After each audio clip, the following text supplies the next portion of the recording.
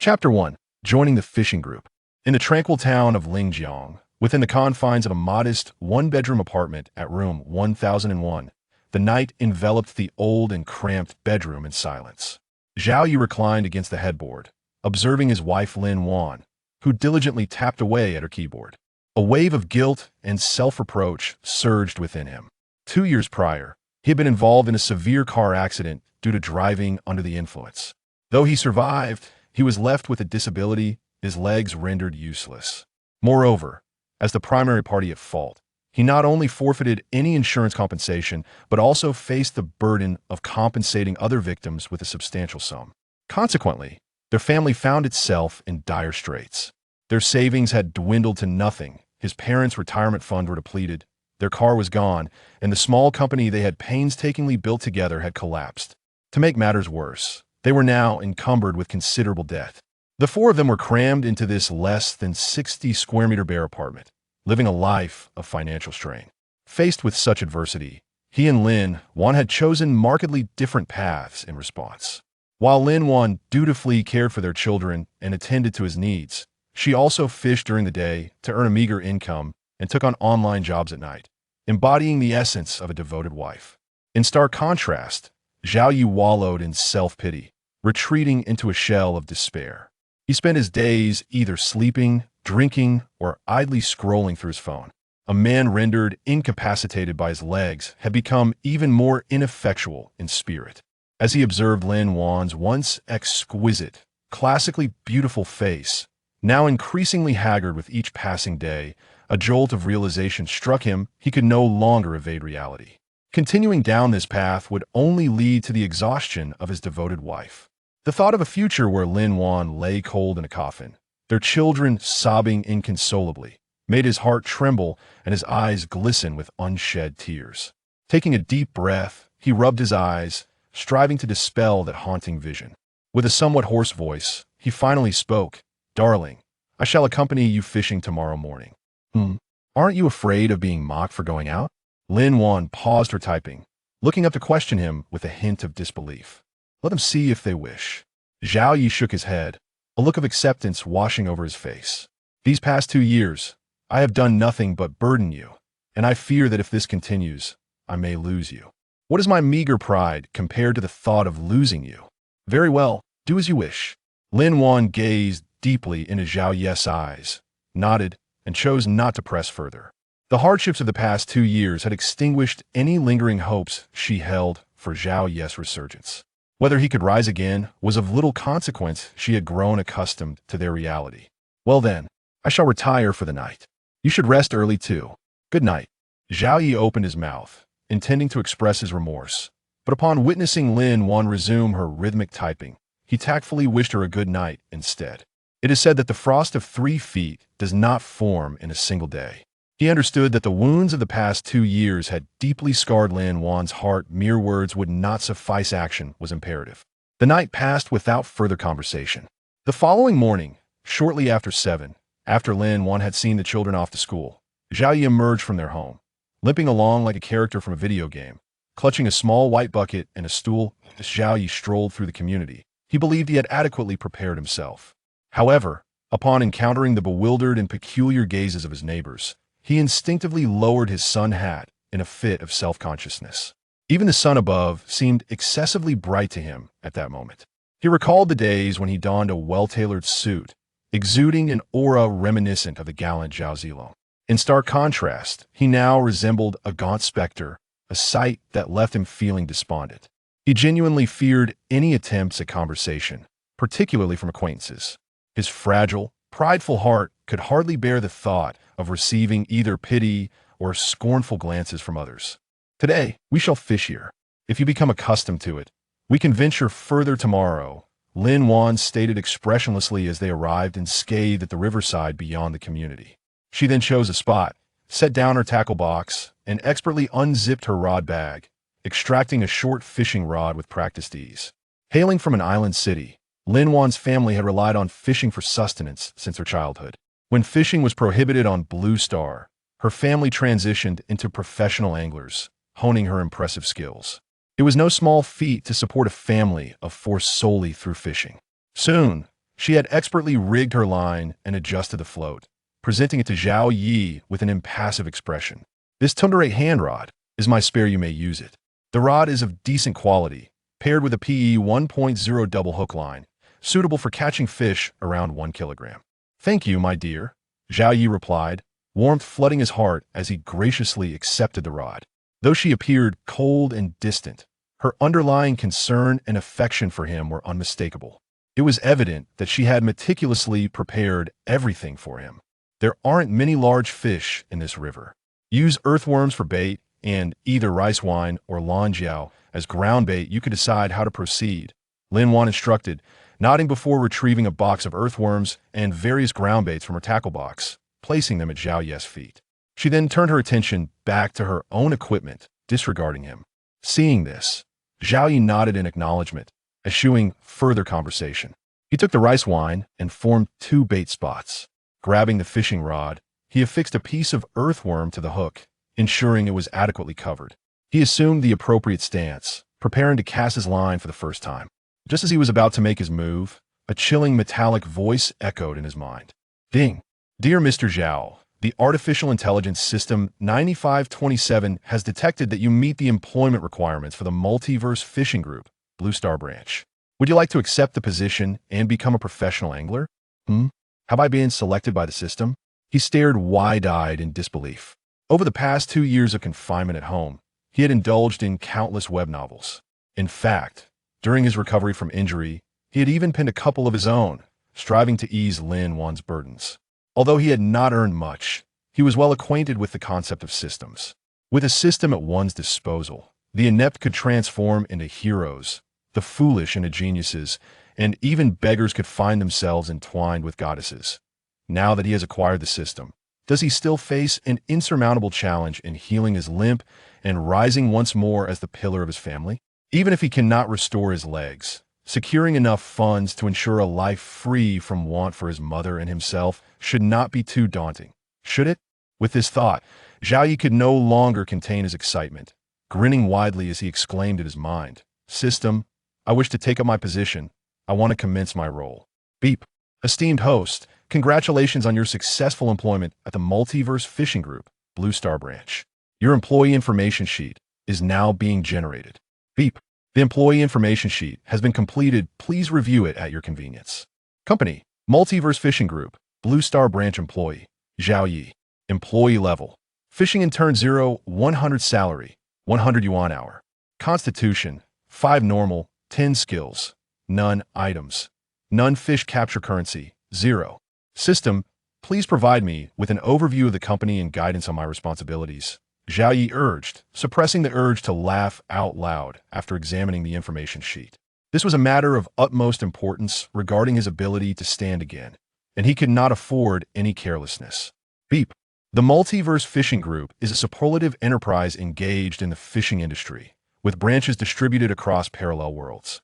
The Blue Star Branch, where you are stationed, has just been established and is one among them. Your task is to diligently fish, accrue fishing experience points, and elevate your employee level. The employee levels within the branch comprise 10 tiers: fishing intern, fishing regular, fishing team leader, fishing supervisor, fishing deputy director, fishing director, fishing deputy general manager, fishing general manager, fishing vice president, and fishing president. Your current level is fishing intern, with a salary of 100 yuan per hour while fishing. As you advance in level, your hourly wage will increase by 2, 5, or even tenfold. Additionally, with each promotion, the company will bestow advancement rewards. Furthermore, as your level rises, you'll have the capacity to recruit employees to assist you in completing the project tasks assigned by the company intermittently, for which there are also rewards upon completion. Moreover, the fish you catch will be converted into fish capture currency, which can be used to acquire various goods in the company's store. Finally, should you fish for over 6 hours each day, you will unlock rewards for weekly, monthly, semi-annual, and annual attendance. Chapter 2. The Confirmation Task. Wow, impressive. This company is truly remarkable. After absorbing the system's introduction, Zhao Yi could not help but draw in a sharp breath. As a mere intern, earning 100 yuan per hour is astounding. If you were to fish for 10 hours in a day, that amounts to 1,000 yuan. Furthermore, with promotions leading to salary increments of 2, 5, or even 10 times, just imagine the fortune he could amass by reaching the presidential tier thousands, perhaps even tens of thousands in mere moments. Ha, I've struck it rich. I shall never again worry about finances. Ha. System, is there any way to heal my legs? With financial concerns alleviated, Zhao Ye's thoughts turned once more to his legs. After all, he's a man who values his pride. He could hardly bear to walk like a zombie ding. As long as the host enhances their physique to 10, complete restoration can be achieved. Alternatively, you may purchase divine-level medical skills from the system shop for self-treatment. Oh, how might I enhance my physique? Upon hearing the system's words, Zhao Yi eagerly inquired, and how much do the divine medical skills cost in fish currency? Ding! With each promotion, the company grants a promotion reward, which includes physique elixirs that can enhance your physique when consumed. Additionally, the host may obtain these rewards by completing project tasks or purchase them from the system shop. As for the prices of physique elixirs and medical skills, the host may check them themselves. Ding! With a sound, a translucent aquamarine screen suddenly appeared before Zhao Yi. The display resembled that of a typical online shopping platform. At the top was an overview, featuring categories such as items, consumables, skills, and more. Instinctively, he clicked on the items section. The screen transitioned, revealing an array of exquisite images. From fishing nets to boats, all manner of fishing gear was available. Scrolling down, outdoor supplies emerged, ranging from tents and cookware to mobile dining carts, RVs, and even helicopters. However, upon reviewing the prices, Zhao Yi could only consider the more modest fishing equipment for the time being. Closing the items section, he turned to the consumables, not forgetting that healing his leg was his primary goal. Upon opening the consumables, the first things that caught his eye were various baits: worms, corn, snail meat, fresh shrimp, vegetarian fish pellets, meat fish pellets, sea fish, and so forth. The bait selection was comprehensive, with descriptions for each fish species, and the prices were quite reasonable. Skipping past the bait, he continued scrolling to the food section. Zhao Yi noted that, aside from fish, there was an extensive variety of both meat and vegetarian dishes, with prices that were also quite affordable. According to the descriptions, all these dishes were purely natural and uncontaminated, devoid of any technological enhancements or artificial ingredients. As he scrolled further down, Zhao Yi finally found what he sought: a low-grade physique elixir, which could enhance the physique of individuals with a physique below 20 by 1 point, was priced at 10,000 fish currency. The mid-grade physique elixir was priced at 100,000 fish currency. The high-grade and the top tier. Gazing at the numerous zeros following the one, Zhao Yi felt a wave of despair. He chuckled wryly and shook his head, yet he was unwilling to give up and clicked on the skill section. After perusing it, his frustration deepened. The skills were formidable, each capable of catapulting an individual to the pinnacle of their field, but the prices soared to astronomical heights. The cheapest started at 50,000 fish currency, while the price for divine medical skills reached 7 figures. With his current wealth in fish currency, he lacked even the qualification to make a purchase. Sigh. Patience is key. I shall diligently fish, and my injured leg will surely transform into a robust one. Closing the shop, Zhao Yi consoled himself, choosing not to dwell further on the matter.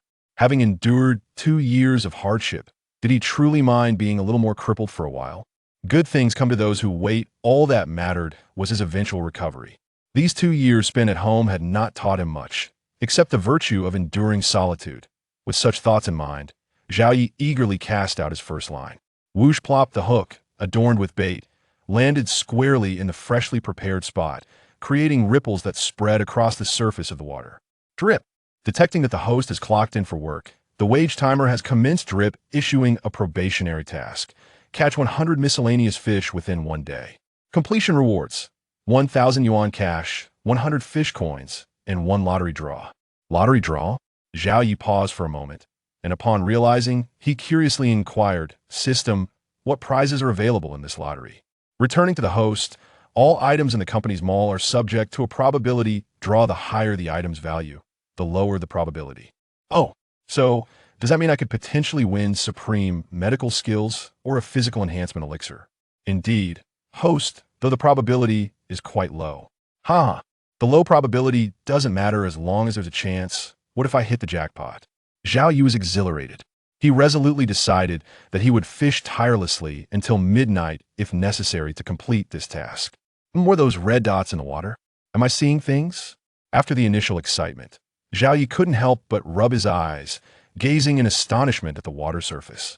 At that moment, he noticed a series of slowly moving red dots that had appeared without his notice. Seeing this, he couldn't help but question whether there was something amiss with his vision. Drip. There is no need for surprise. Host, this is a standard fishing assistant skill provided to every employee by the company, named Fish Radar. Those red dots represent fish, aiding the host in locating fishing spots. Oh, such a delightful feature. Zhao Yu was momentarily taken aback, then swiftly reeled in the hook and deftly cast it toward the nearest red dot. Whoosh plop, the hook plunged into the water.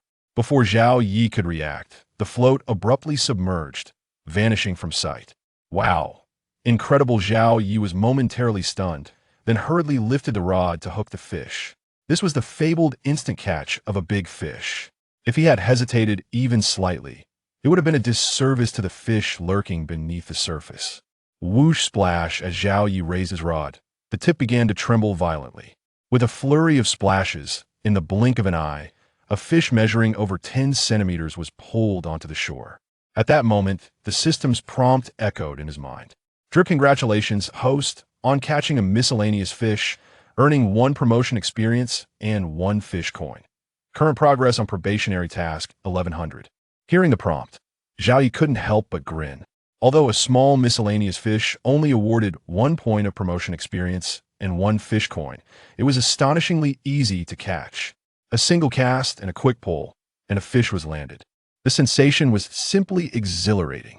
No wonder, when fishing before, it was said that miscellaneous fish were the favorite of anglers. Indeed, the fisherman had not deceived him. Continue. Let's aim to catch 100 miscellaneous fish before dinner. With a broad grin, Zhao Yi energetically reattached a segment of worm to his hook and cast it towards an area abundant with red dots. Whoosh plop, the hook plunged into the water, and Zhao Yi promptly prepared to strike at the fish. Just moments ago, he had secured a significant catch with a single red dot. Now, with 7 or 8 present, securing a double catch seemed entirely within reach. The reality proved that while Zhao Yi's expectations were not entirely met, they were close. His hook had barely been submerged for 5 seconds when the bobber began to move ever so slightly. The movement was subtle, yet relentless. Observing this, Zhao Yi disregarded whether the fish had truly taken the bait and swiftly raised his rod to strike. After all, he possessed no particular skill. The success of his catch hinged solely on the fish's misfortune. Splash, the evidence of the fish's ill fate soon followed. A gentle sound of water erupting echoed as he pulled 2 small fingerling fish, known as praying mantis shrimp, from the depths. Ding! Congratulations, master. You have caught 2 miscellaneous fish, earning 2 experience points towards promotion and 2 fish currency. Current task completion progress. 3,100. Zhao Yi exclaimed with delight. At this rate, I could complete the task by noon. I eagerly anticipate the prize draw. Chapter 3. The thrill of a lottery time passes swiftly. The hour spent fishing has flown by, and Zhao Yi's bucket now brims with no fewer than 30 small fish. A truly bountiful catch. Just then, a notification from the system announces the arrival of his payment. Congratulations, host. You have worked for 1 hour. A payment of 100 yuan has been transferred through legitimate channels to your Huagua bank account. Please check your balance. Upon hearing this, Zhao Yi hastily retrieves his phone to check. Huagua Bank, 6789, balance, 103.5. Indeed, his initial balance of merely 3.5 yuan has blossomed into a gratifying 103.5 yuan. Witnessing this transformation, Zhao Yi's heart swells with elation. He knows that from this moment forth, the title of the richest person in Linjiang County will inevitably belong to him. Suppressing the urge to laugh out loud, Zhao Yi swiftly stows his phone, rebaiting his hook with a worm before casting his line once more. His career has only just begun, and he must double his efforts. Otherwise, he would be unworthy of the system's choice of him. Time drifts by, and before long, another 2 hours have elapsed. After receiving 3 payments of 100 yuan, the number of small fish Zhao Yi has caught has reached an impressive 99, just 1 more to complete his task. With a swift motion, He casts his line into the water again. Soon, the bobber begins to dance. Sensing the tug, he quickly raises his rod. With a soft splash, a shimmering fish, iridescent with colors, breaks the surface. Congratulations, host. You caught one small fish. Experience 1, fish currency 1. Congratulations, host. You have caught a total of 100 fish, completing your probationary task. Rewards: cash 1,000 yuan, fish currency 100 points, lottery 1. Please check your balance. Congratulations, host. Your experience has reached 100 points. You have been promoted to a full-time fisherman. Your wage is now adjusted to 200 yuan per hour. Next promotion requires experience, 1,000. Rewards for promotion: cash 10, 000 yuan, fish currency 500 points, a set of basic freshwater fishing gear, 1 vial of low-grade physical enhancement liquid, lottery 1. Reminder: the rewards have been stored in the system space and can be accessed at any time. As the fish is reeled in, a cascade of notifications fills Zhao Ye's mind, bringing him immeasurable joy. Unable to contain himself, he leaps to his feet and laughs heartily.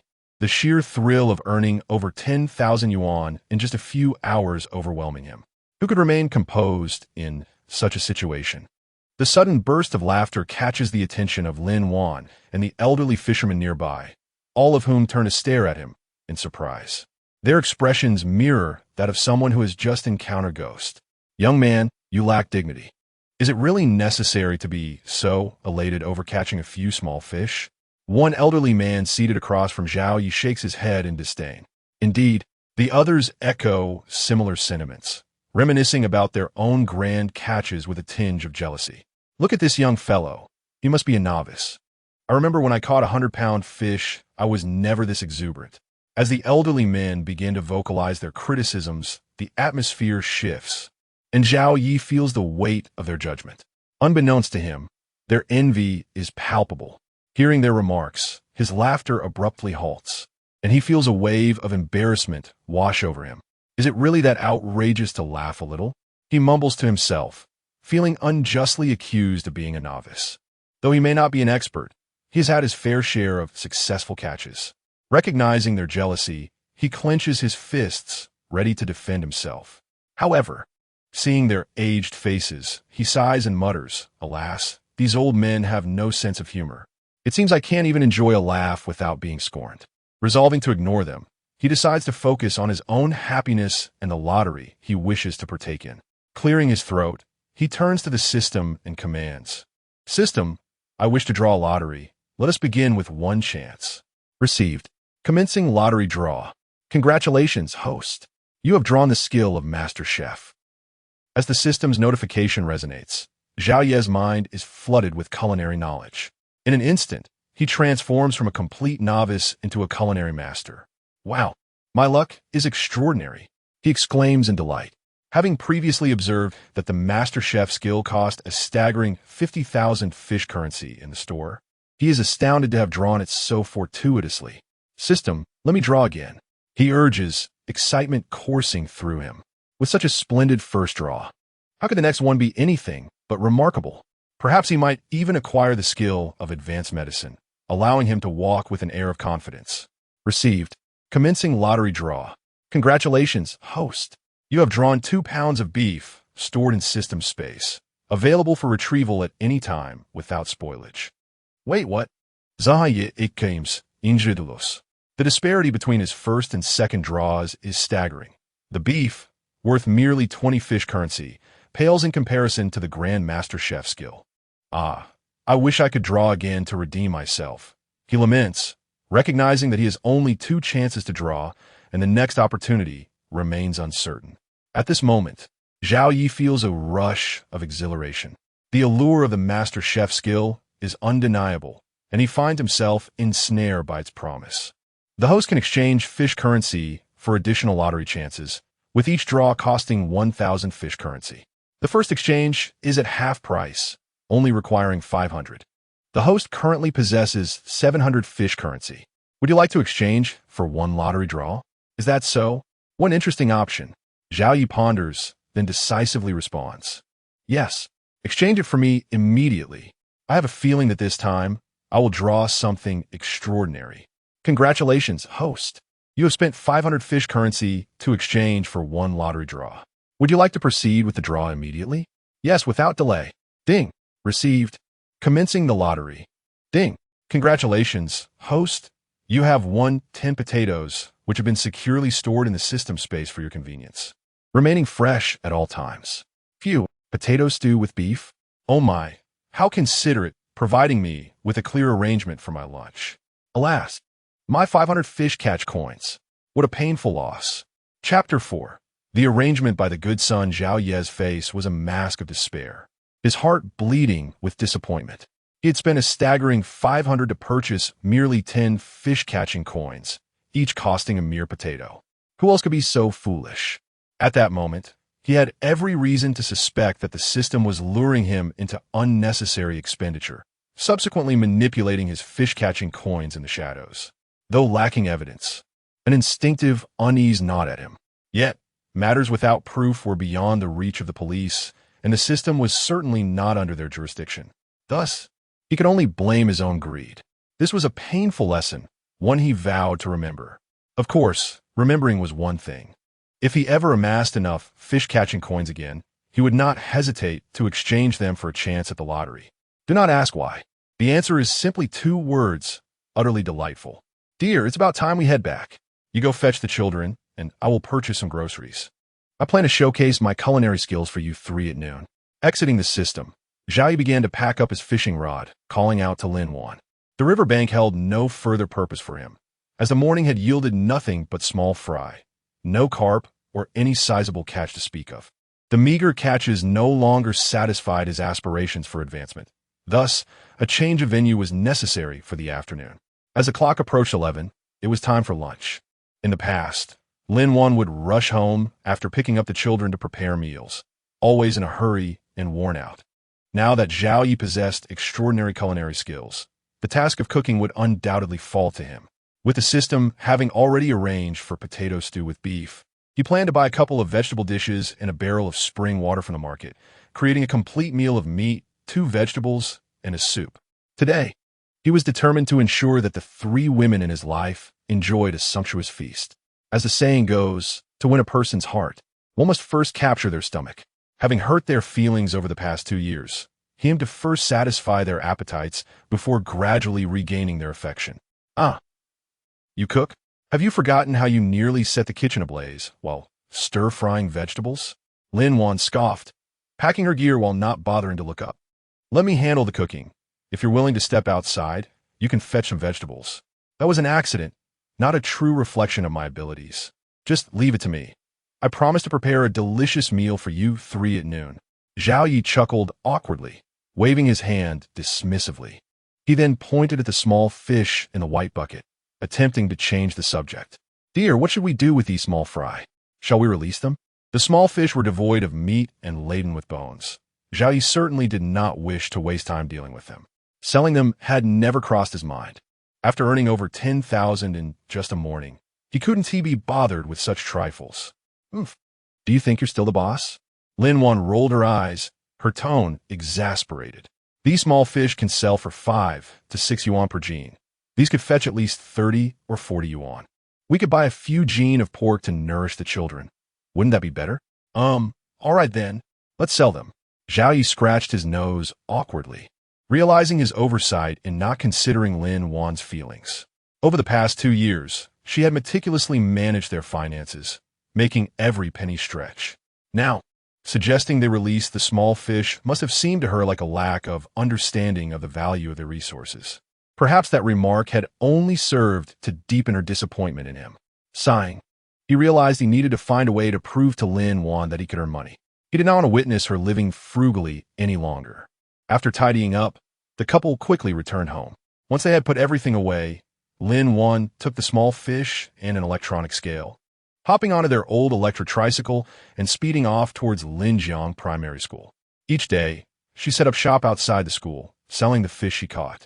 Many parents would buy a few lively fish while waiting to pick up their children, ensuring her catches sold well over the past 2 years. Back at their rented abode, with Lin Wan gone, Zhao Yi eagerly retrieved the set of basic fishing gear awarded for his promotion.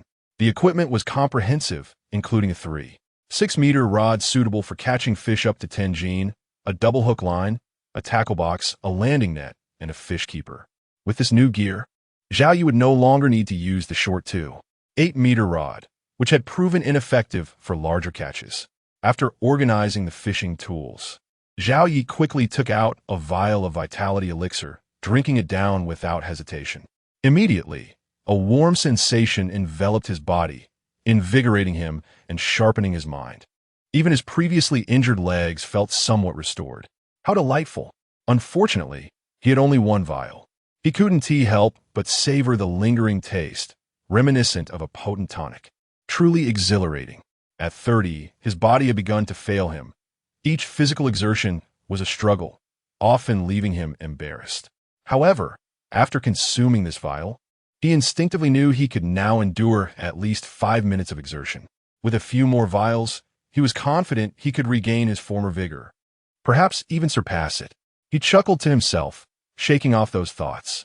He needed to focus on preparing a delicious meal for Lin Wan to ensure a pleasant evening filled with joy. As he busily clattered around the kitchen, time flew by, and before he knew it, nearly an hour had passed. Just as he placed the last dish on the table, he heard the sound of keys entering the lock.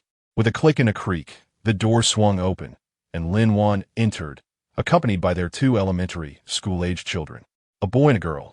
Both clad in light blue short sleeves and black and white trousers, were around 6 or 7 years old. The girl sported a tidy ponytail, slender and sharp-eyed, exuding a clever and mischievous demeanor.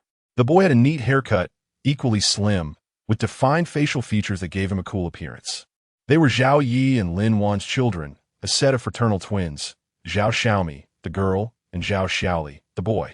They had inherited their parents' attractive looks, standing out as the most handsome children in their neighborhood, though slightly malnourished.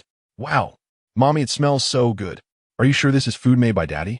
Zhao Xiaomi peered out from behind Lin Wan, licking her lips, her large eyes fixated on the delectable dishes steaming on the table, filled with both longing for the food and trepidation toward Zhao Yi. Xiaomi, do you really think this lazy dad can cook? Before she could finish, Zhao Xiaoli interjected confidently. I bet he must have stolen money from Mom and ordered takeout. Cough, cough. Slander. This little rascal is slandering me. Hearing his son's blatant disrespect, Zhao Yi felt a surge of indignation, but could do nothing about it. After all, he had indeed been caught red-handed in such situations before. Chapter 5. A grand display of talent. Zhao Xiaoli was oblivious to her father's inner thoughts.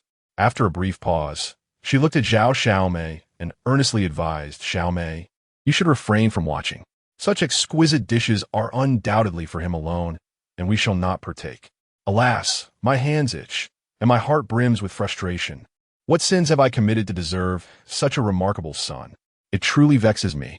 Zhao Yi rolled his eyes, narrowly escaping the brink of unconsciousness from anger. Even though I may not have treated you well these past 2 years, I'm still your father. Is it not the duty of a son to honor his father? How can you fabricate such tales about me without a pang of conscience? Just you wait, young man. Once I have fattened you up, I shall ensure you receive 3 beatings a day, each one a delightful variation. Zhao Xiaoli, please address me as sister.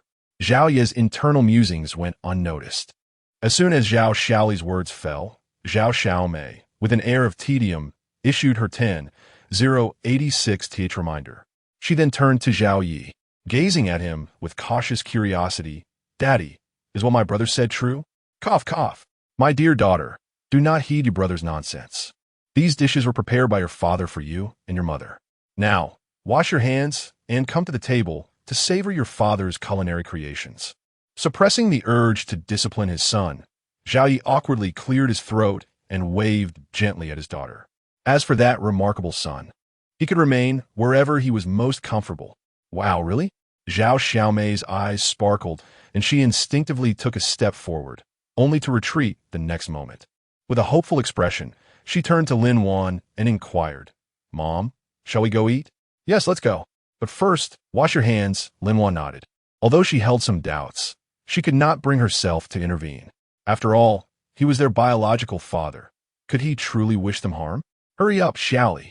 Don't block me from washing my hands and eating. What are you in such a rush for, Zhao Xiaoli? Dad just said the food is for me and Mom, not for you. Oomph. The son eating his father's food, and not even the police could intervene. Hurry up and don't obstruct my washing. Upon receiving Lin Wan's nod, the two little ones hurriedly dashed toward the sink, especially Zhao Xiaoli, who pushed Zhao Xiaomei along to quicken her pace. Their urgent demeanor suggested that the earlier conversation about their remarkable son was utterly forgotten. Witnessing this scene, Zhao Yi could not help but twitch at the corners of his mouth. Truly, he was his son, possessing such audacity. He would surely have no trouble finding a partner in the future. Wow, this beef is absolutely delicious, and the potatoes are delightful too. The vegetables and mushrooms are also exquisite. This is the best meal I've had in my entire life. After washing their hands, the family of four gathered around the old dining table, the two children relishing their meal with expressions of pure contentment, occasionally humming in delight. Do not blame them for lacking ambition. They had never tasted such delectable dishes before. Where did you order this food? It tastes amazing, but must have cost quite a bit, right? Lin Wan, also enchanted by the flavors, could not resist asking indirectly. With 4 dishes this exquisite, the price surely cannot be low. Given their financial constraints, Zhao Yi surely did not purchase these with their household money. Thus, she was perplexed as to where he had acquired the funds for such a feast. Despite Zhao Ye's claims of preparing the meal himself, she could not possibly believe him. After all, when they first started dating, he nearly burned the kitchen while frying vegetables. My dear, it truly is my handiwork. If you doubt me, there's still some potatoes in the kitchen. I can fry up some spicy sour potato shreds for you right now. With that, Zhao Yi set down his utensils and briskly made his way to the kitchen. As a man who valued his pride, he could not allow his wife and children to repeatedly doubt him.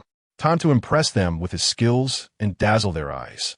Wife Xiaomei Xiaoli, hold off on eating for a moment. Come watch my performance. Waving to the bewildered trio in the living room, Zhao Yi retrieved a previously peeled potato from a sink. Once they gathered behind him, he skillfully sliced the potato in half, placing one half flat on the cutting board, elegantly resting his fingers on a rounded surface. With swift, precise movements, he began to chop the potato, the knife flashing as it danced in the air. His adeptness and grace made it appear less like a cooking task and more like an art form. With rhythmic precision, the sound of his knife striking the cutting board resonated as perfectly uniform potato shreds were produced. Wow, Mom, is this really my lazy dad? Zhao Xiaoli gasped in astonishment. Is this truly our father? How is he even more skilled than you? Zhao Xiaomei echoed, her eyes wide with disbelief. It should be, right? Lin Wan was uncertain, her mind momentarily clouded. She could not fathom when her husband had acquired such remarkable knife skills. So you didn't believe me, and now you're all dumbfounded, huh? The real show is just beginning. There's more to come. If I don't dazzle your eyes today, consider a loss. While slicing, Zhao Yi kept a watchful eye on the reactions of the three. Seeing their expressions of awe and surprise brought him satisfaction. Yet he knew this was just the beginning. He had even greater feats to unveil. As he sliced the remaining potatoes into evenly thin shreds, the excitement in his heart grew. With a flourish, he heated the wok, adding oil, and tossed in the potato shreds, igniting the flames with a fierce intensity. The flames erupted, engulfing the wok entirely, and for someone lacking culinary expertise, this sight would surely invoke panic. Yet for Zhao Yi, a master chef, this was child's play. With the wok handle in one hand and the spatula in the other, he danced between the two, flipping the contents with remarkable speed while maintaining a calm demeanor. His movements were fluid and graceful, resembling a magician performing a mesmerizing act. Indeed, it was a sight to behold. Meanwhile, Lin Wan and the children, mouths agape, watched in awe. In that moment, gazing at Zhao Ye's silhouette, it seemed as though he radiated light. Words could not capture the shock and admiration swelling within them. They felt as though they were witnessing the man they had fallen in love with 2 years prior. No, he appeared even more charismatic and formidable now. Chapter 6. The long-awaited clattering sound. Wow, Dad, you are simply stunning. I made up my mind. From now on, you shall be my fan. Oh, wait, that's not right. I am your idol. No, that doesn't quite capture it either. In any case, I admire you, and I want to learn culinary arts from you. 3 minutes later, Just as Zhao Yi was basking in the aftermath of a successful cooking session, his eldest son, Zhao Shaoli, burst forth with a flurry of excited words from behind him. Zhao Yi opened his mouth, preparing to respond, but was soon interrupted by the exuberant shout of his daughter. Zhao Xiaomi, Daddy, Daddy, you are so amazing and so handsome. I want to learn how to cook too. With a playful puff of air, she mimicked flames, her little hands imitating the way Zhao Yi had just tossed a pan, shaking with enthusiasm. Surprisingly, she captured the essence quite well. Ha ha ha, my dear daughter, we girls need not learn to cook. Let your brother handle that.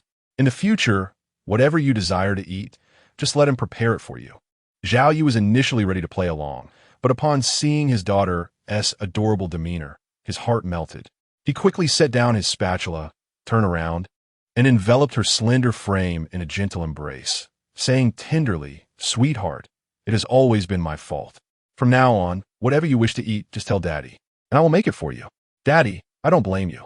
I know your legs hurt, and you feel sad, which is why you sleep so much. I asked the doctor, and he said that if you eat well and exercise, your legs can get better. Daddy, will you let me keep you company while you exercise?" Zhao Xiaomi wrapped her arms around Zhao Ye's neck, her large eyes brimming with tears as she felt her father's pain. Yes, yes, yes. From now on, Daddy will exercise, and you, Xiaomi, will accompany me. I will definitely get better, and then I will take you and your mother to see the world. Zhao Yi could not help but feel his eyes moisten. He truly wanted to slap himself for not appreciating such a wonderful daughter and for having fallen into despair. Fortunately, he had awakened in time. There would be ample opportunity to make amends. Yes, yes, yes. Daddy is the best. Xiaomi loves you. Zhao Xiaomi buried her face in Zhao Ye's embrace, greedily inhaling the scent of her father. After 2 long years, she could finally hold him again. It felt wonderful. Dad, you are biased. You love your daughter more than your son. When you grow old, I will pull out your oxygen tube. Zhao Xiaoli's sudden, whimsical remark nearly caused Zhao Yi to choke on his drink. This boy, at merely 6 years old, was already contemplating such things. Should he take preemptive action? No. Perhaps it was better to bide his time and treat him well for now, waiting for the right moment to rectify matters later. With that thought, Zhao Yi affectionately ruffled Zhao Xiaoli's hair, speaking softly, "Son, these past 2 years, I have been remiss. Thank you for protecting your mother and sister. If you wish for anything, just tell Daddy. I will ensure you grow up healthy and strong. I'm going to eat now. I'll be late." Faced with Zhao Yi's unexpected tenderness, Zhao Xiaoli became flustered, his words tumbling out in a rush. His face flushed crimson as he hurriedly waved his hands and dashed back to the dining table, burying his head in his meal like an ostrich too shy to lift its head. Zhao Yi and Zhao Xiaomi exchanged glances, unable to suppress their laughter at the scene. Lin Wan, witnessing this, could not help but smile as well. This shared humor dissipated the burdens of the past 2 years, replacing them with warmth and joy. After dinner, Lin Wan took the children to school while Zhao Yi washed the dishes and cleaned up. Just as he finished, Lin Wan returned home. Upon entering, she asked, "Are you going fishing this afternoon?" "Of course. Fishing will be my profession from now on," Zhao Yi affirmed with a nod. Then continued, "However, I won TB fishing at the nearby river today. It's filled with small fry, which is rather uninteresting. Then let us go to the Shan River. There is a variety of fish there, making it a great year-round spot." Lin Wan agreed, nodding in approval. "All right, let us hurry and set off," Zhao Yi replied, lifting the basic fishing gear he had received as a reward from the system. He had long prepared an explanation for the fishing equipment, just waiting for Lin Wan to inquire. "Let us go." To his surprise, Lin Wan simply nodded and shouldered the fishing gear, stepping out the door without any questions. Dear, don't you have anything you want to ask me?" Zhao Yi blinked, quickly limping after her. He was puzzled. Was Lin Wan not even a little curious? "Ask what?" Lin Wan replied playfully, her smile teasing. "Don't you wonder how I learned to cook? Or where I got the money for the fishing gear and groceries? Of course I'm curious. So, where did you get it from?" Zhao Yi was taken aback by her nonchalant response. "Oh, is that so? Should you be saying, 'Wow, husband, you're so impressive. Where did you learn to cook? And where did you get your money?' Dear, I'm sorry for the hardships you've endured these past 2 years. I promise to make it up to you with twice the effort, Zhao Yi replied, feeling his eyes welling up at the sound of Lin Wan's once familiar teasing tone. In the past, Lin Wan enjoyed playful banter, often using a teasing manner to provoke him when they were alone. Unfortunately, in the last 2 years of his decline, her laughter had faded, as had her playful spirit. But now, hearing her playful voice again signified that she was beginning to forgive him. What a wonderful woman she was. After enduring 2 years of hardships, she softened her heart upon witnessing even a slight improvement in him. Zhao Yi felt certain he must have saved the galaxy in a past life to deserve such a remarkable wife. In this day and age, people are often pragmatic. How many women would stand by a husband who had fallen into despair for 2 years? To not take drastic measures against him was a testament to her beauty and kindness. Thus, such a woman deserved every bit of love and affection. Honey, you don't need to apologize. Just like our Xiaomi said, you've been suffering too, so I don't hold it against you. I was a bit frustrated before, which is why I distanced myself from you. Now that you've made up your mind, I won't blame you anymore. Let us fish together and work hard to take care of our 2 children. That will suffice for my happiness. Lin Wan stopped, turning to look at Zhao Yi earnestly. She was a traditional woman who believed in steadfast commitment, especially with 2 children to bind them together. As long as they could continue living, she would never give up. She always believed that tomorrow would be better. Fortunately, her persistent efforts had not been in vain.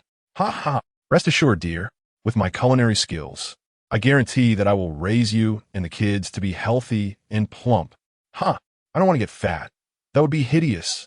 With their hearts open, the couple's bond quickly deepened. Riding their electric tricycle side by side, they exchanged playful banter and laughter, drawing envious and curious glances from passers-by.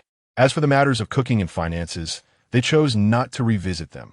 There was no need to delve deeper. Chapter 7. My dear, you are truly amazing, my love. We've arrived. We can enter from here and reach the riverside in about 10 minutes. All right, let's proceed. It's getting late. And if we hurry, we might still have 2 or 3 hours of fishing. After about 20 minutes, the tricycle came to a halt at the foot of a lush mountain. The couple parked their vehicle, donned their gear, and ventured into the greenery. Following a narrow path carved by human footsteps, they walked for approximately 15 minutes before finally reaching the riverbank. Before them lay a winding mountain stream, glistening like a silver serpent amidst the verdant forest. It was broad and meandering, seemingly endless, evoking a sense of a waterway with numerous bends. This was the renowned Shuan River of Linjiang County, the very origin of the county's name. The river flows north and south, with the southern end emptying into the sea and the northern end connecting to the Yangtze River. From the southern pier of the city, boats can navigate the waterways to reach the downtown area of Shanghai. In the days when fishing was unrestricted, the southern pier was as bustling as the downtown of Shanghai. Even now, it remains the wealthiest district in the neighboring counties, a coveted residential area for many. The pier is filled with various fishing boats and yachts, while anglers and tourists come and go in a constant stream. Shuan River boasts a rich diversity of fish species. Virtually every type of freshwater fish one can name can be found here. Even some migratory marine fish are frequently caught. Additionally, due to the many mountain segments along the river, which are adorned with cascading waterfalls year-round, and the prohibition on net fishing by the Blue Star organization, numerous fishing and tourism companies have established their operations here. Thus, Linjiang County has gained a reputation for fishing across the southeastern provinces and indeed throughout the entirety of Huaguo. One cannot mention fishing without alluding to this place. My love, how are your legs holding up? There shouldn't be much fish here. Should we venture further in? Yes. Let's go deeper. I'm perfectly fine. Zhao Yi nodded. At this moment, he had activated his fish-finding radar, which revealed only a few scattered red dots nearby. In the distance, however, there were many more, but unfortunately his 3-meter-6 short rod could not reach them. Wife, this spot looks promising. Let us fish here. After walking along the riverbank for several minutes, Zhao Ye's eyes suddenly lit up, and he halted in his tracks. The water here is calm, with neither a sharp point nor an eddy. How did you conclude that this spot is better? Lin Wan asked, puzzled. She then pointed to a protruding area not far away and suggested, Dear, that is a sharp point where fish are usually abundant. Why don't we fish there instead? No, you go ahead. I'll stay here. I have a feeling there are plenty of fish here. How about we make a bet? Whoever catches the most fish gets to make a request to the other. Zhao Yi waved his hand confidently. As he spoke, he began to set up his gear. All right, let us wager then. I can hardly believe that such an excellent fishing spot would yield fewer fish than here. Lin Wan retorted, a look of determination on her face as she walked toward the sharp point. Haha, my dear, you are bound to lose. Tonight, I plan to unlock new experiences. Zhao Yi chuckled, unable to contain his laughter at Lin Wan's agreement to the bet. He had firmly decided that not only would he enjoy a feast tonight, but he would also savor it in various ways. How shameless, Lin Wan exclaimed, momentarily stumbling as her cheeks flushed crimson. She scoffed and quickened her pace, feeling embarrassed at her husband's boldness. Ha ha ha, Zhao Yi laughed heartily, finding his wife endearing. Even after 6 or 7 years of marriage, she still felt shy about such intimate matters. Swish, splash. Amidst the laughter, Zhao Yi's hands were busy. Soon, he had secured the fishing line, attached a piece of earthworm purchased from the system's marketplace, and cast his first line. Ding! Detected that the host has begun their work shift. Salary is now being calculated. Ding! Project task released. Catch 100 pounds of freshwater fish. Task rewards will be distributed based on the host's efficiency. 1 day excellent, 2 days good, 3 days acceptable, 5 days ordinary, over 5 days poor. Oh, another task has arrived? It seems that tonight's feast will have to be postponed. Completing the task is of utmost importance. Upon hearing the system's task, Zhao Yi quelled his desires and resolved to work overtime during the night fishing session. Feasting could wait, but fulfilling tasks and earning money was an urgent matter.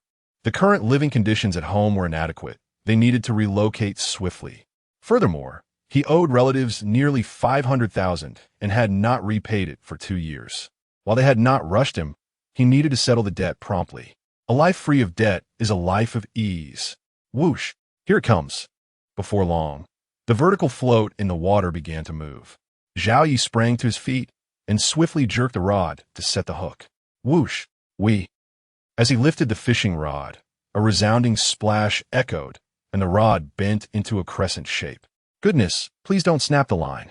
Feeling the intense tug on the rod, Zhao Yi experienced both excitement and tension, fearing a sudden snap that would shatter it into pieces. Fortunately, although the rod looked as if it might break at any moment, it held firm. With that, Zhao Yi finally relaxed and began to maneuver the fish, occasionally using his abdomen to push back as he retreated slowly. Moments ticked by, and, after several minutes of tugging, the fish on the hook finally exhausted itself and began to surface. Wow, dear, you're truly amazing. You caught a big grass carp weighing around 7 or 8 pounds on your first cast.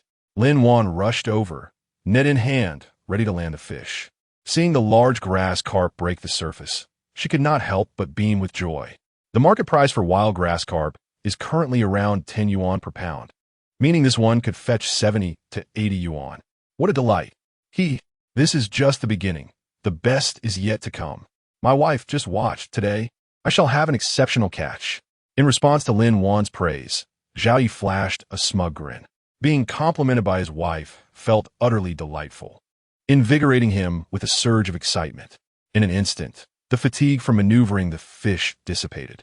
Yes. You are the best, dear. Whether we can repay our debts soon relies entirely on you. Lin Wan nodded repeatedly. Although she felt Zhao Yi's claim was boastful, she did not hesitate to shower him with compliments. Her husband had finally ventured out, and he needed encouragement now more than ever. It was essential not to dampen his spirits. Ha! Rest assured, my dear, I will swiftly clear our debts and then buy a new house, providing our family with a place to truly call home.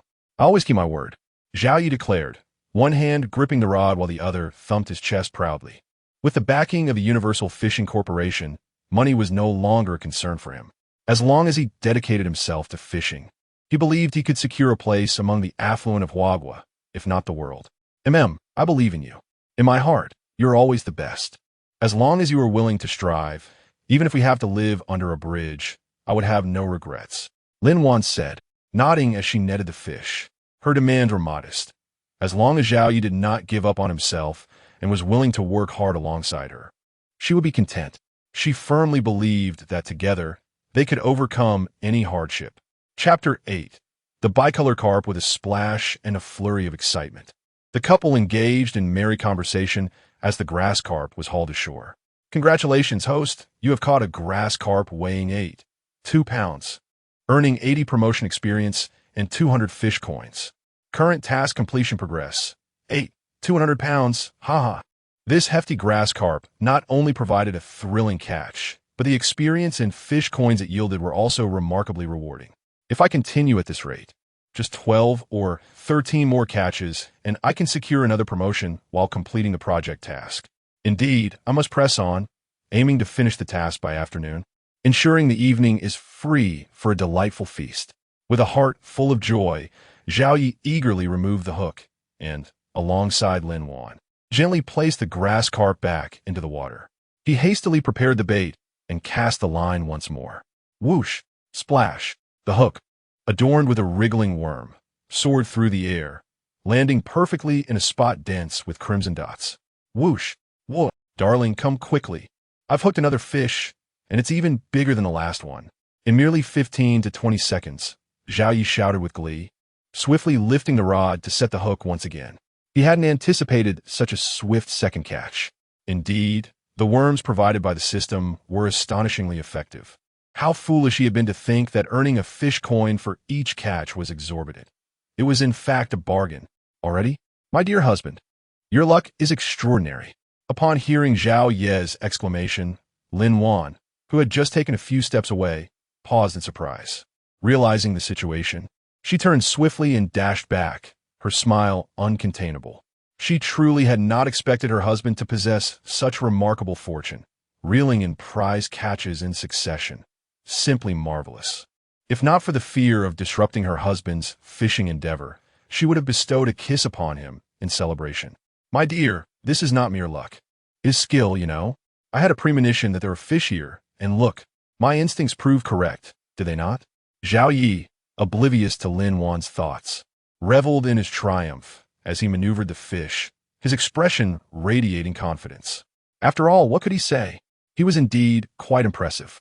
Indeed, you possess skill. You understand the art of fishing, and you are simply the best, Lin Wan agreed, her face blooming with joy as she nodded enthusiastically. Truly, you are my most beloved wife. You understand me well. Zhao Yi laughed heartily. He was aware that Lin Wan likely did not believe him entirely. Yet her unhesitating support filled him with immense satisfaction. After all, who does not cherish a partner that aligns with one's desires? Well, after more than 20 minutes of intense splashing, the commotion gradually subsided. Moments later, a plump, golden fish broke the surface of the water. Oh no, it's a carp. Lin Wan's face fell, her disappointment evident as she pouted at the sight of the large fish. Carp were considered undesirable in their region, rarely consumed by locals. They were typically reserved for ceremonial offerings during the new year. Consequently, their market value was low. Even this wild carp, weighing 7 or 8 pounds, could only fetch $3 to $5 per pound, and selling it was a challenge. Come now, my dear, do not disdain this magnificent carp. Our locals may not favor it, but all it requires is proper preparation. Once the fish is cleaned, it won't be problematic. And as long as it hasn't been raised in polluted waters, the flavor will be delightful. Think of the yellow river carp. Is it not also a carp? Yet it commands a premium price, does it not? Our local carp may not rival the yellow river variety, but it is not far behind. We shall keep this splendid carp, and upon returning home, I will prepare a sweet and sour carp dish for you. It will be tangy and sweet, guaranteed to please both you and the children. Seeing Lin Wan's disheartened expression, Zhao Yi quickly assured her, with his culinary prowess, he could transform even the most humble ingredients into a delectable feast that would leave one yearning for more. Is that true? You can cook sweet and sour carp? Lin Wan asked, astonished. Though she had never tasted it, she was aware that it was a renowned dish in Shandong cuisine, beloved by northerners. My dear, do not underestimate my culinary skills. There is nothing I cannot prepare, provided you have not heard of it before, Zhao Yi declared with a hint of pride. Pausing momentarily, he added, I am not boasting. Even if you handed me a few dung beetles, I could craft a culinary masterpiece. Yuck, that's revolting. You can't possibly turn dung beetles into a gourmet dish, can you? Do not doubt me. One day, I shall prepare stir-fried dung beetles for you, a specialty from the southern regions. You will be left wanting more. Please stop. If you continue, I might actually vomit. My mind is now flooded with images of dung beetles rolling in feces. But dung beetles rolling in dung can be quite adorable, don't you think? Zhao Yi chuckled heartily at Lin Wan's reaction. In the midst of their banter, the large carp was soon brought ashore. Upon closer inspection, they noticed the scales of the carp were uniquely divided. One half gleamed gold while the other shimmered silver, a most unusual sight. Congratulations, host. You have caught a bicolor carp weighing 5 pounds. Fish weight doubled, earning 500 promotion experience and 1,000 fish coins. Current task completion progress, 25 to 100 pounds. Goodness, the experience and fish coins from this carp are significantly more than those from the grass carp. Moreover, why does its weight count as doubled? Zhao Yi was taken aback by the system's notification. He had initially thought that carp were less popular than grass carp, and thus expected lower rewards. To his astonishment, the opposite proved true, a hidden gem indeed. System, what does it mean that this bicolor carp has doubled weight? Why does it provide such substantial promotion experience and fish coins? Driven by curiosity, Zhao Yi promptly inquired of the system. Response to the host. In the parallel multiverse, fish are categorized into 9 colors. The greater the variety of colors on the scales, the superior the meat quality and nutritional value. The vitality elixir sold in the company's store is derived from fish meat of 2 colors or more, which explains the high promotion experience and fish coins earned upon capture. Moreover, due to the rarity of the 9-colored fish, the company has established a policy to multiply the weight based on the number of colors present. Oh, is that so? Zhao Yi pondered for a moment before instinctively asking, but aren't there plenty of fish with multiple colors in the ocean? The host has misunderstood. The 9-colored fish refers to those with scales that exhibit 9 distinct colors evenly distributed, indicative of the quality of their internal nutrients, rather than merely possessing several colors on their bodies. Most colorful marine fish are categorized as single-colored, also known as true-colored fish. Despite their vibrant appearances, their nutritional value is quite ordinary and widespread. Conversely, 9-colored fish are exceptionally rare, with the most basic 2-colored fish being elusive. One may not even appear among thousands. The more colors, such as 3, 4, up to 9, the rarer they become, with only 1 or 2 found among tens of thousands, each a priceless treasure. Chapter 9. The Call from Father Lin. So that is how it is. I must say, I am indeed fortunate. Zhao Yi nodded, unable to suppress a private sigh of wonder. To catch such a rare 2-colored fish on the second cast. What extraordinary luck. System, how should I handle this 2-colored carp to refine it into a body essence elixir? After his moment of reflection, Zhao Yi posed another question to the system. Beep. Host, you're unable to refine the body essence elixir personally. However, you may add materials such as ginseng, reishi, and cordyceps, among others, to brew a soup that can also achieve health-boosting effects. Note, the older the medicinal herbs, the stronger the efficacy. Oh, then I must give it a try when I return home tonight. Perfect for nourishing my wife and children. Zhao Yi continued, by the way, system, does the company store sell these medicinal herbs? Beep. Host, the company store is well stocked with goods, offering not only medicinal herbs, but also those aged 10, 100, or even 1,000 years. As the system's words faded, a sound rang out, and the store interface opened before Zhao Yi's eyes. The images of various medicinal herbs adorned the interface, with their ages and prices clearly marked below. After a brief glance at the prices, Zhao Yi shook his head in dismay. I simply cannot afford them. The herbs older than 10 years start at no less than 4 digits. And with just over 1,000 fish currency, I can only purchase a 10-year-old ginseng. Those aged 1 to 3 years are not too expensive, hovering around 100 fish currency each. This is within my budget, so I shall purchase it. After pondering for a moment, Zhao Yi communicated with the system, spending over 800 fish currency to acquire the necessary herbs for 3 years. His wife had been unwell these past 2 years, and the children were malnourished. looking as thin as bean sprouts. They certainly needed proper nourishment. Ah dear, we've struck gold. It seems we are about to become wealthy. Just as Zhao Yi finished purchasing the herbs, Lin Wan's excited exclamation rang in his ears. What's going on? What's this about wealth? Zhao Yi, hastily exiting the system, turned to Lin Wan, who was squatting down, puzzled. Could it be that Lin Wan recognizes the two-colored carp? Darling, did you see? This carp has scales of both gold and silver. If I'm not mistaken, it's a two-colored carp, Lin Wan exclaimed, pointing at the carp's shimmering scales. My father once mentioned that the most precious fish in the world has scales displaying 9 colors, known as the 9-colored fish.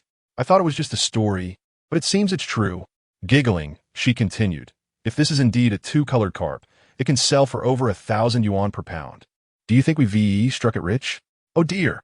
I must quickly take a photo and send it to my father to confirm if this is truly a two-colored fish.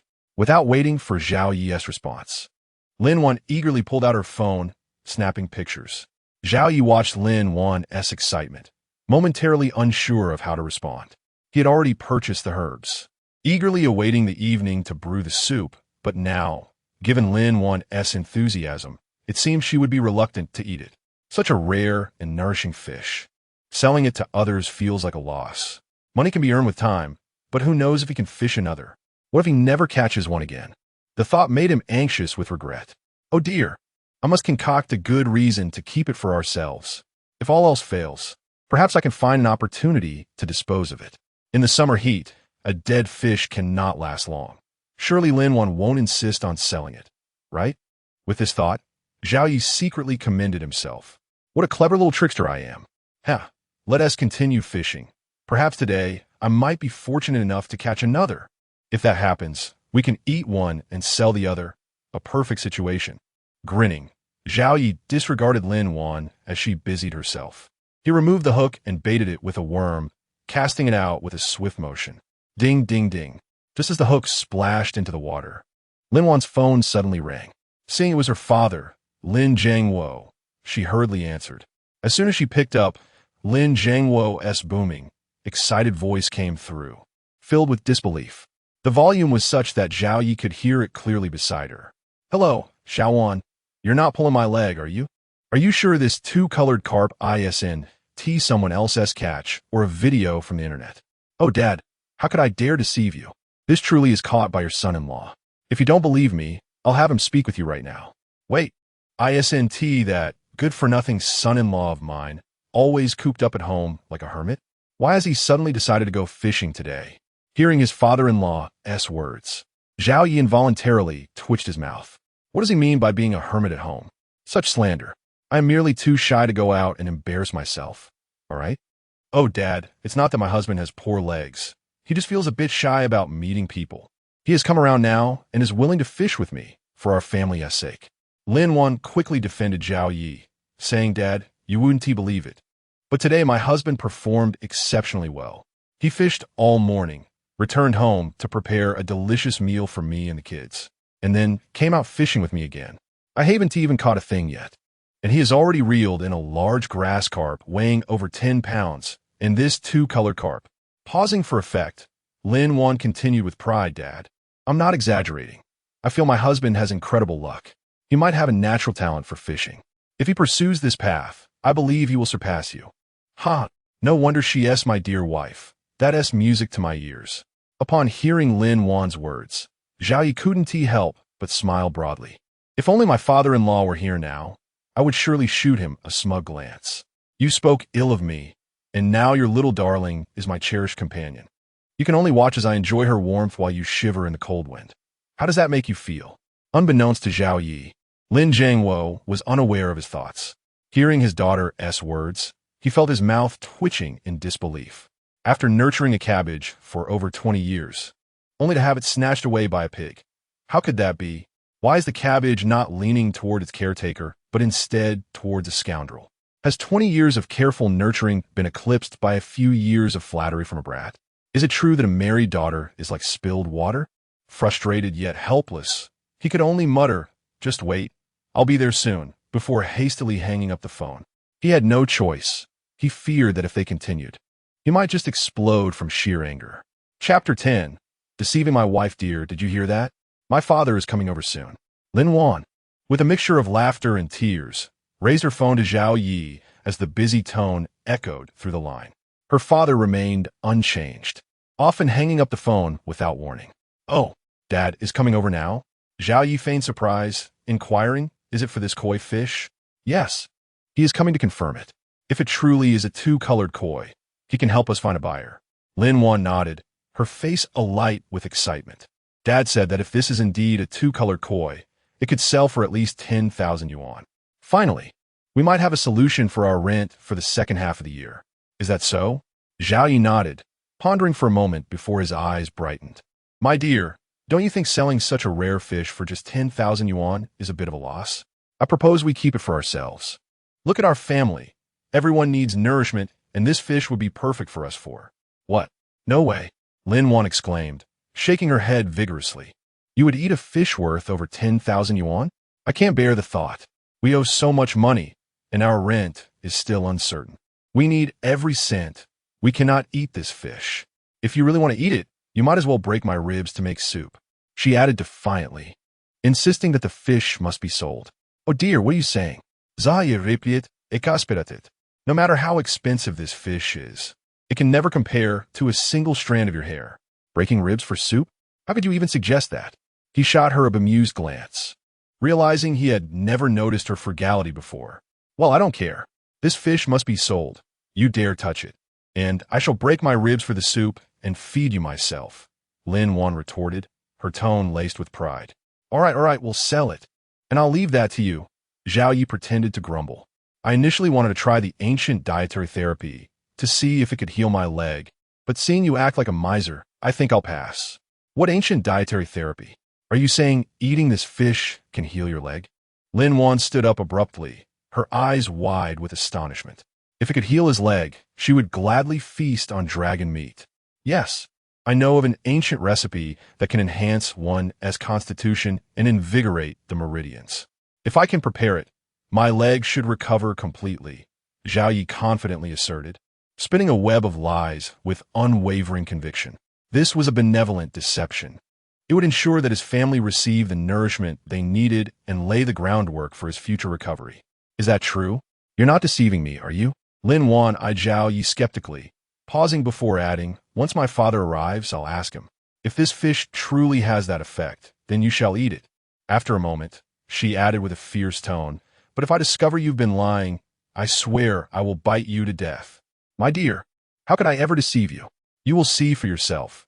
The results will be absolutely remarkable, Zhao Yi assured her eagerly. He then shifted the topic, feigning a tone of nostalgia. When I learned this ancient recipe from my master, I thought he was just boasting. Who would have thought that 9-colored fish truly exists? And I would be fortunate enough to catch one? At that moment, Zhao Yi exhibited his dramatic flair. His grateful eyes and slightly trembling body conveyed the emotion of a seasoned actor. If he were to pursue acting, he could easily claim the title of Best Actor. Do you have a master? I had no idea, Lin Wan asked, surprised and curious. She had believed most of his earlier claims, but this sudden mention of a master puzzled her. Of course, I have a master. Without one, how could I have acquired my culinary skills? Zhao Yi grinned, filled with pride. Not only did he teach me cooking, but he also imparted many other skills. However, he has a rule that I must prove my proficiency before showcasing my talents. I've just barely mastered cooking. I'm still honing my other abilities. When I reveal them, don't be startled. Zhao Yi had considered revealing the existence of the system, but it forbade him from doing so. Thus, he had no choice but to fabricate a master to explain his newfound skills. Is that true? When did you become his apprentice? And where is your master? I've never met him, Lin Wan inquired, genuinely intrigued. I became his apprentice long ago, back when I was still in diapers, so of course, you wouldn't have met him, Zhao Yi replied, momentarily adopting a sorrowful expression. Sadly, he has passed away. Otherwise, I would have taken you to meet him. If he knew I had married such a wonderful and beautiful wife, he would surely have laughed with joy. Oh, I see. What a pity, Lin Wan nodded, not pressing the matter further. At that moment, the fishing bobber in the water began to move. Seeing this, Zhao Yi swiftly lifted the rod to catch the fish. He sighed in relief, glad to have navigated through the conversation. Dear, Don't you think your husband is impressive? Look at this one. It's much larger than the previous two. Zhao Yi exclaimed, reveling in his triumph as he reeled in the fish. If I can catch another 9-colored fish, it would be absolutely delightful. Impressive indeed. However, the chances of catching another 9-colored fish are slim. Such fish are exceedingly rare. Catching one is already a stroke of luck. To catch two would require extraordinary fortune. Lin Wan replied, chuckling. You never know. Today, I'm feeling particularly lucky. Perhaps I might just catch another. Zha Yi teased it. Let us hope so. Lin Wan smiled, her eyes sparkling with anticipation. Though she wished for him to catch another, she understood the odds were not in their favor. As time passed, they continued to converse while reeling in the fish. After nearly half an hour, the fish finally exhausted its strength and surfaced. The moment they caught sight of it, Zhao Yi and Lin Wan widened their eyes in disbelief, as if they had seen a ghost. Chapter 11. Fortuitous Luck. A bounty from the lottery. After a moment of stunned silence, Lin Wan's uncertain voice broke through. Darling, I wasn't mistaken, was I? Did we truly catch another one? Or am I simply dreaming? Dear, you are not mistaken, nor are you dreaming. I saw it too. Zhao Yi replied, equally bewildered. How is this possible? My father has fished for so many years without ever catching a 9-colored fish, yet you managed to land two? This luck is simply extraordinary. I really don't know. I'm still a bit dazed. I was just boasting earlier, never thinking I could actually catch one. Zhao Yi scratched the back of his head, gazing at the fish in the water, its scales shimmering with hues of gold and silver. And he could not help but break into a foolish grin. This was indeed a magnificent 2-colored carp, which appeared to be larger than the previous catch. Thinking of the promotion experience and fish currency gained from the first catch, Zhao Yi's smile widened. If all goes well, once this one is on shore, he could be promoted and receive a raise once more. To ascend 2 levels in a single day would certainly distinguish him from the rest, wouldn't it? With this thought, he grasped the rod with both hands and began to carefully retreat, beckoning Lin Wan beside him. Wife, stop dawdling. Get the net ready. We need to bring this fish in without any mishaps. This is a veritable treasure of experience and fish currency. If it regained its strength and escaped, Zhao Yi could very well be left in tears. Oh. Lin Wan snapped back to reality, responding hurriedly as she grabbed the landing net, her demeanor turning serious. Splashing sounds echoed as, after several minutes of teamwork, they successfully brought the large carp ashore. While in the water, it had been hard to see clearly, and there was a lingering sense of uncertainty.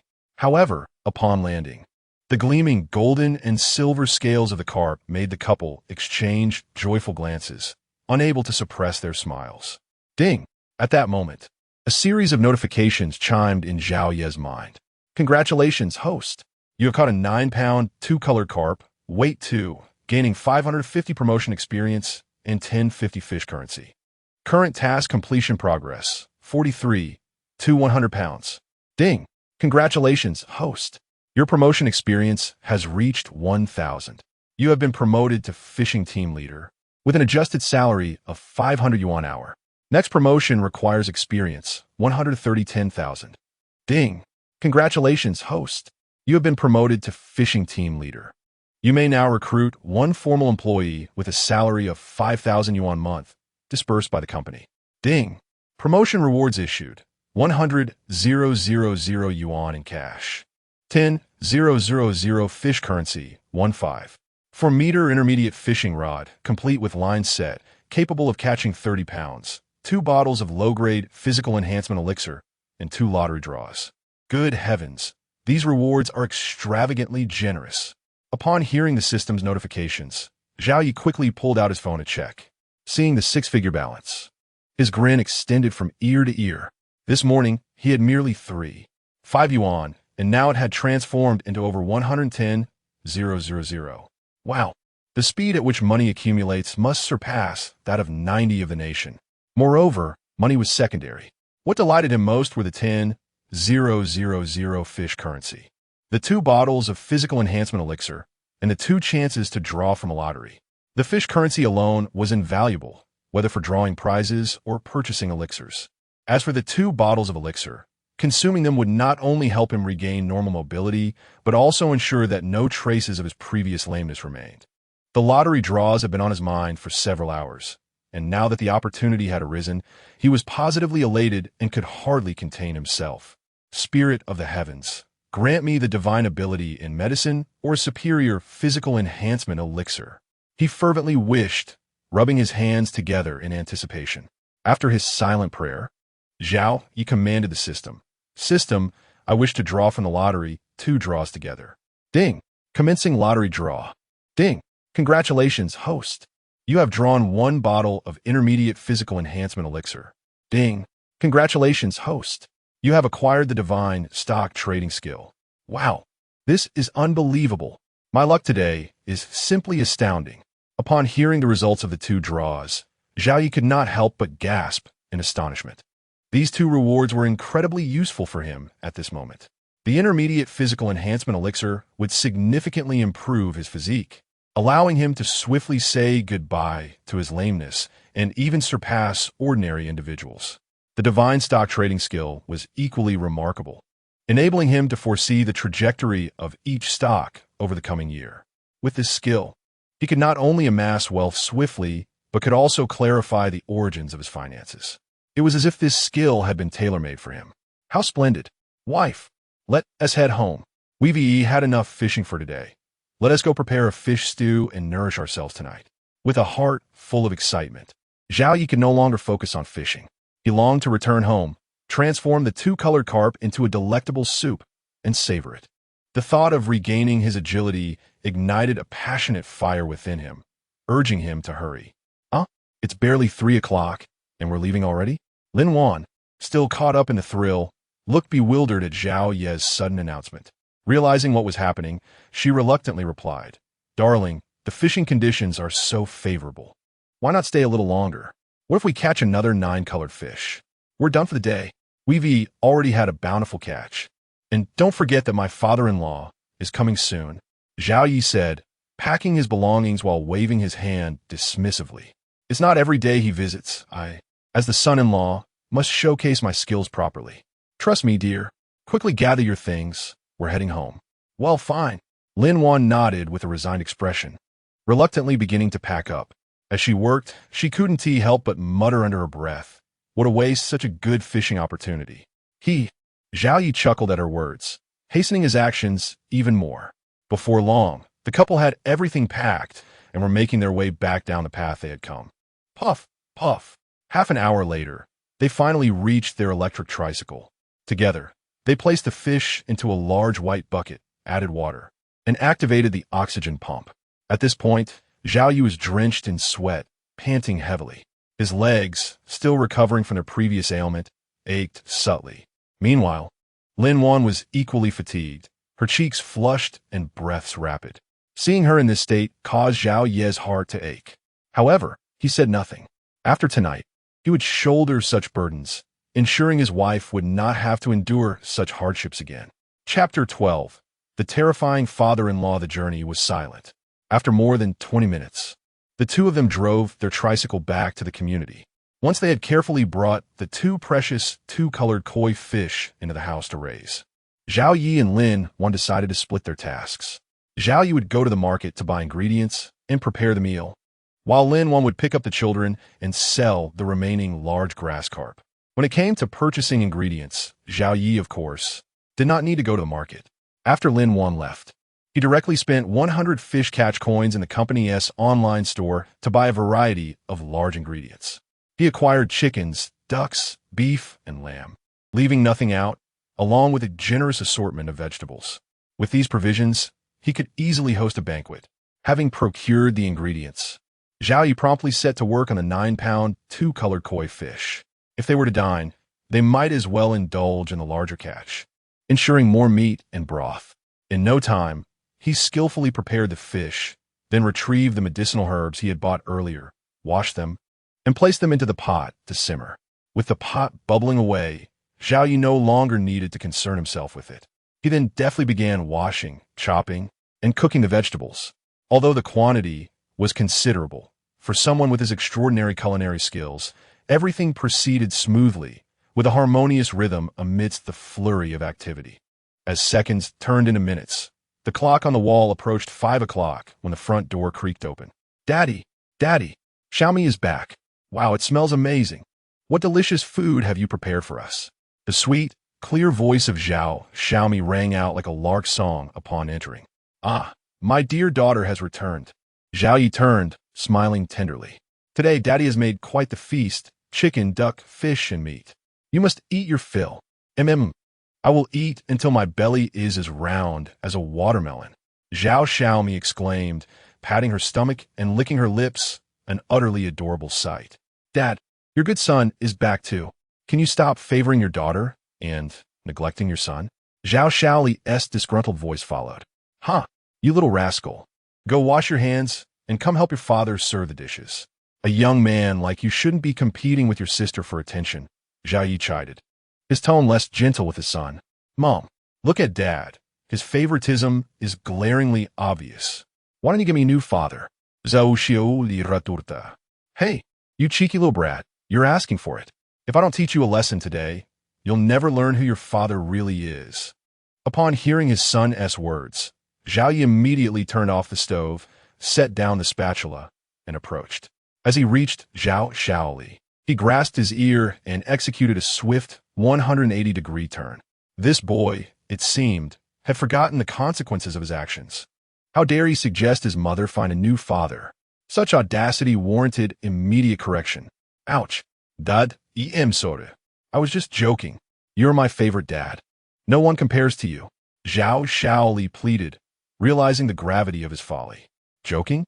I see you're 50 pounds of weight and 49 pounds of mischief. Truly a mother-s darling.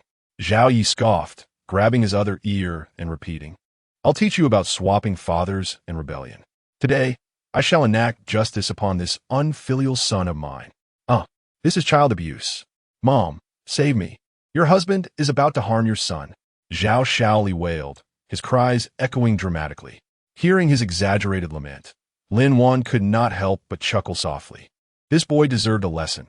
He was far too young to be speaking of gender roles. Xiaomi, you must save me. Dad loves you the most. Zhao Xiaoli whimpered, seeking refuge with his sister. Xiaoli, if you want me to help you, you must call me sister.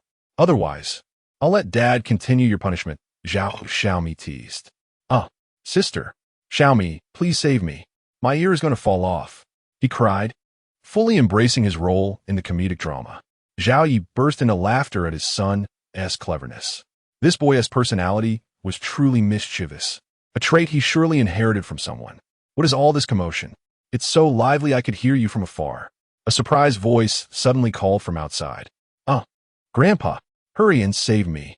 My father is abusing his most beloved grandson, Zhao Xiaoli shouted, his eyes lighting up at the sight of his grandfather.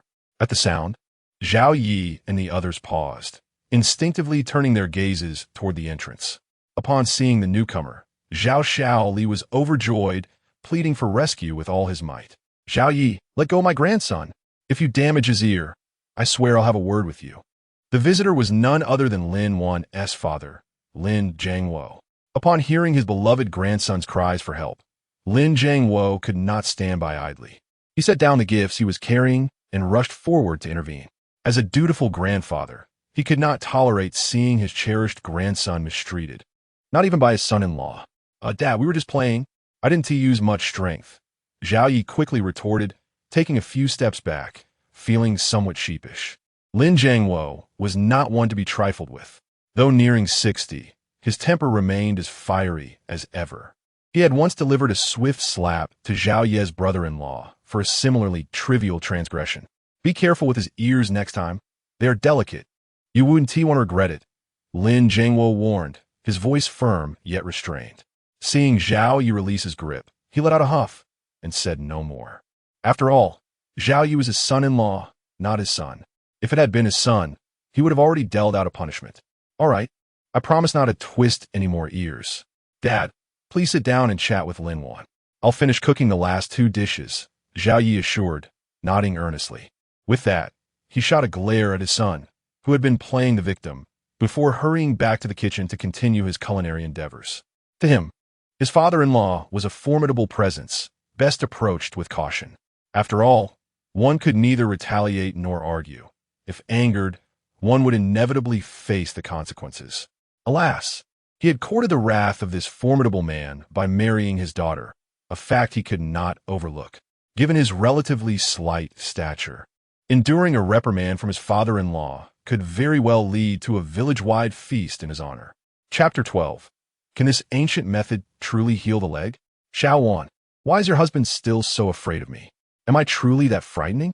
Observing Zhao Yi flee without a backward glance, Lin Jiangwo furrowed his brow.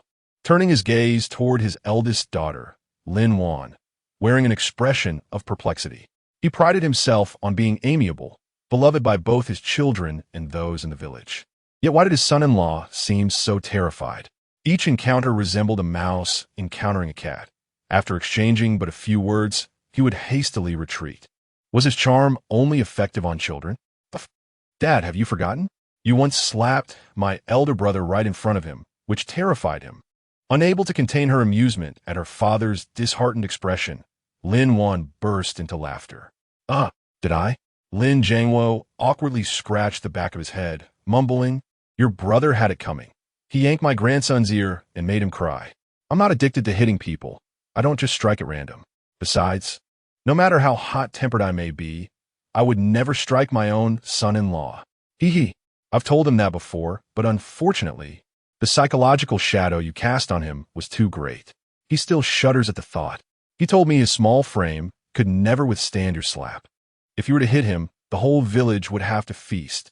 Recalling her husband's fearful demeanor, Lin Wan laughed uncontrollably. Oh dear, this son-in-law is too timid.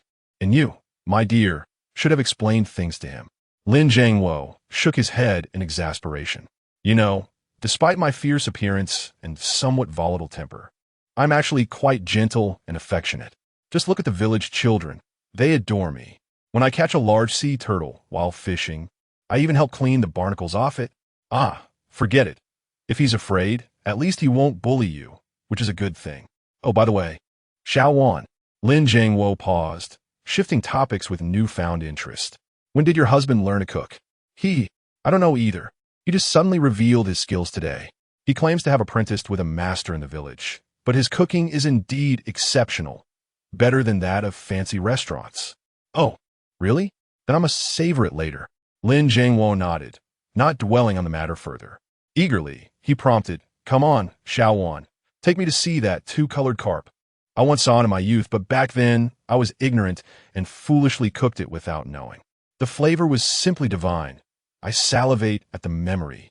Is that so? Lin Wan nodded, leading the way with a smile. Well, Dad, you're in for a treat. It's currently simmering in the pot. I'll save you some to taste. What? Lin Jiangwo halted, eyes wide with disbelief. Daughter, you haven't simmered that two-colored carp, have you? Without waiting for Lin Wan's response, he hurried toward the kitchen. Dad, what's wrong? Zhao Yi was busy stir-frying when he suddenly heard thunderous footsteps. Upon turning, he was startled to see his father-in-law rushing toward him, nearly dropping the frying pan in fright. Where's the fish? Zhao Yi, where's the fish you simmered? Lin Jiangwo glared, his expression fierce. The fish? Zhao Yi blinked in confusion, instinctively pointing to the pot on the left burner. It's right there. What's the matter? Oh, dear heavens. How could you bear to simmer it? Ginseng, Reishi, cordyceps. My goodness, are you all prepared to go bankrupt? With a clang, he lifted the pot lid, revealing the overcooked carp alongside an array of precious herbs. He instantly felt a pang in his heart, slapping his thigh in distress. Over 10,000 worth of fish. Just like that. How reckless. If you were still running a business, I could understand indulging, but now, with debts piling up, how can you even think of eating this? Enough. This wasteful behavior cannot continue. How do you expect to live like this? He couldn't scold his son-in-law directly, but his daughter was fair game. With a decisive motion, Lin Jiangwo slammed the pot lid shut, pivoting to glare at Lin Wan. Xiao Wan, did I not mention in our previous call that this fish is worth over 10,000? Yes, Lin Wan admitted, feeling a twinge of guilt but maintaining her stance. Good. So you know it's worth over 10,000, yet you still dare to eat it? Lin Jiangwo's voice rose in anger. Are you oblivious to your family's current situation? Can you afford such extravagance? Are you planning to abandon your debts? Does this fish hold any divine properties? Why are you so greedy? Wouldn't it be better to sell it and pay off the debts? Ah, you infuriate me. After 2 hours of sailing, I returned to find only a pot of soup. Truly, I am at my wit's end with you too. He shoved past Lin Wan, striding toward the door, visibly enraged. Wait, Dad, don't be hasty. Za ye interjected. We caught 2 fish. We thought to eat one and sell the other. Lin Wan quickly grasped Lin Jiangwo's arm, softly explaining, Zhao Yi learned an ancient recipe that can heal his leg, which is why I agreed to eat one. Pausing, she tugged at his arm playfully. Oh, come now. You've raised me. You know my character. How could I be wasteful? If it weren't for Zhao Ye's legs, I wouldn't even touch the fish. Oh, what ancient recipe is so miraculous? Lin Jiangwo paused, skepticism etched on his face. You're not trying to deceive me out of greed, are you? Well, I can't say for sure. That's what your son-in-law claimed. You should ask him. Lin Wan hesitated, her tone lacking confidence. Previously doubtful, she now felt as if Zhao Yi had pulled the wool over her eyes. Zaya, explain this so-called ancient recipe. Can it truly heal your leg? Don't deceive me, or I might just break your third leg. Chapter 13. The lovable side of my father-in-law dad. It truly works. If you don't believe me, I'll show you my running skills tomorrow morning. I'll be lightning fast, and you might not even be able to keep up. Zhao Yi confidently replied, instinctively tightening his legs. In his hand, he held a bottle of intermediate physique elixir and 2 bottles of lower-grade elixirs. Healing his legs was surely a trivial matter. Not only would he heal, but perhaps he might even develop legs of steel. All right, you said it. I want to go home tonight. Tomorrow morning, I'll see if you're really as swift as you claim, Lin Jiangwo said, feeling a twinge of uncertainty at Zhao Yi's assurance. Primarily, the 9-colored fish was rich in nutrients and could indeed strengthen the body. Coupled with the numerous medicinal herbs Zhao Yi had added, perhaps it truly could heal his legs. Don't worry, Dad. Tomorrow morning, we'll have a race and see who runs faster. Zaya nodded eagerly. Fine, we'll race tomorrow morning, Lin Jiangwo agreed. Suddenly, he smacked his forehead in disbelief and asked, I just remembered Wan mentioned you caught 2 2-colored fish, right? Yes, that's right, Dad. I indeed caught 2 2-colored carp, one weighing over 8 pounds and the other 9. The one in the pot is the 9-pounder, Zhao Yi replied honestly. My goodness, your luck is astounding. Come on, take me to see it, Lin Jiangwo exclaimed, his excitement palpable. Of course, Dad. Follow me, Zhao Yi said, rushing ahead, neglecting to stir the vegetables. After all, he couldn't afford to provoke his formidable father-in-law. Upon reaching the white bucket where the fish were kept, Lin Jiangwo's eyes lit up at the sight of the 2-colored carp. He eagerly reached out, flipping the fish onto its side, inspecting it as one would a rare beauty, admiring its shimmering scales. Beautiful. The scales are truly exquisite, almost comparable to the ocean fish I caught back in the day. He exclaimed, Oh, Dad, can you find a buyer for this fish? Lin Wan asked, her impatience evident. She was anxious. This was a carp worth thousands. If it perished in their hands, it would indeed be a calamity. Don't worry, I've been a fisherman for decades. I know how to handle this. Just watch. If I send out a video, buyers will come flocking to us. Just wait for the money to roll in. Lin Jiangwo laughed confidently, pulling out his phone to snap pictures of the fish and sending them to his contacts. Wait for it. In less than a minute, the phone will ring, he declared, brandishing his phone at Zhao Yi and Lin Wan. Dad, why don't we set the table and eat while we wait? Zhao Yi suggested quietly, skeptical that his father-in-law's claims would hold true. No need. We'll eat after the call. A chance like this to showcase my connections in front of my daughter and son-in-law doesn't come often, Lin Jiangwo insisted, resolute. All right then, we'll wait for your call, Zhao Yi conceded, glancing at Lin Wan with a hint of resignation. He had initially hoped to spare his father-in-law some embarrassment if no one called within a minute. Ding ding ding, time passed slowly. Just as Zhao Yi prepared to break the tension, Lin Jiangwo's phone rang, surprising everyone. Well, what do you know? Dad wasn't exaggerating, was he?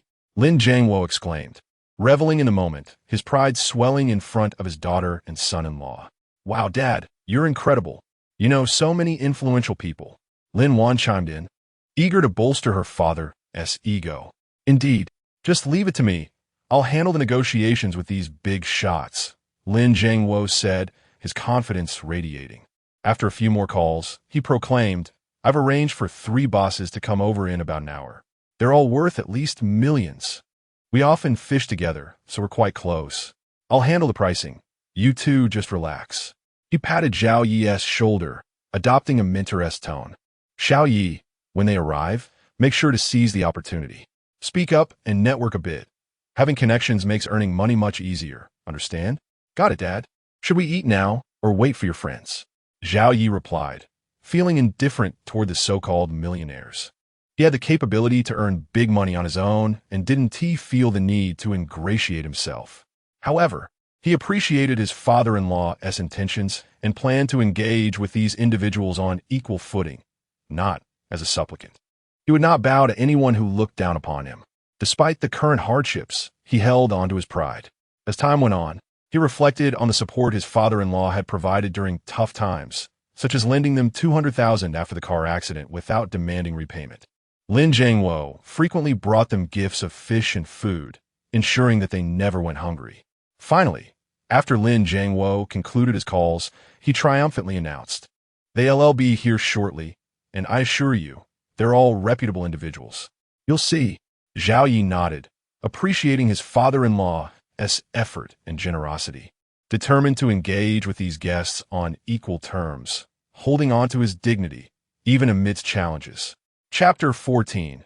Transformation. Let us dine first. There's no need to wait for them. We're all good friends, and there's no need for such formalities. We can invite them for a fishing trip another time, Lin Jiangwo stated, waving his hand dismissively as he made his way to the dining table. One might think from his demeanor that he shared a deep camaraderie with these individuals, unaware that they were merely his clients who had accompanied him on his fishing boat once or twice. "Come on, darling, let us eat," Zhao Yi urged.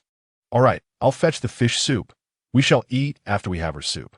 Zhao Yi nodded, limping towards the kitchen. Soon enough, he returned with a pot of fish soup. As the lid was lifted, an indescribable aroma wafted through the air, filling the entire room. "Wow, it smells divine. Daddy, I want soup. I want soup," Zhao Xiaomi exclaimed, swallowing her saliva and raising her hand eagerly. Zhao Xiaoli, not to be outdone, chimed in, "Daddy, my dearest daddy, I want some too. Just a sip, please." "No, this soup is all for Daddy. It's meant to heal his leg. Once I finish it, my leg will be better, and you cannot have any." Zhao Yi interjected before he could respond to the children's pleas. "Oh, then Xiaomi one tea, drink it anymore. Daddy, please drink it quickly. Once you finish, your leg will be fine, and you can play with me." Yes, Daddy, hurry and drink.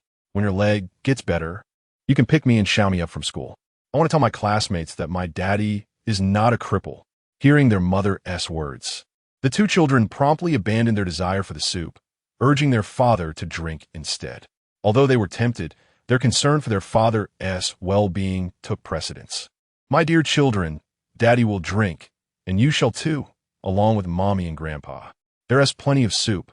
I can't possibly consume it all, and the fish meat won't benefit me. You should eat instead."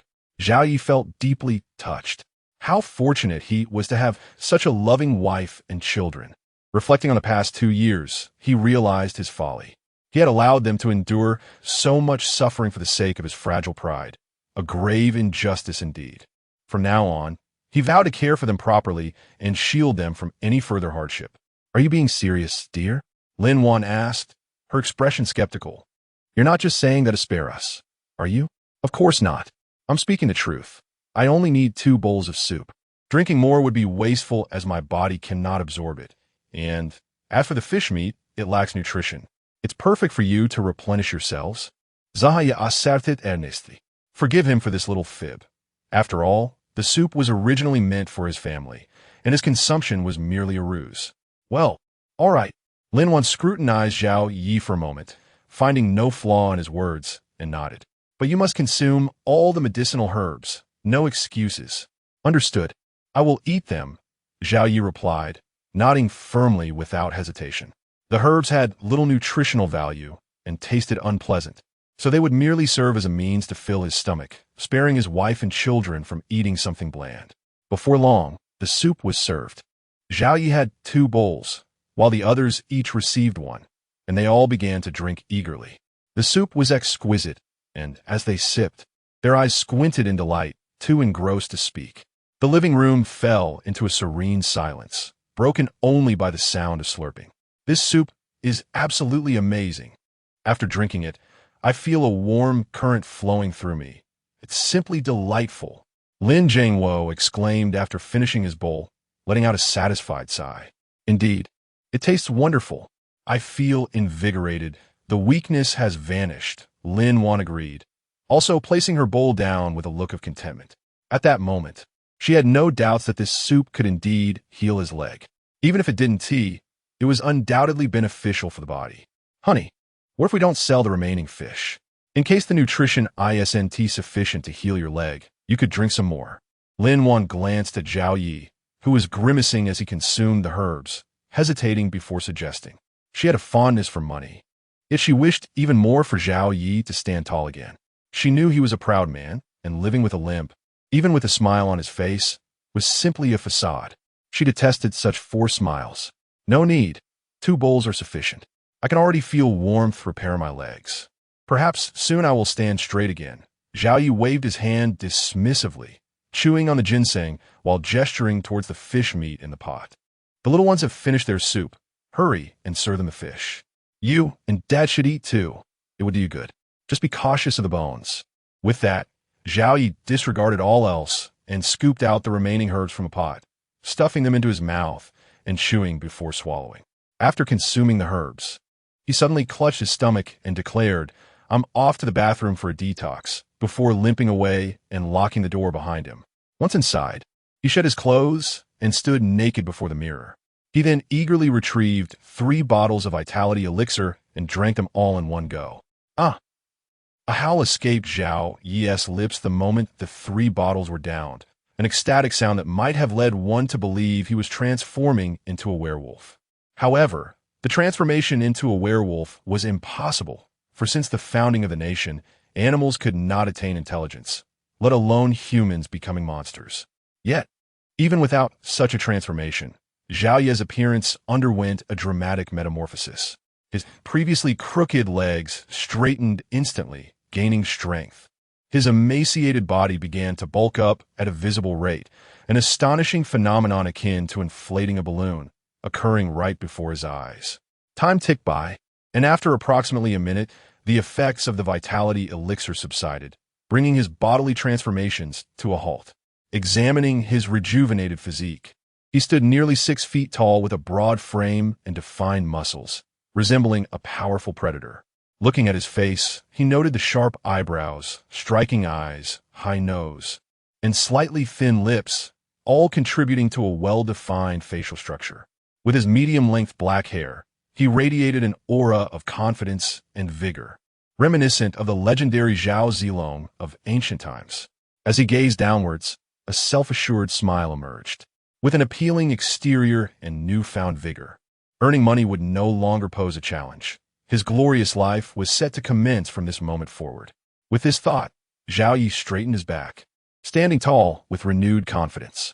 In that moment, he exuded an aura of grandeur and self-assuredness, simply standing there, commanding an impressive presence. He chuckled to himself, "I should wash off the grime and surprise my wife and children. I wonder how they will react to this remarkable transformation." Chapter 15. Father, why are you howling like a wolf? In the living room, Lin Wan and others watched with bated breath as Zhao Yi dashed into the bathroom. However, when an unexpectedly intoxicating wolf howl echoed from within, their expressions turned peculiarly strange. "Mom, what's wrong with Dad? Why is he howling like a wolf?" Zhao Xiaoli inquired with a curious expression. "Well, I have no idea. If you want to know, just go ask your father," Lin Wan replied, her face flushed with embarrassment, mentally scolding Zhao Yi for his lack of consideration. How could he not realize the bathroom's poor soundproofing? Was it really necessary to be so ravenous after just over a month? In broad daylight, he had no qualms about such behavior, completely disregarding the impact on others. It was one thing for the children to be oblivious, but her father was there too. This shameless man was utterly mortifying. Once her husband departed, she vowed to extract every ounce of energy from him, leaving him in a pitiful state. Father, why are you howling like a wolf?" Zhao Xiaoli was completely unaware of his mother's thoughts. Upon hearing her suggestion to ask his father, he promptly scampered to the bathroom door. If there was something he didn't understand, he would inquire, especially as it was his mother's directive, which he felt compelled to follow, being a well-behaved child. Goodness, why is this child so stubborn? Lin Wan thought, her face darkening as she realized Zhao Xiaoli was genuinely going to ask. This father-son duo was truly exasperating. Thank goodness she was there to hold the family together. Otherwise, they would fall apart. Meanwhile, in the bathroom, Zhao Yi was showering while humming a merry tune, thoroughly enjoying himself. Suddenly, he was momentarily taken aback by the loud question from outside. Just as he opened his mouth to question when he had ever learned to howl like a wolf, Zhao Xiaoli asked again. Dad, I'm asking you, why are you howling like a wolf? Little rascal, when did I ever learn to howl like a wolf? I'm just taking a shower here. Zhao Yi rolled his eyes. Irritated.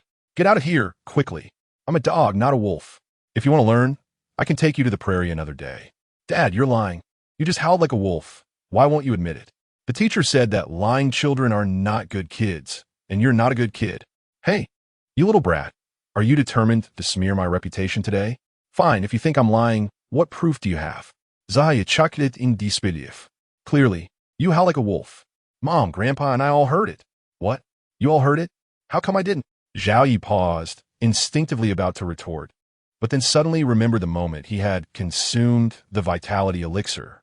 The sensation had been so exhilarating that he had unconsciously let out a cry. Could that sound have resembled a wolf's howl? Oh my, I remember feeling a shiver and letting out an exquisite sound. Would my father-in-law misunderstand that I was? How could he explain that? The thought was too embarrassing to voice. At that moment, Zhao Yi felt akin to Xiangyu at the Wu River, utterly shamed before his family. Dad, why aren't you speaking? I've called Mom and Grandpa. If you don't believe me, just ask them. Hearing the insistent tone of his son outside, Zhao Yi felt a surge of anger. It had been better to let the matter fade away in silence, but now, the boy had dragged his father-in-law and wife into the fray. He lamented to the heavens, what have I done to deserve such a persistent child? Can I return him? Dad, you howled so loudly. I heard it clearly. If you don't believe me, I can demonstrate. Just as Zhao Yi was wallowing in his thoughts, Zhao Xiaoli's voice rang out again, punctuated by an exaggerated wolf howl that sent him into a spiral of embarrassment. As laughter erupted from outside, he could easily guess that it was his wife, daughter, and father-in-law sharing in the amusement. Well, that's it. There's no way out of this now. And I can't explain myself. Cough, cough. Dear, stop laughing. I forgot to bring my clothes. Can you bring me a set? Make sure it's the old, large size. When unable to clarify, he decided to remain silent. As long as he wasn't embarrassed, it was others who would feel the awkwardness. Besides, he hadn't truly done anything wrong, so why worry? All right, I'm on it. But you really did howl like a wolf. I can attest to that. Lin Wan's laughter echoed as she responded, adding a playful jab at Zhao Yi. This shameless man had brought this upon himself. Now he was being exposed by their son. Ugh! Zhao Yi nearly choked on his own laughter at Lin Wan's remark. While he could tolerate the jabs from his son, to have his beloved wife join in was a blow he hadn't anticipated. That last remark was a critical hit, nearly breaking his spirit. Fortunately, he was now confident and unperturbed, with a thick enough skin to withstand it. Knock, knock. Honey, open the door. I have the clothes. Soon, Lin Wan arrived at the bathroom door, knocking. Is it the old clothes? Zhao Yi peered through the crack of the door. Given his current physique, the clothes he had bought earlier in the year no longer fit, but the old ones would do in a pinch. Huh, why do you need the old clothes? Those are all worn out and turned into rags. Lin Wan placed the clothes in Zhao Ye's outstretched hand, shaking her head in confusion. When she heard him ask for his old, large clothes, she initially thought she had misheard, but now realized she had misunderstood. Oh, well then, I guess I'll make do with these. Zhao Yi accepted the clothes, shaking his head in resignation. They were a bit snug, and he wondered if they would impede his manly stature. Chapter 16. The Leaf Father and Son Darling. You are quite peculiar. One moment, you are howling like a wolf. The next, you are asking for oversized clothing. You aren't transforming into a werewolf named Brooke, are you? Lin Wan couldn't help but tease upon hearing Zhao Ye's words. Why wear old clothes when there are perfectly good new ones available? Transforming into a werewolf is impossible. But I'm certain you will be pleased with my current physique. Just don't get too excited when I step out. Zahayet tantalizingly hinted, rustling as he began to dress. Indeed, once he donned the clothes, they felt snug all over. A glance in the mirror revealed a white t-shirt tightly encasing his muscular form, his chest bulging impressively, with hints of defined abs. The underwear was equally constricting, particularly in certain areas, which felt somewhat uncomfortable. Fortunately, he had a pair of loose shorts on the outside. Otherwise, he might have truly struggled to step outside. "Honey, are you ready? Dinner is waiting for you." "Creak, I'm coming." Responding to Lin Wan's urging, Zhao Yi, no longer dawdling, tugged at his outfit, grimacing at the tightness, and opened the door to step out. "Honey, you." Lin Wan's eyes widened in disbelief as she instinctively covered her mouth, staring at Zhao Yi as he approached, as if she had seen a ghost. "How you like it? Surprised, are you?" Zhao Yi reveled in Lin Wan's astonishment, grinning widely. "Darling, I'm all set. Not only is my leg healed, but I've also regained all the weight I lost over the past couple of years. Isn't it miraculous?" After a brief pause, he winked, brimming with pride. "I wasn't lying to you. That ancient dietary regimen is truly effective." With that, he strode over to Lin Wan, enveloping her in his embrace, whispering softly, "Sweetheart, you've endured much these past 2 years. From now on, I will take care of this family, and I promise to make you the happiest woman in the world. Am I dreaming? This is too incredible." Lin Wan instinctively wrapped her arms around Zhao Ye's sturdy waist, her expression one of utter bewilderment. It was simply unfathomable. Had she not witnessed it with her own eyes, she would never have believed that 2 bowls of fish soup and some herbs could not only cure a limp, but also inflate one's physique. This defied her understanding and seemed to contravene the laws of science. I find it equally miraculous and astonishing. Earlier, I looked in the mirror and was alarmed to see myself resembling an inflatable doll. I nearly howled like a wolf in fright. Zahaya chucked it, scratching the back of his head.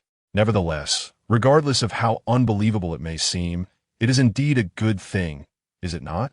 Yes, it certainly is a good thing. As long as you are well, everything else is inconsequential. Lin Wan paused at his words, then nodded vigorously. Indeed, no matter how extraordinary it was still a blessing. Her husband was healthy again, and he was now muscular, which she adored.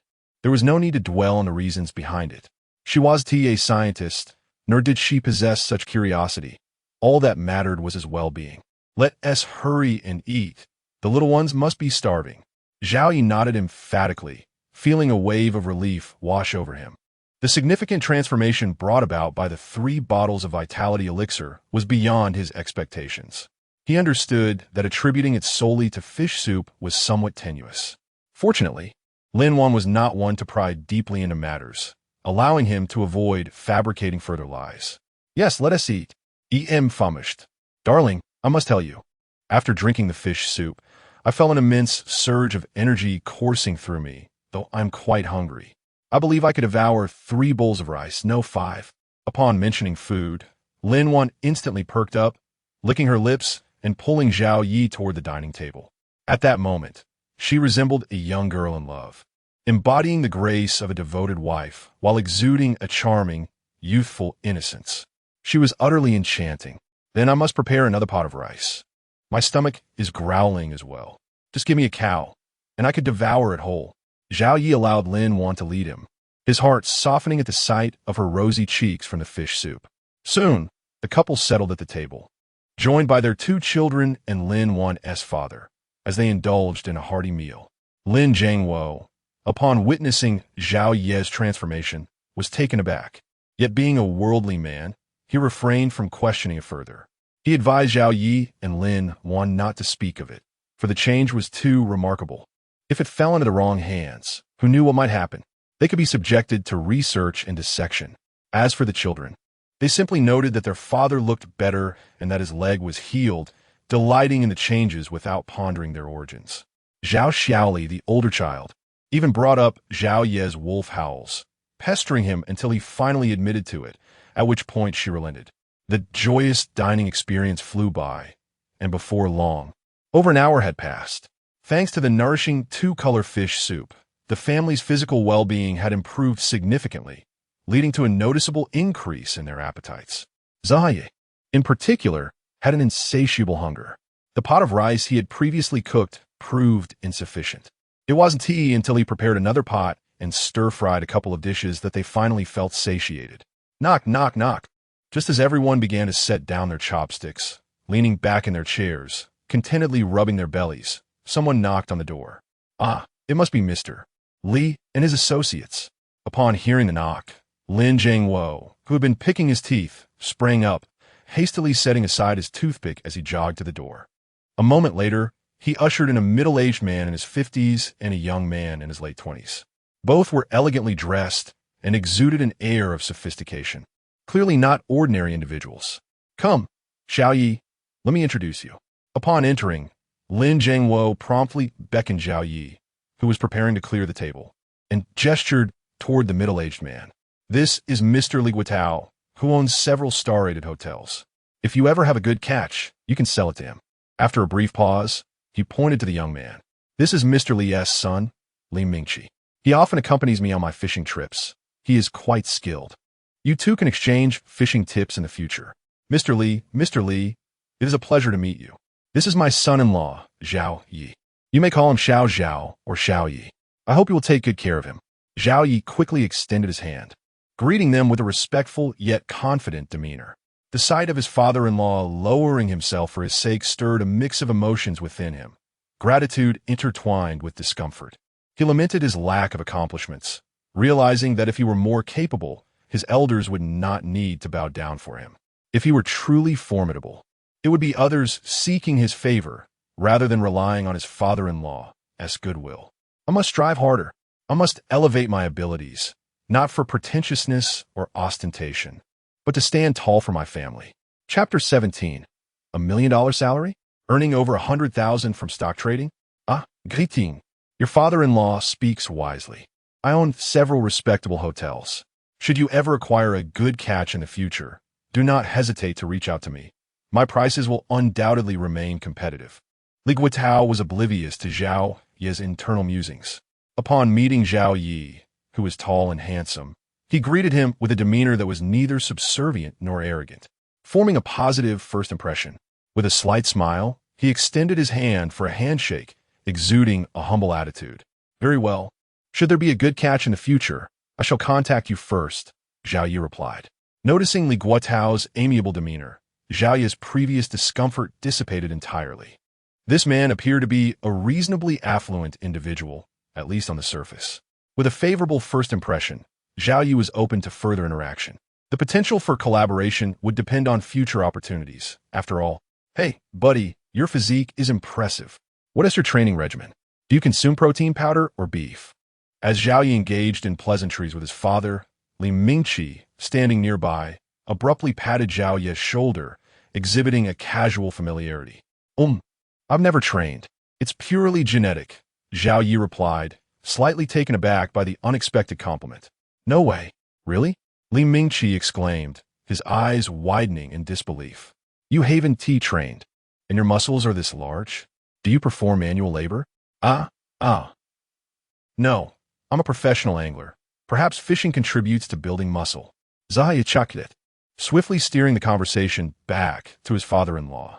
Dad, why don't you take Mr. Li and the others to see the fish? I'll assist Lin Wan with washing the dishes. She's quite overwhelmed. With that, Xiao Yi offered an apologetic smile to Li Guotao and Li Mingqi. Sorry. I'll just tidy up after our meal. Pausing for a moment, adhering to the notion of being a gracious guest, he added politely, oh, by the way, have you all eaten? Would you like me to whip up something? Expecting a polite refusal from the Li father and son, Xiao Yi was taken aback when Li Mingqi unabashedly responded, sure. My dad and I one tea stand on ceremony. Just make something casual. Thanks, Xiao Ge. Alright. Zahaye nodded, momentarily stunned. This fellow truly did not treat himself as an outsider. Could this be what they referred to as social prowess? Casting a peculiar glance at the thick-browed, wide-eyed Li Mingqi, Xiao Yi turned in mild frustration and headed toward the kitchen. Having already uttered the invitation, he could hardly retract it, so he resigned himself to the task of frying a couple of dishes and cooking some rice. Wow, Zhao Ge, this dish is absolutely delicious. Soon, two simple stir-fried dishes were served, and upon tasting, Li Mingqi was instantly astounded. His family owned a hotel, including a five-star establishment. He had sampled a myriad of cuisines throughout his life. Yet the potato shreds prepared by Zhao Yi nearly made him bite his tongue in disbelief. This was extraordinarily delectable. Indeed, Xiao Yi, your cooking is exquisite. It surpasses even the offerings of the five-star chefs at my family's hotel, Li Guotao remarked after sampling a bite.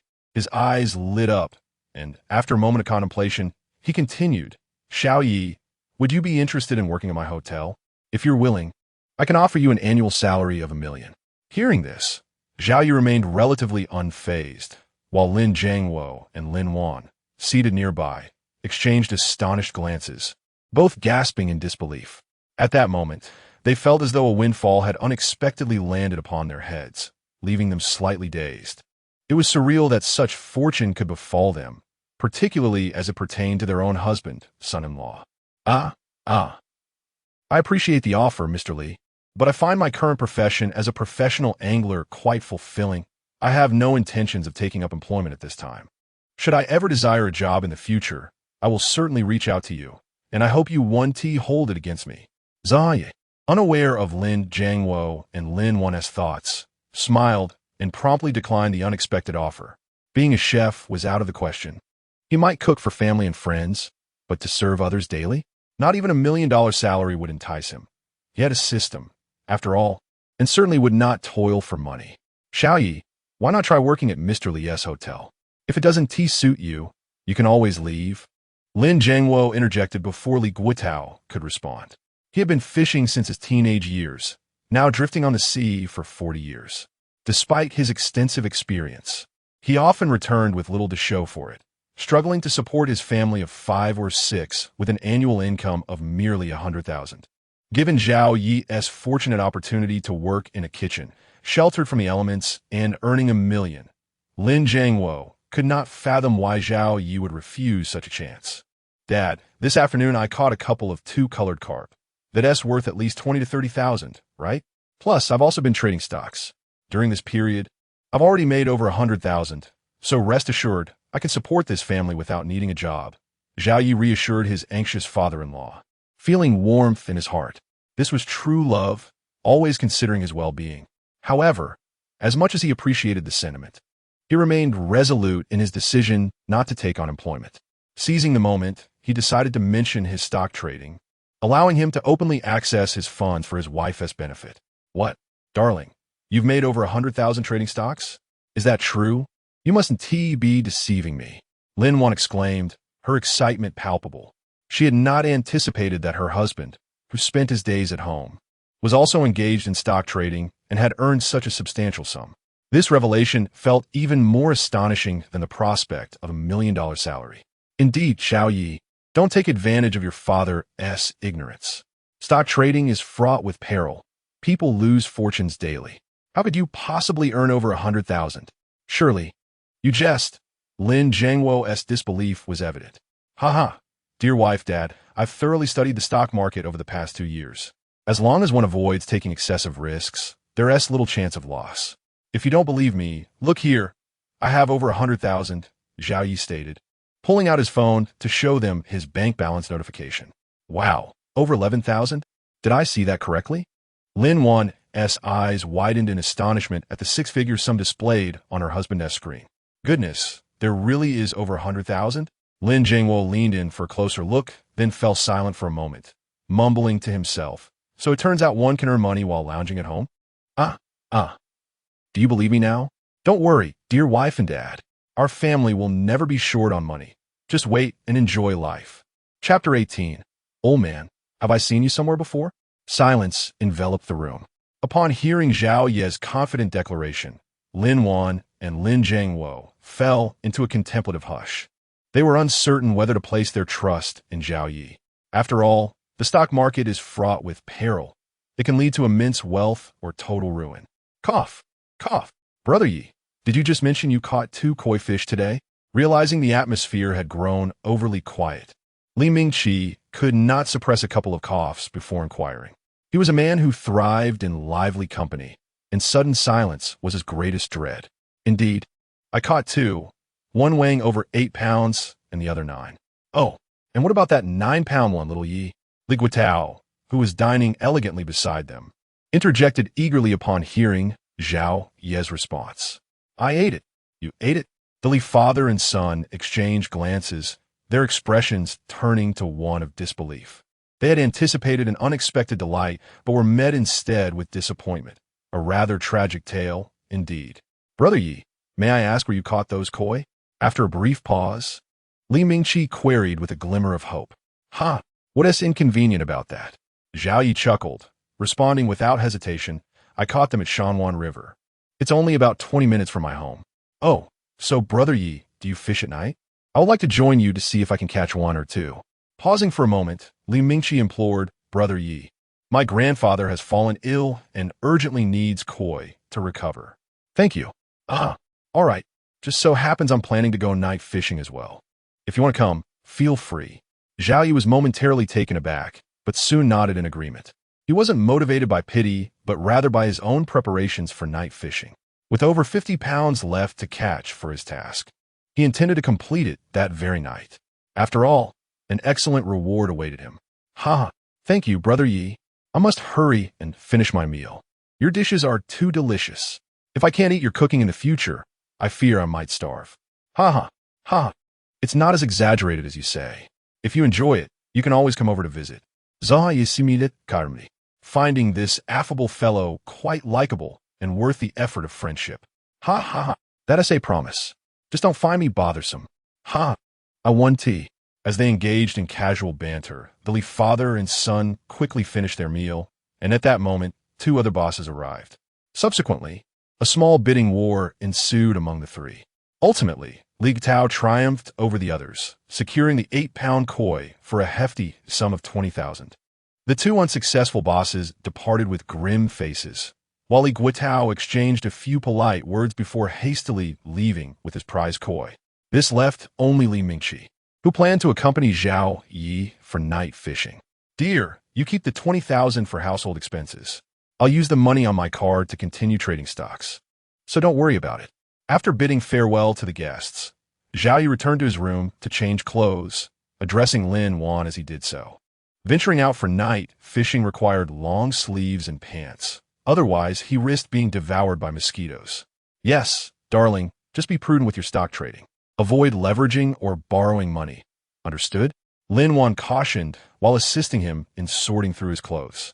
She had initially considered joining him for night fishing, but Zhao Yi insisted she rest well in the evening. Rest assured, I know my limits. For your sake and the children's, I won't take reckless risks. Zhao Yi affirmed, gently kissing Lin Wan on the forehead before stepping out with his notebook.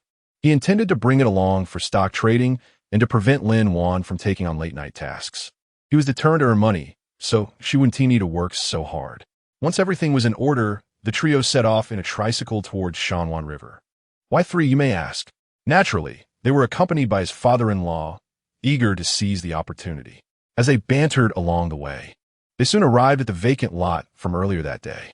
Remarkably, while there had been no cars during the day, now there were at least 10, including several luxury SUVs worth millions and an abundance of electric bikes. Goodness, it seems the competition tonight will be intense. By the way, Brother Yi, your news about catching koi here today hasn't leaked, has it? Li Mingqi remarked, looking around at the numerous vehicles with a frown. Shanwan River is vast. What competition? Zhao Yi parked the tricycle, shaking his head as he gathered his gear. As for news leaking, that's unlikely. It was just my wife and me this afternoon, so there's no way it could have spread. Perhaps this place is simply suited for night fishing. After all, with the sun blazing during the day, few would seek such discomfort. With that, Zhao Yi beckoned to his father-in-law, and using the light from their headlamps, they meandered along the mountain path they had traversed earlier, making their way to the riverbank. Soon, they reached the river's edge, and it was astonishing to see so many anglers densely packed. Mere meters apart, individuals were fishing, forming an impressive line that seemed to stretch endlessly. Hey, old man, how is the fishing tonight? Li Mingqi, ever the social one, squatted next to an elderly gentleman dressed elegantly, eager to strike up a conversation. Not great. I've been here for over 2 hours and only caught 2 small crucian carp and 1 small koi. The old man initially paused in surprise, but then waved his hand dismissively, a look of despair crossing his face. If it weren't for someone catching 2 koi here earlier today, I wouldn't have bothered coming. I truly regret it. Someone caught 2 koi here. How come I didn't hear about that? Li Mingqi shot a curious glance at Zhao Yi, continuing to extract information from the elderly man. Zhao Yi, upon hearing this, felt a wave of frustration. He and Lin Wan hadn't seen any other fishermen in the afternoon. Why had this information become common knowledge? He refrained from voicing his thoughts. Could it have been his wife? But that seemed implausible. She wasn't foolish enough to share such a prime fishing spot. Young man, you clearly don't know. You must be new to fishing. Us seasoned anglers are well informed. After a brief pause, the old man glanced around to ensure no one was eavesdropping before leaning closer to Li Mingqi and whispering, "Let me tell you. But don't share this with anyone. We anglers have a group chat. Today, someone posted a video showing 2 koi being caught within an hour. That is why we're all here now." "Oh, I see. I won't tell anyone." "Good luck, old man. I'll find a spot to cast my line too." Having gathered his intel, Li Mingqi bid farewell and prepared to leave. At that moment, Zhao Yi, filled with curiosity, asked, "Excuse me, old man. Do you know who posted the video?" I don't know. I don't recognize the person." The old man glanced at Zhao Yi and shook his head with a smile. "Oh, do you know how the video was filmed?" Zhao Yi pressed further, genuinely intrigued by the source of the footage. I actually do know. It was filmed with a drone." After a pause, the old man studied Zhao Yi with a puzzled expression and asked, "By the way, Haven T, I seen you somewhere before? You look so familiar." Chapter 19, Night Fishing by the Riverside Marathon. I am just an ordinary face. You may have mistaken me. Sir, we won't disturb your fishing any longer. Goodbye." Zhao Yi shook his head, quickly greeting and fleeing. If someone recognized him and compared it to the video, that would be disastrous. This young man is indeed modest, with a face that surpasses even the likes of Andy Lau and Wu Yanzu. He claims to be an ordinary face. Wait, where have I seen him before? Logically speaking, such a handsome face would be unforgettable. How curious. Suddenly, the old man slapped his thigh and exclaimed, "By heavens, this is the young man from the video? Although he appears a bit more robust than in the footage, that face is unmistakable." After his exclamation, the old man swiftly stood up, grabbing his gear and hurried after Zhao Yi. His shout was loud enough for those nearby to hear. Out of curiosity, or perhaps the desire to buy fish, many people began to rise and follow suit. Thus, a peculiar scene unfolded by the riverside. A tall young man, with a rod bag slung over his shoulder and a tackle box in hand, dashed deeper into the area, pursued by a throng of elderly men with graying hair. Each wore a headlamp that twinkled as they ran, creating a truly remarkable sight. "Hey, young man, slow down a bit. Wait for this old man." "Yes, young man, where are you rushing off to? We mean no harm." "All right, don't run off. We just want to ask if you caught the 2 color carp." "Exactly. If it was you, I'd gladly pay 10,000 yuan for a taste." Gasping for breath, the elderly men continued to pursue Zhao Yi, yelling after him, "Brother Yi, why are you running? You need to stop so we can clarify things."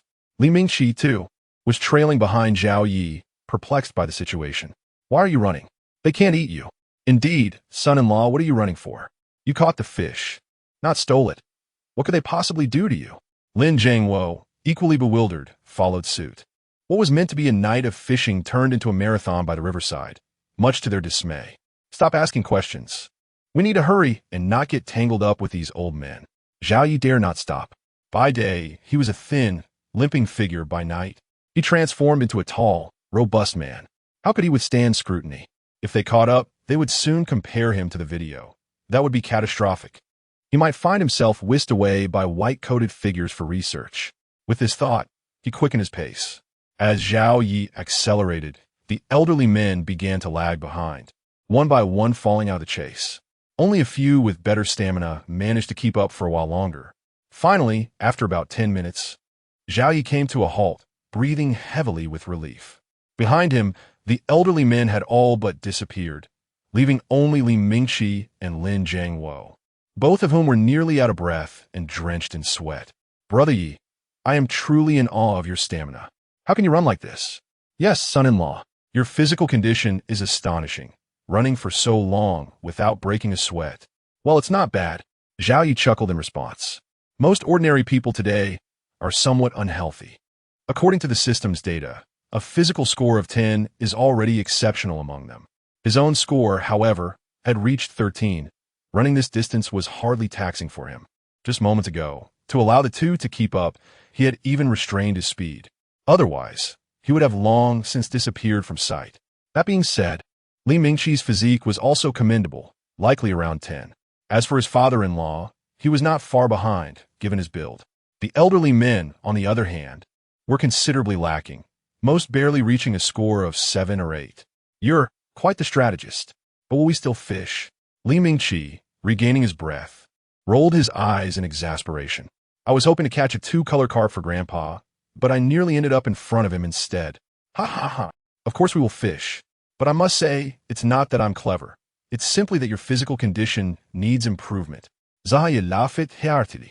As anglers, what is most important? Strength. Without it, if a big fish bites, you might just get dragged into the water. With that, Zhao Yi activated his fish-finding radar, searching for schools of fish. Soon, he identified a promising spot and pointed it out to his father-in-law and Li Mingqi, asking Dad Mingqi, what do you think of this location? No, if you think it's good, just fish there yourself. Lin Jiangwo and Li Mingqi replied in unison, refusing the suggestion. They were seasoned anglers themselves, well aware of where fish might linger. Upon seeing Zhao Ye's chosen spot, they immediately recognized it as unlikely to yield much. Instead, they noticed 2 nearby locations that appeared more promising. Sharing a glance, they dashed to either side, leaving Zhao Yi standing there, bemused. Impressive. Just don't come begging me to switch spots later. Zhao Yi gave him a thumbs up, then set down his gear and began to prepare. Originally, he had hoped they wouldn't leave empty-handed, but now that they had shown no appreciation, he could hardly be blamed. Swish, plop. Before long, Zhao Yi had finished setting up his rod and skillfully cast out the first line. The fishing rod, a sleek 5'4" model capable of catching up to 30 pounds, was equipped with bait, earthworms purchased from the company's store. With a soft plop, the hook, adorned with the worm, sank into the water, and the luminous float began to rise steadily. Under the watchful eye of his fish-finding radar, the red dots began to move swiftly, resembling a chaotic battle for something. Tick, tick. The second hand of his wristwatch ticked away, the seconds passing with each rotation. After approximately 30 seconds, the float in the water suddenly twitched a few times before vanishing in an instant. Witnessing this, Zhao Yi felt a smile creep onto his lips. He quickly assumed the proper stance and, with a swift motion, jerked the rod upward to hook the fish. Chapter 20 Zhang Guqing in the stillness of a night sky. As Zhao Yi lifted his fishing rod, a resounding and melodious splash echoed through the air. Simultaneously, an immense force surged from the tip of the rod into Zhao Ye's hands, akin to a wild stallion breaking free from its restraints. Bending the rod into a perfect crescent, Zhao Yi, compelled to rise, gripped the rod tightly, fully concentrated on the struggle at hand. What fortuitous luck! The first cast yielded a substantial catch. After enduring the initial might of the underwater giant, Zhao Yi exhaled a long sigh of relief. He estimated the fish beneath the surface to weigh no less than 20 pounds. Fortunately, he had enhanced his physical condition and upgraded his fishing rod. Had he retained his frail physique from earlier in the day, the rod might not have shattered, but he certainly would have been pulled into the water. Gun? Yige. You're impressive. Is there really fish in this spot? Li Mingqi exclaimed, unable to contain his surprise at the commotion from Zhao Ye's side. Ha ha! Did you think I was exaggerating? Zhao Yi laughed heartily while reeling in the fish. I assure you, I have quite the expertise when it comes to selecting fishing spots. You get defensive when I mention your weight? Li Mingqi remarked skeptically. This was merely a stroke of luck. After all, you just happened upon a passing fish. The next one, you'll have to rely on us. Ha ha ha. All right then, I'll await your performance. Zahya chuckled, shaking his head, choosing not to counter. Those with true ability often speak little. It is far more satisfying to let their skills speak for themselves. Meanwhile, On the riverside path just traversed by Zhao Yi and his companions, Zhang Guiqing ambled along, bemused and bewildered. He couldn't fathom why the young man had sprinted away so hastily. He merely wanted to purchase a two-colored fish, not to rob a bank. Was running necessary?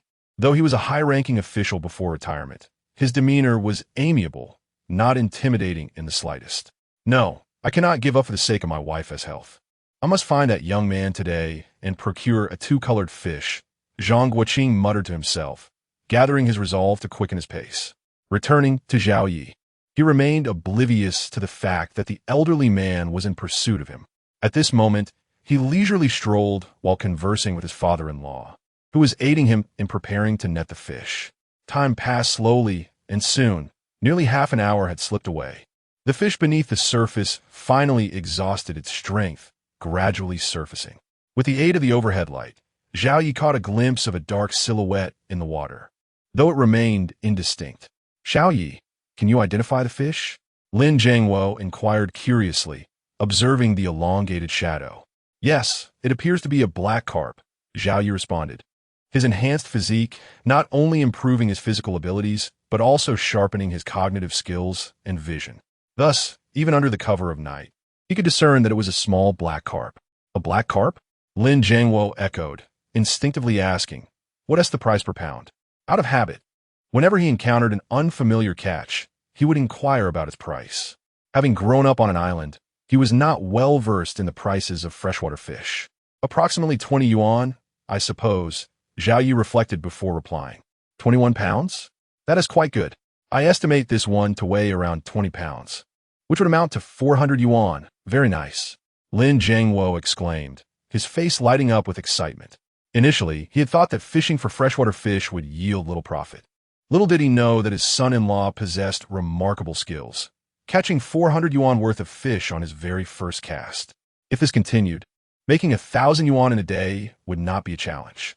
Though it did not match the salary of a chef earning 1,000,000 yuan annually, it provided a level of independence and was sufficient to support a family. Yet, he pondered whether this success was mere luck or genuine skill. Indeed, quite impressive. Zaya nodded, agreeing. 400 yuan was inconsequential to him. What mattered was that the black carp weighed 20 pounds, significantly advancing him toward fulfilling his task. He felt quite satisfied. Hey, young man, I finally found you. You really can run. Just as Zhao Yi was about to say something more, a voice laden with exasperation interrupted him from behind. Turning instinctively, he found the elderly man who had been pursuing him, now standing behind him with a forlorn expression. Sir, I don't believe I owe you any money." Zhao Yi blinked, looking perplexed at the old man. This fellow was truly persistent. It had already been half an hour, yet he had managed to catch up. What could he possibly want? "Hey, you young man, though you appear tall and steady, why are you so restless?" Zhang Guiqing rolled his eyes, visibly displeased. "I merely wanted to buy a two-colored carp from you, and I nearly lost my breath chasing after you. Do I look that frightening?" "Apologies, sir. I had two-colored carps. One was consumed, and the other has already been sold. If you wish to procure one, you will have to wait for my next stroke of luck." Zhao Yi replied with an apologetic smile, unable to suppress an internal critique. Why was he pursuing so closely? And if he merely wanted to buy fish, why couldn't he do so discreetly? Shouting so loudly seemed to invite competition to drive up the price. If anyone was restless, it was the old man, who appeared to be just a bit foolish with his exuberance. "Oh dear, my partner, I am late. Zhang, I apologize. I have caused you suffering." Unbeknownst to Zhao Yi, Zhang Guiqing was oblivious to his thoughts. Upon hearing Zhao Yi's words, he deflated like a punctured balloon. His partner had been increasingly fragile lately, needing to wrap herself in blankets even in the sweltering summer. Despite consuming various tonics, her condition showed no signs of improvement. Eventually, they sought a royal physician in the capital who prescribed a course requiring 7 9-colored fish paired with various herbs for 7 treatments, without interruption. Though the 9-colored fish were scarce, their family had extensive connections in both official and business circles, allowing them to secure 6 fish within a month. They only needed one more to commence treatment. Now, realizing that Zhao Yi possessed 2, how could he not feel exhilarated? Alas, he was just a moment too late. The fish were gone. "Young man, Do you have any means to catch me one? Even a low-grade, two-colored fish would suffice. Rest assured, money is no object, and I, Zhang Guqing, can owe you a favor. As long as you do not engage in illegal activities, I can assist you in this county and even in Shanghai City. Zhang Guqing inhaled deeply, steadying his breath, forcing a strained smile as he gazed at Zhao Yi with hope. This young man had managed to catch 2 fish within an hour. Whether by fortune or skill, it warranted his humble approach. With his partner's health deteriorating and no progress from other avenues, he was unwilling to forfeit this opportunity, no matter how slight. Chapter 21. The bicolor carp, he chuckled softly. My dear sir, you jest. You are well aware of the rarity of the 9-color carp, far more than I. How could one simply fish for it?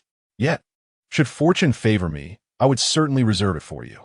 Zhao Yi laughed helplessly as he exerted himself to reel in the line. Although he discerned that the 9-color carp held significant importance to the dignified elder before him, he felt utterly powerless. If there were a way, would he not attempt to catch it? Who would willingly turn their back on wealth? Indeed, I understand the 9-color carp is precious, but my dear spouse's health necessitates it, leaving me with no alternative. Young man, I entrust this to you. When you land your fish, I shall leave you my contact information. If you truly manage to catch it, you must reserve it for me. I, Zhang Guqing, will reward you handsomely. What? You are Zhang Guqing, the esteemed elder who recently retired from the city? Upon hearing his introduction, Zhao Yi and Lin Jiangwo remained relatively unfazed, but Li Mingqi, standing to the side, suddenly widened his eyes in astonishment. Oh, young lad, you have heard of me? Though that was many years ago, now, I am merely an idle old fisherman. Zhang Guqing waved his hand dismissively, wearing an air of nonchalance. In stark contrast to his calm demeanor, Zhao Yi and his companions displayed varied reactions. Li Mingqi, shedding his previous bravado, now bore a look of timidity.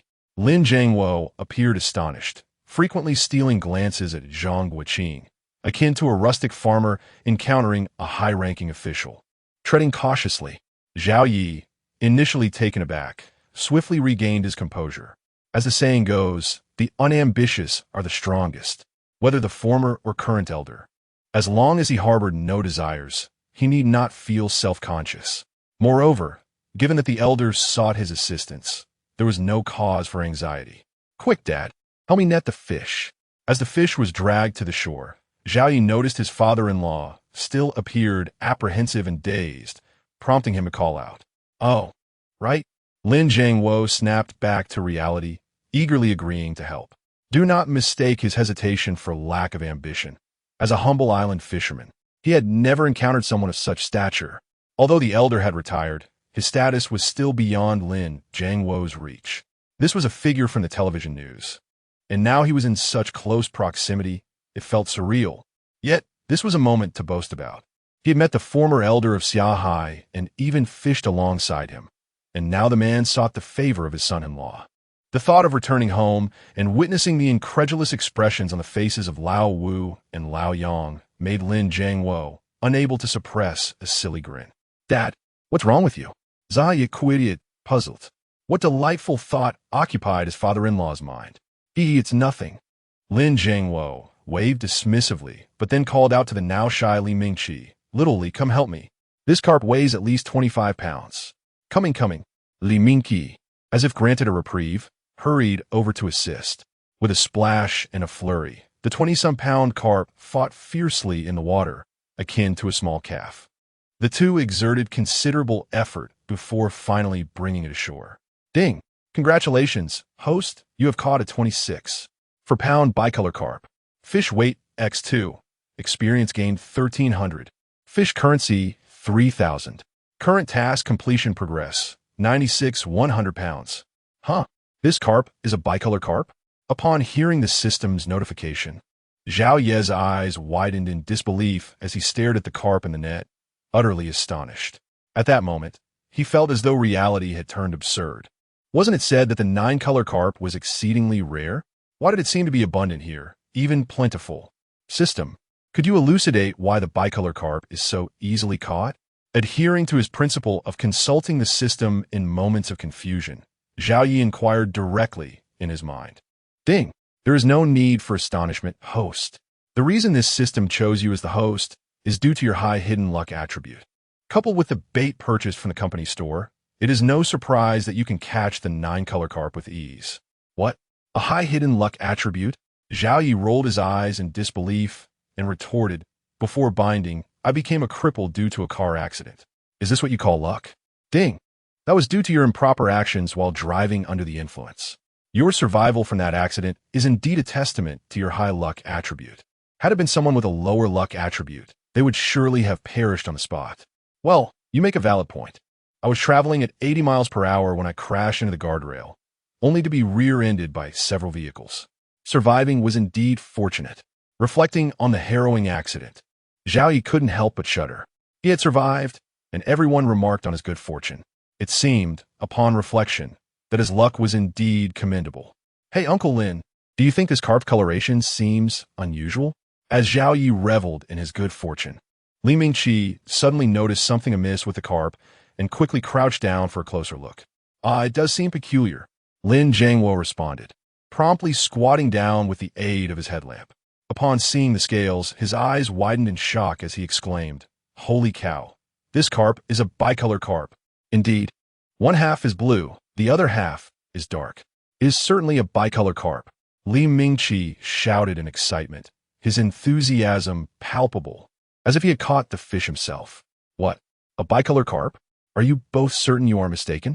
Upon hearing their exclamations, Zhang Guoqing, who had previously appeared despondent, suddenly perked up. He sprang forward, crouching to observe the fish closely.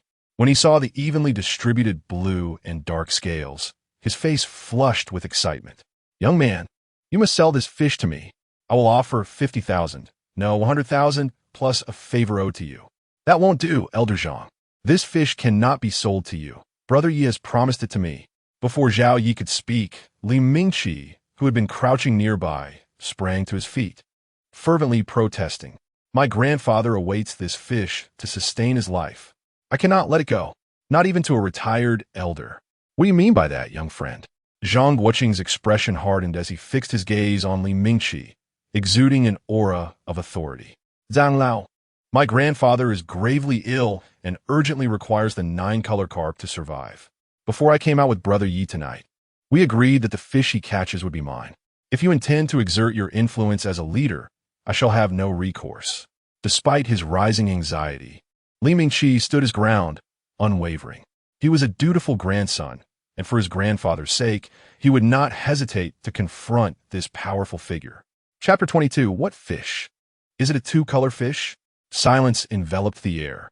In response to Li Mingqi's words, Zhang Guoqing could only restrain his imposing demeanor and remain silent. He was doing so for the sake of his beloved, while the other was motivated by his grandfather's honor. Both were driven by familial ties. What could he do? Would he truly resort to leveraging his status? Indeed, he possessed the power to do so. Yet if he chose that path, would he still be the unpretentious Zhang Guoqing he once was? Would his elderly companion accept this fish? Why don't you wait a bit longer? After all, it's still early, and perhaps I might be fortunate enough to catch another, Zhao Yi suggested, sensing the atmosphere had become tense and neither party was willing to concede. He feared that if he remained silent, the two might end up quarreling over the fish. If that happened, as the owner of the fish, how would he respond? Upon hearing Zhao Ye's words, both Zhang Guoqing and Li Mingqi were momentarily taken aback. Once they regained their composure, they instinctively shook their heads, skeptical thoughts nearly escaping their lips. However, recalling Zhao Yi's impressive track record, they opened their mouths but ultimately chose silence. They were, after all, at a loss for how to divide the catch, and could only heed Zhao Ye's suggestion to wait. "Zhao Yi, you were right not to pursue a career as a chef. With your luck, fishing might yield just as much, if not more," Lin Jiangwo remarked, noticing the peculiar atmosphere as the two remained quiet. At that moment, he felt genuine happiness for his daughter and a sense of pride. After all, a son-in-law like this added to his own bragging rights, didn't he? "Rest assured, Dad, whether it's fishing or cooking, I will not earn less. I have that confidence," Zhao Yi replied with a smile, rebaiting his hook while casting his line. "Indeed, had this been in the past, I would have thought you were boasting, but now I believe you," Lin Jiangwo said as he assisted in placing the fish into the catch. Suddenly, His expression turned serious as he cautioned. While earning money is commendable, one must not be blindly confident, especially with stock trading. If possible, avoid it. It may seem lucrative, but many suffer disastrous losses. We are just ordinary folks. Having enough is sufficient. There is no need to take unnecessary risks, understand? Always keep your wife and children in mind, along with your parents in the countryside. Never do anything that would cause them worry.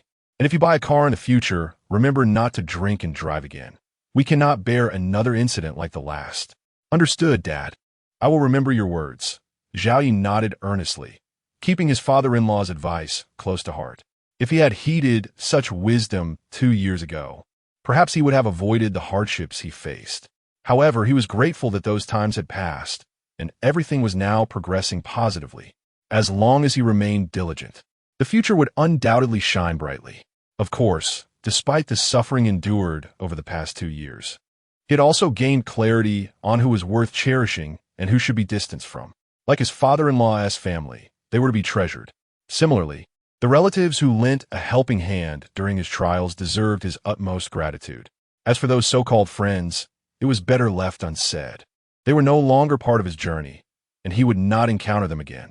All right, as long as you are aware, I won't say more. I'll get back to fishing and see if I can catch a 2-color fish, Zhao Yi said, acknowledging the situation. Just then, as he prepared to speak, the float that he had cast moments ago vanished beneath the surface once again. Without hesitation, Zhao Yi swiftly raised his rod to set the hook. The delightful sound of water being sliced through echoed once more, louder and more intense than the previous catch, though not quite as massive. Impressive, Xiaoye. Your speed in hooking a fish is truly enviable, Lin Jiangwo exclaimed, retracting his foot that had been poised to step forward. Instead of fishing himself, he found it more enjoyable to watch Zhao Yi's skillful catch, knowing he could assist in netting the fish later. I told you this spot was excellent. You didn't believe me. How about once this one is reeled in, you come over to fish? Zhao Yi said with a triumphant smile, eager to share the good fortune. That sounds delightful. Once you land that fish, I'll come over to join you, Lin Jiangwo replied, his enthusiasm evident as he rubbed his hands together. Since he was Zhao Yi's father-in-law, there was no need for unnecessary politeness, especially since he had no intention of taking home the catch. Very well, Zhao Yi nodded, refocusing on the struggle beneath the surface. His rod could handle up to 30 pounds, and the fish below was evidently smaller than the last, so he had no fears of breaking his line. With all his might, he managed to tire the fish within a mere 10 minutes. What fish is it? Could it be a 2-color fish? Zhang Guoqing and Li Mingqi inquired in unison as the fish broke the surface. Despite their skepticism about Zhao Yi's ability to land another, they still clung to a glimmer of hope. They stood beside him, eyes fixed on the water, hoping for another stroke of luck. One fish each would eliminate the need for further contention.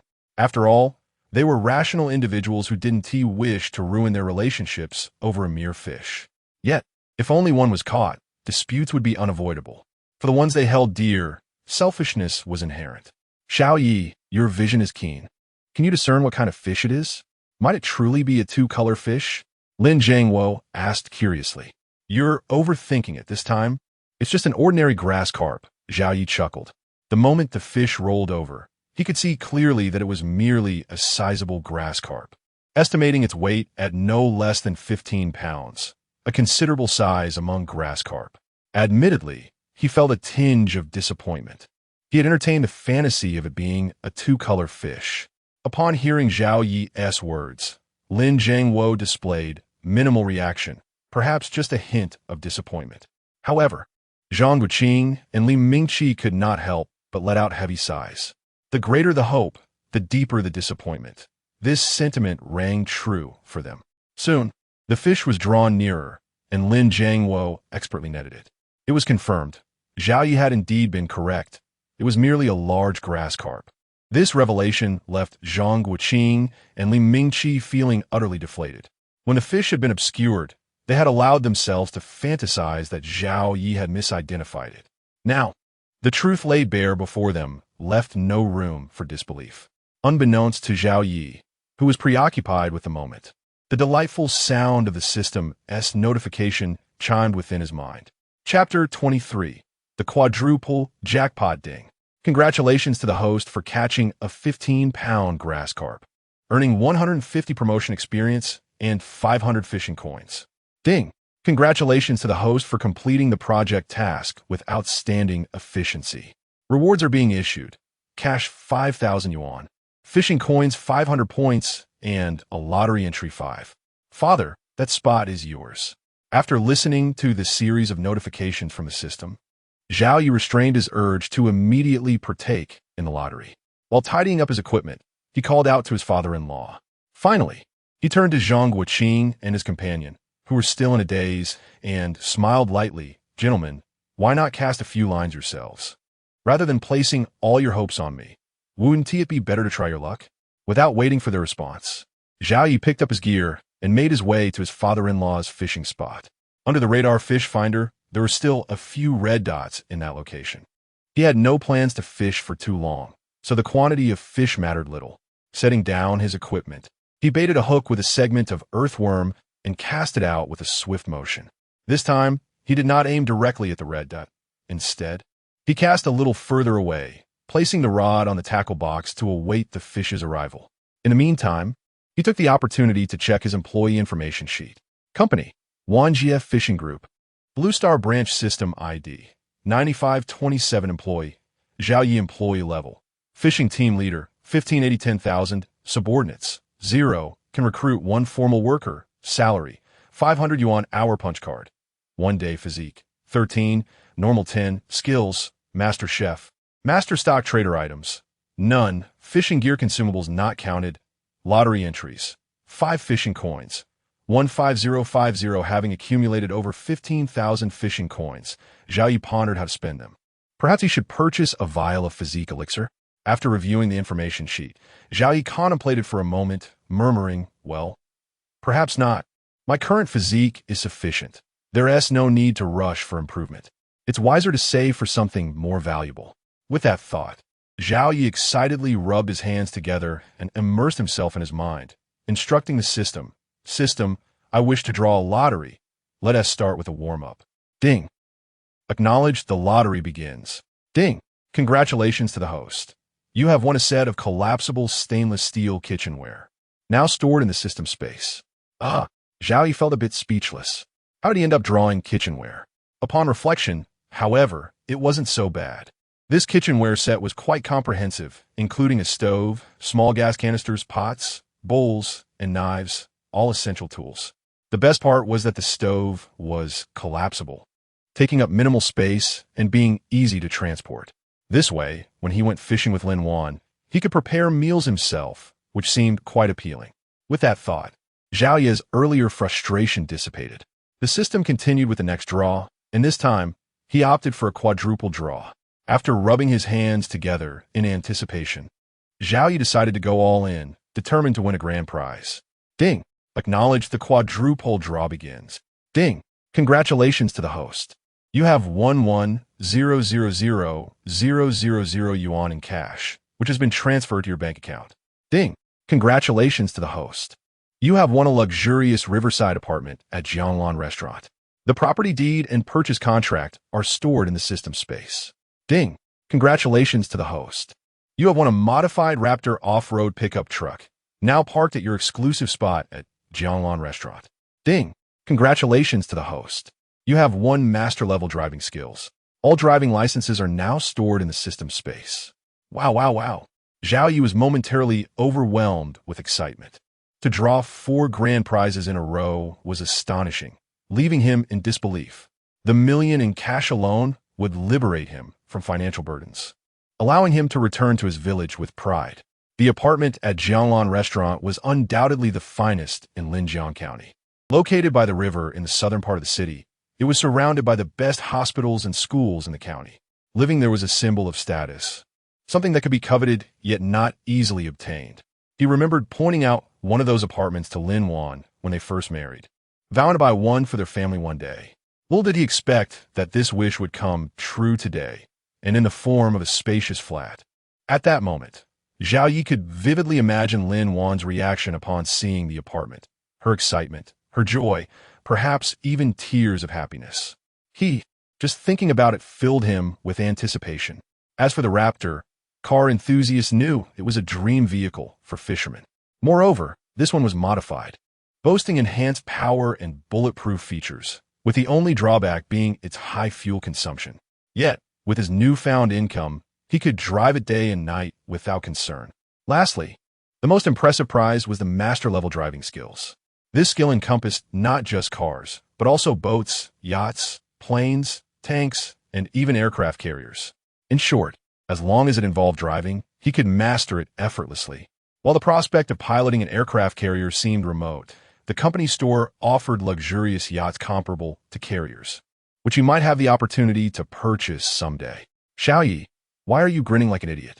You've caught a fish. Quickly raise your rod and reel it in.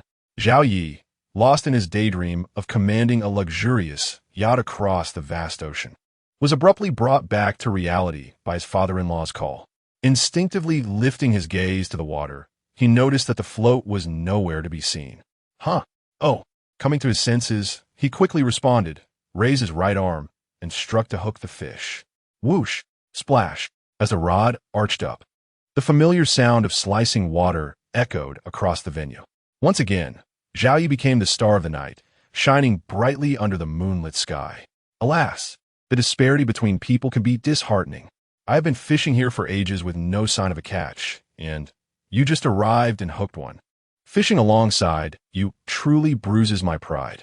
Listening to the resounding splash and witnessing Zhao Ye's vigorous action, it was evident he had hooked yet another large fish. Lin Jiangwo felt a twinge of envy and frustration. He couldn't tell if Zhao Yi was simply fortunate or if he himself was just unlucky. The result was the same. He remained motionless while Zhao Yi consistently reeled in fish. It was impossible not to feel a pang of jealousy and admiration. Thankfully, he was Zhao Ye's father-in-law. Had it been old Wu or old Yang from the village, he would surely have been seething with rage. Dad, you can't blame me. If the heavens decide to rain, the fish will bite my hook. I have no control over that. Hearing his father-in-law's complaints, Zhao Yi felt equally helpless. He had only cast his line near a few red dots and deliberately avoided the main ones. Yet the fish still bit quickly. What could he do? Meanwhile, his father-in-law had at least a dozen red dots, with the float sitting right in the middle, yet remained motionless. What could Zhao Yi say? To be honest, Zhao Yi was quite curious if his father-in-law had touched something he shouldn't have before coming out today. Otherwise, how could he be so unlucky? Chapter 24. The Delight of the Son-in-Law and Father-in-Law. Don't get too cocky, you brat. Your father is just a novice at freshwater fishing. Next time, accompany me for deep-sea fishing, and you'll witness my prowess. Lin Jiangwo snorted, visibly displeased. As a father-in-law, how could he possibly lose face in front of his son-in-law? All right then, I'm up for a day at sea, Zhao Yi replied with a smile. Quickly shifting the topic, Dad, I heard deep-sea fishing can be quite lucrative. Is that true? Well, it's decent. It should yield more than freshwater fishing, Lin Jiangwo casually responded, nodding. For me and your mother-in-law, along with your uncle, we can rake in a good 100,000 a year, though a portion of that comes from guiding clients. After a pause, he added, however, deep-sea fishing carries high risks. It's akin to gambling with your life. A mishap could spell disaster for the entire village. Indeed, the sea can be perilous, Zhao Yi nodded solemnly. After pondering for a moment, he asked, Dad, given the dangers of the ocean, have you considered fishing in the river instead? Although Zhao Yi had little experience with the sea, he had heard tales of unfortunate souls lost to its depths. If he were to venture into the ocean, he would first need to procure a state-of-the-art fishing boat designed to withstand winds and waves. Otherwise, he would limit himself to nearshore fishing, resolutely avoiding the open sea. The car accident 2 years prior had taught him the value of life. He could not afford to be reckless. Fortune may favor the brave, but foolishness could lead to ruin. I haven't really thought about that. Lin Jiangwo sighed, a bitter smile crossing his face. Xiaowan's 2 younger brothers are of marrying age, and then there's Xiaoro who needs to attend school. All of these require money. A decrease in income is simply not acceptable.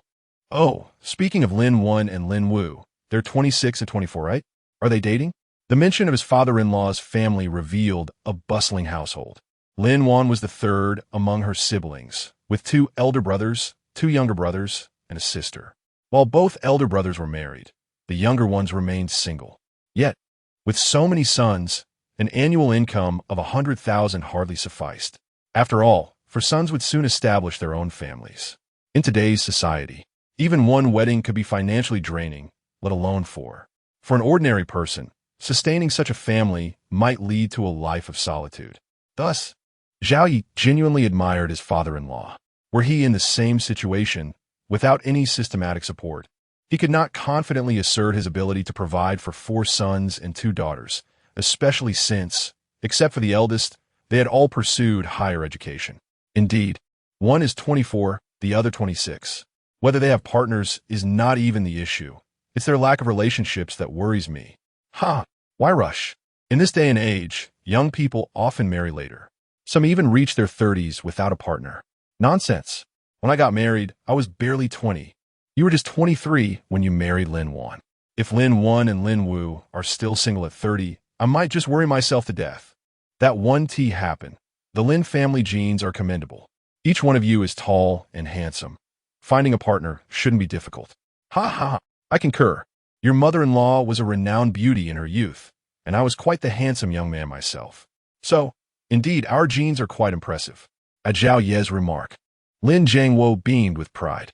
After a moment, in the spirit of mutual flattery, he praised Zhao Yi, but I must say, your Zhao family genes are also remarkable. Especially you. You measure up well against the Lin lineage in both stature and looks. When you and Xiaowan wed, I remarked on your compatibility, and surely, the next generation will be even more striking. Indeed, look at my grandchildren. They are as beautiful as porcelain dolls from a cartoon. Yes, Dad, your genes are not only good, but your taste is impeccable as well. I truly admire you. Zhao Yi shamelessly flattered, not batting an eye. Speaking of the 3 women in the Lin family, they were indeed stunning, each more beautiful than the last, particularly his wife, who had been the belle of her school. However, his father-in-law and 4 brothers-in-law were another story. While not unattractive, they certainly did not embody handsomeness. Each one was tall and robust, resembling their father, with an imposing presence that could be intimidating. He recalled the first time he visited Lin Wan's family. Lin Jiangwo led the way, followed by his 4 brothers-in-law. It was autumn, and all 5 donned impeccably tailored black suits and sunglasses, nearly causing Zhao Yi to flee in terror, mistaking them for a gang. Yet as time passed, he discovered that beneath their fierce exteriors lay warm and endearing personalities. Hey, Xiaoli, do you think Lin Shu is good-looking? In what sense do you mean? His face. Quite distinctive. Oh, Xiaoli, do you get a sense of daily joy shopping from him? Well, there's a slight resemblance. As Zhao Yi and his father-in-law continued their playful banter, Zhang Guiqing and Li Mingqi exchanged glances. A father-in-law lacking self-awareness and a son-in-law with no limits to his flattery made for a delightful combination. If it weren't for the elusive 9-colored fish, they would have undoubtedly engaged in a comparison of genes to determine who was the most handsome. Time drifted slowly, and a loud splashing sound persisted for over 20 minutes before gradually fading. The fish beneath the surface finally revealed its true form. What kind of fish is it? Is it the 9-colored fish? Lin, Zhang, and Li eagerly inquired in unison, their eyes fixed on the shadowy figure under the water. Don't rush. We'll find out when we get closer. But don't get your hopes too high. The chances of it being the 9-colored fish are slim, Zhao Yi replied, shaking his head while reeling in the line. Although he had excellent vision, he could only discern a long, dark shadow, unable to determine the type of fish, let alone confirm if it was indeed the 9-colored fish. Wait, that seems to be a black fish. As the fish drew nearer, Li Mingqi's gaze sharpened, muttering to himself. As a younger man, his eyesight was undoubtedly superior, yet the dim light made it hard to see clearly. Yes, indeed, it's a sizable black fish, definitely weighing over 10 pounds, Li Mingqi speculated, though Zhao Yi could see it distinctly. The dark scales adorned with flecks of white, along with its cylindrical body and serpent-like head, left no doubt that it was a large black fish. Chapter 25. Oh, did I catch one too? It turns out to be a black fish. No wonder its size is modest, yet its strength is formidable. Speaking of which, this fish would make a delightful dish of sauerkraut fish.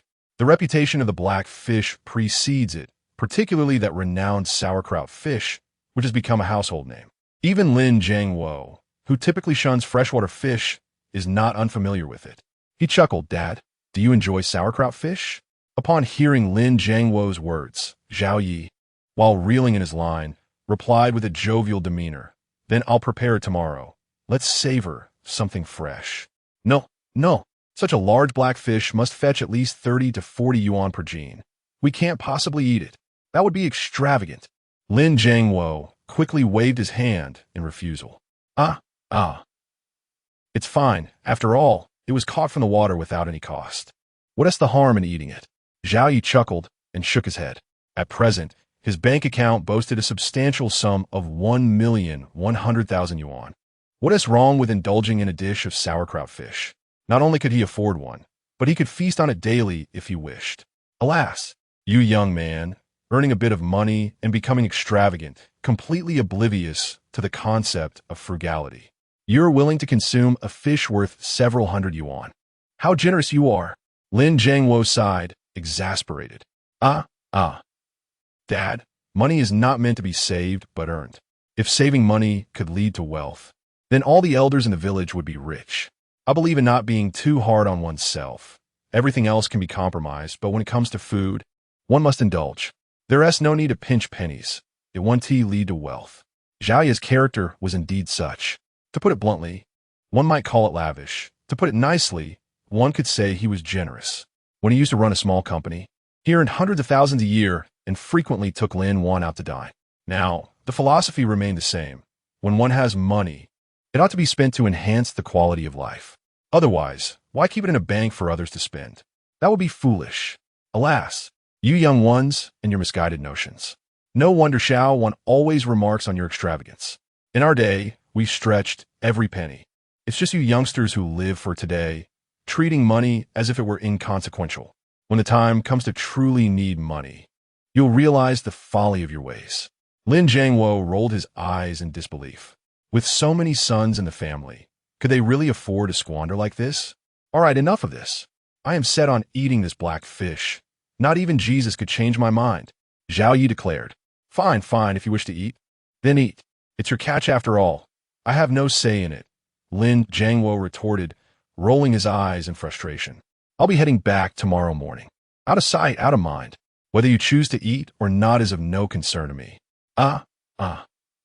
Dad, if you're leaving, you must eat the sauerkraut fish before you go.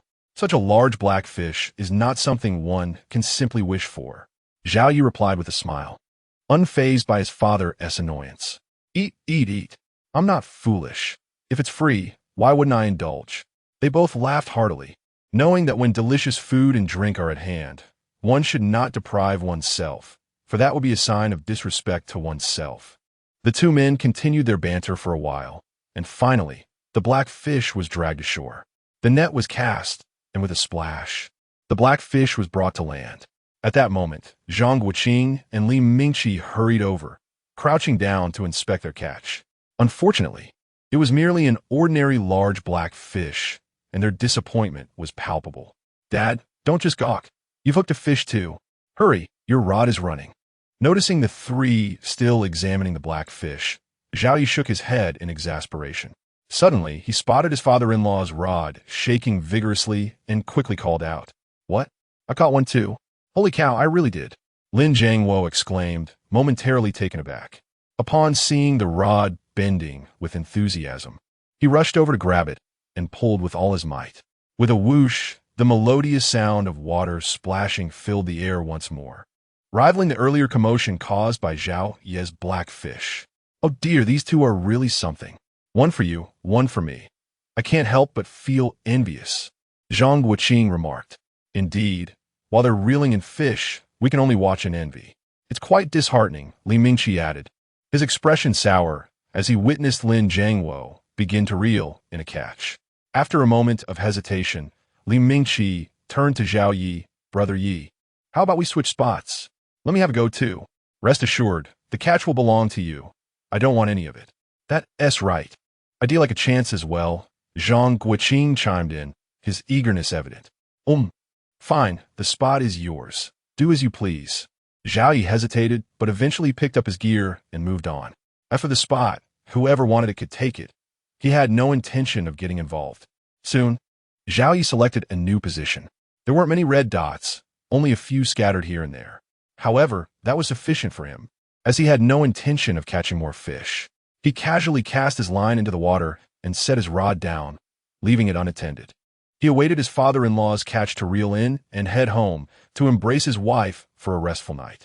Yet, during the wait, he kept himself occupied by opening his notebook and starting to trade stocks. He had previously opened an account, but back then he dabbled without making significant profits. Though he hadn't lost much either.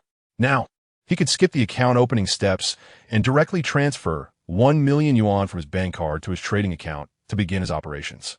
As he maneuvered the mouse, stock codes flashed across his screen. Zhao Yi could clearly foresee the future trajectories of each stock. Before long, he had identified a promising stock and decided to go all in. With his extraordinary stock trading skills, he had no need to worry about losses. He merely had to wait for the right moment to sell. Time passed slowly, and soon a notification chimed in his mind. The salary for the second hour of the evening had been credited. Calculating it up, he realized he had fished for 3 hours in the morning, earning 300 yuan at 100 per hour. Then he fished for 2 hours at lunchtime. Now as a formal employee, earning 400 yuan at 200 per hour. Currently, as the fishing team leader, he had fished for 2 hours at 500 per hour, totaling 1,000 yuan. In total, after 7 hours of fishing, his earnings had reached 1,700 yuan. This income was not far off from the salaries of high-flying professionals in the bustling cities. Moreover, he had bonuses for promotions and tasks. The recent large black fish had granted him over 200 experience points, nudging him closer to another promotion. After previously being rewarded with 100,000 yuan for becoming a team leader, Zhao Yi eagerly anticipated how much he might earn upon being promoted to supervisor and how many times his salary might multiply. The thought alone was thrilling. Chapter 26. Having such a generous son-in-law, I, old Lin, am quite troubled splash. Crash. As Zhao Yi was calculating the day's earnings, Lin Jiangwo was finishing up his fishing. A dark shadow, unwilling to concede, splashed around in the water as he dragged it to the shore. Wow, incredible. Xiaoye, come quickly. Your father-in-law has caught a 2-colored carp. As the fish was brought to the bank, Lin Jiangwo focused his gaze and nearly leaped with excitement. He truly did not expect to catch a 2-colored carp. This was an unexpected windfall. What? A 2-colored carp? Upon hearing Lin Jiangwo's excited shout, Zhao Yi had yet to react, but Zhang Guqing and Li Mingqi had already sprung to their feet, racing to Lin Jiangwo's fishing spot, crouching by the riverbank to peer at the large carp in the water. Upon seeing the shimmering gold and silver scales of the carp, the two were instantly elated, dancing with joy as if they had just won the lottery. Ha! Dad, your luck is amazing. At this moment, Zhao Yi strolled over nonchalantly. Although he was pleased to hear that his father-in-law had caught a 2-colored carp, he remained composed, methodically packing up his gear. He had already caught 3 2-colored fish himself, so there was no need for excessive excitement. Ha! Not at all. I'm merely basking in your glory, a fortunate stroke of luck. Upon hearing his son-in-law's praise, Lin Jiangwo humbly waved his hand. Yet, the expression on his face betrayed his modesty, brimming with pride. Ha! One cannot say that. Your luck is simply exceptional, and it has nothing to do with me. Zhao Yi waved his hand in a similar fashion, then turned to the still crouching Zhang Guqing and Li Mingqi, asking how about it. Now that there are 2, do you want them? Yes, we definitely want them. Upon hearing Zhao Yi's question, the 2 stood up abruptly, responding with unwavering determination. All right, then discuss who will take the blue fish and who will take the carp, and then offer a price. If it's reasonable, transfer the funds and take them away. Zhao Yi nodded and picked up a net from the side to help lift the 2-colored carp onto the shore. Xiao Yi, this fish is yours. I'm just indulging myself. Please don't pay me later. Seeing Zhang Guqing and the others step aside to negotiate, Lin Jiangwo hurriedly approached Zhao Yi, wanting to clarify. Although he appreciated money, he could not take his son-in-law's money. This fishing spot originally belonged to Zhao Yi, and had he continued fishing there, he would not have caught this 2-colored carp. Thus, he believed the fish rightfully belonged to Zhao Yi, not himself. We can discuss that later. Zhao Yi waved his hand while packing up his gear, saying, Dad, it's getting late. Let us call it a night. All right. Lin Jiangwo nodded and promptly began to pack up as well. Xiao Zhao, we've made our decision. I'll take the blue fish, and Xiao Li will take the carp. Just as Zhao Yi and Lin Jiangwo finished packing their things, Zhang Wuqing and Li Mingqi approached. Zhang Wuqing raised a finger and said, "The same price as before. I'll give you 100,000 plus a favor." "Ha, 100,000 is fine, but the favor can be set aside. This is a normal transaction, and there is no need for favors." Zhao Yi smiled and waved his hand, then pulled out his phone, saying, "Of course, if you, esteemed elder, wish to befriend a younger generation like me, I would gladly accept." "Ha ha ha. All right, then it's 100,000 plus a friendship. Let us exchange contact details, and I'll transfer the money to you. We can arrange to have a meal and go fishing together another day." Zhang Wuqing laughed heartily as he took out his phone. In that moment, he held Zhao Yi in high regard. To remain composed and dignified in light of his identity was a quality worth admiring. He even contemplated introducing his grandson to Zhao Yi in the future. "Ha ha. Yes, let us plan for a meal and fishing outing soon." Zhao Yi was oblivious to Zhang Wuqing's thoughts. He simply acted according to his principles. After all, someone paying 100,000 for this two-colored blue fish was already generous. There was no need to expect favors in return. Ding! Soon, they exchanged contact information and completed the transaction. With a chime, Zhao Yi's wealth increased by 100,000. Delightful. "Brother Yi, this two-colored carp is a bit larger than the one you caught before, so I'm offering you 30,000. Don't think it's too little." Just as Zhao Yi finished the transaction with Zhang Wuqing, Li Mingqi approached, presenting his offer. "Ha ha ha. 30,000 is already quite generous. I would never complain." "Thank you, my friend." Zhao Yi laughed heartily, pocketing his phone, then turned to his father-in-law with a smile, saying, "Dad, it's time to collect the money." "Hey, you rascal, didn't I say that this fish is yours? I was just helping out. I can't accept this money. If I do, your mother-in-law will surely make me kneel on the washboard when we get home. So please don't put me in that position." Lin Jiangwo covered the pocket holding his phone, backing away while shaking his head vigorously. "Ha, if you want to accept it, then just gift it to Li Mingqi. I don't mind, as it was me who caught it anyway. I'm off. Uncle Zhang." Zhao Yi smiled as he tossed that remark over his shoulder, one hand carrying his gear, while the other held the bag containing the big blue fish and black fish, nodding at Zhang Wuqing as he strode away. His retreating figure was carefree, showing no sign of reluctance. "Oh dear, how can you be like this?" Lin Jiangwo was hopping agitatedly behind. "This young man is incredibly generous. 30,000, and he shows not a hint of appreciation. However, this son-in-law is genuinely decent, warming his heart and making all past sacrifices feel worthwhile. Uncle Lin, quickly take out your phone and accept it. Just consider it your son-in-law's way of being filial." "Fine, I'll accept it for now, and tomorrow I'll transfer it to my daughter." Hearing Li Mingqi's words, Lin Jiangwo, feeling both helpless and gratified, took out his phone to accept the transfer. Having such a generous son-in-law, old Lin am quite troubled. Yet, why do I feel an urge to smile? Ha! Shaking his head, he dismissed the chaotic thoughts in his mind, picked up his gear, and hurried after them. In silence, the four of them made their way back along the same path to the parking lot, then went their separate ways. Clatter, clatter. Riding a tricycle that made noise everywhere except the horn, Zhao Yi quickly returned home with his father-in-law. "Oh my, what time is it? Why aren't you all asleep yet?" Upon arriving home, Zhao Yi noticed Lin Wan and the two children still watching television in the living room, and couldn't he help but ask with curiosity. "Can't sleep. I don't know what is going on tonight, but everyone is quite energetic. However, since tomorrow is Saturday and the kids don't have school, it's fine to let them watch a bit of Bald Chong." Lin Wan lazily shook her head. "Oh, it must be because of the two-colored carp's effect. Just look at your faces now, rosy and healthy." After scrutinizing Lin Wan and the children's faces, Zhao Yi's spirits lifted. No amount of money could compare to the health of his wife and children. Seeing their complexion glowing with health filled him with genuine joy. Chapter 27, Surprises and Unlocking New. "Oh, is that so? No wonder I always feel warm." Lin Wan instinctively touched her face and noticed it seemed a bit smoother.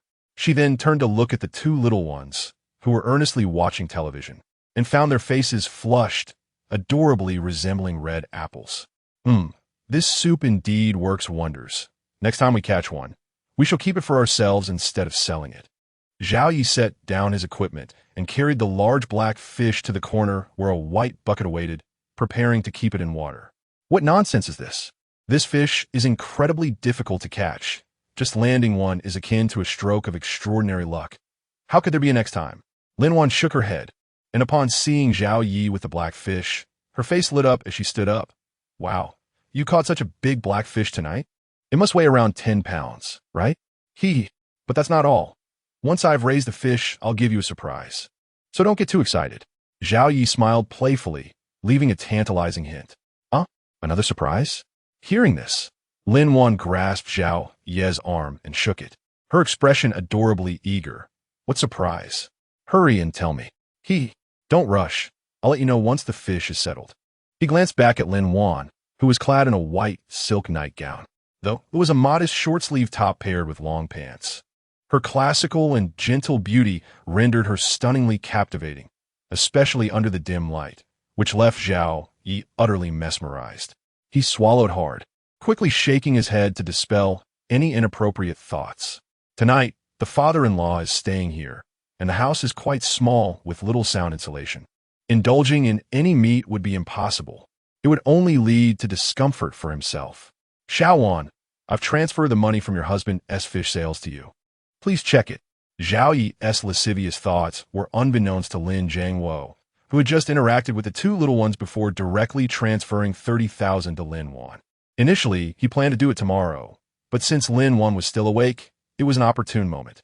This way, he could bring some joy to his daughter. Why not? Fish sales money? Lin Wan looked at her father in astonishment, instinctively asking, Dad, how much is it? 30,000. Lin Jiangwo replied, holding up 3 fingers. How much? Lin Wan was taken aback, her speech faltering slightly. 30,000. You heard correctly. Hurry and check it. Oh. Upon hearing her father's confirmation, Lin Wan quickly dashed to the sofa, grabbing the phone from the coffee table. With trembling hands, she unlocked the screen, opened the message, and upon seeing the 30,000 transfer in her father's text, she gasped in disbelief, covering her mouth to stifle any exclamation. Dad, is this really the fish Zhao Yi caught for me? After a moment, Lin Wan finally calmed down, gazing intently at Lin Jiangwo. Yes, please accept it.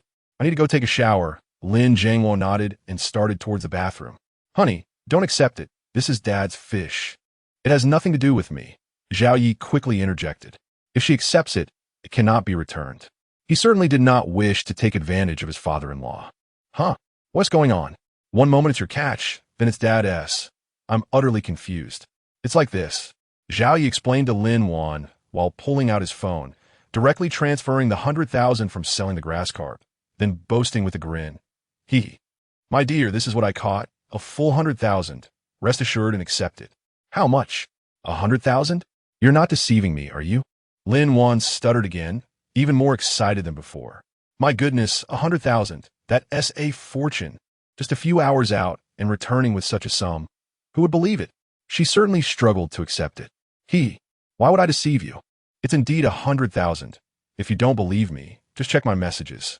Zhao Yi chuckled lightly, finding Lin Wan's current demeanor irresistibly adorable. Wow. It really is 100,000.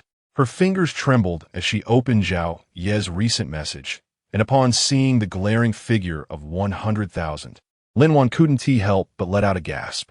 This gasp was a mixture of disbelief and joy, a complex reaction. What do you think? Surprised? Unexpected? Happy? Seeing Lin Wan in this state, Zhao Yi couldn't help but laugh heartily. Perhaps this is the driving force for a man to earn money, to bring joy to his wife and family.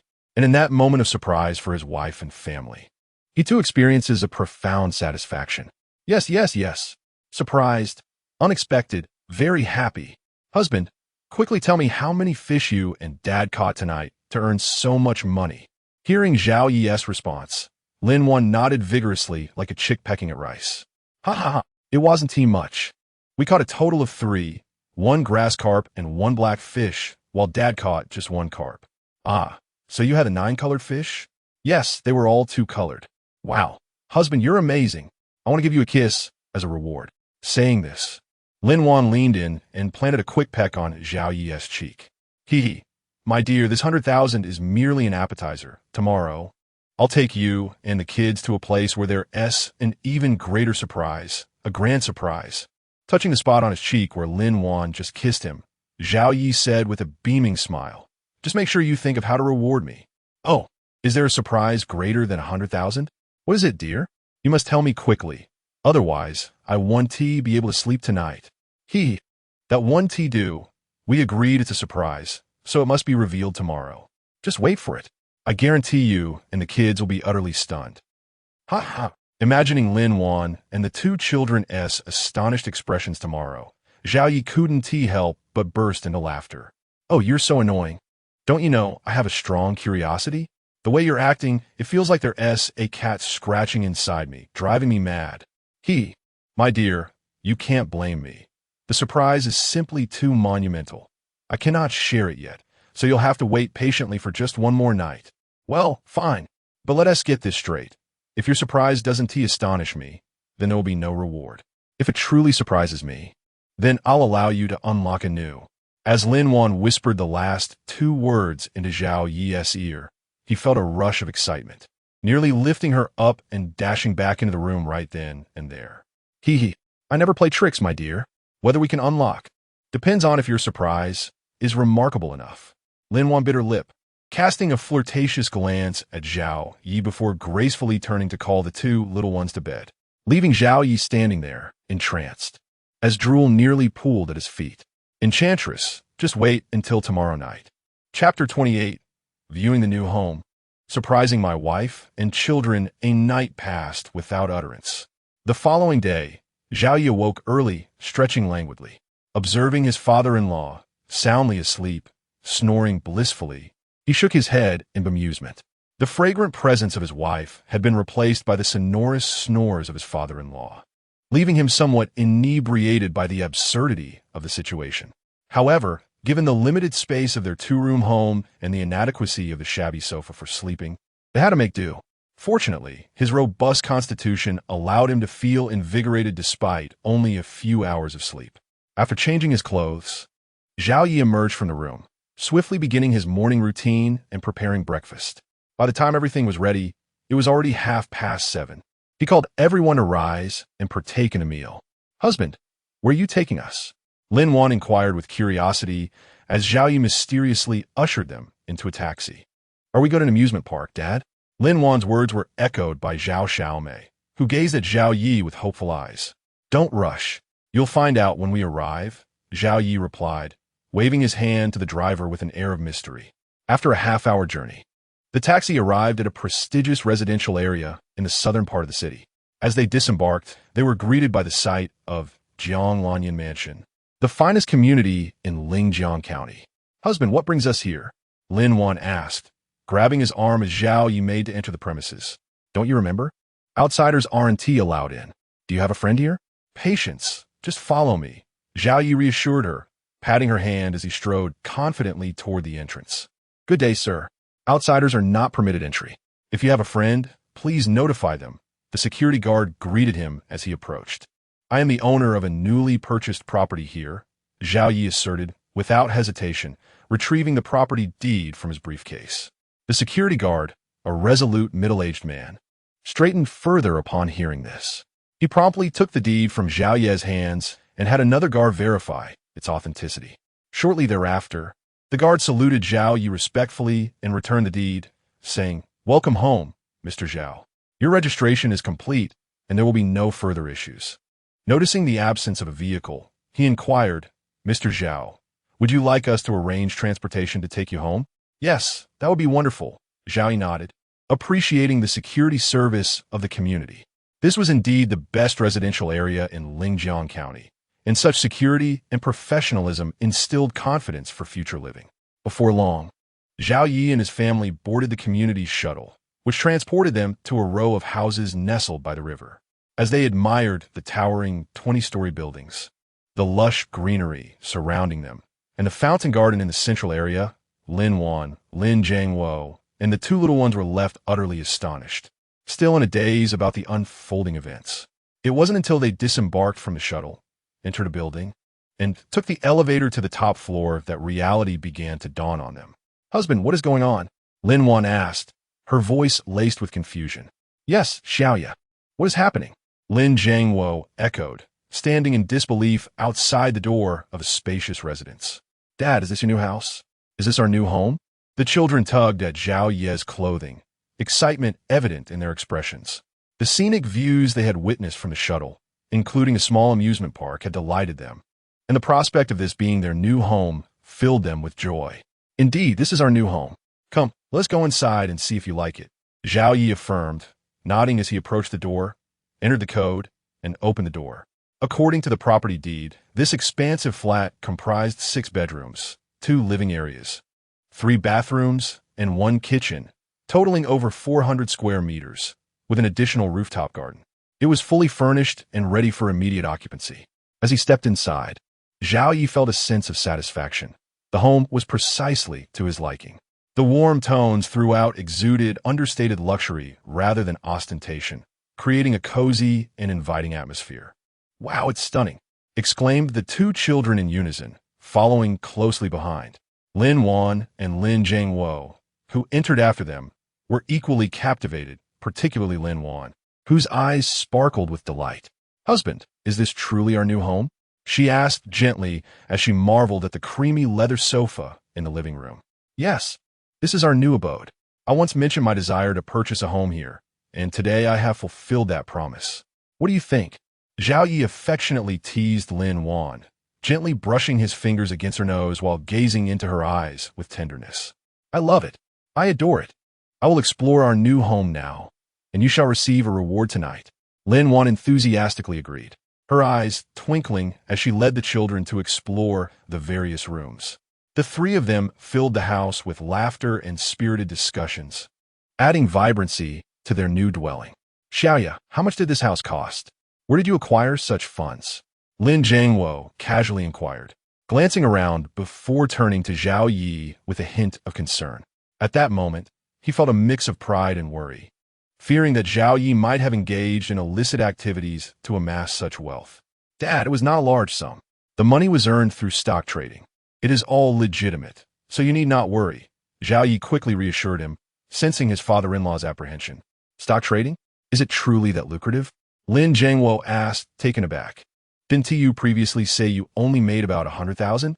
How could you suddenly afford a house? Are you going to reveal a car next?" "Actually, I purchased the house beforehand and had it renovated during this time, which is why I kept it secret. It was all to surprise you today. As for the car, there is indeed one in the underground garage," Zhao Yi said, scratching the back of his head, feigning modesty while feeling immensely proud within. Chapter 29, Do You Think I Don't Recognize a Car? "Goodness, is that really a vehicle?" Lin Jiangwo exclaimed, his eyes widening in surprise. "What kind of car is it? It can't be a Benz or a BMW, right?" "No, it's a pickup truck. It has ample space inside, suitable for passengers and storage alike, making it convenient for future fishing trips," Zhao Yi replied with a smile. "Oh, then this pickup must cost around 100,000, right?" Lin Jiangwo sighed with relief, albeit with a touch of disappointment. The relief stemmed from Zhao Yi's prudent choice not to splurge on an extravagant car, while the disappointment arose from the realization that, having purchased a house, Zhao Yi likely had little money left. Something like that. Zaya responded vaguely, pondering the actual value of the vehicle. The base model of a Raptor costs several $100,000, not to mention the increased value after modifications. However, maintaining a low profile, he had no intention of boasting in front of his father-in-law. You really are something else. To afford such a nice house and car while lounging at home. Tell me, how much have you earned in the past 2 years?" Lin Jiangwo asked. "Not much, honestly. After buying the house and the car, not much remains," Zhao Yi said softly after a pause. "By the way, Dad, about the 200,000 I owe you. I'll transfer it from my stock account in a couple of days. If you need the money urgently, feel free to let me know. I thought we agreed you didn't have to pay that back. That was just pocket money for Xiaowan, so let us not mention it again." Lin Jiangwo waved his hand dismissively and quickly changed the subject. "Speaking of which, is stock trading really that profitable?" "Well, it's decent. I might have a knack for it. So far, I haven't lost any money," Zhao Yi replied, nodding. After a moment's hesitation, He continued, if you're interested, Dad, you could invest a little to open an account. I can recommend a couple of quality stocks. While I can't guarantee profits, losses are highly unlikely. He thought that if his father-in-law didn't want to accept the $200,000, this could be a way to help him earn something back, as a form of gratitude. However, if his father-in-law was not inclined, he would not press the matter. After all, forcing someone to invest isn't wise. Well, let me think about it. I'll discuss it with your mother-in-law when we return. Lin Jiangwo hesitated, opting not to make a decision on the spot. His lack of understanding of the stock market warranted consulting with family members first. All right, Zhao Yi nodded, not insisting further. It was understandable for his father-in-law to have reservations about stock trading. After a light conversation with his father-in-law, Zhao Yi joined the group viewing the house. The five of them explored every room, from the smallest bedroom to the master suite, the bathrooms, and the kitchen. Finally, they ascended to the rooftop garden to admire the river view and the entirety of Lingjiang County. Goodness, Xiaoya, how can you lie so effortlessly? Is this a pickup? This is a Raptor. It's superior to any ordinary Benz or BMW, and you dare say it costs just over 100,000? Are you trying to fool me into thinking I know nothing about cars? Lin Jiangwo exclaimed in disbelief as they exited the house and approached the parking lot. Upon seeing the imposing Raptor, his eyes widened. After circling the vehicle and cautiously touching it, he shot an incredulous glance at Zhao Yi.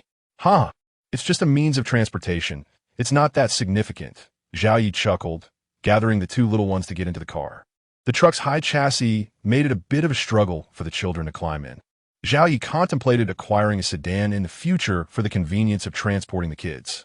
After all, this new house came with 5 parking spaces, providing ample room for vehicles. Wow, you've truly outdone yourself. But honestly, I can't comprehend your rapid transformation. In the blink of an eye, you have both luxury cars and a lavish house. Impressive, Lin Jiangwo remarked, smacking his lips in admiration and giving Zhao Yi a thumbs up. Silent until now, but when I do speak, it's nothing short of astonishing. At that moment, he genuinely felt a fondness for Zhao Yi. With a son-in-law like this, wouldn't he garner praise wherever he went for having chosen well? Old Lin had certainly secured his dignity in this lifetime. No, not at all. This is merely my duty as a husband and father. I feel guilty for having made Lin Wan and the children endure hardships in that temporary housing for 2 years. This modest achievement hardly warrants your praise. Zhao Yi humbly waved his hand. Though he spoke modestly, he held similar sentiments within. The rewards came from his system lottery, not from his actual skills, so he felt neither the need nor the right to take pride in it. All right, I want to praise you further. What has passed is past. The accident wasn't intentional. Just remember, no drinking and driving in the future. Lin Jiangwo nodded, refraining from elaborating and instead giving Zhao Yi a reassuring pat on the shoulder. Okay, Dad, let us get in the car. Zhao Yi affirmed, signaling for his father-in-law to join him as he started the engine. Vroom. The system-modified vehicle roared to life, its engine growling like a wild beast. An impressive display of power. A gentle push on the accelerator sent the Raptor surging forward like a released predator, causing everyone inside to lean back involuntarily as the exhilarating sensation of acceleration enveloped them. This car is fantastic. It's spacious, sturdy, and possesses the power of a sports car. I absolutely adore it. Zhao Yi exclaimed. After leaving Jianglan Banquet Hall, Zhao Yi and his companions first returned to the rental house to gather a few essential items, disposing of the rest. They then headed to a shopping mall, where each of them purchased several new outfits. Subsequently, Zhao Yi treated everyone to a lavish meal at a fine restaurant. Returning to Jianglan Banquet Hall, it was past midnight. He left Lin Wan and the children at home before swiftly taking his father-in-law to the riverside dock. While fun and excitement were essential, the daily 6 hours of fishing time was non-negotiable. He was determined to remain consistent. The riverside dock was merely a 10-minute drive from Jianglan Banquet Hall, and they arrived in no time. After parking the car at the dock's parking lot, they grabbed their gear and made their way to Lin Jiangwo's fishing boat. Xiaoya, let us wait for about 10 minutes.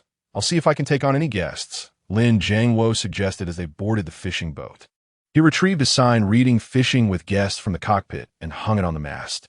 All right, Zhao Yi nodded, not opposing the idea. Lin Jiangwo's fishing boat, over 20 meters long, could accommodate more than 10 people fishing simultaneously. Given its size, taking it out for just 2 people would indeed be a bit wasteful. Chapter 30. Are you implying something? Time passed slowly, and in the blink of an eye, 20 minutes had gone by. At this moment, the fishing boat had already accommodated 10 guests. With the addition of Zhao Yi and his companion, the total came to 12.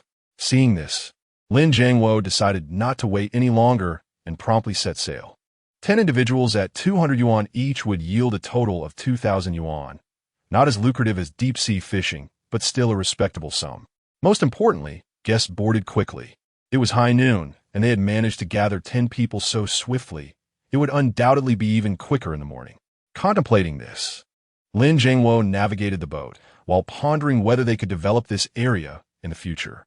The family had always remained on the island, while he, as the elder, was indifferent. His son and grandchildren were not. With only a limited number of young women on the island, how could his sons find wives when they spent every day at sea? Additionally, the grandchildren faced the hassle of schooling, having to rise early to take the boat, exhausting themselves in the process, an image that tugged at his heartstrings. Lost in thought, Lin Jiangwo couldn't help but glance at Zhao Yi, who was observing the waters from the deck.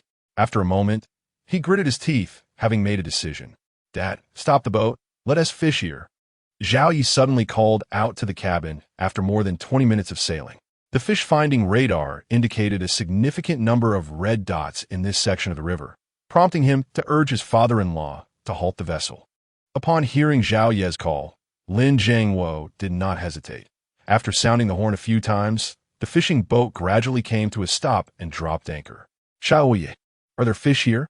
Lin Jiangwo exited the cabin, greeted the guests, and then approached Zhao Yi to ask quietly. "Yes, there should be fish," Zhao Yi nodded, swiftly casting a baited hook with a worm attached. All the necessary preparations had been made beforehand, allowing them to commence fishing immediately. "Oh, I'm quite curious as to how you discerned that there were fish here," Lin Jiangwo inquired, casting his own line alongside Zhao Yi. He had noticed Zhao Yi's knack for locating fish since the previous evening and could no longer contain his curiosity. After all, what angler wouldn't desire the ability to find fish with ease? How should I put it? Perhaps it's just good fortune. Or maybe it's a sixth sense, Zhao Yi replied with a smile, casually fabricating an explanation.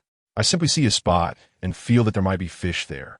Sometimes I'm lucky enough to find them, while other times I come up empty. It's not always accurate." "Oh, you possess such a talent?" Lin Jiangwo expressed surprise. After a moment of contemplation, he nodded. "That must be what they call a sixth sense."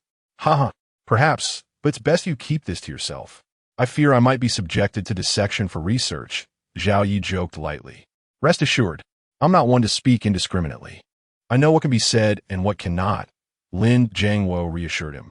Zhao Yi nodded and was about to flatter his father-in-law when, unexpectedly, the float in the water began to move. With a swift motion, Zhao Yi raised his rod to hook the fish. As the rod lifted, the delightful sound of slicing water echoed, accompanied by a strong pull transmitted through the tip of the rod. "Impressive, Zhao Yi. Here in the center of the river, we are using sea rods or lures, and you with your hand rod are only fishing for floaters, yet you've managed to catch a fish so quickly. Truly remarkable." "I'm just fortunate," Zhao Yi modestly replied while reeling in the fish. After all, he had cast directly at the red dot. It would have been odd not to catch a fish swiftly. "Indeed, I concur. Your luck is indeed commendable," Lin Jiangwo agreed, chuckling as Zhao Yi began to exert his strength. The fish beneath the water was likely not large, making it easy for him. The pleasant sound of slicing water continued, and moments later, a shimmering silver silhouette broke the surface. "Wow, is that a yellow-cheeked perch? Goodness, it must weigh around 3 to 4 pounds. Yes, at least 3 to 4 pounds. What luck! If only I had caught it," Lin Jiangwo lamented. "Indeed, but it's fine, if he can catch it. We ought to be able to as well." All right. As Zhao Yi's catch surfaced, the previously tranquil fishing boat erupted into excitement. The guests were animated, as if electrified. "Zhao Yi, is the yellow-cheeked perch valuable?" Lin Jiangwo asked, helping Zhao Yi net the fish while feeling curious about the guest chatter. "Yes, it should be quite valuable. But I'm not very certain about the price, Zhao Yi replied, nodding hesitantly. His knowledge of fish prices was indeed limited, particularly regarding wild, yellow-cheeked perch. Boss, as someone who runs a fishing charter, you don't even know the price of yellow-cheeked perch? An elderly man with graying hair chuckled at their conversation. Old man, pardon my ignorance.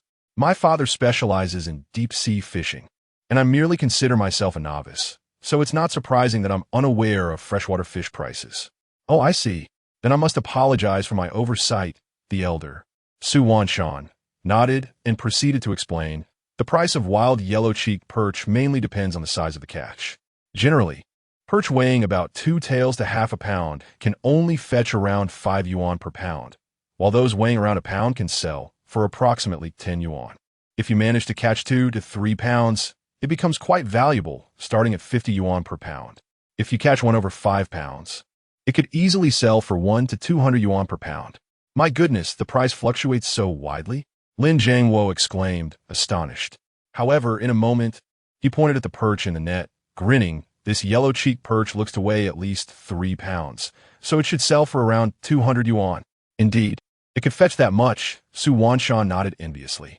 His admiration was not directed at Zhao Yi's potential earnings, but rather at his ability to catch such a sizable yellow-cheeked perch. Every angler dreams of landing a large yellow-cheeked perch, as it is one of the most beloved species among them. Zhao Yi, did you hear that? You just made another 200 yuan. Keep going. With your luck, you can't afford a rest. Upon hearing Su Wanshan's affirmation, Lin Jiangwo grinned widely, quickly helping to remove the fish hook and encouraging Zhao Yi. With such good fortune and a splendid catch, even a second of rest would be a loss. Dad, you truly have a knack for being a shrewd businessman, Zhao Yi teased, a mixture of amusement and exasperation in his expression. He then took the hook, baited it, and cast his line back into the water. Hey, you rascal. I'm merely looking out for your best interests. At your young age, with your abilities and luck, you should make the most of it. Work swiftly. Don't dawdle like an old man, or you'll miss out on the fish. Oh dear, is that how you speak to your boss? Are you implying something? Zhao Yi remained unfazed by Lin Jiangwo's comments, but Su Wanshan could not contain his reaction. Old man, dawdling about, and missing fish? Isn't that a direct reference to me? Su Wanshan retorted, feeling somewhat affronted. Chapter 31. True skill? Or just bluster? Oh dear brother, what do you mean by that? Why would I point at you for no reason? You mustn't be too sensitive. I was referring to my son-in-law. Lin Jiangwo was momentarily taken aback and quickly clasped his fist toward Su Wanshan. The customer is king. One must never offend without cause. Very well. Although I suspect you were hinting at me, I shall let it slide this time, but do refrain from such antics in the future. Su Wanshan, with a look of skepticism, waved his hand and chose not to pursue the matter further. All right, I will be more careful with my words next time. Lin Jiangwo sighed in relief and winked at Zhao Yi, who was observing the scene with amusement. He couldn't help but smile at the endearing nature of his father-in-law. Whoosh! Whale! Soon enough, Zhao Yi had hooked another fish. As he lifted his fishing rod, the delightful sound of water splashing filled the air once more. Fishing in a river is indeed a splendid endeavor, as one rarely encounters small fry. Whenever a catch is made, it is usually substantial, judging by the sound and the force transmitted through the rod. He knew this one was significantly larger than the last. My dear brother, your luck is quite remarkable. While we are all here without a bite, you're reeling them in one after another. Su Wanshan observed Zhao Yi's success with a twinge of envy. It is merely good fortune. If you believe my fishing spot is superior, once I land this one, we can switch places. Upon hearing Su Wanshan's words, Zhao Yi humbly shook his head. The boat's current position was indeed excellent. He noted that nearly every fishing spot yielded fish, and Su Wanshan's spot had even more. The reason for Su Wanshan's lack of success was simply a slight miscalculation in where he cast his line. Oh, that wouldn't be appropriate, would it? Su Wanshan felt tempted, yet somewhat embarrassed, at Zhao Yi's suggestion. No worries. You are a guest, and the customer is always paramount. Just remember to prioritize our boat for your next fishing trip. Zhao Yi chuckled and shook his head. When he was promoted to fishing group leader, The system had helped him establish a travel company named Love Rice Travel Fishing. From then on, anyone signing a contract with him would become his subordinate, with their salaries provided by the system. Currently, he held only one official employee position, which he planned to offer to Lin Wan, thus securing an additional source of income. Of course, the monthly salary of 5,000 yuan was not a significant concern for him. The main advantage of having a company was the legitimacy it provided in hiring employees to assist him with future system tasks. Next, he intended to acquire a fishing boat, allowing him and Lin Wan to fish in the river while simultaneously starting a fishing tour business. By offering Su Wanshan a good deal now, he aimed to cultivate goodwill and prepare for future business endeavors. Oh, then I shall not hold back. Next time I fish, I will surely prioritize your boat. Su Wanshan, unaware of Zhao Ye's true intentions, eagerly nodded in agreement. After all, fishing is fishing, regardless of whose boat one is on. Why not take advantage of prime spot? Ha! Excellent. Let us exchange contact information so that you can notify me in advance when you wish to fish. I guarantee attentive service. Zhao Yi added with a pause. Oh, by the way, our boat will provide meals at noon, so you won't need to bring your own provisions. All right, I will definitely seek you out for my next fishing trip. Su Wansan notet repeat then. This time, he was not merely being polite. He genuinely felt intrigued. The most troublesome aspect of fishing trips is indeed the meal situation. One could easily find themselves hungry if they lost track of time. Now, with meals provided after fishing, he was more than willing to join in, as it was all about enjoyment. Young boss, may I also fish from your boat next time? Can we swap spots? Yes, we would love to fish from your boat as well. We want to change positions too. Right. Do you offer membership cards for your boat? If so, I'd like to sign up. Money is no object. At this moment, others are also eager, clamoring to change positions. Ha! Please, everyone, don't rush. I'm not boasting. I have considerable insight when it comes to finding fish. In a moment, I will share some tips with you, and I assure you that today's haul will be quite satisfying. Seeing the fishing enthusiasts grow impatient, Zhao Yi couldn't help but smile subtly. He had intentionally raised his voice to draw them in, and his efforts were evidently fruitful. Now, all he needed to do was showcase a bit of his skill, and he had no doubt these anglers would bite. Ahem, young boss, you're not just boasting, are you? Do you truly possess such skill? Yes, we are all seasoned anglers with decades of experience. Do not embarrass yourself in front of us. All right. Upon hearing Zhao Ye's words, the seasoned fishermen furrowed their brows in skepticism. While they could concede that he might be luckier, they were reluctant to accept that he possessed genuine skill. After all, they had decades of fishing experience. How could they be outdone by a young lad?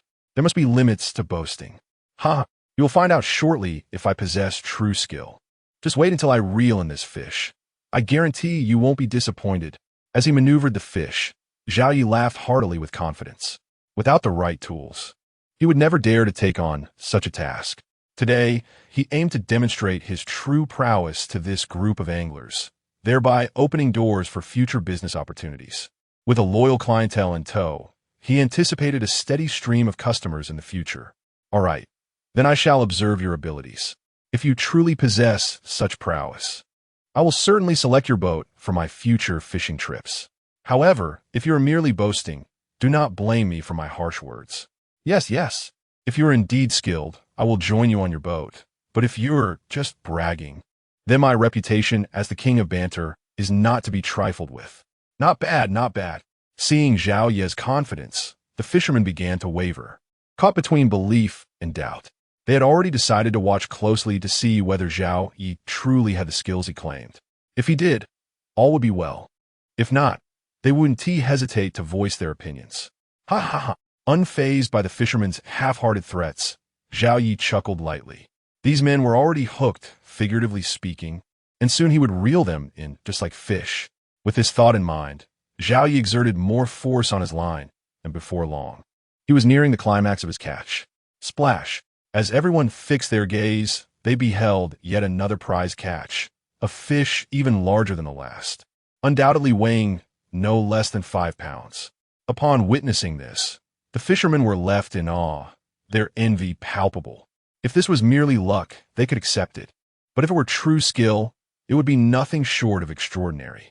The prospect of Zhao Yi possessing genuine talent sparked their interest. After all, riding on his coattails could lead to their own success. Chapter 32. The Bait Industry Layout. Old man, this position is now entrusted to you. Do you remember where I was fishing just now? I used my secret bait there, so make sure you don't miss it. As soon as Zhao Yi called out to Su Wanshan, he eagerly awaited his father-in-law's assistance in netting the large fish. Naturally, Zhao Yi foolishly claimed to sense the fish's presence. Instead, he mentioned a unique bait. This bait wasn't entirely a fabrication. It genuinely existed within the company's marketplace and was significantly superior to most baits available on the market. Zhao Yi had originally planned to exchange it for a factory in the near future, but now he considered it an early advertisement. All right, I remember. Let me give it a try, Su Wanshan replied, rubbing his hands together and promptly casting his line. Go ahead, I'll attend to the others, Zhao Yi nodded, then approached Su Wanshan's fishing spot. Instead of immediately baiting his hook, he retrieved a packet of the system exchange bait from his tackle box. He smiled at the onlookers and declared, "Everyone, take note. This is the true skill I speak of, my ancestral secret bait. Just a handful will surely attract all the fish in the vicinity." After a brief pause, he produced 2 more packets, one of vegetarian fish pellets and another of meat fish pellets, and continued, of course, while the bait attracts fish, the effectiveness of the bait is paramount.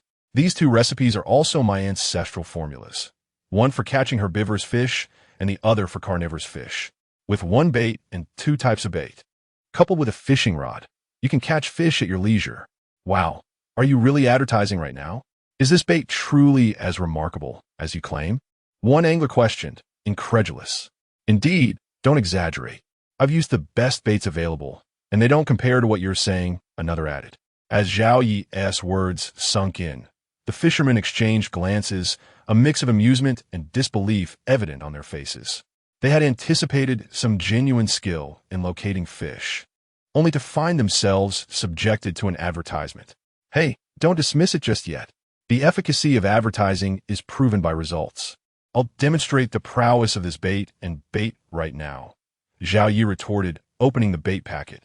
This spot, where our esteemed elder just fished for half an hour without a bite, will now be treated with my bait. Watch closely. Without waiting for a response, he tossed a handful of bait into a red-spotted area. Then, he poured some fish pellets into a bowl, added water, and began to mix. Soon, he formed a fist-sized ball of bait. All right, I shall commence fishing now. You all must pay attention, he announced, satisfied with his preparation, and began to bait his hook. With a swift motion, the hook plunged into the water. The onlookers could hardly contain their curiosity, quickly positioning their rods and the rod holders to observe the float in the water, silently timing how long it would take before any action occurred. They were eager to discern whether the bait was indeed exceptional or if Zhao Yi was merely putting on a show. Tick-tock, tick-tock.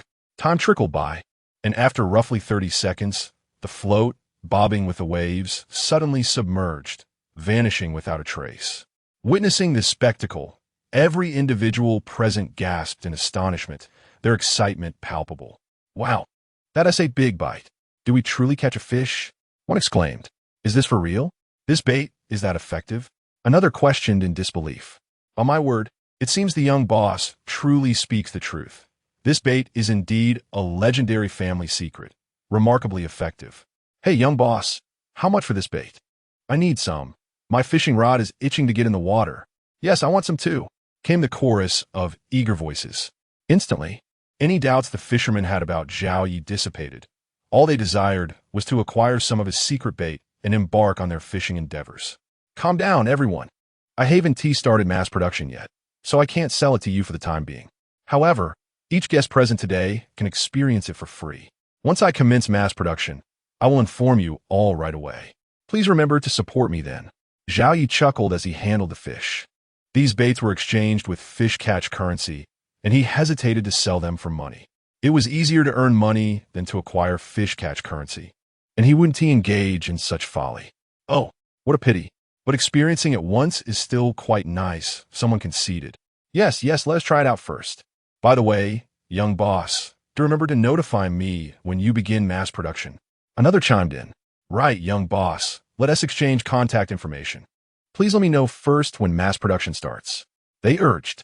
Although they were disappointed at not being able to procure the bait immediately, the opportunity for a trial was a consolation they could accept. All right, I will create a group chat to keep everyone informed. Once mass production begins, I'll announce it at the earliest opportunity, Zhao Yi stated, then added, if you know any fishing enthusiasts, feel free to invite them into the group. We can share photos of our catches and exchange tips to enhance our fishing techniques. Moreover, if anyone catches rare fish or needs specific varieties, they can post in the group to facilitate trade and earn a little extra. Upon hearing Zhao Yi's proposal, the fisherman pondered and found it quite appealing. Yes, young boss, that is a splendid idea. As anglers, sharing our experiences is a joy, one agreed. Indeed, young boss is right. Working in isolation is unwise. Sharing insights is far more enjoyable.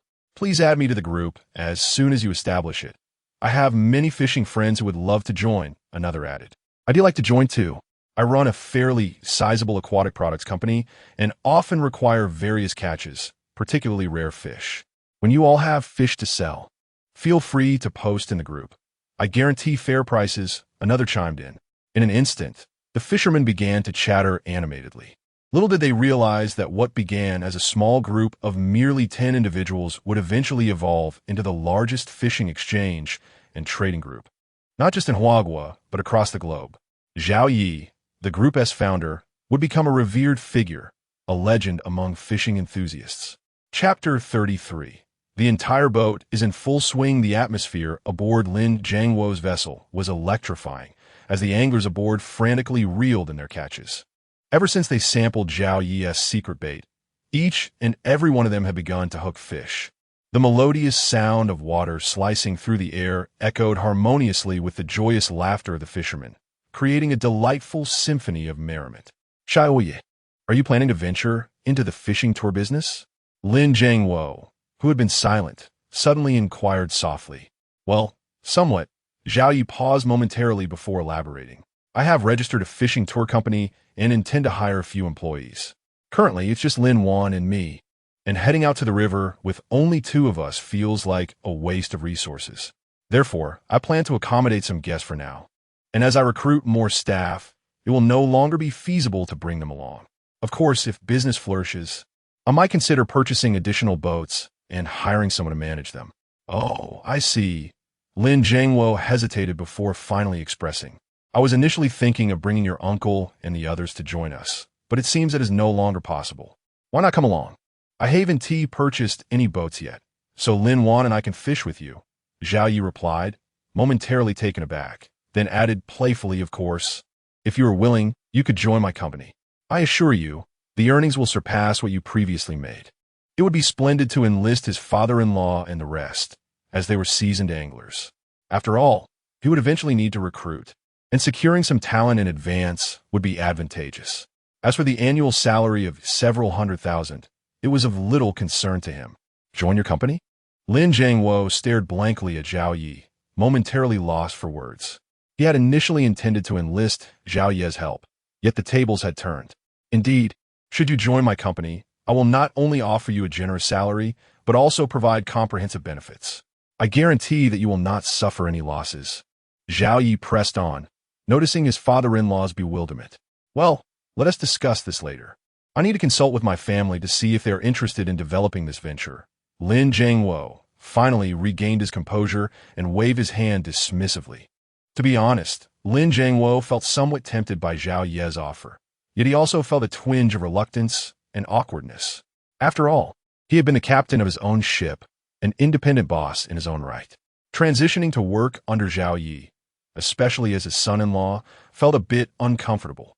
All right, you can come and try it out first. You can see for yourself the customer flow here, which should be on par with your outings. And it is certainly much safer, Zhao Yi suggested, not wanting to pressure his father-in-law. He believed that having broached the subject, it would not seem abrupt when he invited them again in the future. The time spent continuously catching fish passed swiftly, and soon it was nearly 7 in the evening. With a beep in his mind, Zhao Yi received his 6th payment of 500 yuan, signaling that he had completed 6 hours of work. Company, Wanjia Fishing Group. Blue Star Branch System ID, 9527 employee, Zhao Yi employee level. Fishing team leader, 3,850 10,000 subordinates. 0, can recruit 1, salary, 500 yuan hour clocking in. 2-day physique. 13, normal is 10, skills, master chef, expert driver, stock trading pro items. 1 set of folding kitchenware, 1 set of Jianglan banquet utensils. 1 Falcon vehicle lottery, 0 tasks. None fish currency, 21,000. After reviewing the employee information, Zhao Yi nodded in satisfaction. His experience points were nearing 4,000, and his fish currency had surpassed 20,000. The afternoon's haul had been commendable, though he felt a slight disappointment at not catching the 9-color fish. Yet, this was within reason, as it was considered normal. Dad, it's about time we head back. Closing the information panel, Zhao Yi called to his father-in-law beside him. All right, I'll start the boat. Lin Jiangwo nodded and then greeted the other anglers before hastily entering the cockpit. With a few honks of the horn, the fishing boat gradually made its way towards the dock. Upon reaching the shore, Li Xianjin, the owner of the seafood company, jumped off the boat first. Moments later, he arrived with a fish transport vehicle. They had previously agreed that all the fish would be sold to him, and the pricing and weighing had already been settled. They were merely awaiting loading and payment. Et avant. Et avant. Everyone aboard worked in unison, and before long, all the fish were loaded onto the transport vehicle. Then came the anticipated moment of payment. Ding-dong, ding-dong. The sounds of payment notifications rang out continuously, each angler who received their money beaming with joy. After all, they had used Zhao Yi's secret bait and encountered a school of fish, yielding bountiful results. Each had earned at least 2,000 yuan, an astounding achievement for those who usually operated at a loss. At that moment, Zhao Yi and Lin Jiangwo also received their notifications. As Zhao Yi's father-in-law, Lin Jiangwo naturally received preferential treatment. His earnings were slightly higher than the others, totaling around 5,000 yuan. Zhao Yi, however, had outdone himself, reeling in over 100 pounds of fish, each weighing at least 2 to 3 pounds, nearly doubling Lin Jiangwo's earnings. What an impressive feat. Zhao Yi, I'm heading home directly now. Please tell Lin Wan I won't be coming over, Lin Jiangwo stated after packing up. Huh? You're going back now? Zha Yi posed. Then quickly interjected, No, it's dark now. It's unsafe to navigate. You should stay with me for the night and leave early tomorrow. Don't worry. I often navigate at night. I'm quite steady. Lin Jiangwo waved dismissively. You head back. Just drive slowly on the road. Without waiting for Zhao Yi's response, he stepped briskly into the cockpit and set off from the dock. Watching the fishing boat diminish in size, Zhao Yi shook his head helplessly. How had their plans for enjoying a sour fish stew suddenly changed? Sighing, he gathered his gear and headed towards the parking lot, driving towards his new home. Dad, you're back. I missed you so much. Before long, Zhao Yi returned home, and upon entering, his adorable little daughter rushed towards him. Haha, Daddy missed you too. Have you eaten? Hearing his daughter's sweet voice warmed Zhao Yi's heart, revitalizing his previously fatigued body. Not yet. I was waiting for you to eat together. What? It's already 8 o'clock. You mustn't wait for Dad next time. You need to eat on time to grow tall, all right? Okay, I understand, Dad. I'll be good and eat on time next time, she replied obediently. That's my good daughter. Come on, let's go eat. Zhao Yi ruffled his daughter's hair affectionately and took her hand, leading her towards the kitchen. Welcome back, dear. Go wash up. Dinner will be ready in just a moment. Lin Wan, who was busy cooking, turned and smiled brightly at Zhao Yi. Chapter 34. A family of 4 goes fishing deer. Why are you preparing so many dishes today? Upon hearing Lin Wan's cheerful greeting, Zhao Yi felt a warm sensation in his heart once more. A man does not require much, after a long day of toil. Returning home to hear the tender words of his wife and children is enough to fill his heart with happiness. Today is a housewarming, so of course I must prepare a feast. Lin Wan replied with a smile as she cooked. Life requires a sense of ritual. In the past, we had no means, but now that we do, we must cherish it. After a brief pause, Lin Wan hesitated before continuing. Darling, do you think we should host a housewarming banquet and invite relatives over for a meal? It would be a perfect opportunity to bring your parents here. Let us skip the banquet. As for my parents, We can wait a couple of days, Zhao Yi contemplated. The children will soon be on summer break. We can return to the village to settle some debts, and then bring my parents over. Oh, that works too. Lin Wan nodded thoughtfully before shifting the topic. Oh, by the way, where's my father? He went back. He insisted on leaving now, and I couldn't stop him. Zhao Yi chuckled. That's just his temperament. Let it be. Now hurry and take a shower. Dinner will be ready soon. After Zhao Yi finished his shower, he found Lin Wan and the two children waiting eagerly. Once he was seated, the family of four began to feast. Though Lin Wan's cooking could not rival Zhao Ye's, it was still quite delightful. And their hunger ensured that the table was soon emptied of most of the dishes, with Zhao Yi consuming the majority. After the meal, Zhao Yi instructed Lin Wan to help the children wash up while he took charge of the dishes. By the time everything was done, it was already 10 o'clock in the evening. Finally, the couple had some private time together, under the soft glow of the lamp, in the comfort of their bed. Zhao Yi and Lin Wan leaned against the headboard, their breaths quickening. It had been nearly half a year since they had shared such intimacy. As the saying goes, absence makes the heart grow fonder. At this moment, they felt that sentiment, even nervous to take the first step. An atmosphere of intimacy lingered, a soft haze enveloping them. After what felt like an eternity, it was Zhao Yi who could no longer resist, leaning in first.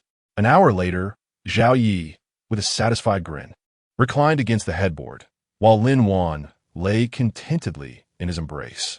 They exchanged no words, simply listening to each other's heartbeats, feeling love envelop them. The night passed in silence. The next morning, at 8 o'clock, after breakfast, the family of four donned their sun-protective clothing and boarded their vehicle, heading towards the river where they had previously fished. The children had clamored during dinner to join them on the fishing trip, eager to help earn some money. Reluctantly, Zhao Yi and Lin Wan agreed to bring them along. Sweet daughter, are you tired? Do you need daddy to carry you? As they parked the vehicle and walked along the mountain path, Zhao Yi asked his daughter, who was closely following him.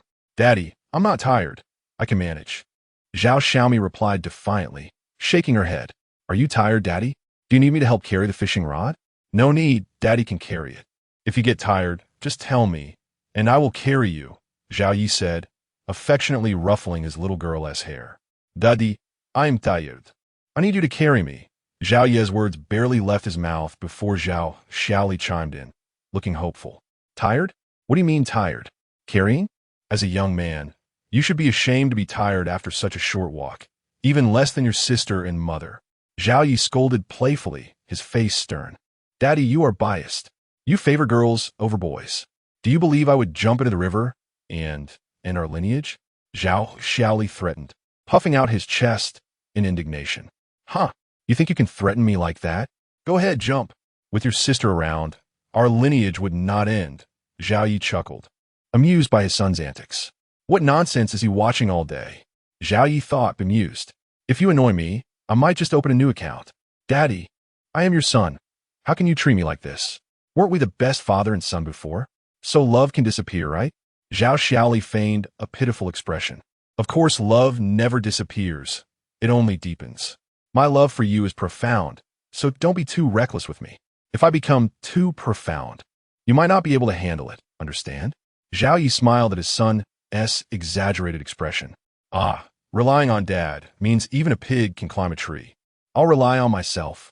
Zhao Xiaoli sighed dramatically, breaking into a tune, Little Cabbage, with a hint of melancholy that made everyone chuckle. Unable to contain themselves, Lin Wan and Zhao Xiaomi burst into laughter, followed by Zhao Yi, who found his son's antics quite charming. As they laughed and played, the family finally reached the riverbank. By early morning, many people had already gathered, and the prime spots were taken. Zhao Ye's family had to move further down the bank. Hey Zhao, you're here. Why didn't you come yesterday? After walking a short distance, Zhao Yi heard a familiar voice calling. Turning instinctively, he saw Zhang Guoqing waving at him from a distance. Ah, it's you, old Zhang. You're here so early? I went out on a boat yesterday, so I couldn't come. How was the catch? Oh, is that so? I thought you were slacking off. Zhang Guoqing chuckled. I just arrived a little while ago. I haven't caught anything yet. After a moment, he glanced at Lin Wan and the children. Are these your wife and children? Yes, Zhao Yi nodded, making introductions before saying, well, we'll be moving along. You enjoy your fishing. Oh, I'll join you. Please show me a thing or two later. By the way, this is my grandson Zhang Mingyu. You should get to know each other and help out in the future. All right then, let us go together, Zhao Yi agreed, nodding at the young man Zhang Wuqing had indicated, and continued on with Lin Wan and the children. Chapter 35. What? You wish to learn martial arts and become a hero? This old man seems to be a bit overly enthusiastic, doesn't he? Quite peculiar indeed. As Zhao Yi walked, he murmured to himself, perplexed by Zhang Guoqing's intentions. Why was he treating him with such courtesy, even bringing his grandson along? A mere commoner like me, with no power or influence, engaging with a descendant of officials? As the saying goes, when there's no reason, showing excessive kindness is either deceitful or sinister. This old man might be harboring some ulterior motive. I must remain vigilant. With these thoughts in mind, Zhao Yi became increasingly wary. He couldn't be blamed for being cautious. After all, those who hold significant power are often not to be trifled with. Of course, he also understood that the other party likely had no intention of causing him harm. After all, they bore no grudges against one another, and, as an ordinary citizen, he held little of value to them. As Zhao Yi contemplated these matters, the group soon arrived at a deserted stretch of riverbank. Upon activating the fish-finding radar, Zhao Yi nodded approvingly and addressed the others. This spot appears promising. Less fish here. He then selected a suitable position, set down his gear, and began arranging his equipment. Lin Wan, noticing his actions, promptly stopped beside him, setting up her gear a few meters away. She didn't forget to hand 2 exquisite short rods to her children. Meanwhile, Zhang Guoqing hurriedly placed his equipment beside Zhao Yi, preparing to join in the activity. Thus, the 6 of them positioned themselves, with Zhao Yi at the center, Lin Wan on his left, the 2 children nestled securely between them, and Zhang Wuqing and his grandson on the right. Soon, everyone had their fishing rods ready, baited, and cast into the water with a splash. As the hooks sank, ripples spread across the surface. The floats gradually rose, and now it was a matter of waiting to see if the fish would take the bait. As Zhao Yi followed suit in casting his line, the familiar prompt from the system echoed in his mind, detected that the host has begun clocking in. Salary calculation has commenced, followed by project task issued. Catch 300 pounds of freshwater fish. Task rewards will be distributed based on the host's performance efficiency. 300 pounds? Achieving an excellent rating with just 2 people seems quite challenging. After hearing the system's project task, Zhao Yi couldn't help but frown. Earlier that morning, he had already had Lin Wan sign a contract, making her his official employee capable of assisting him with the task. However, that meant they would need to catch an average of 150 pounds each. While he felt confident in his abilities, he worried about Lin Wan's capability. Oh well, if it can't be done, it can't be done. Completing the task is meant to enhance our lives, not to impose undue pressure upon ourselves. Forcing it would only be counterproductive. With this realization, Zhao Yi's frown eased, and his mindset seemed to elevate. Glancing at the still float, Zhao Yi turned to his son beside him and jested. Hey son, your grip on the rod is impressive. It wasn't merely a jest. Zhao Xiaoli's posture genuinely resembled that of an experienced angler. The little fellow wore a white sun-protective jacket, a sun hat on his head, and a black life preserver hanging from his waist, standing upright. With his right hand gripping the rod, he focused intently on the float. Dad, please, I'm an experienced angler.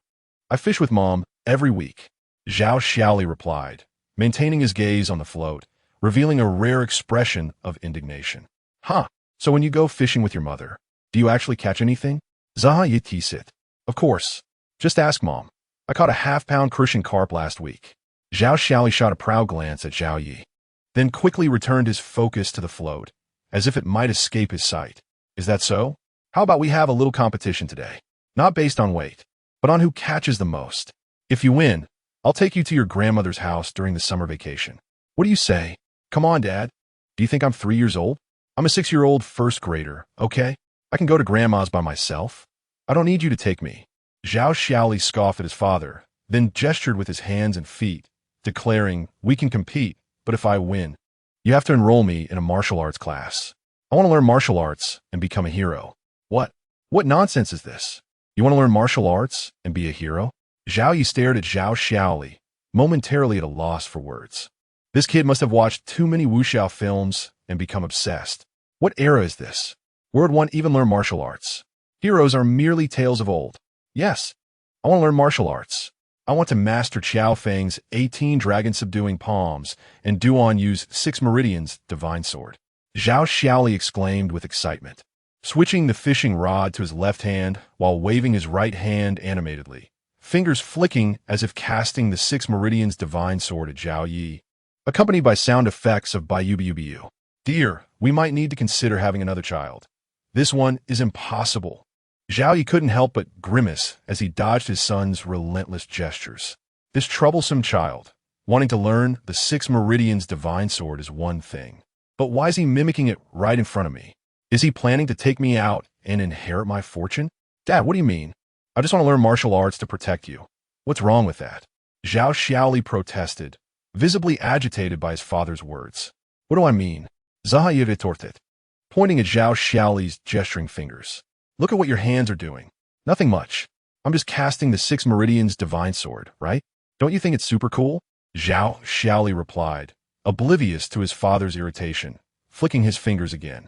Indeed, you are casting the 6 meridians divine sword, Zhao Yi replied with a scowl, suddenly raising his voice. But why are you directing it at your own father? Do you wish to shoot me down? Pausing for a moment, Zhao Yi continued, if I send you to learn the 6 meridians divine sword, and you learn it only to aim it at me, how will I survive? I still wish to live for a few more years. For the sake of my longevity, how about you skip the hero business? Huh?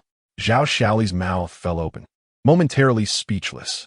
The others, witnessing the exchange, fought hard to suppress their laughter, their faces flushed with amusement. Indeed, this father-son duo was something extraordinary.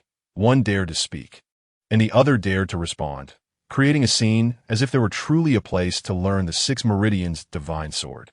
Chapter 36. The Small Man and the Long Rod Father. Are you serious? Zhao Xiaoli was oblivious to the thoughts of others. After a moment of silence, he stared blankly at Zhao Yi and exclaimed, I'm just a first-grade elementary student. How could I possibly believe that the 6 meridian sword is real? Pausing for a moment, he regarded Zhao Yi with an expression of incredulity. Dad, you can't possibly think I genuinely want to learn the 6 meridian sword, can you? Isn't that so? It was now Zhao Ye's turn to be taken aback. Was it not normal for a first grader to indulge in fantasies of martial arts? After all, he had once entertained such thoughts himself. Was that so strange? Ha ha, Dad, you are so childish. I'm not a fool. How could I really want to learn the 6 meridian sword? That's all fictional. How could it possibly be real? Besides, even if it were real, I wouldn't learn it. Don't you know the popular saying nowadays? What saying? Zahaya instingivet inwirit. No matter how high your martial arts are, you still fear a kitchen knife. You have your divine sword, and I have my handgun. If you refuse to back down, I could take you down with a single shot. Zhao Xiaoli replied, clearly well rehearsed in this retort. My goodness, where on earth did you learn such lines? Zhao Yi gazed at his son, speechless. At that moment, he wished he could open the boy's head to see what thoughts resided within. It's just something my classmates and I came up with together. Isn't it cool? Cool? Who told you that no matter how high your martial arts are, you should still fear a kitchen knife? Zaya retorted, ekasperatit. Can an ordinary person wield a kitchen knife against someone trained in martial arts? Haven't you seen those shows where someone disarms an attacker? In the world of martial arts, there's a skill called divine martial arts. According to its description, if your physical abilities are strong enough, you could even dodge bullets, let alone a knife. This boy truly understood nothing, merely spouting nonsense. Father, please, that's just boasting. Zhao Xiaoli responded defiantly. One of my classmates has a father who is a soldier, and he said that the martial arts displayed on television are all fake, merely for show. He paused, then continued. However, he did say that practicing martial arts can strengthen one's body, which is why I want to sign up for Taekwondo. Taekwondo? If you genuinely wish to learn martial arts, I can teach you one day. I assure you it'll be far more formidable than that Taekwondo nonsense. Zhao Yi thought it was wonderful that his son wanted to study martial arts, but Taekwondo was certainly not the way to go. He contemplated acquiring the divine martial arts skill as soon as possible so that he could teach his son the true essence of Chinese martial arts. After all, if one were to learn One should learn the best, for Chinese martial arts are indeed the strongest. Huh? Dad, you know martial arts? Zhao Xiaoli's eyes widened in surprise as he looked at Zhao Yi with astonishment. Others couldn't help but cast curious glances at Zhao Yi, their eyes filled with profound inquiry. Ahem. Of course I know a great deal. Just wait a few days until I master my skills. And then I shall show you the might of our Chinese martial arts. Zhao Yi coughed nervously, quickly diverting his gaze to the bobber in the water. In front of his wife and child, he could not afford to lose face. Moreover, claiming to know something was not entirely boastful, given his current physical condition. He truly was easily matched by just anyone. It could be said that he possessed some martial prowess. Besides, he would surely acquire the divine martial arts skills sooner or later, and when that day came, it would no longer be a mere boast. However, he couldn't shake off the feeling of apprehension. Fortunately, the bobber in the water began to move. Here it comes, Zhao Yi shouted excitedly, swiftly raising his right arm to cast a line. The familiar, melodious sound of slicing through water suddenly resonated, capturing everyone's attention. Zhao Yi's previous words were instantly forgotten. Seeing the curious gazes of those around him fade, Zhao Yi let out a long sigh of relief. One must not boast without merit. Should someone take him seriously, it could lead to embarrassment. This lesson was worth remembering.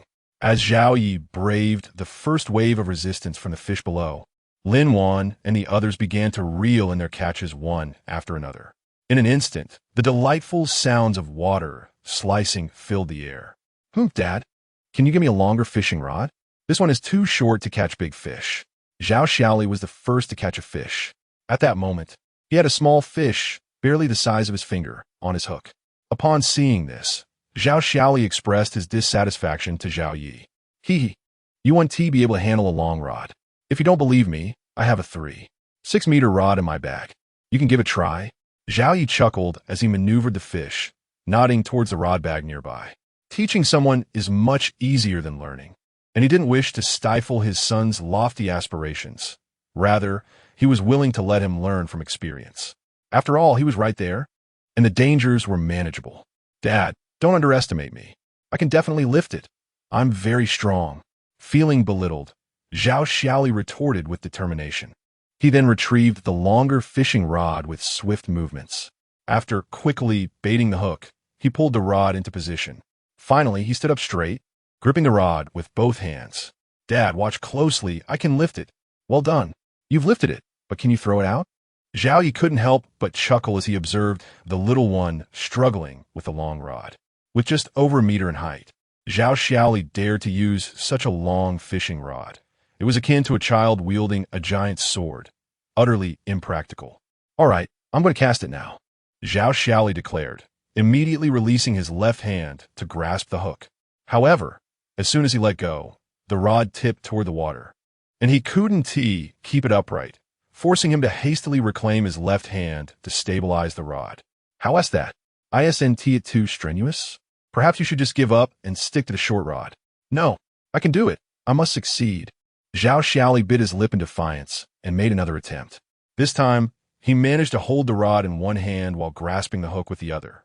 However, when he attempted to cast it out, the rod simply toppled over, no matter how hard he tried to regain control. With a loud splash, the rod plunged into the water, sending a spray of droplets flying, splattering Zhao Yi beside him, leaving him both amused and exasperated. Well, you're quite the handful. Aren't you? Didn't I tell you? I wasn't lying. Zhao Yi laughed while brushing off the water droplets from his clothes. You should really switch back to the short rod. Even if you manage to throw it out, you won't be able to lift it when you catch a fish. If it's a big one, you might just go under. After a pause, Zhao Yi earnestly advised, son, we should only take on what we are capable of.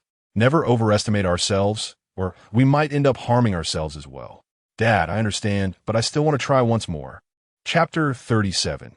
Not to say that there will be no successors, but certainly there have been no predecessors. Go ahead, give it a try. Just be careful not to hurt yourself. Zhao Yi shook his head in resignation, yet a smile of appreciation graced his features. This young lad was indeed quite stubborn. However, such tenacity was commendable. It was far better than giving up at the first sign of adversity. I understand, Dad. I will be careful, Zhao Xiaoli nodded. then meticulously reeled in the fishing rod, only to extend it again, lifting it slowly with both hands.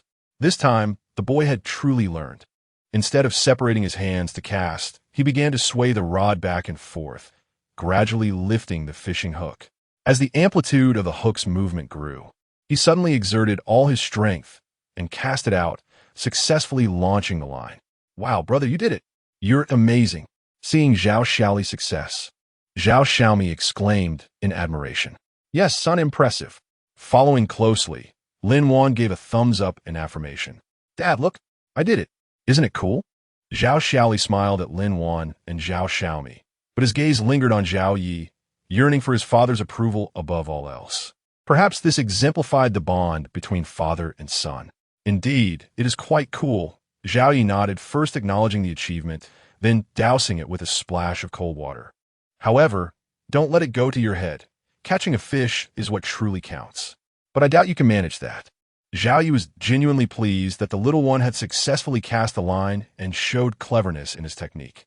Yet, he would not simply shower him with praise. After all, he needed to be a stern father. Otherwise, with the boy as penchant for boasting, who knew how inflated his ego might become? "Dad, don't underestimate me. I will definitely catch a fish with this long rod today." Zhao Xiaoli, initially elated, turned determined, his eyes fixed intently on the bobber in the water. "Yes, I believe in you. But we must let the results speak for themselves, right? Anyone can boast, but how many can truly deliver? Zahaya advisit, son. Remember my words. Whenever possible, let actions speak louder than words. Accomplish the task first, then you can speak of it. That will lend more credence to your claims." Seeing his son's demeanor, Zhao Yi felt a swell of joy, but his words remained unyielding. "I understand, Dad. I will try not to boast when I can act." Zhao Xiaoli replied, without glancing back.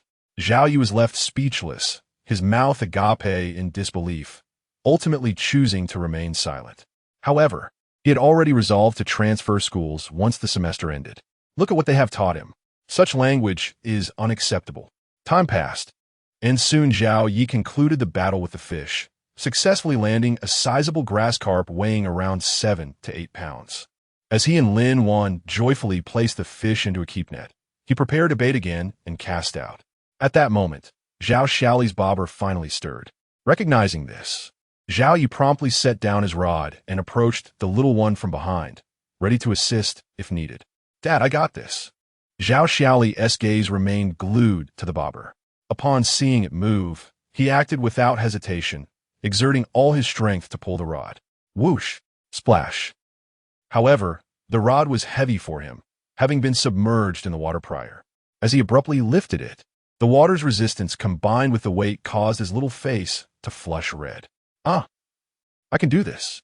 Halfway through lifting the rod, the boy shouted with all his might, as if only this would allow him to summon the strength to confront the fishing rod. Finally, the little one triumphed. He managed to raise the rod. Just then, a tremendous force surged from the tip of the rod into his hands, causing him to stumble forward. "Ah, Dad, help me." Witnessing this, the boy was momentarily stunned, instinctively gripping the rod tightly while calling for his father behind him. "Xiaoli, let go quickly. Brother, you need to release it." At the same time, Lin Wan and Zhao Xiaomi, witnessing the scene, panicked and urged Zhao Xiaoli to let go of the rod. Yet, Zhao Xiaoli remained obstinate, refusing to relinquish his grip as the fish beneath the surface pulled him towards the river, showing no intention of letting go. In that moment, everyone was baffled by the boy's thought process. Was he reluctant to let the fish escape, or did he genuinely believe he could hold on? Hey, this stubborn boy is fearless. Seeing Zhao Xiaoli on the brink of falling into the river, Zhao Yi felt a surge of urgency. He swiftly reached out, gripping the boy's shoulder while scolding him playfully, "You little rascal, you've truly lost your mind. You're about to fall into the river. Get you one tea, let go. If I weren't here, you'd be drowning, you little imp." After a brief pause, as he pulled the boy back, Zhao Yi continued, "By the way, you've watched so many martial arts films, yet you only remember the 18 dragon-subduing palms and the 6 veins divine sword? Did you not heed the wisdom of choosing what to grasp and what to release? A man must learn to take up and let go. Why not learn from that? Oof. Knowing you can't handle it, yet still refusing to let go, Aren't you just inviting trouble? With a sigh, Zhao Yi lamented, alas. How could I, a man of such intellect, have given birth to such a foolish child? Remember, don't force yourself into what you cannot do. Wait until you are capable before attempting it. Never make such foolish mistakes again, understand? Dad, I'm not foolish. I know you're behind me.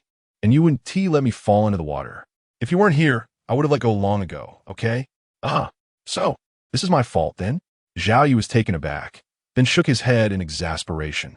Whether the boy was joking or serious was unclear. If he truly believed in his father's presence, perhaps that was not entirely wrong. It's not your fault. Never mind. Dad, hurry and help me reel the fish in. I can barely hold on. Fine, you little rascal. Just wait until I reel this fish in, and I'll give you a good smack on the backside. Zhao Yi rolled his eyes in annoyance, then took the rod to start reeling in the fish. The fish didn't seem too large. Zhao Yi soon had it surfacing. Oh my, son, your luck is incredible. When Zhao Yi caught sight of the fish in the water, he could hardly contain his astonishment. He never expected that his silly son had caught a two-colored carp. Although it was large, weighing only 3 to 4 pounds, it was indeed a remarkable stroke of fortune. It is well known that many spend a lifetime fishing without ever catching a 9-colored fish. Yet, at just 6 years old, Zhao Xiaoli had accomplished this feat, marking a milestone in the history of fishing that may never again be surpassed. Chapter 38. A son with insufficient ambition. Dad, what's the matter? Isn't this fish I caught impressive? From a lofty vantage point, Zhao Xiaoli, unlike Zhao Yi, could not discern the type of fish floating in the water. However, upon hearing his father's praise, he astutely realized that the fish he had caught must be remarkable. With curiosity sparkling in his eyes, he grinned foolishly, resembling a simpleton from a wealthy family. Indeed, it's quite impressive, identical to the fish we consumed a couple of days ago. Casting a sidelong glance at his Navi son, Zhao Yi chuckled as he reeled in the line. A fool can have fortunate luck. A mere whimsy led to the capture of a koi worth thousands, causing envy among fellow anglers. Xiaoli, I'll offer you 10,000 for this fish. Will you sell it to me? While tears were unlikely to flow, envy was certainly palpable. At that moment, Zhang Wuqing and his grandson resembled individuals who had tasted sour lemons, feeling a pang of bitterness at their misfortune compared to Zhao Ye's luck. Despite their feelings of disappointment, Zhang Wuqing approached with the intent to negotiate a purchase. Mr. Zhang, why are you still buying?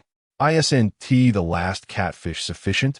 Zha Ye inwaited, puzzled by Zhang Wuqing's abrupt proposal.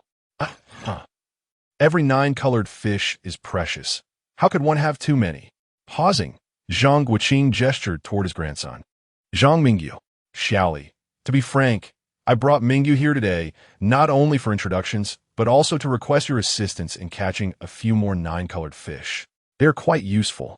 Oh, Zhao Yi shot a surprised glance at the refined Zhang Mingyu, donning gold-rimmed glasses, and asked, May I inquire as to their intended use?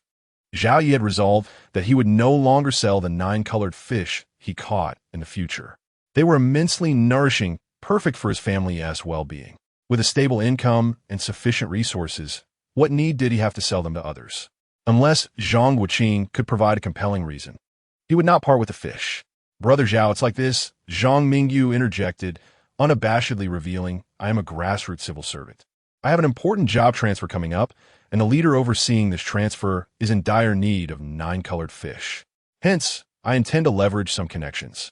I see. Zaya responded, contemplating. Let me consult my son. The fish belongs to him, and I cannot make decisions on his behalf. Zhao Yi regarded Zhang Mingyu with a hint of bemusement, pondering the audacity of openly discussing connections. Was it truly appropriate? Son, this gentleman and his grandfather wish to purchase your fish. Do you want to sell? Shaking off his peculiar thoughts, Zhao Yi turned to Zhao Xiaoli. As a responsible and enlightened father, he would not presume to make decisions for his son, allowing him to cultivate independent judgment. Dad, is this fish really valuable? How much can we sell it for? Zhao Xiaoli hesitated, glancing at Zhang Wuqing and his grandson. 10,000. Wow, that much. Zhao Xiaoli was taken aback. Earlier, he had been too busy grinning to fully comprehend Zhang Wuqing's offer. Now, hearing his father's words, he felt overwhelmed. His annual allowance was merely a few hundred. He had never encountered such a significant amount. This sum felt too substantial, almost intimidating. "Dad, how about you give me 100 and I'll sell it to you?" he suggested timidly. "Oh, you wish to sell a $10,000 fish to me for just 100? Are you certain?" Zhao Yi's lips curled into a smile as he looked at Zhao Xiaoli.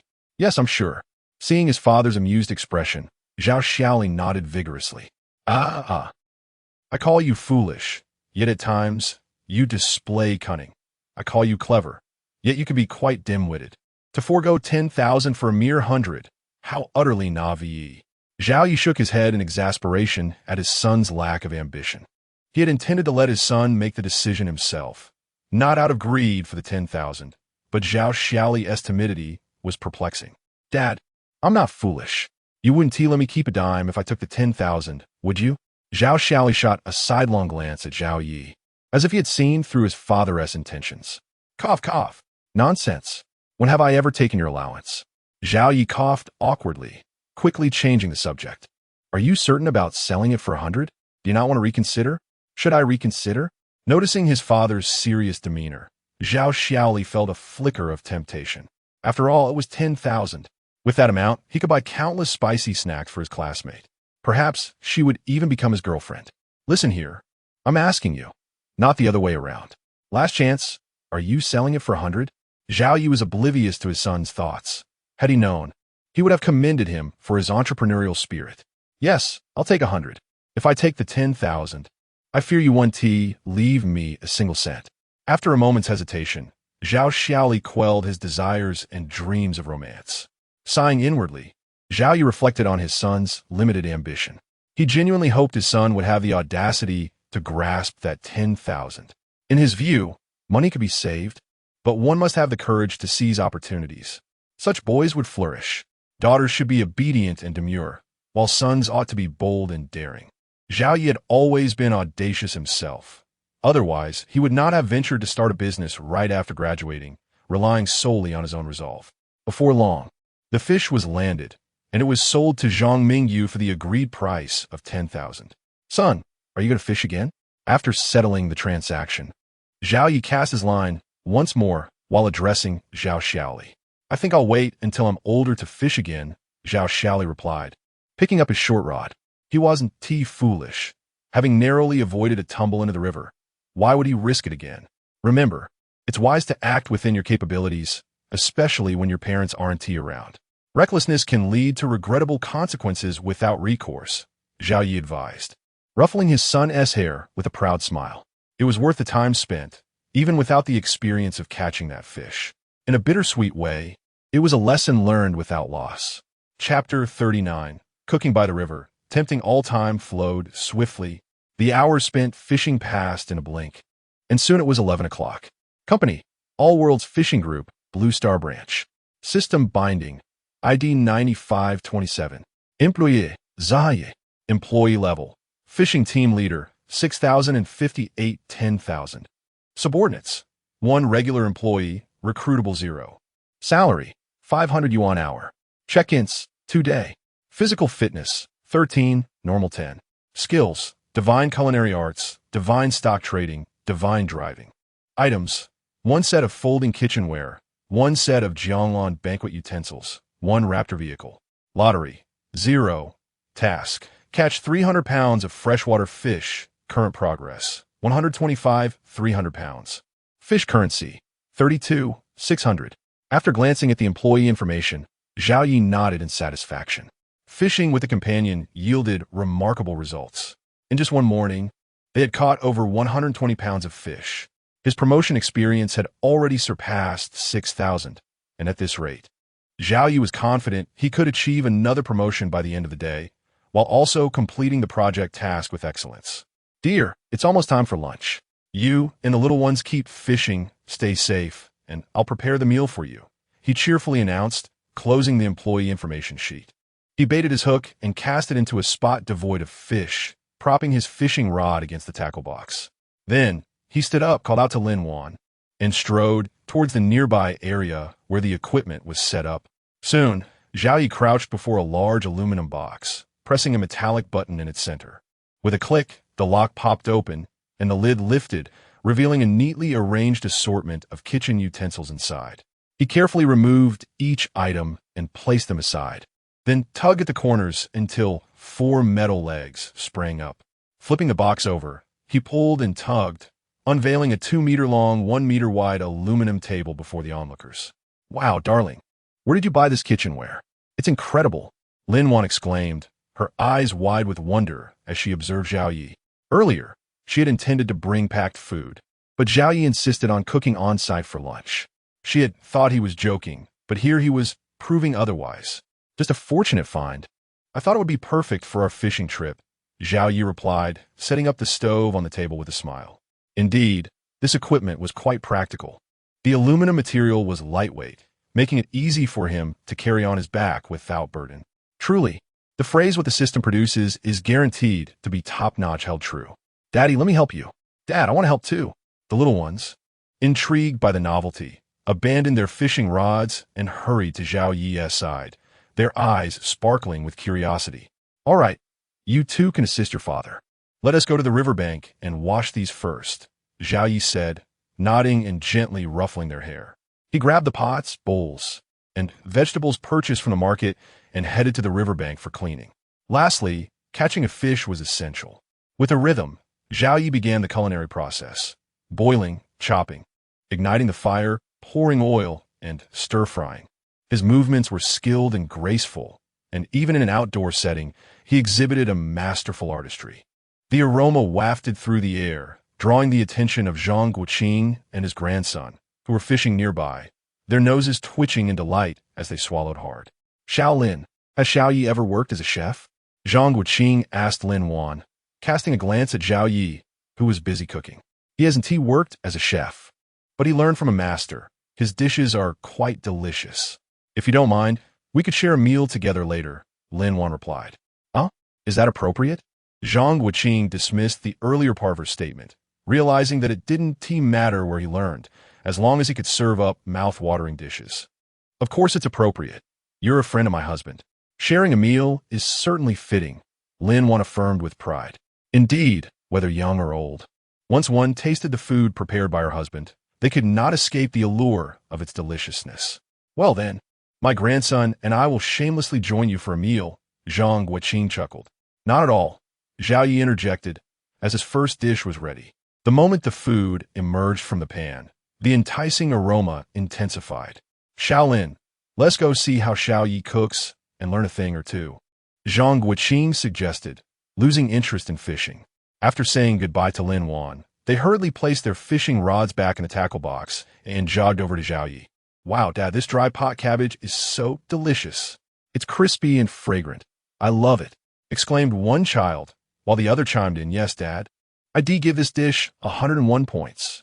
Please give me another bite."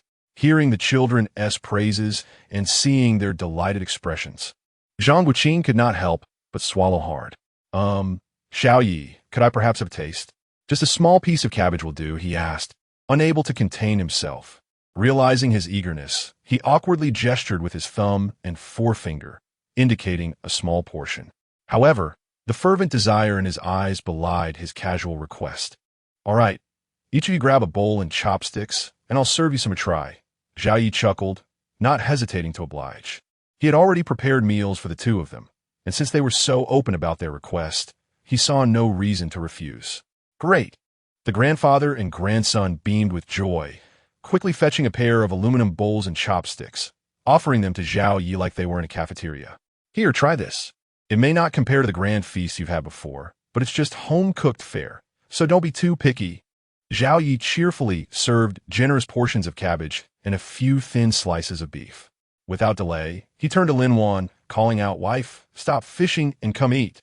As he called, he retrieved 3 more sets of bowls and chopsticks, filling each with ample food.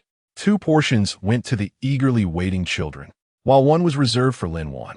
Zhao Yi was no fool. If outsiders were tasting the food, his wife and children certainly should not be left out. As for himself, he cared little. Generally, chefs are not keen on their own creations, though he was not quite the same. He did not have an overwhelming craving for it. Chapter 40. The aroma attracts a group of fishermen. "Ah, Brother Zhao, This dish is truly exceptional. No less than that of the Summer Sea Grand Hotel, perhaps even better, Zhang Mingyu exclaimed, his eyes sparkling after taking a bite. As a scion of an esteemed family, he had savored countless delicacies throughout his life, yet this humble dish of dry pot beef and cabbage left him yearning for more. He had attentively observed Zhao Ye's choice of seasoning, which was remarkably simple. If Zhao Ye were to have a full array of seasonings at his disposal, he could scarcely imagine the exquisite flavors that might emerge. I'm glad you enjoy it. I merely whipped it up casually, Zhao Ye replied with a modest smile. You must not let other chefs hear you say that. Otherwise, they might chase you down the street with their spatulas. Zhang Guoqing interjected, having finished his meal in a few swift bites. I have tasted the creations of many renowned chefs, even at state banquets, yet compared to your cooking, there seemed to pale in comparison. After a brief pause, he gave a thumbs up in admiration. Your culinary skills are truly unparalleled among those I have encountered. You flatter me. I am merely a self-taught cook, not a master of grand banquets, Zhao Yi responded, waving his hand dismissively. Old Zhang, brother Zhang. I am just an ordinary fisherman. I do not wish to be known as a chef catering to the elite. If you find it delicious, by all means, indulge yourself. But please don't spread the word. I have no desire to become a professional cook. Very well. If you wish to remain anonymous, we shall respect that. Though it is a pity such talent goes unrecognized, Zhang Guoqing lamented.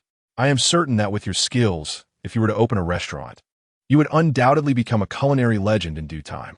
Let us not go that far. My intent in learning to cook is solely to prepare meals for my wife and children, not to serve others or seek fame. Perhaps it is precisely this mindset that has honed your craft so beautifully, Zhang Guoqing remarked with a chuckle. Perhaps, Zhao Yi shrugged, continuing to converse with Zhang Guoqing while skillfully stir-frying potato strips. His children and Lin Wan both relished this dish, and he was more than happy to prepare it. As time passed, nearly half an hour slipped by unnoticed. With a hiss of high heat, the final dish was ready. Without further ado, the group gathered around the aluminum table to enjoy their meal. The sounds of clattering chopsticks and the rhythmic chewing filled the air, punctuated by the delightful aroma wafting from their feast. Zhao Ye's family of 4 exhibited commendable table manners, having dined together before. In stark contrast, the Zhang grandfather and grandson displayed less decorum, their chopsticks moving with such fervor that they appeared almost blurred. To an outsider, it might have seemed as if the two had not eaten for 3 days.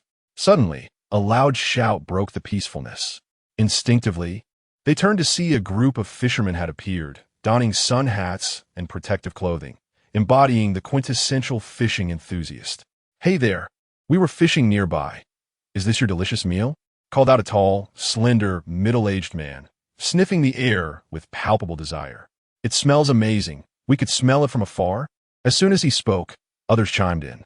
Indeed, it smells divine. Who made this? Could you sell me a portion? Yes, please. I would love to buy a serving. If I don't eat this, I won't have the energy to fish today.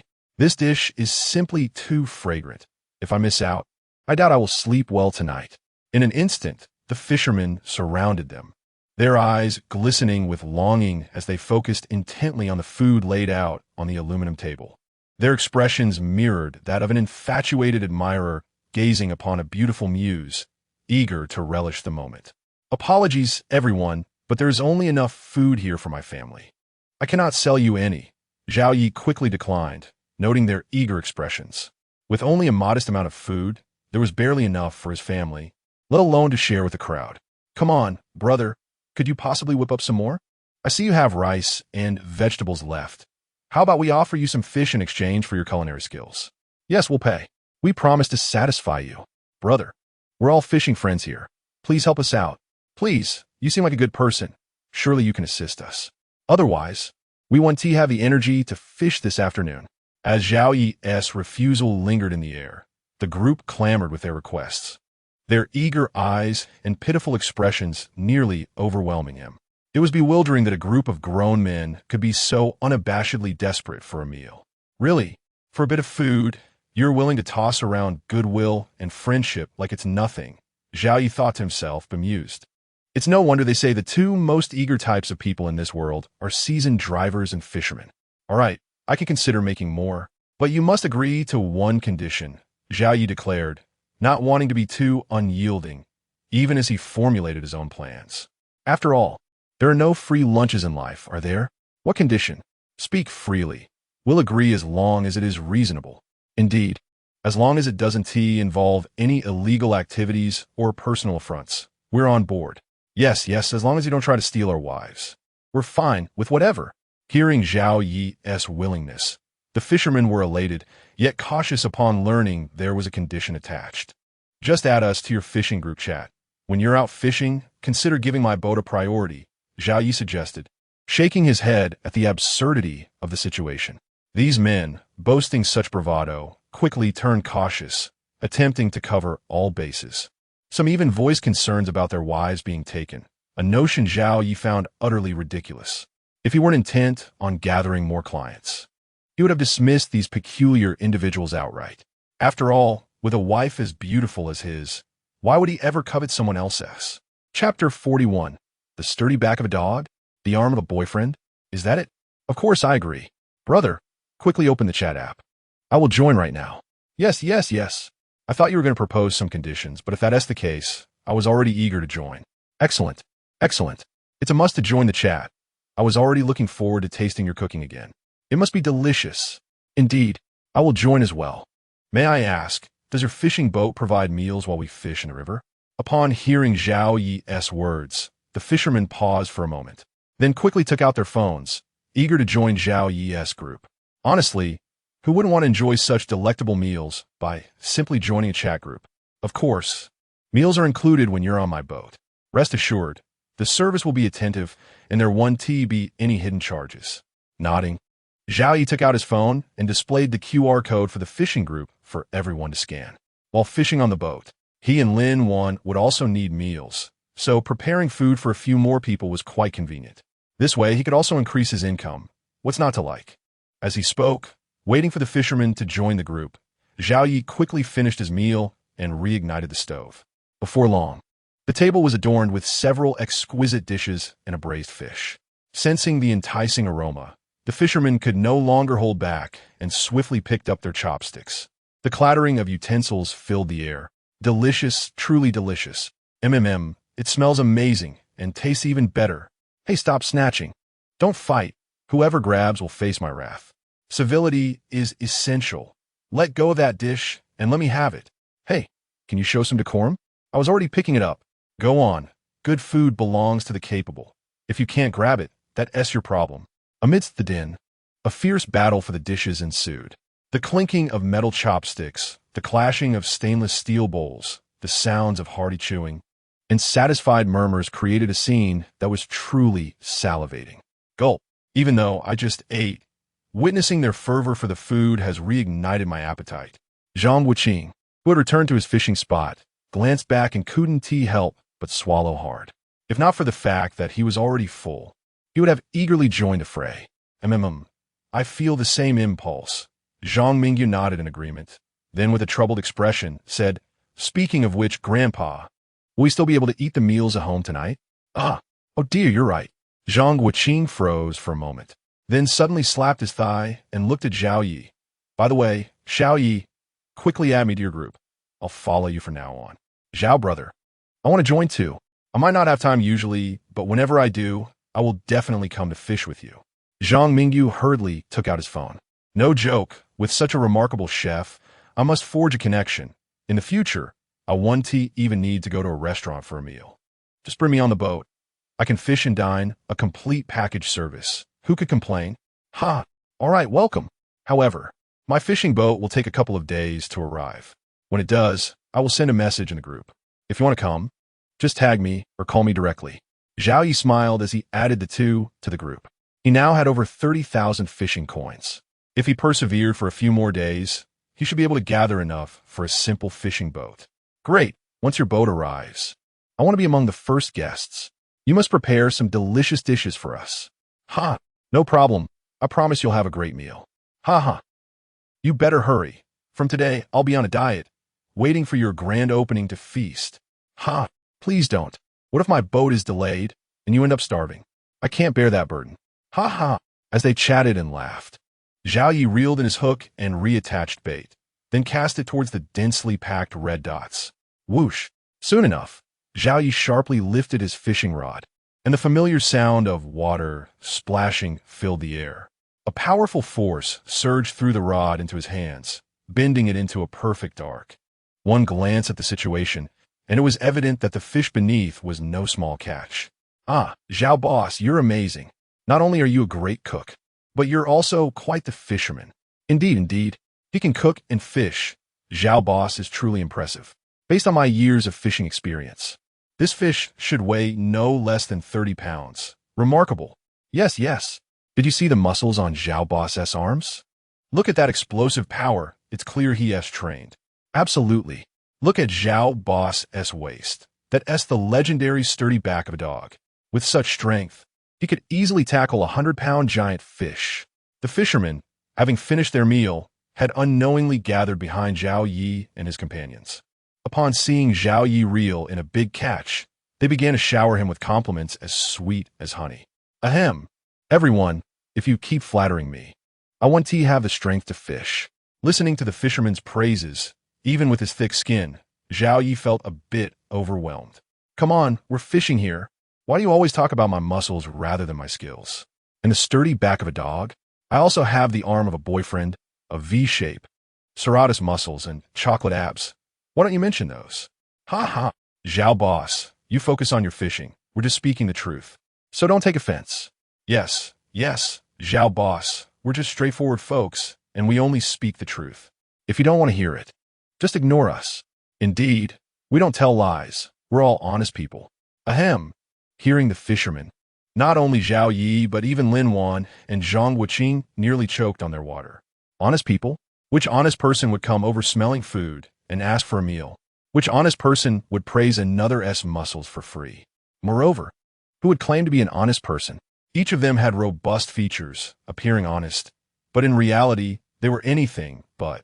No wonder in the fishing community, a saying often circulates, every fisherman is a talent, and their words are pleasing to the ear. How I adore it. This statement holds true. For instance, although Zhao Yi felt a bit embarrassed, he was quite pleased inside.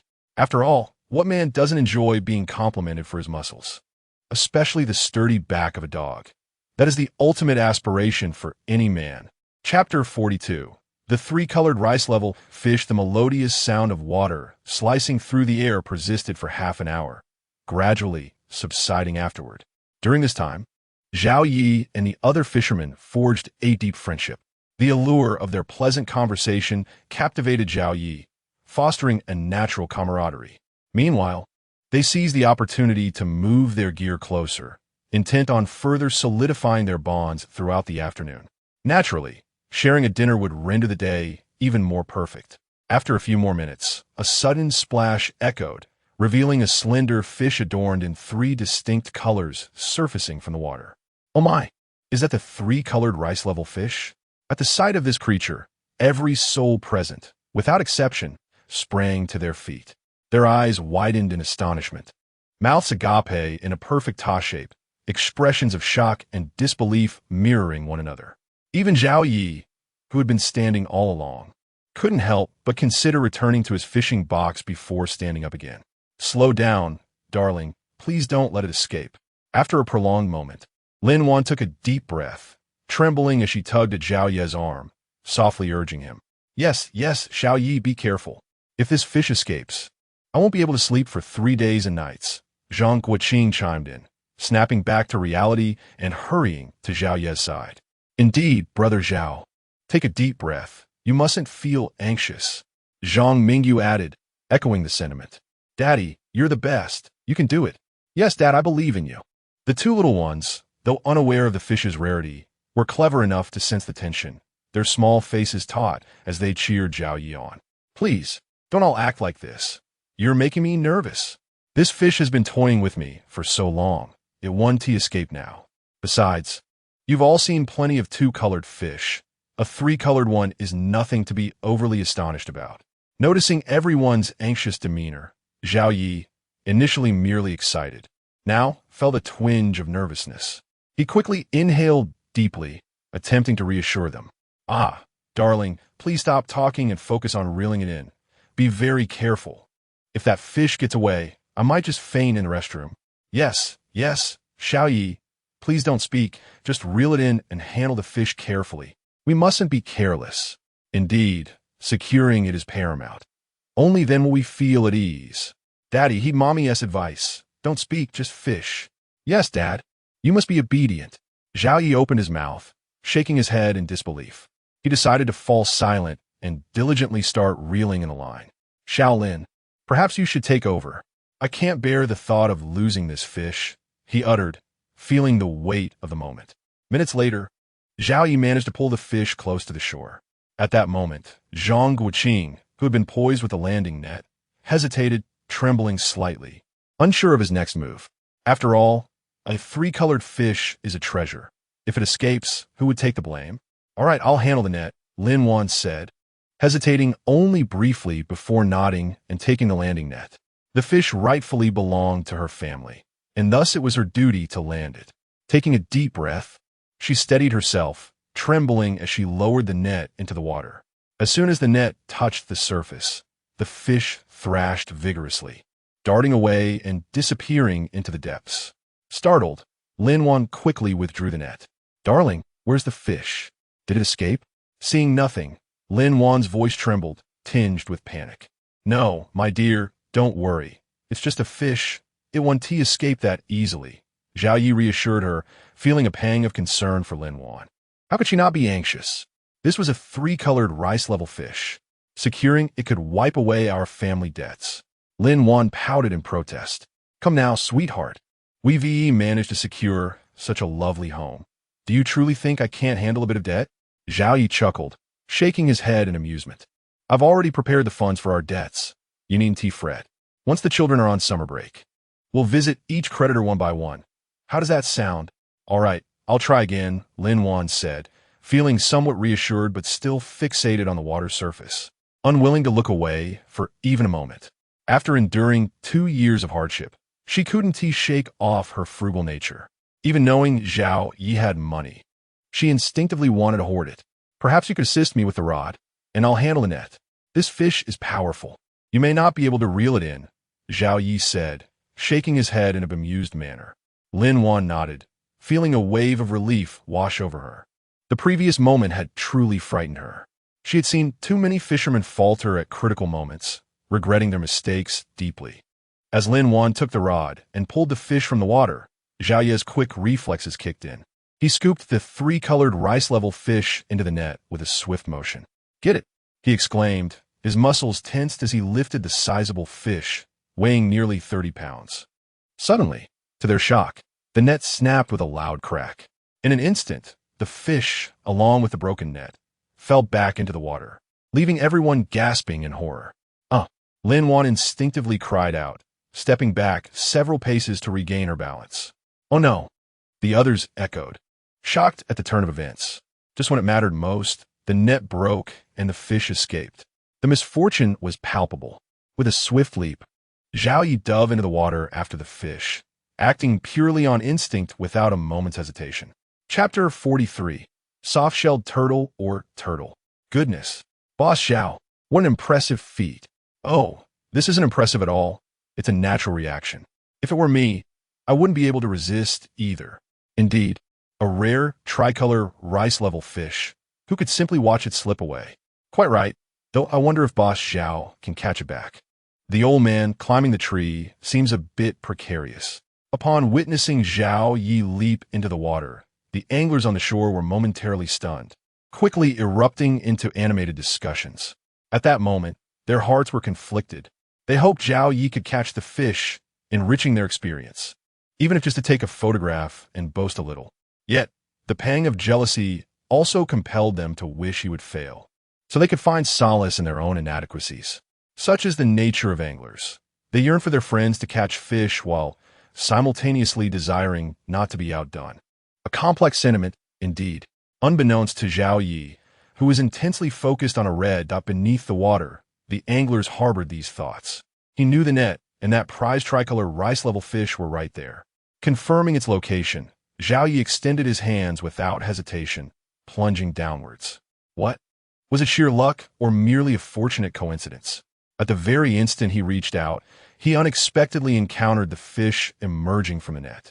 One of his hands fortuitously found its way into the fish's mouth. Elated, Zhao Yi swiftly clamped down on its jaw, while his other hand quickly wrapped around its body. Splashing and thrashing, the fish writhed in agony and fear, creating a tumult in the river.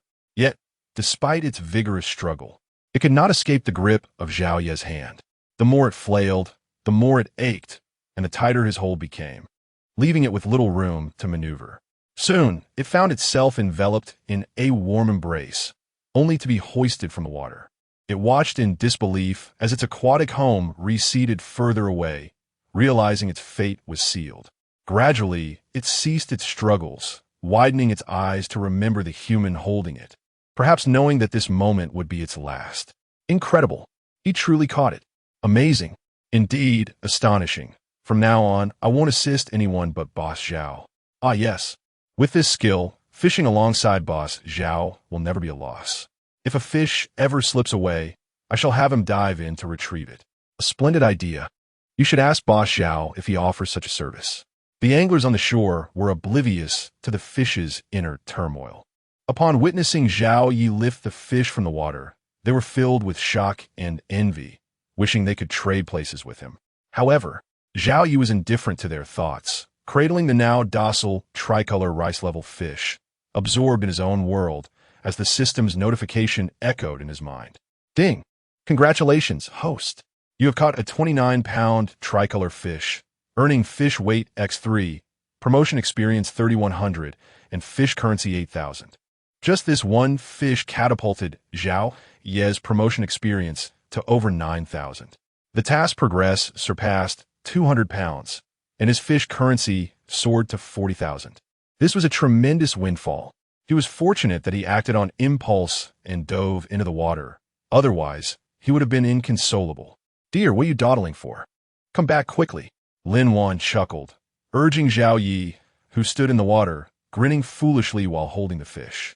Truth be told, she was startled when Zhao Yi suddenly jumped into the water. She had intended to call him back, for while the fish was enticing, her husband was far more important. By the time she reached the shore, he had already captured the fish.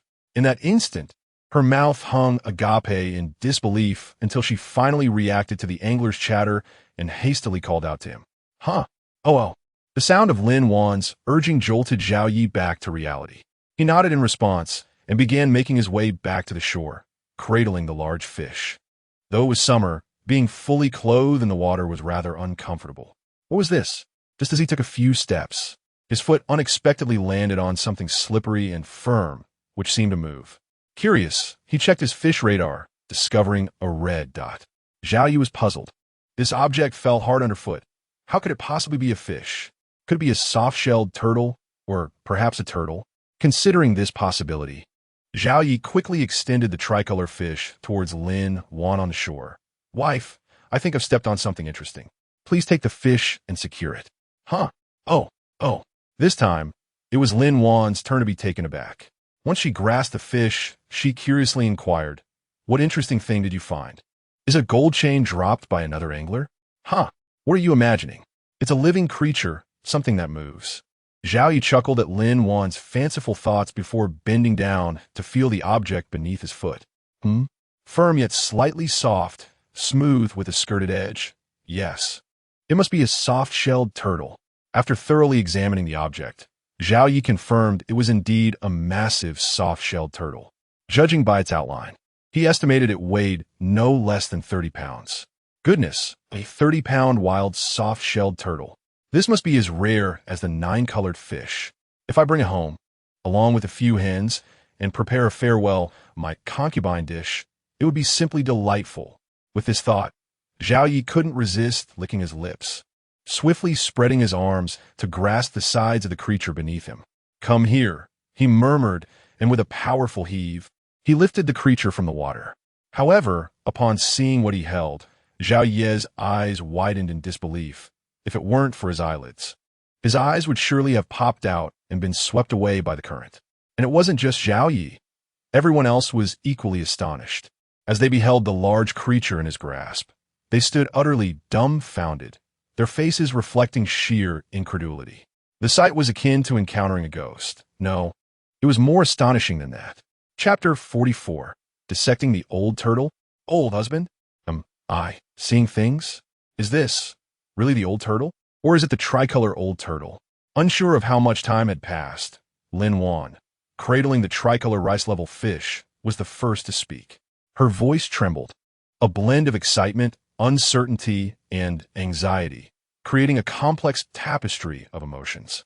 Zhao Yi did not respond to Lin Wan's words. In fact, he barely registered them. At that moment, his mind was inundated with a cacophony of system notifications.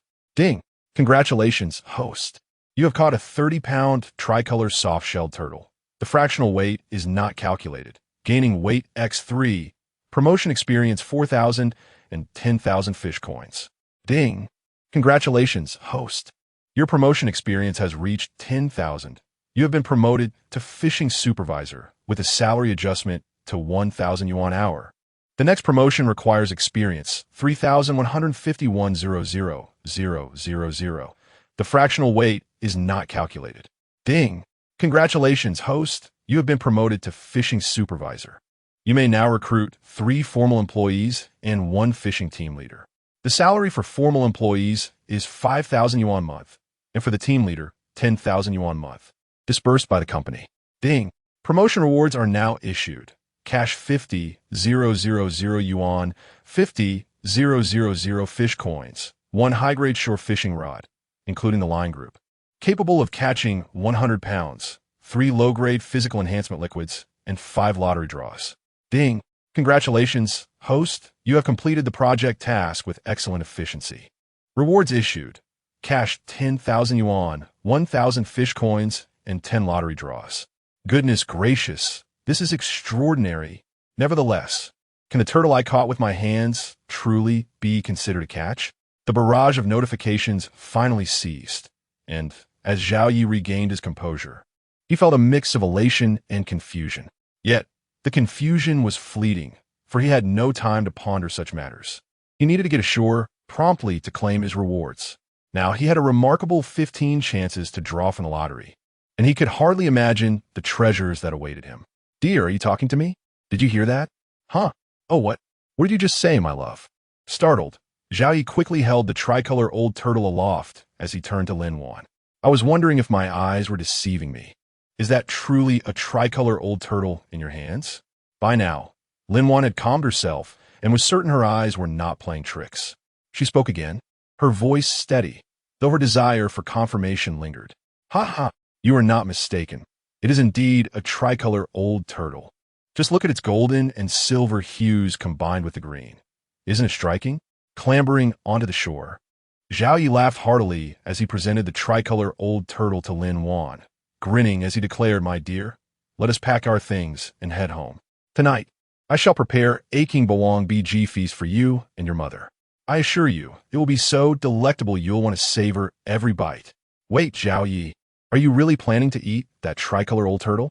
Before Lin Wan could fully process his words, a group of fishermen who had regained their senses crowded around, chattering excitedly. Wow, Boss Zhao, not only do you have luck on your side, but you're also quite extravagant. That tricolor old turtle is worth at least several 100,000. Are you really going to eat it? Indeed, that seems quite extravagant. If it were me, I would certainly keep it in an aquarium, treating it like royalty. Exactly. Imagine having such a creature at home. Every guest would be in awe. Chakrin, za yiritortet. Money is no object for me. Why bother with the hassle of keeping it when I could simply enjoy a feast instead? Having just received a promotion and a reward of 1 million, he truly felt financially secure. As for keeping it, if it were a tortoise, he might consider it. But a soft-shelled turtle? That seemed impractical.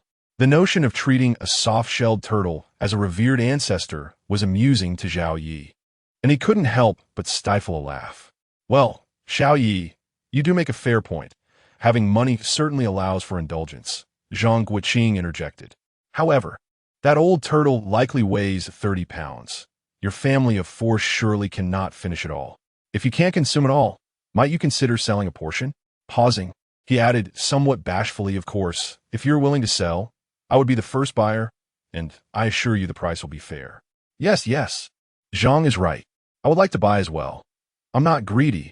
I just want the turtle's head. I'll offer 10,000. No way. The head is a prized delicacy. You think 10,000 is enough? I'll offer 20,000, and no one can outbid me. All right. I want to compete for the head.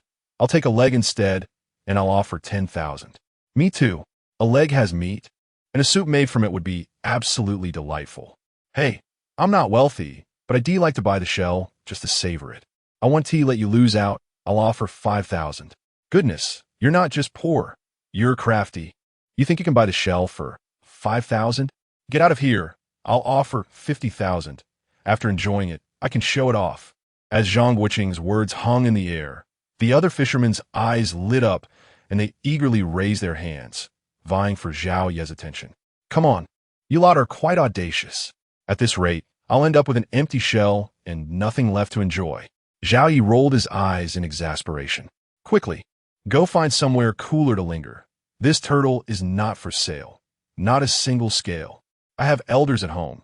Even 30 pounds wouldn't be enough. Oh, Boss Zhao, you can't be so harsh. Everyone should get a share. At the very least, sell us a little something. If that is not possible, we could at least have a sip of soup, right? Yes. Wait, no, I'm not greedy. I do just like a taste. I too. Just a small sip. Listening to the fisherman's humble requests nearly swayed Zhao Ye. Yet he remembered that a single turtle wouldn't yield much soup. He resolutely shook his head. Apologies, everyone. I truly cannot sell you anything this time. Perhaps next time, if I have the fortune to catch another, I'll sell it all to you. For now, let us leave it at that. He paused, denying them further opportunity to plead, then waved his hand dismissively. I'm soaked through. Today's fishing adventure ends here. Until next time, turning to Zhang Mingyu, he inquired, Brother Zhang, can you manage to eat the tricolor rice-level fish? Chapter 45, My Money-Obsessed Wife Sigh. I desire it, yet it is simply unattainable. This item costs several hundred thousand. Even if I offered it to the former leader, it would not be of any use. Perhaps it's best to let it go. Upon hearing Zhao Ye's inquiry, Zhang Mingyu shook his head and sighed. If it were a two-colored item, he might have gritted his teeth and made the investment. But for a three-colored one, he truly cannot afford it, nor should he. If the competitors were to discover this, it would spell major trouble. All right, we shall take our leave now. You two can fish at your leisure. Zhao Ye nodded to his wife, signaling her to gather their belongings. The four of them then retraced their steps, leaving a group of fishermen staring longingly behind them. The old turtle went unsold, and dinner was beyond reach. A truly lamentable tarde. Dear husband, you wouldn't actually consider consuming that three-colored old turtle, would you? Once out of sight, Lin Wan stopped, her expression revealing discontent. Why? What's wrong? Zhao Ye was momentarily taken aback before nodding in acknowledgement. What's wrong indeed? It costs several hundred thousand. Can you even stomach it? Lin Wan retorted, rolling her eyes in exasperation. Consuming it one grant us immortality, and your leg is healed now. What purpose would it serve? Pausing for a moment, Lin Wan earnestly advised, Darling, we may have money, but we shouldn't squander it so recklessly. We have 2 children whose needs will only grow. Trust me, let us sell the old turtle. I fear it may not digest well. Oh, my dear wife, why do you always place such importance on money? Zhao Ye, feeling helpless, gently pinched Lin Wan's elegant nose, saying, Did I not tell you? Your husband is now quite affluent. We need not scrimp and save unnecessarily, all right? After a brief pause, Zhao Ye gazed affectionately at his family and softly continued, Although consuming this 3-colored turtle grant us eternal life, it will indeed bolster our health. You should recall the last time. We should eat well to avoid illness rather than spend money on hospitals. Please trust my judgment. Let us keep this for nourishment to ensure you all remain in good health. Do you understand? But this turtle is enormous. How can we possibly finish it? Perhaps we should keep some and sell the rest to Zhang Lao and the others? Lin Wan persisted, still reluctant. It was indeed a daunting prospect. If converted into cash, it would be heavy to carry. Just the thought of consuming thousands in one sitting made her feel a pang of reluctance. Of course we can finish it, Zhao Yi replied without hesitation. I plan to keep it for a couple of days, then take it back home to prepare. My parents could also benefit. They've endured quite a bit these past 2 years. Lin Wan, being exceptionally filial, was even more devoted than him. Thus, when Zhao Yi mentioned his parents, Lin Wan would unhesitatingly agree to anything, whether it be 1 turtle or 10. Indeed, Lin Wan did not disappoint him. Upon hearing Zhao Yi's words, she immediately expressed her dissatisfaction. Oh, I see. Why didn't you say so sooner? If it's for my parents, I certainly want to sell it. Pointing to the fish basket in Zhao Yi's hand, she added, what if we keep this 3-colored fish as well, to take back for them? Taking a moment, Lin Wan continued with concern. They've truly suffered these past 2 years. I saw them in the video, and they looked so thin. When we return, please buy some ginseng and other herbs to make that traditional soup for them to nourish them properly. All right, I understand. But let us not keep the fish. It won't survive long. Let us just eat it ourselves. Zhao Yi nodded, touched by her thoughtfulness. This wife of his truly left him speechless. He adored her deeply. No, you should either take it back for your parents or sell it and give me the money so I can buy them some clothes and supplements. Fine. I'll contact the Li family and see if they're interested. Realizing they would need some time to return home, Zhao Yi reluctantly nodded, knowing he could not keep the fish alive. All right, contact them now. Shaking his head in amusement, Zhao Yi complied, taking out his phone to call Li Mingqi. After a brief exchange, he hung up and grumbled, let us go. Li Mingqi will be here soon. Just wait to collect your money, my money-obsessed wife. With that, he ignored Lin Wan, calling the 2 little ones to follow, and set off. As they walked, he couldn't help but whisper complaints to the children about their mother being a little miser. Hurry up. We need to go to Linjiang Primary School. Don't worry. I'll sell it quickly, Lin Wan urged, pushing him playfully. Don't push. If you keep that up, I want to move it all. Zhao Yi protested. All right, I want to push. Just hurry up. Don't dawdle, and thus, amidst playful banter, the couple, under the watchful gaze of their 2 little ones, climbed into the car and drove towards Linjiang Primary School. Chapter 46. Accompany my wife to sell fish. Come and have a look. Authentic wild river fish. Freshly caught and guaranteed fresh. Lin Wan's clear voice rang out as they set up their stall in front of a relatively upscale residential area near Linjiang Primary School. Zhao Yi, having just helped her arrange the stall, stood there in bewilderment, his mouth agape as he observed Lin Wan. It was astonishing how much she had changed in just 2 years. The once shy Lin Wan had now learned to call out loudly on the streets. It was both incredible and a little heartbreaking. This was all his fault. Had he not abandoned his previous lethargy, Lin Wan would not have felt compelled to change. Reflecting on it now, he could imagine Lin Wan's first experience selling on the street, standing there hesitantly, wanting to speak but feeling embarrassed. It is well known how difficult it is for a timid person to sell goods publicly. The challenge is akin to asking a non-swimmer to dive in to save someone. Zhao Yi couldn't fathom how Lin Wan had eventually forced herself to overcome her inner barriers.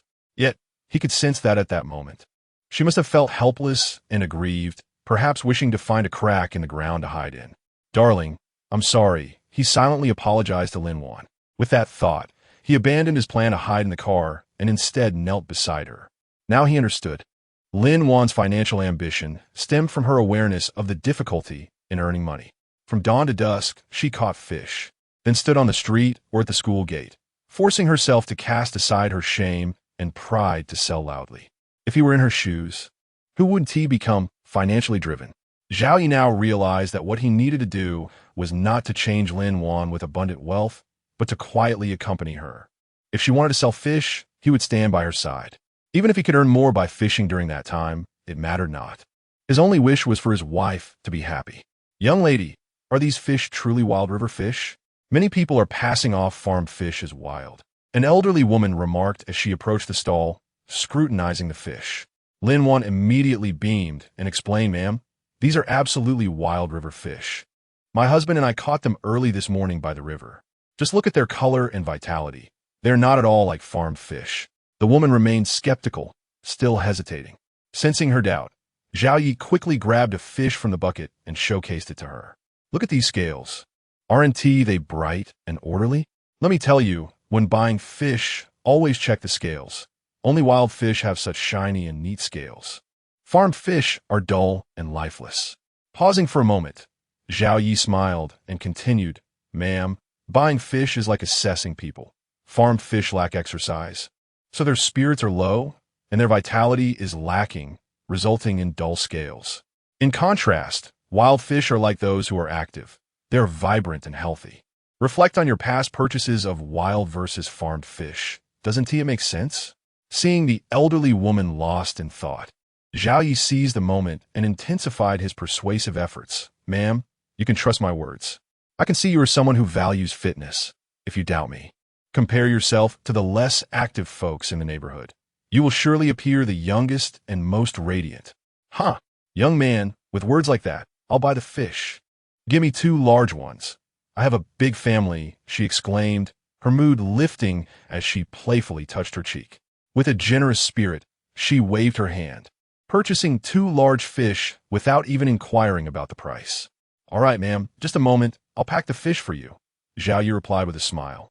While Lin Wan beamed with pride, she knew her husband was eloquent, but she hadn't anticipated that even the neighborhood as elderly women would be so charmed by his words. Impressed, she quickly adopted Zhao Yi's way of addressing the woman, referring to her as elder sister. With nimble hands, she tore off 2 large black bags, and before Zhao Yi could react, pulled out a fish, her face radiating a cheerful smile as she asked, Elder sister, does this one look good? Would you like me to help prepare it? Yes, please. I'll make one in a sour fish and need you to slice it. The other, please deb one and mash it for fish balls, the elderly woman replied. Lin Wan was momentarily taken aback. She had merely intended to offer assistance, expecting to gut the fish as usual. She hadn't anticipated the woman's specific request for slicing and deboning. While she could manage the slicing, the deboning and mashing were beyond her capabilities. What to do? Would her husband's efforts go to waste? Then it struck her. Her husband was an excellent cook. She quickly cast a pleading glance at Zhao Yi. Elder sister, just a moment. I'll fetch a knife and help you with the fish, Zhao Yi said, nodding in understanding as he caught Lin Wan's look of desperation. This wife of his was something else. Hadn't they just finished packing the fish? Why complicate things? Now she was flustered. Luckily, he was a culinary expert. Otherwise, this transaction would have surely failed. With that thought, Zhao Yi swiftly fetched 2 kitchen knives. Elder sister, one for slicing and one for deboning, correct? He confirmed as he picked up a fish. Yes, please slice it thinly and ensure the bones are thoroughly removed.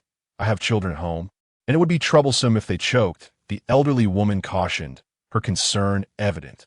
Rest assured, I'm a professional, Zhao Yi assured her. Nodding, he held the knife in his right hand, decisively striking down on the fish head with the blunt side of the knife.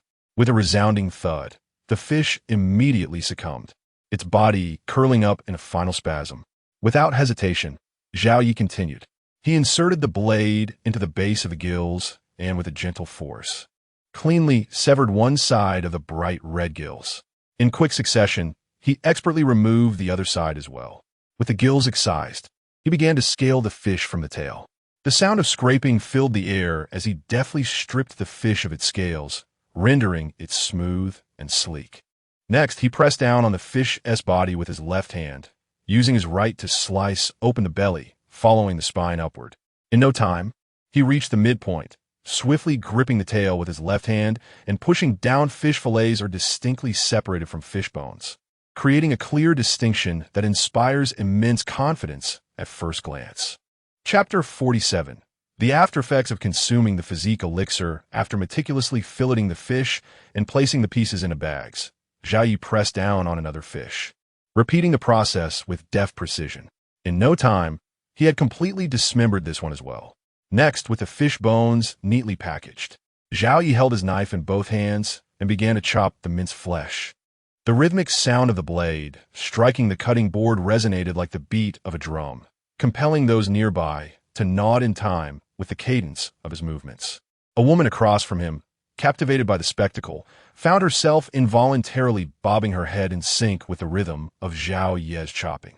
Before long, A crowd had gathered, their eyes wide with astonishment at the sight of such an adept fishmonger.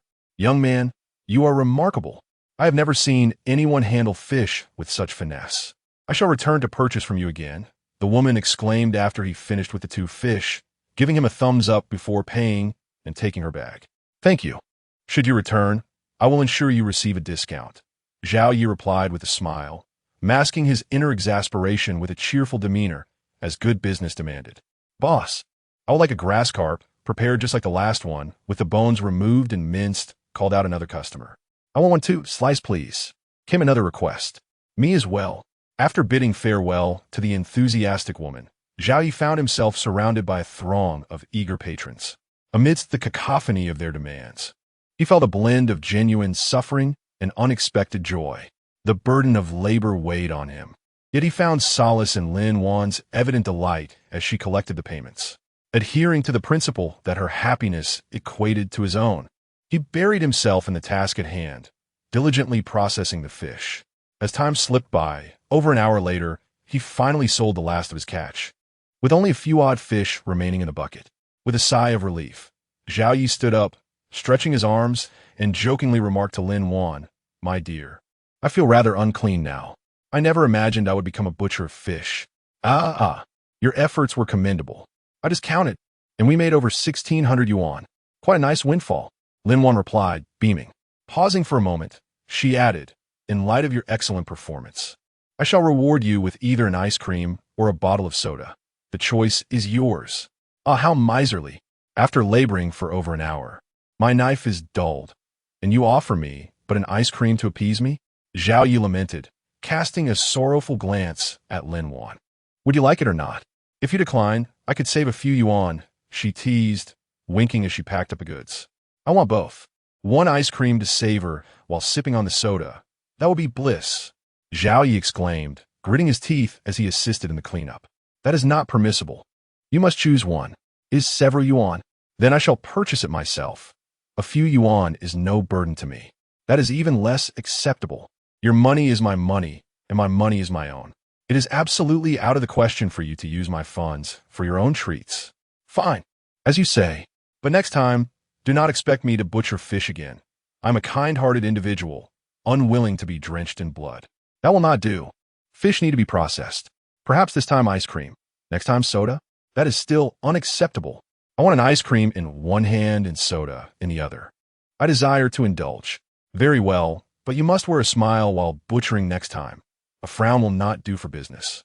Thus, the couple continued their banter while tidying up, negotiating over ice cream and soda for quite some time.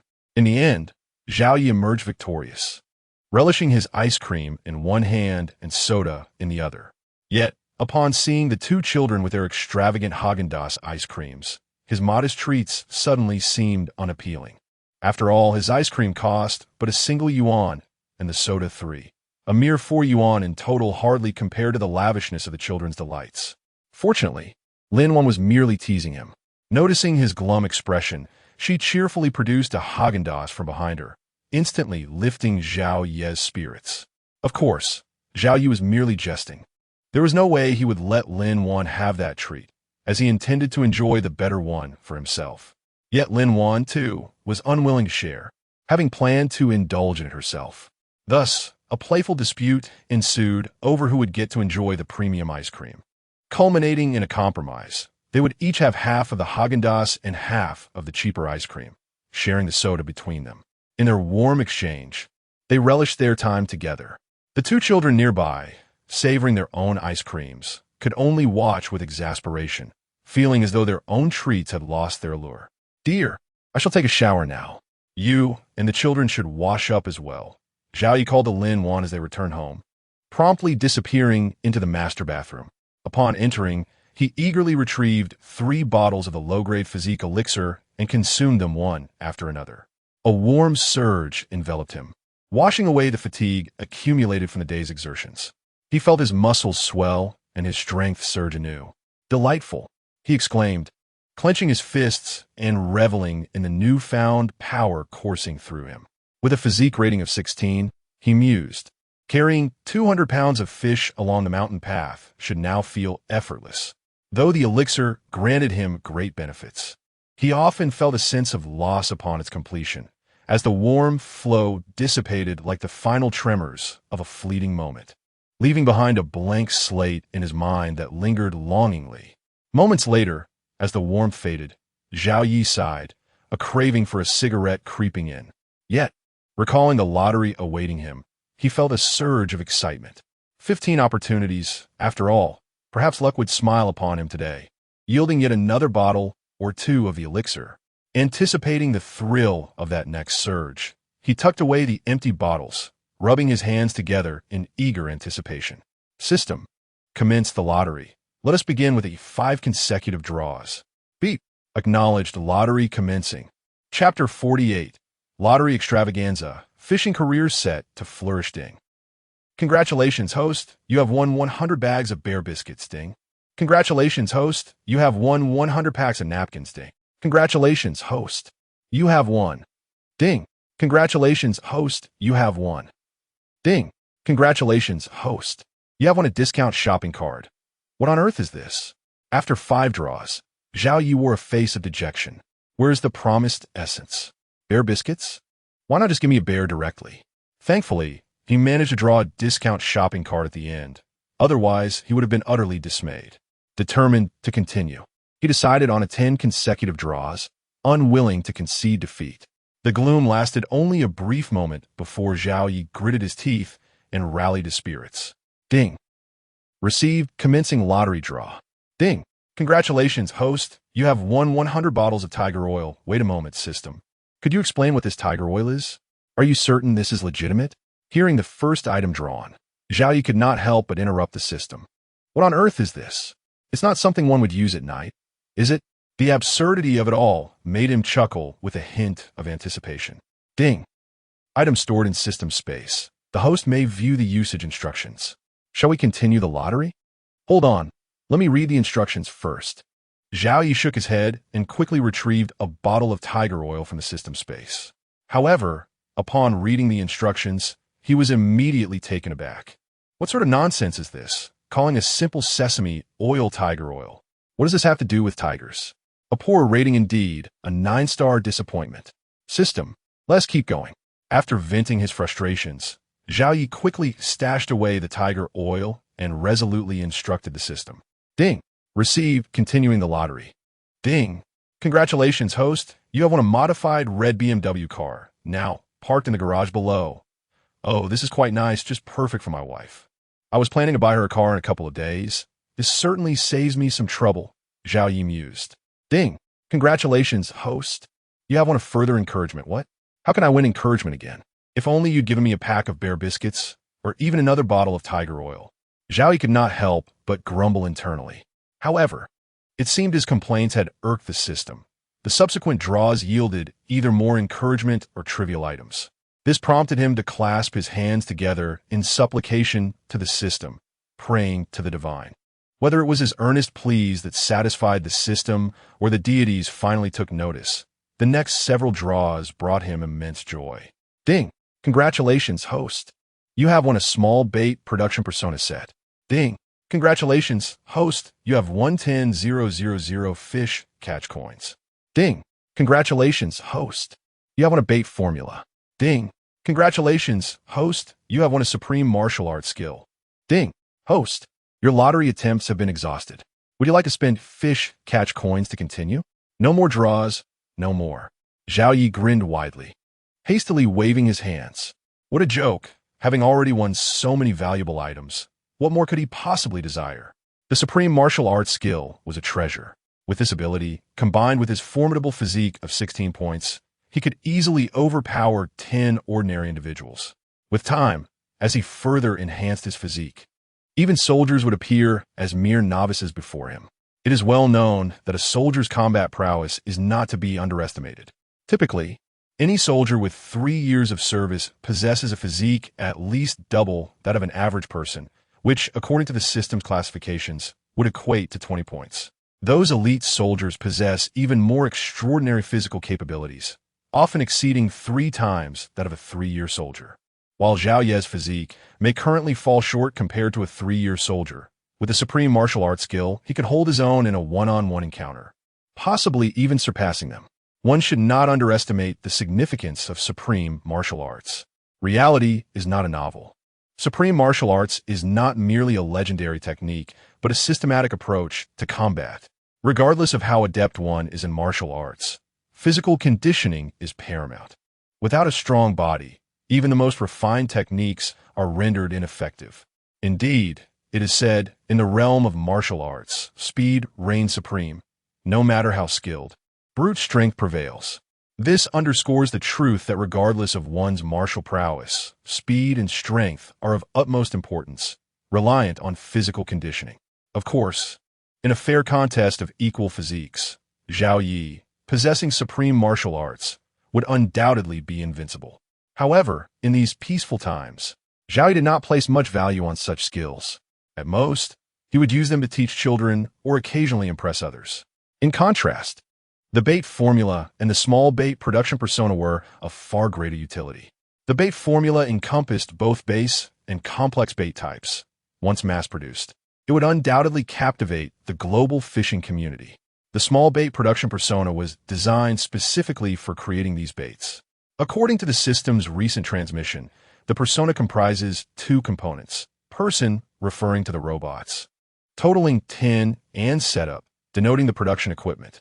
With 10 robots and a production line, they could produce 10,000 units of 3 different bait types daily. This would ensure the bait formula's confidentiality while providing ample stock for the short term. Truly a flawless arrangement. Having discussed the bait, one must not overlook the significance of 10,000 fish catch coins. While this reward may not seem daunting, it is crucial. Previously, he had amassed over 90,000 fish catch coins. With this additional sum, he now had a total of 100,000. With 100,000 fish catch coins and the discount shopping card he had drawn earlier, he could procure a low-tier fishing boat from the company's marketplace. With the bait production workshop and the fishing boat combined, his fishing career was poised to take off.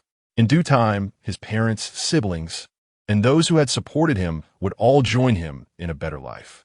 With this thought in mind, Zhao Yi eagerly communicated with the system. System, I wish to use the discount shopping card and 100,000 fish catch coins to purchase a low-tier fishing boat. Ding. Receive. Purchase successful. The wind and wave-resistant low-tier fishing boat has been delivered to the riverside dock. Please check. Understood. Zhao Yi nodded, suppressing his urge to rush to the dock immediately. He still had nearly 2 hours left in his 6-hour work shift, and after dinner, he could go check it out. Perhaps even spend the night on the boat with his family, if they were willing. Although categorized as low-tier in the company's marketplace, this boat would be considered luxurious in the market.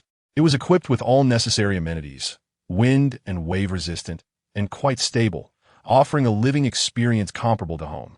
Yes, that has settled then. Now, I must hurry to shower and prepare dinner.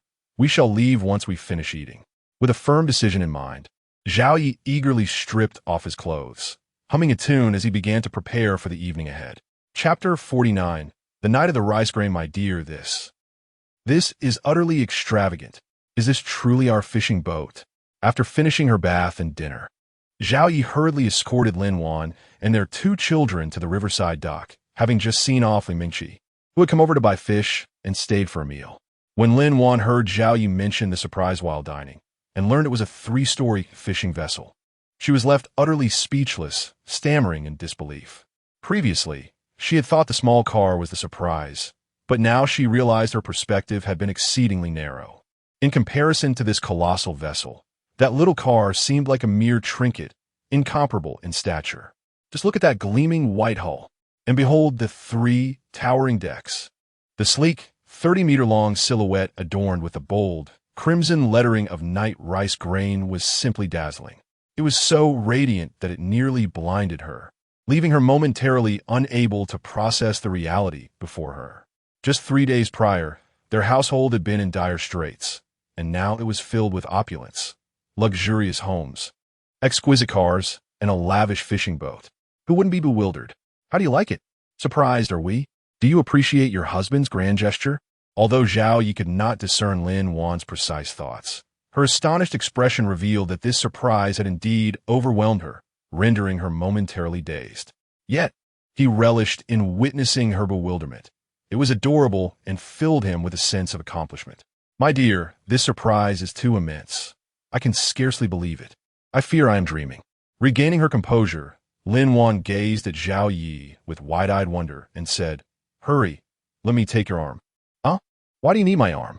Zhao Yi was momentarily taken aback, but obediently extended his arm toward Lin Wan. "Ouch! What are you doing?" As soon as his arm reached her, she seized it, spinning him around, causing him to gasp in pain. "Hee hee, didn't they say dreams don't hurt? I wanted to see if this was real." Lin Wan giggled, releasing him with an innocent blink. "Why not pinch yourself instead? What is the point of pinching me?" Zhao Yi rolled his eyes in exasperation, muttering under his breath about his own foolishness for letting her pinch him. At that moment, he felt quite aggrieved. Not only did he receive no reward for his surprise, but he also had to endure this pinch. "Is it so easy for me?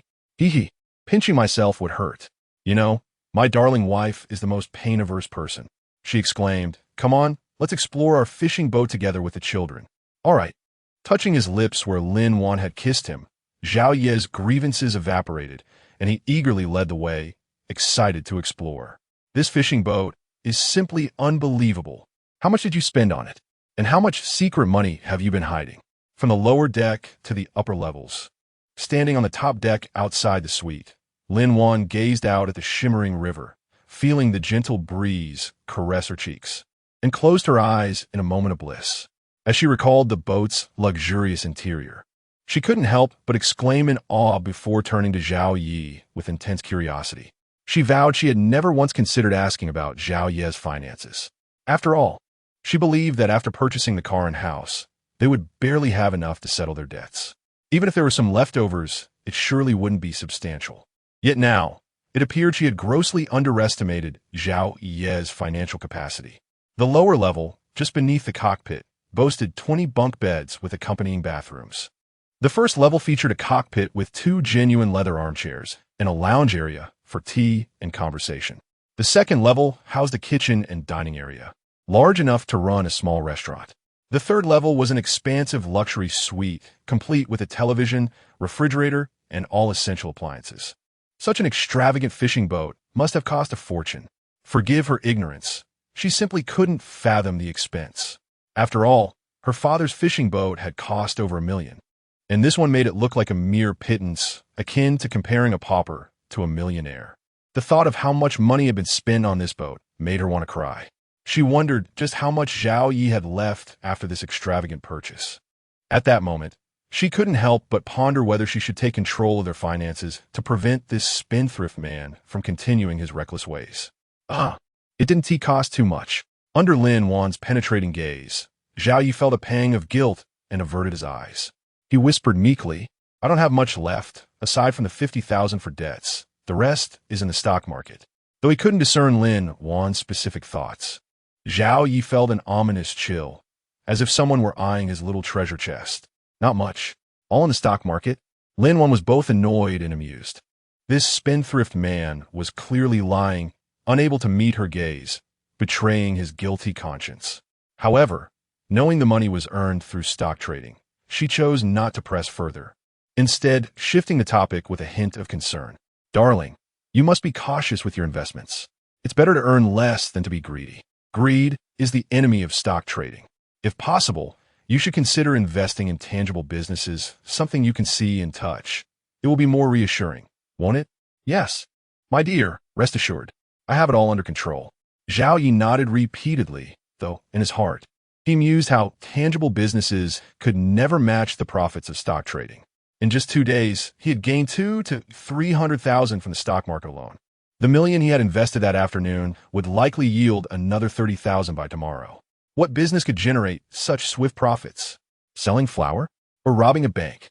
Thus, while he intended to pursue tangible investments, stock trading could not be forsaken. Of course, these were mere side endeavors. Fishing remained his primary passion. As these thoughts swirled in his mind, Zhao Yi noticed Lin Wan's persistent frown and swiftly suggested, "My love, since you find the boat appealing, why don't we spend the night on it?" At this, Lin Wan felt a flicker of temptation. However, After some contemplation, she shook her head. Let us not. The boat is always swaying, and it's quite uncomfortable. Whenever I went out to sea with my father, I could never sleep soundly, always tossing and turning. Ha! That was your father's boat. Ours is built to withstand winds and waves, ensuring both safety and stability. I promise you'll sleep soundly through the night. Oh, is that true? Then perhaps we shall stay for the night? Absolutely. When have I ever deceived you? I assure you it will be just as comfortable as sleeping at home. All right, let us sleep for the night. I want to see if this vessel truly lives up to its reputation. Ha ha, just watch. I'll go start the boat. You and the children can explore a bit more. With unwavering confidence, Zhao Yi chuckled and, after saying his farewells, swiftly disappeared into the cockpit. Vroom, vroom. He ignited the engines, raised the anchor, turned the vessel, and set sail, executing each maneuver with practiced ease. Chapter 50. The art of casting a rod. Casting a rod proves to be quite challenging and requires diligent practice to master. After half an hour, the fishing boat, skillfully maneuvered by Zhao Yi, comes to a steady stop on a vast expanse of the river. Honey, are we fishing here? But this area is nearly at sea, and my fishing rod isn't suitable. Lin Wan approached Zhao Yi as he stepped out of the cockpit, her voice barely above a whisper. Of course, I brought you here well prepared. Zhao Yi gently teased Lin Wan, playfully brushing her nose with his fingers before moving aside to open his rod bag. To his delight, nestled within were two exquisite surf rods, one black and one white. Anticipating that most of their fishing would be done from the boat, Zhao Yi had not overlooked Lin Wan's needs. Earlier, after his bath, he had used the remainder of his fishing currency to purchase a surf rod for her. Although it was not as magnificent as the one gifted by the system today, it was capable of reeling in a catch of up to 50 pounds. Perfectly suited for Lin Wan. Wow, honey, you really thought of everything. Did you buy this while grocery shopping? Lin Wan's face lit up with a smile upon seeing the two rods, and she eagerly asked, which one is mine? Is it the white one? Indeed, the white one is yours. It can handle 50 pounds, so it should be just right for you, Zhao Yi replied with a grin. He had intended to say it was a purchase made while shopping, but Lin Wan had already grasped the situation, showcasing her wit. How delightful. 50 pounds is perfect. Any heavier, and I wouldn't be able to handle it. Lin Wan chuckled, picking up the white rod and beginning to familiarize herself with it. In no time, she prepared the line, attached the bait Zhao Yi had just crafted, and raised the rod above her head, casting it forward with a vigorous motion. Whoosh! The fishing line flew off the reel with a sharp whistle, soaring across the river. Plop! The hook splashed into the water, sending ripples radiating outward. Wow, darling, that was an impressive cast, Zhao Yi exclaimed, his eyes sparkling with admiration as he gave her a thumbs up. He knew Lin Wan was skilled in fishing, but he hadn't anticipated her prowess with the surf rod. It was truly remarkable. Capturing that sequence on video would surely garner immense popularity. Just basic technique. Nothing to brag about, Lin Wan replied with a playful smile. Growing up in a fishing family by the sea, she was well versed in both surf and sea rods, and such skills were second nature to her. Yet, receiving praise from her husband filled her with pride. Ha ha, it's all about technique. Look at me. I can't even set up a line properly. Compared to you, I feel like a novice. Zhao Yi laughed, gesturing toward the rod in his hands. Previously, he had thought fishing was simple, believing it merely required hands to hold the rod. However, after switching to the surf rod, he began to realize the complexity involved. Although he had taken note of Lin Wan's expert technique, executing it himself proved to be quite the challenge. Let me teach you. Watch closely. Like this. And this. Now try it. Easy, right? Well, not exactly simple, but your guidance is excellent. I believe I can manage, he responded, a grin spreading across his face. Darling, has your tongue been coated in honey today? You're so sweet. Ling Van Lafit. Ta pink zai se forehat pilaifuli. Her expression then turned serious as she cautioned, setting up the line is easy. With a little practice, you'll get it right. However, casting the rod is more difficult. Beginners often tangle the line or snag the hook, so be cautious. Oh, I just saw you cast effortlessly. Isn't it just raising the rod and throwing it out? Zaya pondered alod, momentary perpleet. He raised the rod above his head, mimicking Lin Wan's earlier motion and forcefully hurled it forward. Whoosh! Creak! To his dismay, the line tangled up almost immediately, creating a chaotic mess. My dear, it seems there's indeed a level of difficulty involved, Zhao Yi remarked sheepishly, scratching the back of his head as he caught Lin Wan's bemused gaze. Hand it over. Let me untangle it for you. Lin Wan smiled sweetly, taking the rod from Zhao Ye's hands and deftly sorting out the line. Raising the rod once more, she instructed, Darling, let me demonstrate again. Pay attention. Remember these key points? Your hands should move like this, and then this. And when you cast, don't use too much force. Be gentle. All right, I got it. I'll give it another try. This time it will surely work. Inspired by Lin Wan's demonstration, Zhao Yi felt confident and prepared for another attempt. He rubbed his hands together, reeled in the line, and assumed his stance, casting once more. Whoosh! Creak! However, his confidence quickly waned as he faced another tangle. I. At that moment, Lin Wan maintained her gentle smile. Yet Zhao Yi could sense her amusement directed at his struggle, which made his cheeks flush with embarrassment. Fortunately, their children were occupied in the cabin watching television, and he was grateful that only Lin Wan was present. Otherwise, he would have felt humiliated if their sons had witnessed his ineptitude. Darling, it's a normal part of learning. I tangled my line countless times when I first started casting. There's no need to feel embarrassed. Just practice more. But remember to stay safe. Yes, I'll go practice on my own for a while. You continue fishing. Encouraged by Lin Wan's words, Zhao Yi sighed in relief. However, as a man, he could not bear the thought of losing face in front of his wife. He resolved to step out of her sight to practice diligently on his own. Thus, even if he tangled the line 1,000 times, it would remain inconsequential as long as no one witnessed his struggle. With that, he dashed toward the bow of the boat, rod in hand, before Lin Wan could respond. How adorable. My husband is so concerned about appearances. Lin Wan chuckled softly as she watched Zhao Yi flee with the rod in hand. Just you wait. I'll retreat to the depths of the mountains to hone my skills for 18 years, and when I return, you'll see. Zhao Yi's keen hearing allowed him to catch Lin Wan's playful remark, igniting a sense of wounded pride within him. Consequently, he quickened his pace, determined to practice casting relentlessly that evening. He vowed not to rest until he had mastered the art of casting, refusing to sleep until he had done so. Whoosh! Creak! Whoosh! Whoosh! Creak! After several attempts, Zhao Yi finally managed a successful cast. Elated, he couldn't help but grin widely, feeling a wave of satisfaction wash over him. After a moment of revelry, he composed himself, opting not to rest on his laurels. He reeled in a line and cast again, continuing until he achieved several successful casts without a single tangle. Only then did he nod in contentment, returning to the boat's stern with the rod in hand, winking at Lin Wan as he executed a casual, stylish cast. Chapter 51, The Great Catch Swoosh, Squeak. However, unexpectedly, the more gracefully Zhao Yi threw the line, the more awkward the outcome became. That. I have clearly mastered my skills, so why is this happening? Watching the tangle of line in the reel, Zhao Yi felt on the verge of tears. Is this wife cursed? Why does the line get tangled every time she's around? It defies logic. Giggle. Darling, after practicing for half an hour, this is what you show me? Are you trying to make me laugh to death so you can inherit my little fortune? Lin Wan couldn't help but burst into laughter. This husband must be jinxed. She had just peaked earlier, and he had clearly mastered the technique. How could it all fall apart in her presence? It was simply too amusing. I suspect our energies are misaligned. You fish here, and I'll go to the bow. Feeling a little embarrassed by Lin Wan's laughter, Zhao Yi huffed and retreated with his fishing rod. Standing at the bow, he diligently practiced for another half hour.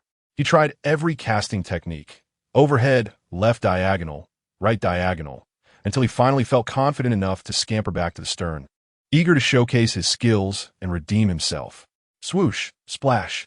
As expected, this time there were no mishaps. Zhao Yi executed a perfect overhead cast. Seeing this, he winked playfully at Lin Wan, his eyes seemingly asking, what do you think? Isn't my casting quite impressive? Darling, your casting skill is hardly inferior to mine. Well done. Lin Wan graciously gave him a thumbs up, acknowledging his improvement. Ha ha, flattery, flattery. You're not so bad yourself. Let's learn from each other and progress together. Ha ha. Zhao Yi placed the fishing rod in the holder by the side of the boat, pretending to bow ceremoniously, putting on a show. Giggle. All right, darling. Stop making me laugh. My stomach is starting to hurt. Hee. Very well, let's focus on fishing. Zhao Yi nodded, suppressing his playful intentions. Just then, the bobber he had cast began to move. Seeing this, Zhao Yi quickly retrieved the rod, placing the tip against his stomach with his left hand while rotating the reel with his right, starting to reel in. Creak, creak, swoosh. Whoa, the first line has a big one. As Zhao Yi executed his series of actions, an immense pulling force surged into his hands. Sensing that fierce strength, Zhao Yi was certain this was a colossal catch.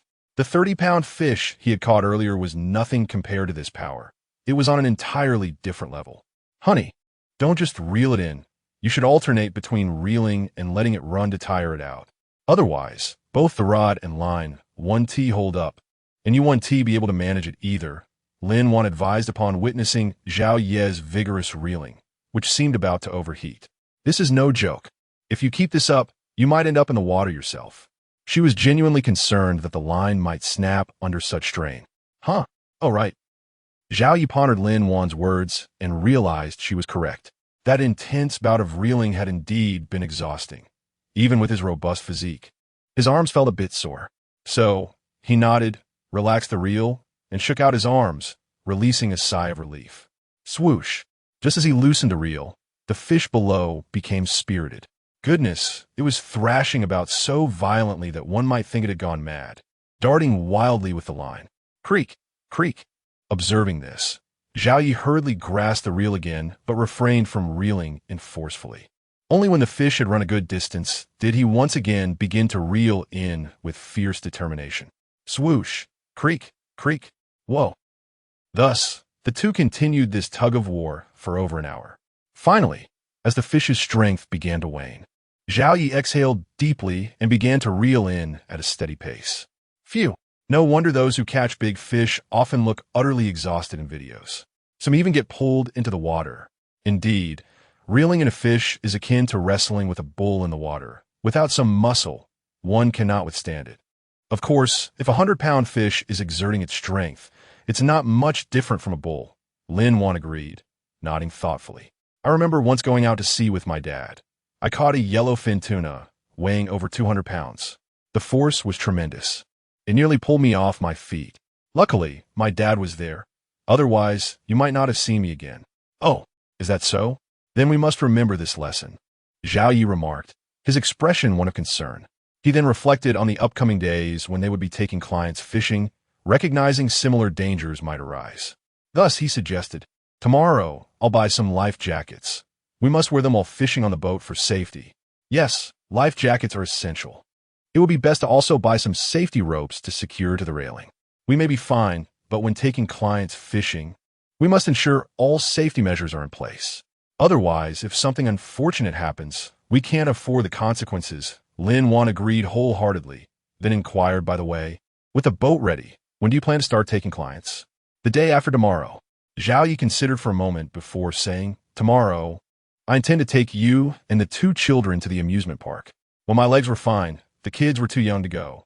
Now that they're older, and I've become like this, the timing is just right to make up for their lost childhood. Pausing, Zhao Yi gazed tenderly at Lin Wan and softly said, of course, I also want to take you for a ride on the carousel. There's a saying online, if someone is naive, take them to see the splendor of the world. If they've endured hardships, take them for a ride on the carousel. The children are still naive, and will show them the wonders of the world, while you have endured much in the past 2 years, so I want to take you for a carousel ride, hoping to soothe your weary soul. Lin Wan blinked, speechless, her eyes growing warm as she felt the urge to cry. Over the past 2 years, she had thought about taking the 2 children back to her parents' home. Yet, each time she imagined Zhao Yi, alone and miserable with his injured leg, her heart could not bear to leave him. Thus, she gritted her teeth, caring for the family while working hard outside to make ends meet. Only she knew how she had persevered through these 2 years. She recalled the first time she went to sell fish. She felt so distressed that she wished she could find a crack in the ground to hide in. She remembered how Zhao Yi took all the money she had, indulging himself at home while she nearly broke down. She recalled countless moments spent haggling over a few cents at the market, and the many times she felt like collapsing, each time relying on beautiful memories to pull her through. She constantly told herself that this man would stand again, that he would be there for her as he once was, shielding her from the storm. Thankfully, she had waited. Her perseverance over the past 2 years had proven worthwhile. This man was worth her dedication. Now, she finally enjoyed the fruits of her labor. Life is truly beautiful. If this were a dream, she wished not to awaken, wanted to linger in this moment a little longer. Chapter 52. The Yangtze River's Street Loafer? The Wild Forbidden Star? The air was thick with an eerie stillness, punctuated only by the gentle rustle of the breeze against their clothes and the rhythmic whir of the fishing reel in Zhao Ye's hand. Lin Wan remained silent, and Zhao Ye refrained from breaking the tranquility. In that moment, words were superfluous. The connection between them spoke volumes. Time drifted by, marked only by the soft splashes of water. Suddenly, a loud splash resonated, and a sleek black fish, measuring over a meter in length, broke the surface. Zhao Yi quickly turned the reel, reeling in his line. "Hey, my dear, what kind of fish is this? It's so dark, it almost resembles a dolphin." As the fish was drawn beneath the boat, the glow of the onboard lamp illuminated it, leaving Zhao Yi momentarily bewildered. This creature, over a meter long and a dull grayish hue, bore an uncanny resemblance to a dolphin, appearing rather endearing. Yet, they were on a river, not the ocean. How could they possibly catch a dolphin? Was it possible for dolphins to swim upstream? Goodness, this creature is actually spitting water at us. Is there such a brazen fish? Zhao Yi pondered, still perplexed. At that moment, the fish, resembling a dolphin, opened its mouth wide and spat water in their direction. Fortunately, its strength was waning and the spray was minimal. Otherwise, the situation could have been quite troublesome. "Honey, this seems to be a Yangtze River dolphin." "Oh no, how did you catch it?" Lin Wan exclaimed, a look of panic crossing her face. What? What is a Yangtze dolphin? Why is this bad? It's just a fish. Is it a protected species or something? Zhao Yu was even more confused by Lin Wan's alarm. Seeing her husband's bewilderment, Lin Wan explained. "You must know about the Yangtze River street loafers, right?" "What? Is this a street loafer from the Yangtze?" Zhao Yu gasped, his eyes widening in shock. "Is it the one that gets into fights with giant pandas, resulting in the pandas getting 3 years in prison? Even the golden short-haired cat, merely watching, faces a year-s sentence?" "Yes, precisely. The Yangtze dolphin, also known as the river pig, is notorious for spitting at people, hence the playful moniker street loafer. It is a first-class protected species. Endangered. If it dies, we will be in serious trouble," Lin Wan stated gravely, nodding her head. "Why am I so unlucky to catch this creature?" Zhao Ye lamented, his frustration palpable. "Why did you leave your home in the Yangtze and swim here? And why were you so greedy? Now look what you've done. The hook is stuck in its mouth, right? You may want to die, but don't drag me down with you. My good days have only just begun." Zhao Yi felt a genuine sense of panic. This was no trivial matter. He had heard that each dolphin had a tracking chip within it. If anything went awry, the authorities would be notified. Zhao Yi couldn't help but wonder if the silver bracelet of doom was already on its way. "Honey, now is not the time to curse the fish. We need to get it on board and assess its injuries," Lin Wan said calmly. "If the injuries are minor, we can remove the hook and release it. I doubt it will be a big issue. If the injuries are severe, we should call the authorities to try and save it. That way, even if there are consequences, it won't be considered intentional." After a brief pause, Lin Wan bit her lip and softly added, "If the fish doesn't team make it, you should say it was my catch. You can earn money outside and take care of the kids." "What? No, absolutely not. I am a man. I cannot let you take the blame." Zhao Ye exclaimed, his voice filled with urgency. "Do not ever say that again. If the sky falls, I will bear the brunt of it." He paused, then resolutely stated, "Besides, it's not as dire as it seems. The fact that it can still spit water means it's alive. Let us get it aboard. I'll apply some medicine, and it should be fine." With that, Zhao Yi inserted the fishing rod into the holder, picked up the net, and prepared to scoop the fish. Unbeknownst to him, Lin Wan had grabbed the fishing rod from the holder and was busy snapping photos with her phone. Hey, you vengeful creature. It was your greed that got you into this mess, not my intention, Zhao Yi thought as the net dipped into the water, only for the street loafer to spit water at him once more. However, at this point, the dolphin was clearly exhausted, akin to a frail old man who couldn't muster the strength against the wind. Its attempts were harmless, yet its stubbornness persisted, as it continued to spit water despite its ineffectiveness. Zhao Yi even suspected that it was attempting to drown him in its futile efforts, seeking a shared demise. All right. Good baby. Daddy will take the hook out, and once you get your medicine, you won't feel any pain, okay? Zhao Yi resusurit, his heart racing as he watched the creature incessantly spitting water. Normal fish wouldn't dare behave like this. If it keeps at it, it might spit out blood, and we'll all be in trouble. With a sense of urgency, Zhao Yi swiftly scooped the street loafer into the net. He understood that every second wasted increased the risk. Come on, up you go. With a deep breath, Zhao Yi exerted all his strength, managing to haul the hefty creature onto the deck. Fortunately, his physical prowess had recently improved, allowing for a moment of extraordinary strength. Had it been during the day, he doubted he could have managed.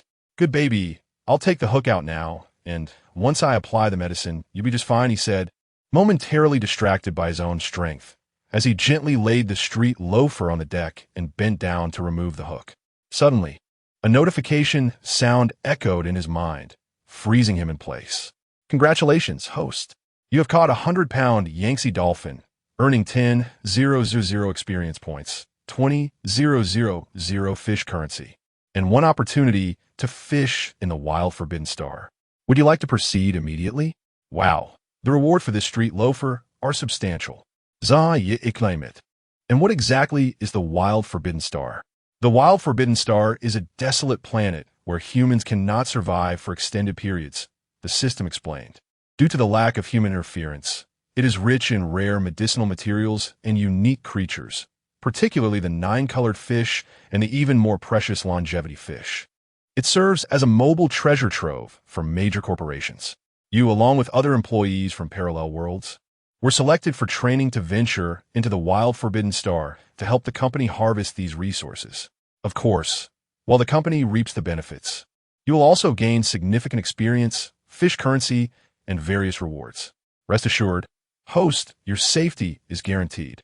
In the event of danger, this system will promptly teleport you back, ensuring your life remains unthreatened. Chapter 53. The arrival of the police, so that is how it is.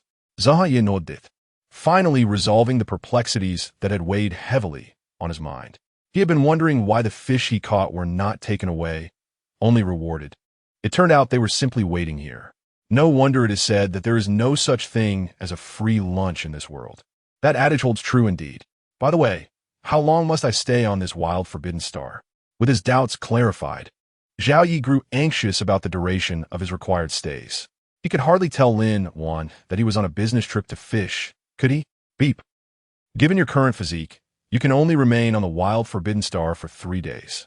Exceeding this duration would result in your body being ruptured by the advanced atmosphere of the planet. What? 3 days at a time? If my physique improves in the future, will I have to stay even longer? Indeed, as your physique strengthens, so too does your capacity to endure the advanced atmosphere, and consequently, your duration of stay will increase. However, there is no need for concern regarding time. The flow of time on the Wild Forbidden Star is different from that of your world. A day spent in the wild equates to merely a minute in your world. Thus, it will not affect your time with your wife and children. Oh, is that so? Then I have no issues. Oh, by the way, system, is there any way to heal this street fish at my feet? Zhao Yu was elated. As long as it did not interfere with his time with his family and posed no danger, everything else could be negotiated. However, he was soon reminded of the calamity lying next to him. If this creature were to die, he would no longer need to ponder whether or not to venture to the Wild Forbidden Star. Beep, do not worry. The company store possesses the finest fish healing liquid, available for just 100 fish catch coins. The effects are immediate upon consumption. Oh, splendid. Then quickly procure a bottle for me. I must hasten to send this pest away, or else I will continue to feel uneasy. Beep, acknowledged. The fish healing liquid has been successfully purchased and stored in the system space. You may retrieve it at any time. Excellent. Zaya nodded repeatedly, then exited the system. At that moment, Lin Wan's anxious voice, tinged with a hint of tears, reached him. Dear, what are you dazed about? Hurry and remove the hook. This little one seems to be on the brink of collapse. Oh, I'm on it. Do not worry. I have medicine in hand to ensure it won't perish. As he spoke, Zhao Yi pressed gently on the soft head of the street fish, while simultaneously working to remove the hook. With a crackle, as Zhao Yi liberated the hook from the fish, it flailed its tail in pain, causing the deck to thump loudly beneath it. Come on, good baby, hold on. Daddy is fetching the medicine. You will feel better after drinking it. Seeing the fish convulse after just a couple of thrashes, Zhao Ye's heart raced with dread. He hurriedly rushed into the cockpit and, after mere seconds, returned with a small vial of medicine.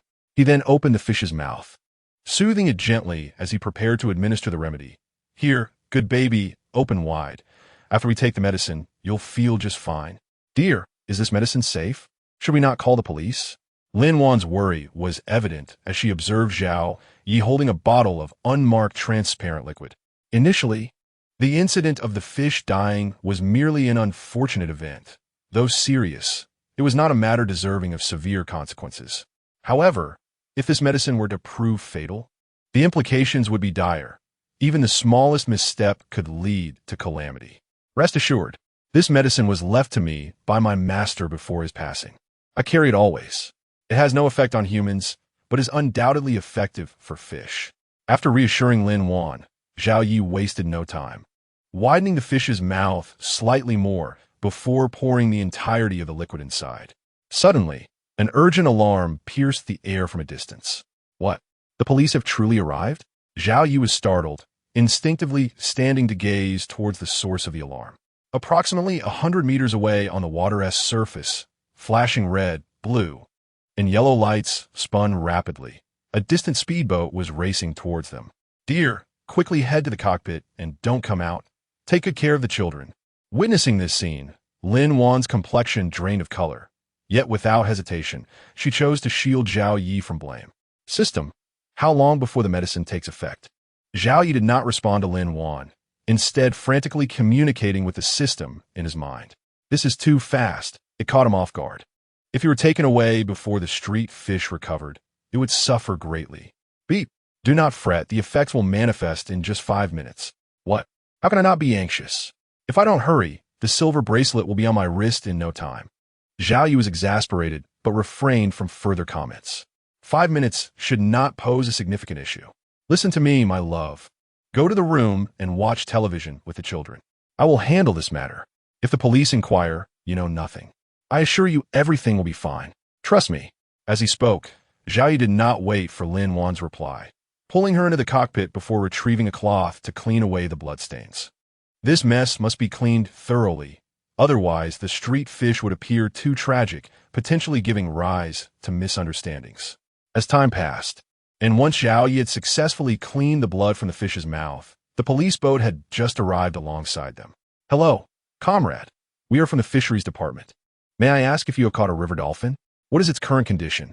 Is there any risk to its life? As the boat steadied, a tall middle-aged man in uniform stared intently at Zhao Yi, inquiring seriously. Ah, hello. Yes, there's a river dolphin, but I did not catch it. This creature seems to have been pursued by something, frantically darting about, and ended up leaping onto my boat, where it fainted. Zhao Yi fabricated his tale with a straight face, devoid of any signs of guilt. There was no alternative. He had to lie.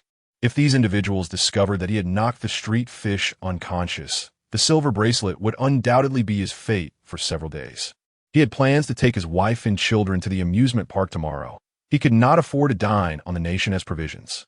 Of course, he was not concerned about these individuals uncovering his deception. After all, while cleaning the blood, the medicine had already begun to take effect. The injury inflicted by the fishhook on the street fish had healed completely, rendering any signs unnoticeable. Otherwise, he would not dare to speak such fabrications, would he? Oh, pursued? And it jumped onto your boat and fainted? Upon hearing Zhao Ye's account, the tall middle-aged man, displayed an expression suggesting disbelief. Then, fixing Zhao Yi with a scrutinizing gaze, he asked, Comrade, Do you take me for a fool? Do you genuinely believe such an absurd explanation? Pausing momentarily, he suddenly bellowed, "Quickly release the river dolphin. You are now suspected of intentionally harming a nationally protected species and potentially illegal capture. You will face the consequences of your actions." Chapter 54. The dolphin leapt aboard and fell unconscious. Dear officer, why do you doubt my words? I am a law-abiding citizen, never one to utter falsehoods. If you do not believe me, please come and see for yourself. The creature lies right on the deck, untouched by my hand. Zhao Yi remained unperturbed, his demeanor calm and composed. The dolphin bore no wounds, and it certainly would not perish. What was there to fear? In merely a minute or two, this street rogue would awaken lively, and then he would have nothing to worry about. Oh, very well. I shall ascend and verify. Should I find anything amiss, prepare for the consequences of the law. Observing Zhao Ye's unwavering composure, Zhang Aimin began to harbor doubts. The locating chip could only pinpoint the dolphin's location, but could not ascertain its condition. Previously, the dolphin had darted about wildly, leading them to suspect it had been hooked by a fisherman. Upon spotting Zhao Ye's fishing boat, their suspicions solidified. Yet now, the situation seemed rather incongruous. Could it be true, as this young man claimed, that a large fish had pursued it, causing it to leap onto his vessel in panic? While such scenarios were not entirely implausible, his years of experience in the field inclined him to believe that the dolphin had indeed been caught by this young man. Regardless of whether it was a case of leaping or fishing, a mere glance would unveil the truth. If it had jumped, he would have nothing to say. But should it turn out that this young man had hooked it, he would ensure that the law's justice was served. With these thoughts in mind, Zhang Aimin deftly set up a ladder and swiftly climbed aboard Zhao Ye's vessel. Following him was a middle-aged female officer, burdened with a medical kit. "Please, this way. The dolphin is right there. You must examine it closely to avoid wronging an innocent." Zhao Yi urged to be honest. "I was indeed fishing when this little fellow went berserk, leaving me without a single catch. I was quite helpless." Upon their arrival, he promptly gestured toward the dolphin on the ground, donning an expression tinged with a hint of grievance. His acting was impeccable, worthy of an award. No visible wounds. It indeed does not appear to have been caught, but there is a faint scent of blood. Zhang Aimin inspected the creature and uncertainly addressed the middle-aged woman. "Please check the dolphin's body for any injuries." "Certainly," she nodded, promptly retrieving her equipment from the medical kit and commencing her examination. After a brief interval, she relaxed her furrowed brow and affirmed, "It is uninjured. It has merely fainted." How did I not speak the truth? Zhao Yi exhaled a sigh of relief. Eagerly nodding, it leapt aboard and fell unconscious. Indeed, as a citizen of this great nation, how could I possibly engage in illegal activities? He paused momentarily before hastily adding, "Well then, esteemed officers, since it has been established that the dolphin is unharmed, might I suggest you take it back now? Time is pressing. Let us part ways and retire for the night." This troublesome rogue was akin to a ticking bomb. Zhao Yi longed to send it away, as far as possible, wishing to see it no more. However, fate had other plans. Just as Zhao Yi finished speaking, the dolphin lying on the deck unexpectedly stirred. Immediately, it began to vocalize toward Zhao Yi, its mouth opening and closing in a manner that made him suspect it was spitting at him. "Hey, you little rascal, how vengeful you are! A true ingrate. After devouring my bait and consuming my medicine, instead of gratitude upon awakening, you spit at your benefactor. Truly outrageous." Witnessing this scene, Zhao Yi could not help but roll his eyes, muttering under his breath, "Fortunate for you, little one, that you are under national protection. Otherwise, I would toss you back into the river, fish you out again, nurse you back to health, and repeat the process until you were thoroughly exhausted." "Very well, my friend. We apologize for our previous unseemly demeanor. We truly regret the disturbance. Since the dolphin has awakened, we shall return it to the water and take our leave." Zhao Ye's voice was low, and Zhang Aimin and the female officer, upon witnessing the dolphin's revival, felt they had indeed misjudged Zhao Yi. Thus, they straightened their postures, smiled at Zhao Yi, and offered him a formal salute as an expression of their regret. The bond between police and citizens is one of kinship. It is my duty to protect this dolphin, a first-class protected species. Should such a situation arise again, I will notify you immediately, as I too am a citizen of this great nation, and it is my responsibility to safeguard it." Seeing this, Zhao Yi quickly waved his hands. While he had spoken with confidence earlier, now he felt a twinge of embarrassment. Here he was, a criminal of sorts, now receiving apologies from the police. One absurd turn of events. Marvelous. Well said. As citizens, we ought to respect our elders, care for the young, and protect our wildlife. Young man, you are commendable, and I extend my apologies once more for our earlier misjudgments. Goodness, how sincere you are, my elder. I cannot bear such earnestness. I feel quite ashamed. Please, do refrain from further apologies. If you continue, I might just confess. As Zhang Aimin straightened his posture once more and saluted, Zhao Ye's face flushed deeper. At that moment, he contemplated confessing to his misdeeds, seeking leniency. Yet, thankfully, he retained his rationality, suppressing his shame, and swiftly diverted the conversation. "Officer, let us hasten to return this little fellow to the river. We must not delay, lest it suffer from thirst. That would indeed be a grave sin." "Ah, yes, you're quite right. We must swiftly return it to the water. Should it perish from thirst, we would be eternally condemned."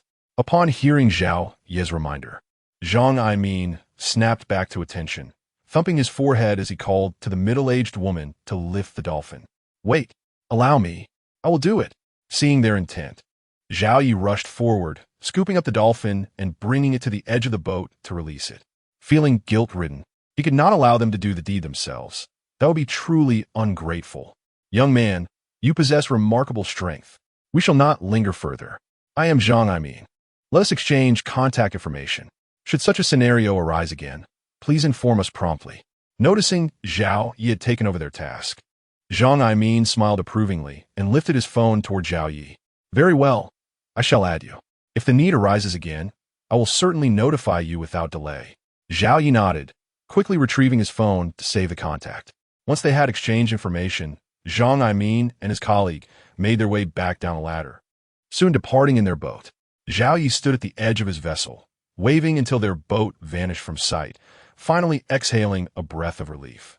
Lying was such a burden, yet in society, one often finds oneself compelled to do so. It is undeniably a source of frustration. Chapter 55. Entering the wild Forbidden Star for the first time, my dear, how impressive you are, even daring to deceive the police. By the way, have you often deceived me in the past? At that moment, Lin Wan's gentle voice unexpectedly echoed. "Huh? Did you hear everything just now?" Zhao Yi was taken aback, instinctively turning to look, only to find Lin Wan standing behind him, a teasing smile playing on her lips. "Of course," Lin Wan nodded. "I have been standing by the cockpit door, and I heard every word you said." As a devoted wife, she could not allow her husband to face danger alone. After Zhao Yi stepped out to grab a cloth, she stealthily followed and positioned herself at the cockpit door, ready to play the role of the heroine saving her hero. Little did she expect that the heroic rescue would not unfold. Instead, she witnessed an impressive display of fabrications. "Goodness, your lies were so convincing that had I not known better, I might have believed you," she mused, suspecting that Zhao Yi had frequently deceived her in the past. So, as soon as the police left, she quietly approached him from behind, half-jokingly posing her question. "Ha, my dear, the moon is exceptionally round tonight. Shall we continue fishing and enjoy the sight of the moon?" Zhao Yi, oblivious to Lin Wan's thoughts, noticed her teasing expression and felt a twinge of guilt. He quickly laughed nervously and attempted to change the topic. There was no denying it. He had indeed told many white lies. Though well-intentioned, they were still lies. "Oh, where's the moon? I don't see it." Lin Wan stifled her laughter, pointing at the sky in response. "Huh? No one?" Zhao Yi instinctively looked up, only to find the night sky devoid of any moonlight. Awkwardness ensued. He scratched his head repeatedly. At that moment, even Zhao Yi, with his thick skin, felt somewhat flustered, resorting to scratching his head to mask his embarrassment. "Ha!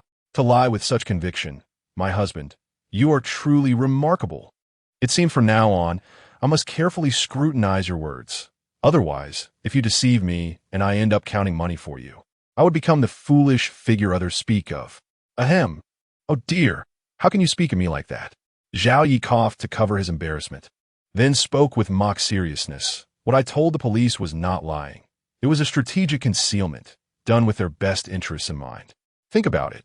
If I told the truth, wouldn't the police have to lecture me for an hour, wasting their breath? Instead, they could be at home, embracing their wives for a good night's sleep. Pausing for a moment, Zhao Yi gazed deeply into Lin Wan's eyes and continued, "Moreover, I swear by the heavens, I have never truly deceived you. If I have, it was only a benevolent lie. Therefore, you can completely trust your husband when it comes to honesty." Sigh. Your words could convince the dead. I was such a foolish girl back then, easily swayed by your charm. Lin Wan feigned a sigh, her expression filled with mock sorrow. This time, I shall overlook it, but you must not lie again, especially not to me, and certainly not in front of our children. I fear they might learn from you and become little deceivers themselves. All right, if I find myself in a similar situation again, I shall allow the police to take me away for a proper education, followed by a complimentary meal, Zhao Yi replied, relieved, nodding in agreement. That won't do. If it happens again, you can still handle it this way. You were right. We should indeed consider the police and not occupy public resources. So, this is how you are? Zhao Yi looked at Lin Wan with a peculiar expression. What do you mean? Lin Wan felt slightly flustered under his gaze and playfully tucked a strand of hair behind her ear. Stop staring. If a special situation arises, I allow you to strategically conceal the truth. However, you must not toy with me strategically, or else. She punctuated her statement with a playful gesture, spinning her finger around Zhao Yi's waist. Understood. I shall heed your words, my dear. Noticing her gesture, Zhao Yi instinctively covered his waist and nodded earnestly. However, a moment later, he stroked his chin and teased, "By the way, does this mean I can lie with impunity now?" I only meant in exceptional circumstances, not to become a master of deception. With a mock huff, Lin Wan shifted the topic, asking, "Are you still going to fish?" "No more fishing. I can't risk reeling in some street urchin. I couldn't handle that." Zhao Yi waved his hand dismissively. "It's getting late. Hurry and tend to the children for bedtime while I use the restroom and freshen up." Zhao Yi had not forgotten about the wild forbidden star. According to the system, it was teeming with 9-colored fish, high-grade medicinal herbs, and exotic creatures. He hoped to seize a lucrative opportunity and perhaps bring back a small beast or two, certain that the children would adore them. "Oh, all right. I shall go freshen up as well. I feel so sticky," Lin Wan replied, trusting him, and headed toward the top floor. As he watched Lin Wan leave, Zhao Yi tidied up and hurried down the stairs to the ground floor. Upon entering the bathroom, he swiftly locked the door. "Hiss! System, I wish to go to the wild forbidden star." Sitting on the toilet seat, Zhao Yi took a deep breath and commanded the system. "Beep." Acknowledged, initiating transmission. As the system's voice faded, Zhao Yi felt darkness envelop him, and when he opened his eyes again, he found himself in an entirely different place. It was daytime. Looking up, he beheld a brilliant blue sky adorned with fluffy white clouds, as if he had stepped into a celestial realm. Hiss! Upon witnessing this scene, Zhao Yi could not help but take a deep breath. With that inhalation, he felt his body become considerably lighter. However, before he could fully relish the moment, he suddenly felt a pressure in his chest, a sensation akin to bursting. "System, what is happening? My lungs explode. Will they?" Panic-stricken, Zhao Yi quickly reached out to the system. "Beep. Do not be alarmed, host. The initial entry into the wild forbidden star involves an adaptation process. Once you acclimate to the superior air quality, this sensation will dissipate. If this feeling returns, it indicates that your body has reached its limit and must return to your original world." "Oh, I see. Now I understand." Zhao Yi let out a sigh of relief and nodded, enduring the uncomfortable sensation in his lungs as he began to survey his surroundings. Chapter 56. Survival in an alien wilderness. Before him lay a vast expanse of undulating mountains cloaked in dense forests.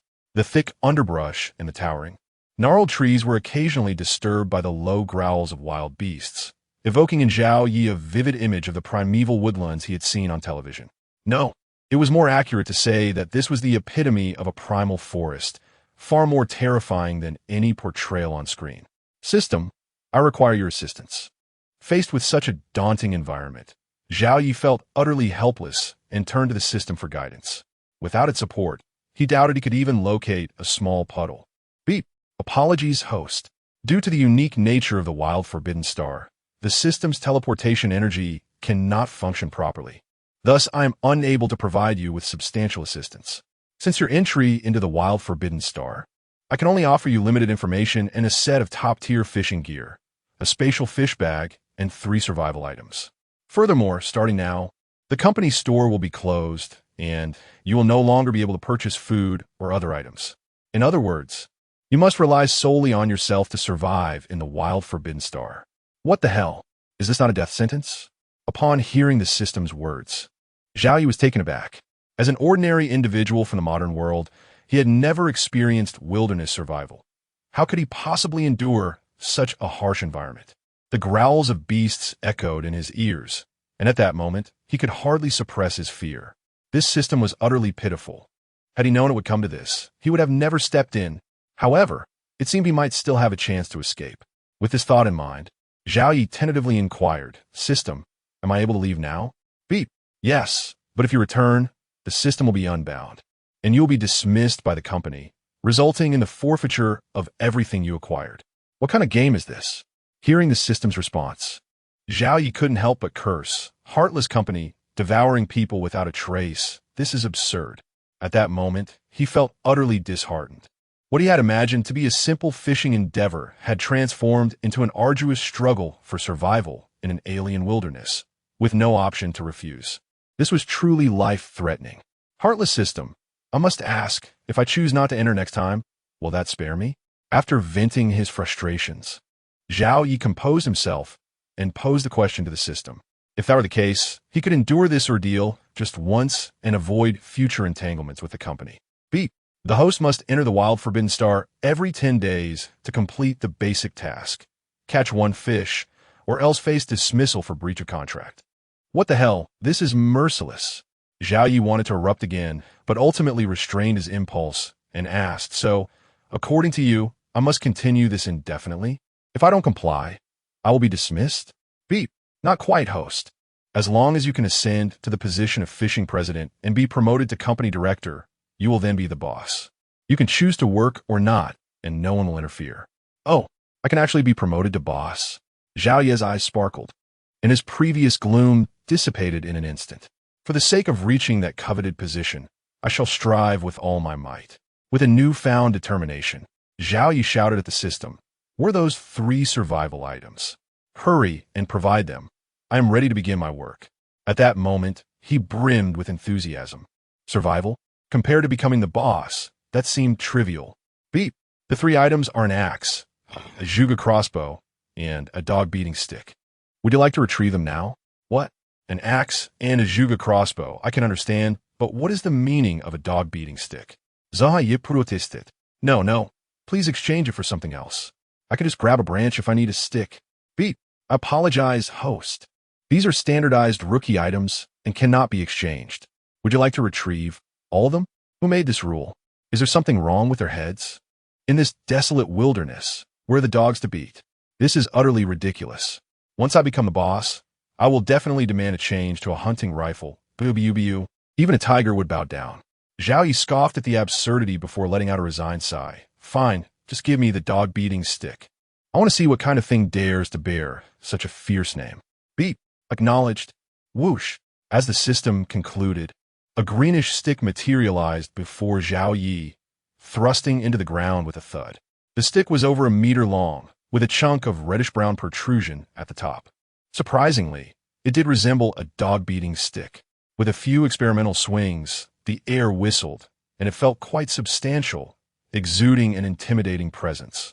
Striking a dog with it would certainly be painful. Not bad. Truly, this equipment provided by the company is commendable.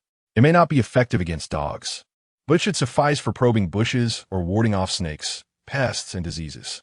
Satisfied, Zhao Yi nodded and swung the dog-beating stick a few more times before setting off. As he walked along the foot of the mountain, he tapped and struck the undergrowth with the stick. To his astonishment, the moment he struck, he startled a multitude of snakes and vermin. Oh no, where's the water? If this continues, I might perish from thirst. Time passed, and after nearly 2 hours of trudging, Zhao Yi felt parched, fatigued, and irritable.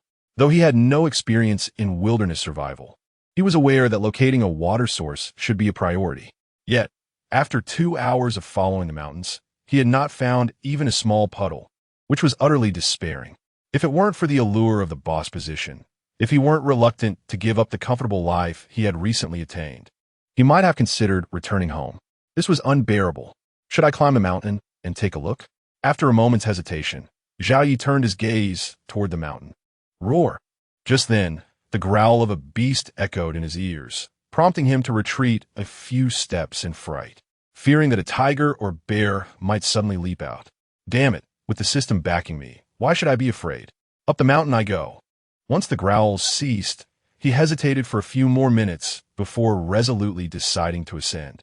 After all, the system had assured him that if he found himself in danger, he would be teleported back, so what was there to fear? Moreover, if he stayed alert, he might avoid a fateful encounter with a wild beast. Even if misfortune struck and he did encounter one, he had the Zhuge crossbow, and he could still run. What was there to fear about being torn apart by a beast? Besides, if luck was on his side, he might stumble upon a beast's lair and seize a few cubs to take back with him. Wouldn't that be even more delightful? With that thought, Zhao Yi hastily retrieved the Zhuge crossbow from the system, holding it in his left hand while wielding the dog-beating stick in his right, cautiously making his way up the mountain. One must admit, there was an audacious spirit within Zhao Yi. If it were someone timid, the mere sound of the occasional growl could send them into a panic. Chapter 57. Discovering one's flaws and preparing for change. Where am I headed? In the blink of an eye, Zhao Yi had been traversing the mountain for over 2 hours. During this time, he encountered numerous dangers, all of which he managed to evade, yet the ensuing panic led him to lose his sense of direction. Currently, he found himself in a predicament. He was oblivious to what lay ahead and even more uncertain of the path behind him. Moreover, he was parched and fatigued, his nerves taut to the point of exhaustion. Fortunately, he could rely on the system to return directly, or else despair would have driven him to madness. Gasping for breath, he continued for several more minutes until he spotted a large boulder and promptly sat down. He could not afford to move any longer in his current state. He desperately needed to rest and regain his strength, for encountering a wild beast would leave him utterly defenseless. Yet, misfortune seemed to follow him relentlessly. No sooner had he settled than a resounding beastly roar pierced the air, startling him considerably. Instantly springing to his feet, Zhao Yi brandished his crossbow, taking a defensive stance while straining to discern the sound's origin. Oh no, it appears the creature is heading in my direction. I must flee. The second roar was noticeably louder than the first, and terror gripped Zhao Yi, sending his heart racing. Without a second thought, he grabbed the nearby, dog-beating stick and, disregarding all logic, took off running. Panting heavily, he lost track of time and distance as he fled, only stopping when the echoes of the beast's roar faded into silence. Why do I keep hearing people say that binding a system leads to soaring success? Next time someone mentions it, I might just unleash my frustration on them. Between heavy breaths, Zhao Yi muttered to himself, reflecting on how 3 days could yield a house, a car, and savings. To him, it felt utterly trivial, for he was risking his very life in this frantic escape. Initially, Zhao Yi believed that the company's system was generous, enabling rapid financial growth. But now he realized that such generosity was an illusion. Given the current intensity of his endeavors, he felt that twice the workload would not be excessive. After several minutes of labored breathing, he finally regained his composure and took stock of his surroundings. Wait, is that a waterfall? Suddenly, Zhao Yi's eyes widened in disbelief as he gazed at the sheer cliff several hundred meters away. Water cascaded down from the cliff like the Milky Way spilling from the heavens, resembling a life-giving spring flowing into the world.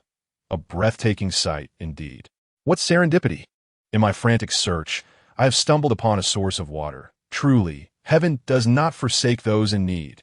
Overjoyed, Zhao Yi disregarded the need for rest and sprinted toward the waterfall. As he drew nearer, the sound of rushing water became clear, alleviating the tension in his chest. Initially, he feared he might be hallucinating due to exhaustion, but now it seemed all too real. At last, he reached the riverbank. discovering a cave at one end of the waterway, its depth and destination unknown. Yet, at that moment, he cared little for where it led. All he desired was to quench his thirst.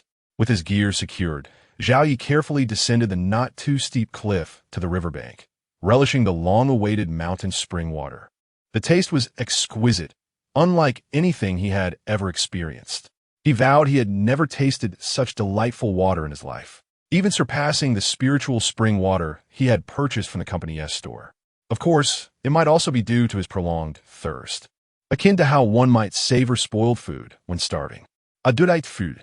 Having quenched his thirst, Zhao Yi let out a contented sigh and reclined by the river, reflecting on how too comfortable life had been before.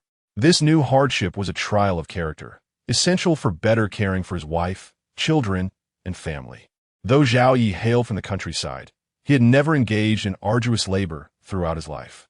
After graduating college, fortune smiled upon him, leading him to establish a company. His life, while not opulent, had been marked by indulgence and ease. Following the accident, the suffering he experienced in the hospital was minimal compared to what Lin Wan had endured.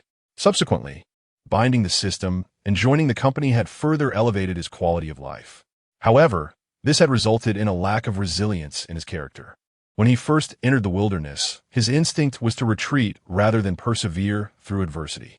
Similarly, 2 years prior, when faced with his own mistakes, his first thought was to escape responsibility rather than confront it. Had the roles been reversed with Lin Wan, Zhao Yi honestly questioned whether he could have endured the same trials for 2 consecutive years. In contrast, Lin Wan had been ready to take the fall for him when she thought Jiang Tun had perished. The oldham would have likely faltered in such a situation. It wasn't that he lacked love for Lin Wan. Rather, it was his character that faltered, lacking the fortitude that a man should possess in adversity. Fortunately, he had come to this realization, and now he intended to harness the wilderness to strengthen his resolve, aspiring to transform into a man of integrity capable of facing challenges head-on, rather than retreating at the first sign of trouble.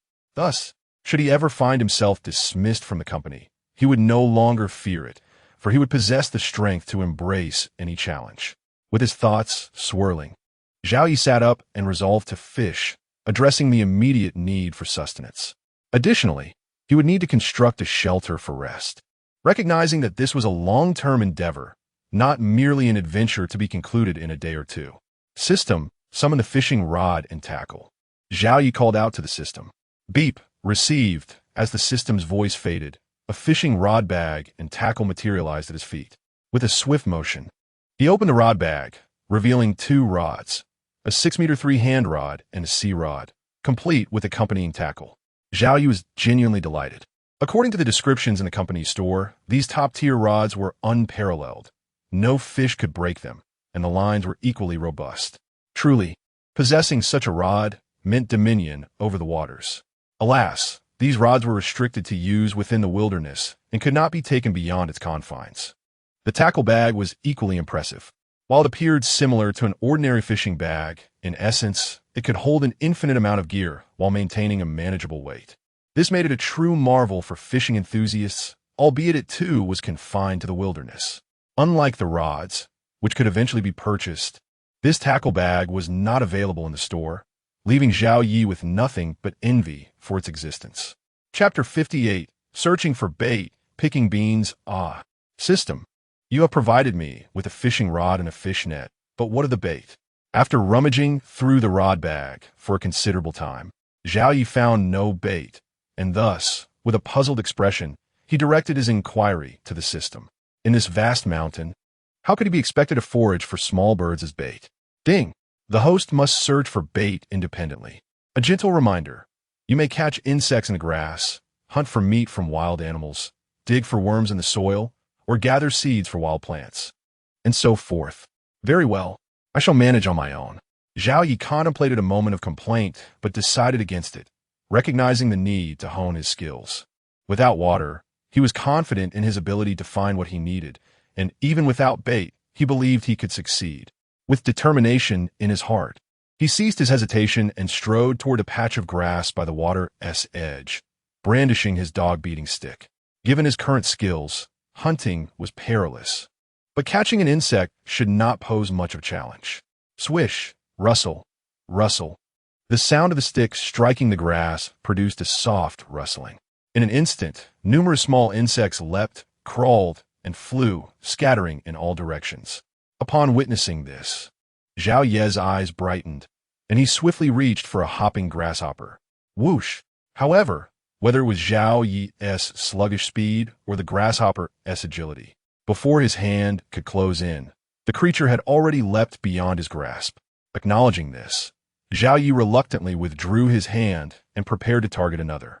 Yet, at that moment, not a single insect remained in sight. How remarkable! This wild and untamed star truly housed formidable creatures. Previously, he had thought himself quite strong, but now he felt like a mere novice, one who could not even catch an insect. Shaking his head, Zhao Yi couldn't help but chuckle at his own predicament. The pride that had lingered within him dissipated entirely at that moment. What was there to be proud of at his current level? There were always greater talents beyond him, and with insects he could not handle, what right did he have to feel superior? Perhaps when he could fell a tiger with his bare hands in this desolate wilderness, then he might entertain such pride. Rustle, rustle. With his pride set aside, Zhao Yi resolved to change his approach. Abandoning the stick, he knelt on the ground, his rear in the air, cautiously parting the grass and searching carefully. Of course, he remained acutely aware, apprehensive of uncovering a snake. If insects were swifter than him, how would he fare against a snake? Minutes passed, and after a span of 10 or so, Zhao Yi stood up, his face covered in dirt and disappointment. The insects were simply too swift, or perhaps he was too slow. Each time he felt he was close, he could not grasp them, akin to trying to catch shadows. The sensation was akin to pursuing the elusive old six. Each attempt felt promising, yet he always fell short. Even more frustrating was the fact that when he remained still, old six would do the same, merely waiting for him to reach out, only to dart away at the last moment, retreating to a spot beyond his reach, watching him with an almost mocking stillness. Had the insects possessed expressions, Zhao Yi might have suspected they were taunting him, fool. Come closer. Alas, he had no evidence. Even if he did, it mattered little. His speed was simply no match for theirs. Sigh. It appeared that at his current physical state, in this wild and savage star, he could only bully the immobile plants. With a bittersweet sigh, Zhao Yi accepted the truth. He had no intention of digging for worms either. If the insects proved so formidable, how much less capable could he be with worms? Moreover, lacking the proper tools, armed with only an axe, who could say if he would succeed? Thus, he resolved to seek out some fruits or seed from plants. After all, these would not flee from him. Clap, clap, clap. With determination, Zhao Yi brushed off the debris from his clothes and set off with his dog-beating stick in hand. After a leisurely stroll punctuated by pauses, he finally wore a broad smile. Beans. Indeed, he had stumbled upon several wild edamame plants. The stalks towered over those from his hometown fields, and the plump, green little crescents were a delightful sight to behold. Reaching out, he plucked a pod, and upon opening it, he was astonished to find the oval-shaped beans were the size of his pinky finger. Translucent and glimmering, they resembled tiny green caterpillars. Had he not known better, Zhao Yi might have mistaken them for exquisite herbs from a martial arts novel. Gulp. System, may I consume these? Gazing at the beans in his hand, Zhao Yi was unable to resist swallowing hard. After running for several hours, he was quite hungry. Although he had satiated his thirst, it did little to quell his appetite. The sight of such tempting beans made his desire to consume a few undeniable. Ding! Yes, they are edible. All flora and fauna within the wild star absorb high-quality air, rendering their nutrients exceptionally rich. Not only are they consumable, but they will also enhance your physical constitution. How I wish you had mentioned this sooner. Zhao Yi rolled his eyes at the system's response. Had he known, he would have simply foraged for grass to eat, avoiding the trouble of running around with an empty stomach. However, it was not too late. After all, beans were certainly preferable to grass. Crunch, crunch. He tossed a bean into his mouth, savoring the crunch before swallowing. The taste was rather bland, being raw, yet he felt a faint warmth coursing through his body, subtle, but undeniably present. Instinctively, he opened the employee information sheet. Company, Universal Fishing Group. Blue Planet Branch-Bound System. ID 95, 27 employee. Zhaoyi employee level. Fishing Supervisor 14000, 10000. Subordinates. 1 full-time employee. Can recruit 3 full-time employees. 1 team leader. Salary. 1,000 yuan hour attendance. 3-day physical constitution. 16. 01. Normal is 10. Skills. Divine culinary arts. Divine driving. Divine stock trading. Divine martial arts items. Set of folding cooking utensils. Set of Jianglan banquet tableware. 1 Falcon vehicle. 1 BMW Mini. Bait formulation. Set of small bait production tools. Lottery tickets. 0 tasks. None fishing currency. 22,000. Not bad. Eating 100 beans would enhance my constitution by 1 point. And there must be more than 100 beans here. It should not be difficult to improve my physical condition by 1 point. Upon noticing the increase of 0.01 in his constitution, Zhaoyi felt a surge of joy. Although it paled in comparison to the physical enhancement liquid, it was free. Free items were always more delightful than those requiring payment. With that thought in mind, Zhaoyi eagerly extended his hand to harvest the bean pods. The few plants yielded dozens of pods, which he swiftly collected. Stripping off his shirt, he wrapped the pods within it and hummed a tune as he made his way to the riverbank. Next, he would fish while munching on beans to enhance his physique. If only he had a pot and fire, the flavor would surely be even more delightful. Chapter 59. The Value of Longevity. Soon, Zhaoyi returned to the riverbank. Without a moment's hesitation, he grasped his fishing rod, secured the line, and attached a small bait, preparing to cast. However, when he instinctively activated the fish-finding radar, hoping to locate his catch, he discovered that the radar was utterly inoperative. Alarmed, Zhaoyi quickly inquired of the system, "What is happening? Is the radar no longer functional?" Without the radar, he would have to rely solely on fate, which seemed dreadfully inefficient. How much could he possibly catch in a day? It might not even surpass the yield from gathering beans. Yes, host. Apart from your inherent strength, no external forces can be utilized in this wilderness forbidden star. The radar requires the system's energy to function, hence it cannot be activated here. Zhaoyi sighed, feeling utterly speechless. He murmured in resignation. No wonder the old saying goes, rely on the mountains, and they will collapse, depend on others, and they will flee. It seems this phrase applies to the system as well. What a letdown. Well, without the system, I was still able to locate water sources and gather beans. Surely I could catch a fish? With that thought, Zhaoyi dismissed his concerns and confidently cast his line, rod in his right hand and hook in his left, sending it into the water. Splash!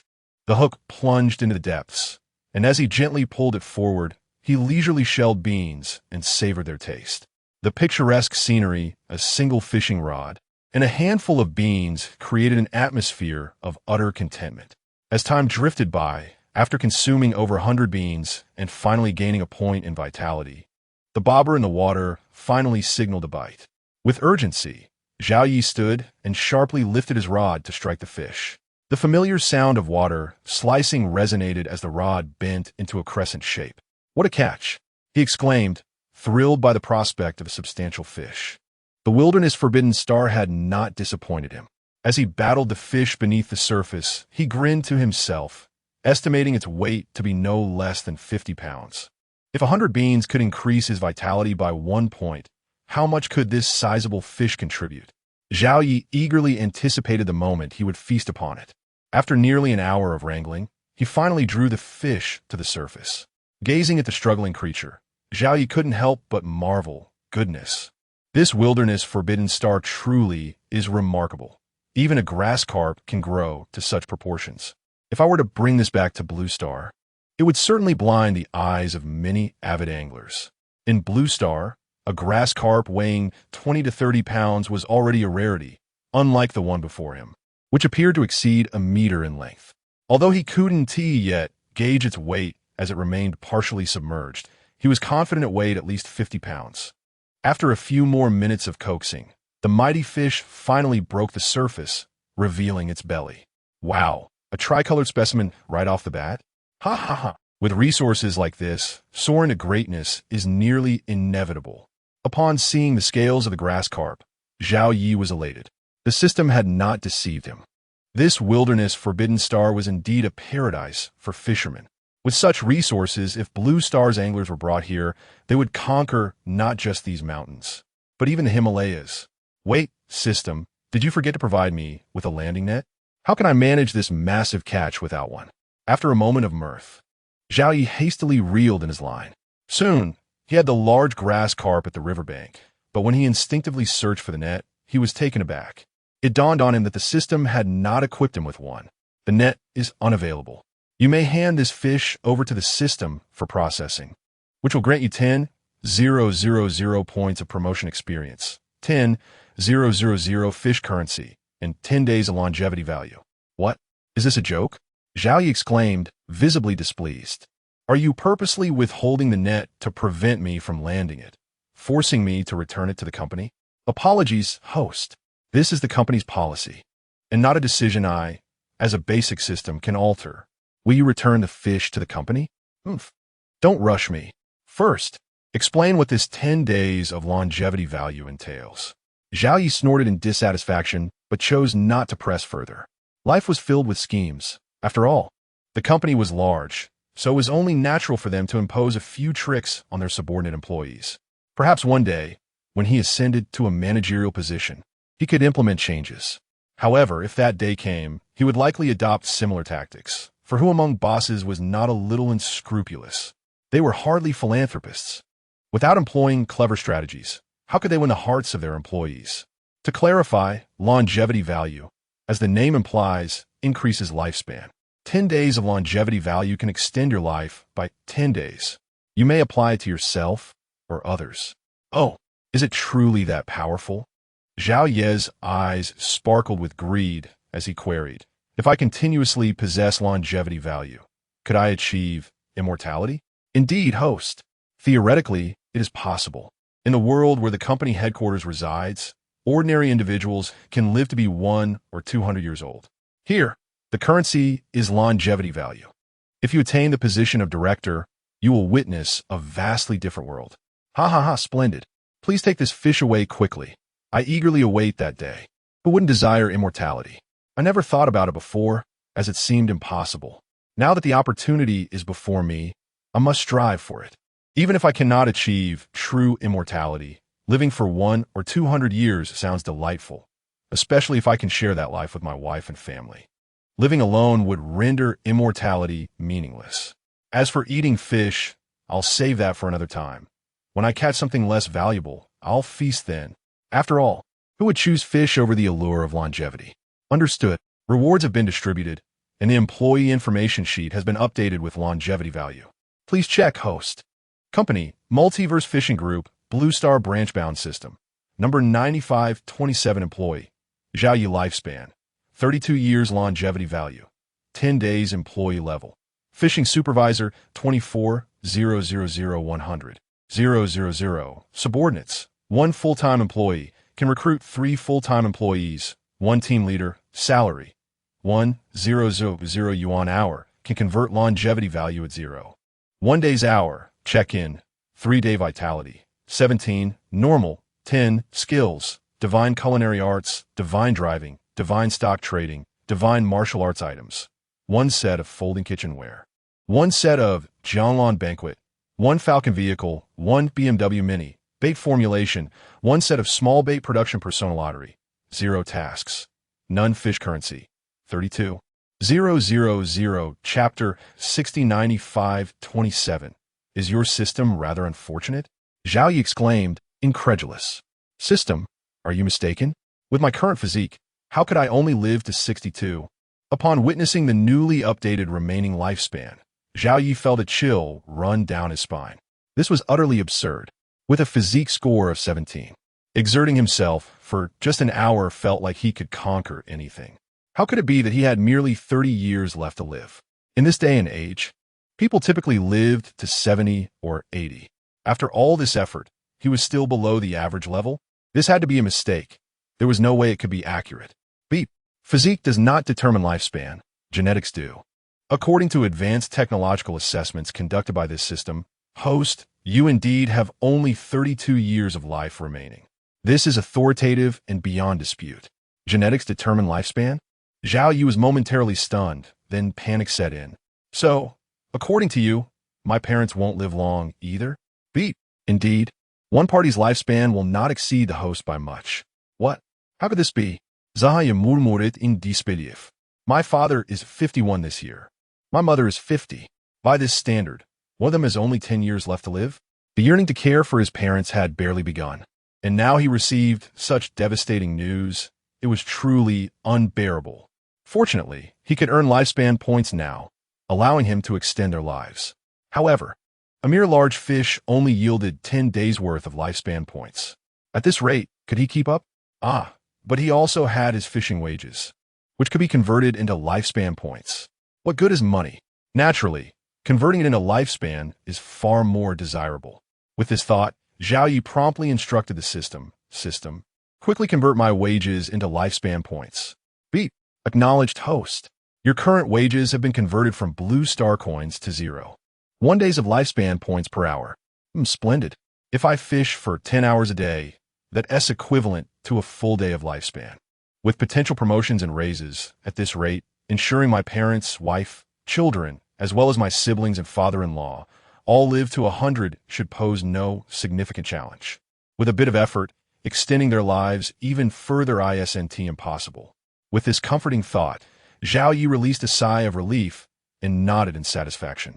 However, a moment later, another question arose in his mind, prompting him to quickly ask the system, by the way, system, does my fishing time in this desolate forbidden star count as work hours?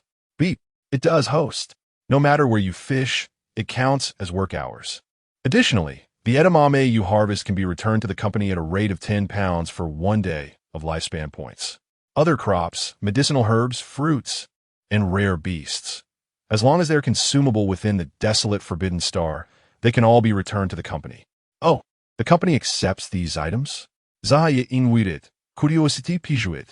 System, could you enlighten me on what use these items have for the company? Beep. The company of course sells them. People need to eat, and the world where the company is situated comprises ordinary individuals who also require sustenance. These premium items, which have absorbed high-quality air since their inception, are particularly favored by the wealthy in lifespan points. I see. If only you had mentioned this earlier.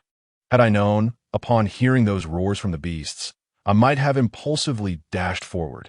With a stroke of luck, my Juga crossbow could have taken down a tiger, which would yield a considerable amount of lifespan points. Zhao Yi nodded, then shook his head, a hint of regret crossing his expression. Beep. Kind reminder, please do not engage in reckless actions. With your current inability to catch even a worm, charging forward would only lead to your demise. 9527, you must be quite unpopular within the company system, right? Zhao Yi rolled his eyes. This wretched system, speaking such harsh truths. Beep. Host, how did you know? Zhao Yi had not expected a response from the system. Upon hearing it, he smirked coldly, his expression filled with disdain. It's because you are far too honest. Remember next time, refrain from stating such blunt truths. Beep. Hearing the system's beep without further words, Zhao Yi couldn't help but burst into laughter. Even the system was left speechless by him. Who else could achieve that? As he pondered, Zhao Yi grew increasingly curious about whether the system 9527 was human-operated or merely a compilation of data. Would there ever come a day when they could meet? With these thoughts in mind, Zhao Yi rebaited a piece of edamame and cast it back into the water. He chose not to inquire the system about this matter, as knowing wouldn't alter anything. It was better to maintain a sense of anticipation. Swish, splash. Before long, Zhao Yi caught another fish. Raising the rod, he found it to be a modest catch, a two-colored bream weighing just over a pound. He effortlessly pulled the lively creature from the water, applying a slight force to hoist it ashore. Crackle.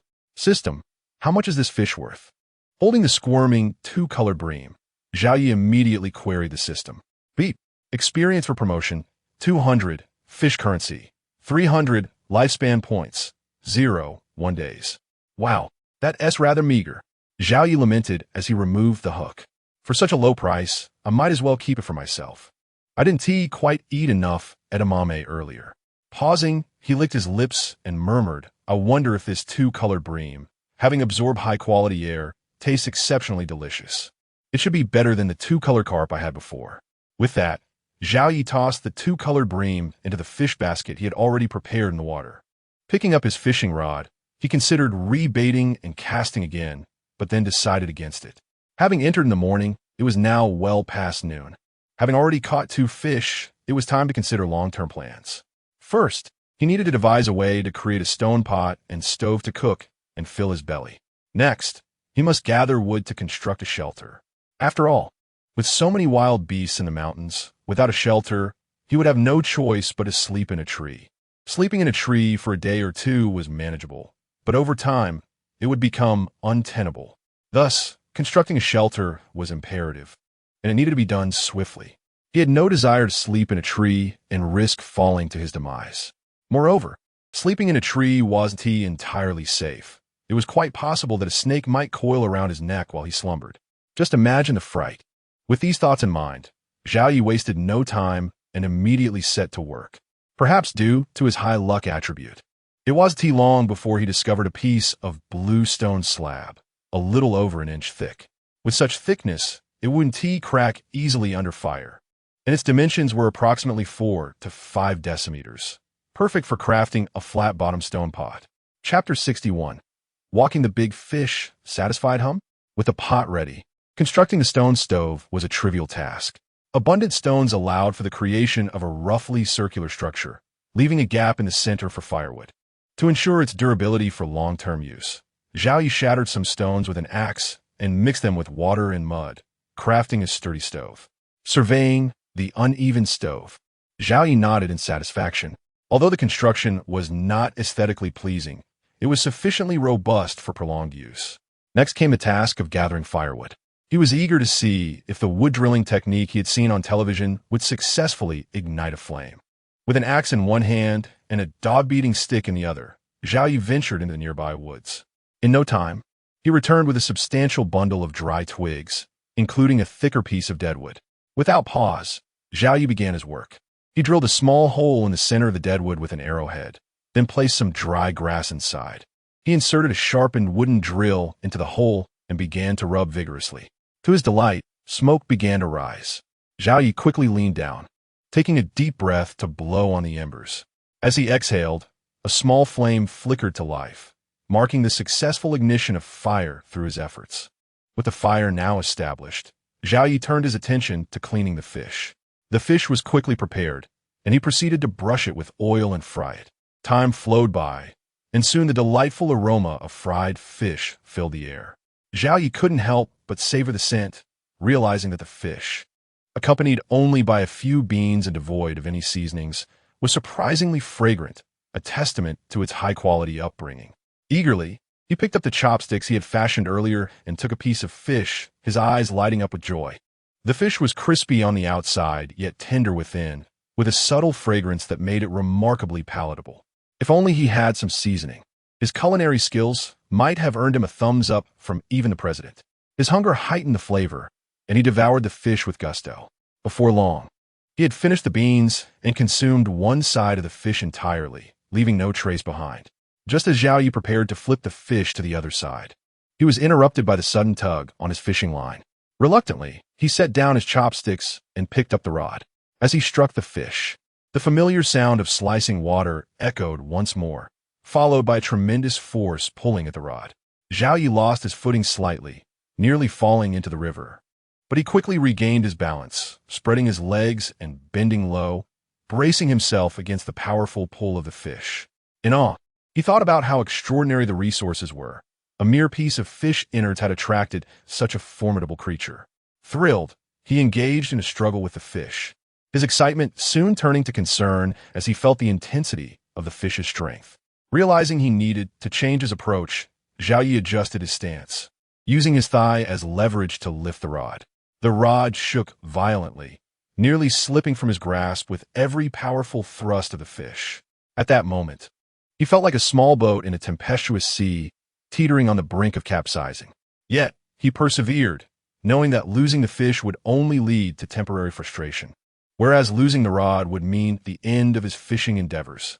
Time ticked away, and after what felt like an eternity, the struggle began to wane. Just as Zhao Yi felt the tension ease, he took a moment to catch his breath, his body drenched in sweat, a testament to the exertion he had just endured. He leaned back against the rod, letting the fish's strength work in his favor as he recuperated. He recalled that, typically, it took several hours for someone to reel in a creature of such magnitude. Although he was stronger than average, he recognized that this fish likely exceeded 100 pounds, and he had only weathered the initial onslaught. As he rested, the fish once again surged with vigor, and Zhao Yi felt as though a bull was tugging at him. He tightened his grip on the rod, leaning back to counter the force. He imagined that if the fish suddenly let go, he would undoubtedly tumble head over heels. Yet, the fish remained focused on its escape, oblivious to Zhao Ye's precarious position. Another hour slipped by, and the fish finally showed signs of fatigue. Zhao Yi understood that he merely needed to be patient and gradually wear it out before reaping the rewards of his labor. Just as he prepared to catch his breath, he heard what sounded like satisfied hums behind him. Curious, he turned to see the source of the sound, his expression darkening as he realized the delightful little creature that had approached him. Chapter 62. The Golden Snub-Nosed Monkey Indeed. There it was, a monkey adorned in a magnificent coat of golden fur. If Zhao Yi was not mistaken, this was a golden snub-nosed monkey, and notably a juvenile. The little creature sat there, roughly the size of a domestic cat, its fluffy golden mane framing its small white face, rendering it irresistibly adorable. Yet, this little rascal was oblivious to its role as a pet, and was currently indulging itself heartily. The object of its feast was none other than the half of the bream that Zhao Yi had yet to consume.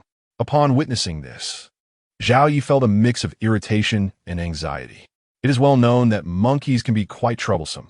They are notorious for scratching and biting. Though golden snub-nosed monkeys are famed for their docility, one can never be too certain of their temperament, as they are, after all, wild creatures. Zhao Ye's anxiety was not directed towards the little one before him, but rather towards the potential appearance of its parents. The last thing he wanted was to be surrounded by a horde of monkeys, which would certainly complicate matters. The little golden monkey, however, remained blissfully unaware of Zhao Ye's trepidation. Upon catching his gaze, it showed no sign of fear and continued to munch on the bream, occasionally glancing at Zhao Yi with a satisfied grin and letting out a few chirps, as if to express its contentment and friendliness. Little one, hurry up and finish your meal, then be on your way. Don't cause me any trouble, Zhao Yi thought, shaking his head dismissively, knowing full well that the monkey could not comprehend his words. With both hands gripping the fishing rod, he had no time to shoo the creature away, nor did he dare to. Instead, he could only utter a few verbal prompts. The little golden monkey, oblivious to Zhao Ye's intentions, continued to nibble away, its small face adorned with a look of human-like satisfaction. Sighing, Zhao Yi resigned himself to the situation. Communication was impossible, and he had no choice but to let the monkey be. Surely, once it finished its meal, it would depart. By the way, system, how much is this little monkey worth? He suddenly recalled, turning to inquire. Ding! Golden snub-nosed monkey cub, valued at 100 lifespan points. Astounding. This little creature holds such value? Zhao Ye's eyes gleamed with interest, and he promptly asked the system, since you can remotely collect fish, can you also do the same with this little one? Ding! Apologies, host. This system collects fish using the fishing rod as a medium, while capturing animals and plants requires the host's hands as a medium. Oh, I see. What a pity. Zhao Yi had initially hoped for a way to avoid direct interaction with animals to earn lifespan points. However, it appeared that this avenue was unfeasible. Of course, he had no intention of actually capturing the little creature for profit. While lifespan points might be precious, he could not sacrifice his conscience. The thought of this tiny being taken away and sold for meat was simply too cruel. He could harden his heart against wolves and tigers, but he could never bring himself to harm such an endearing creature. By the way, system, are there any skills available in the company's shop that would allow one to understand animal speech? Zhao Yi pondered. Spending time in this area with no one to converse with would likely lead to loneliness. If he could engage in simple communication with the animals, it might alleviate some of that solitude. Ding! Yes, host. The cost is 50,000 fish currency. Your current fish currency is insufficient for this purchase. 50,000? Zhao Yi nodded thoughtfully. He currently possessed over 30,000 fish currency, and with the addition of this sizable catch, he believed he would soon have enough. However, was it not a bit extravagant to spend such a sum on a skill? Yet, upon further reflection, his eyes brightened at the thought. If he could comprehend animal speech, he might forge friendships with them. And among friends, mutual assistance would surely be reasonable, right? Perhaps he could enlist the help of this little monkey's parents to gather fish and bring some fruit in the process. Surely there was not too much to ask. Of course, he could not simply take without giving in return. For instance, if he grilled fish, he could share some with the little one, thus fostering a beneficial partnership. Moreover, while he was surrounded by darkness in this mountainous region, these monkeys were undoubtedly familiar with the terrain. Who knows? With their assistance, he might even discover other treasures and venture into broader waters. With that thought solidified in his mind, Zhao Yi resolved that once he reeled in the fish and accumulated enough currency, he would exchange it for the skill. As he contemplated this, the little creature behind him emitted a sound. Instinctively, he turned to look. The little monkey had consumed nearly half of the fish and appeared to be sated. Upon noticing Zhao Yi's gaze, it pointed at the fish and then gestured towards the depths of the forest, seemingly asking if it could take the fish with it. Sure, take it, take it. Zhao Yi nodded, uncertain if he was interpreting correctly. Regardless, the creature had practically devoured the fish, and he had no intention of finishing it himself. He might as well play the Good Samaritan.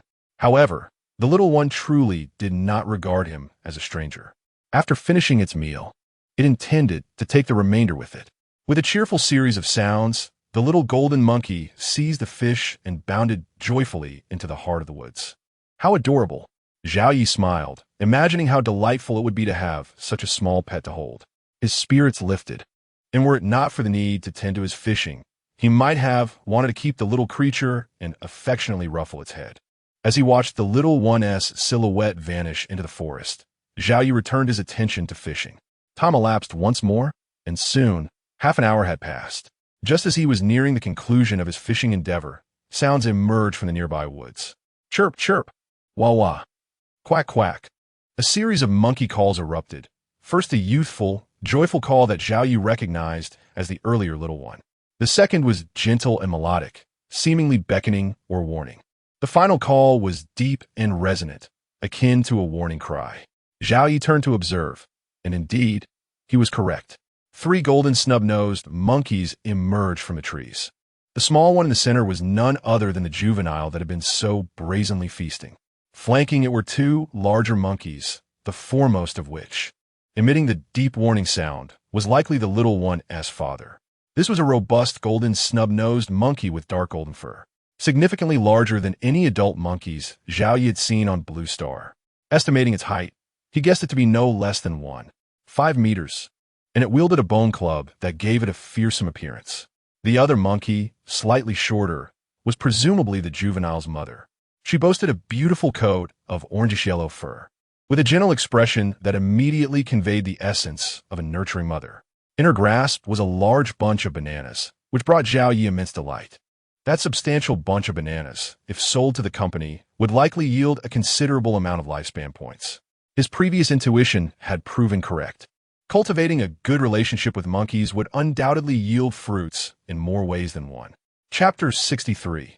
The Giant Catfish and the Enraged Monkey Father. Upon noticing Zhao Yi's gaze, the little creature caught in the middle became animated, excitedly chattering away. It pointed at the banana held by the monkey mother, seemingly conveying a message of, "I have consumed your fish, and I come bearing a banana." The other 2 monkeys remained silent, fixated on Zhao Yi, their eyes betraying a hint of human-like wariness. As if to assert, "Hairless monkey, do not approach, we are formidable." Seeing this scene, Zhao Yi merely smiled and nodded at the little creature, then calmly turned away to continue his fishing. Although he appeared composed, internally he was a bundle of nerves. After all, with his meager abilities, he could scarcely catch a worm, let alone contend with 2 adult monkeys. The monkey father, with a menacing glare, seemed poised to strike should Zhao Yi make any sudden movements. Naturally, he dared not beckon the little one closer. Who could predict whether this monkey father would suddenly lose his temper and unleash his fury? This was an evolved creature, imbued with strength and speed far beyond his own. If the situation escalated, he might not even have the chance to escape.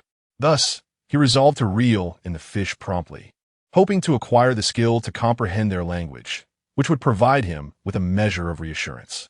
As he pondered this, Zhao Yi mustered all his strength, pulling relentlessly. The fishing line was sturdy, so what was there to fear? The once powerful fish beneath the surface began to tire, and with Zhao Yi's vigorous tugging, it soon broke the water's surface. Lo and behold, was it a giant catfish or a tricolor one? Upon witnessing the creature's true form, Zhao Yi's eyes widened in disbelief. Known as the yellow catfish, or huangguyu, this fish is renowned throughout China. With its tender flesh and minimal spines, it is favored by many, particularly the elderly and children. Typically, a yellow catfish weighs only a few taels, with anything over a pound deemed a giant. Yet, this colossal specimen before him exceeded 100 pounds, and its gaping maw left Zhao Yi no doubt that it could swallow the little golden-haired monkey whole. Such a massive yellow catfish could only exist in the fabled waters of the Amazon River.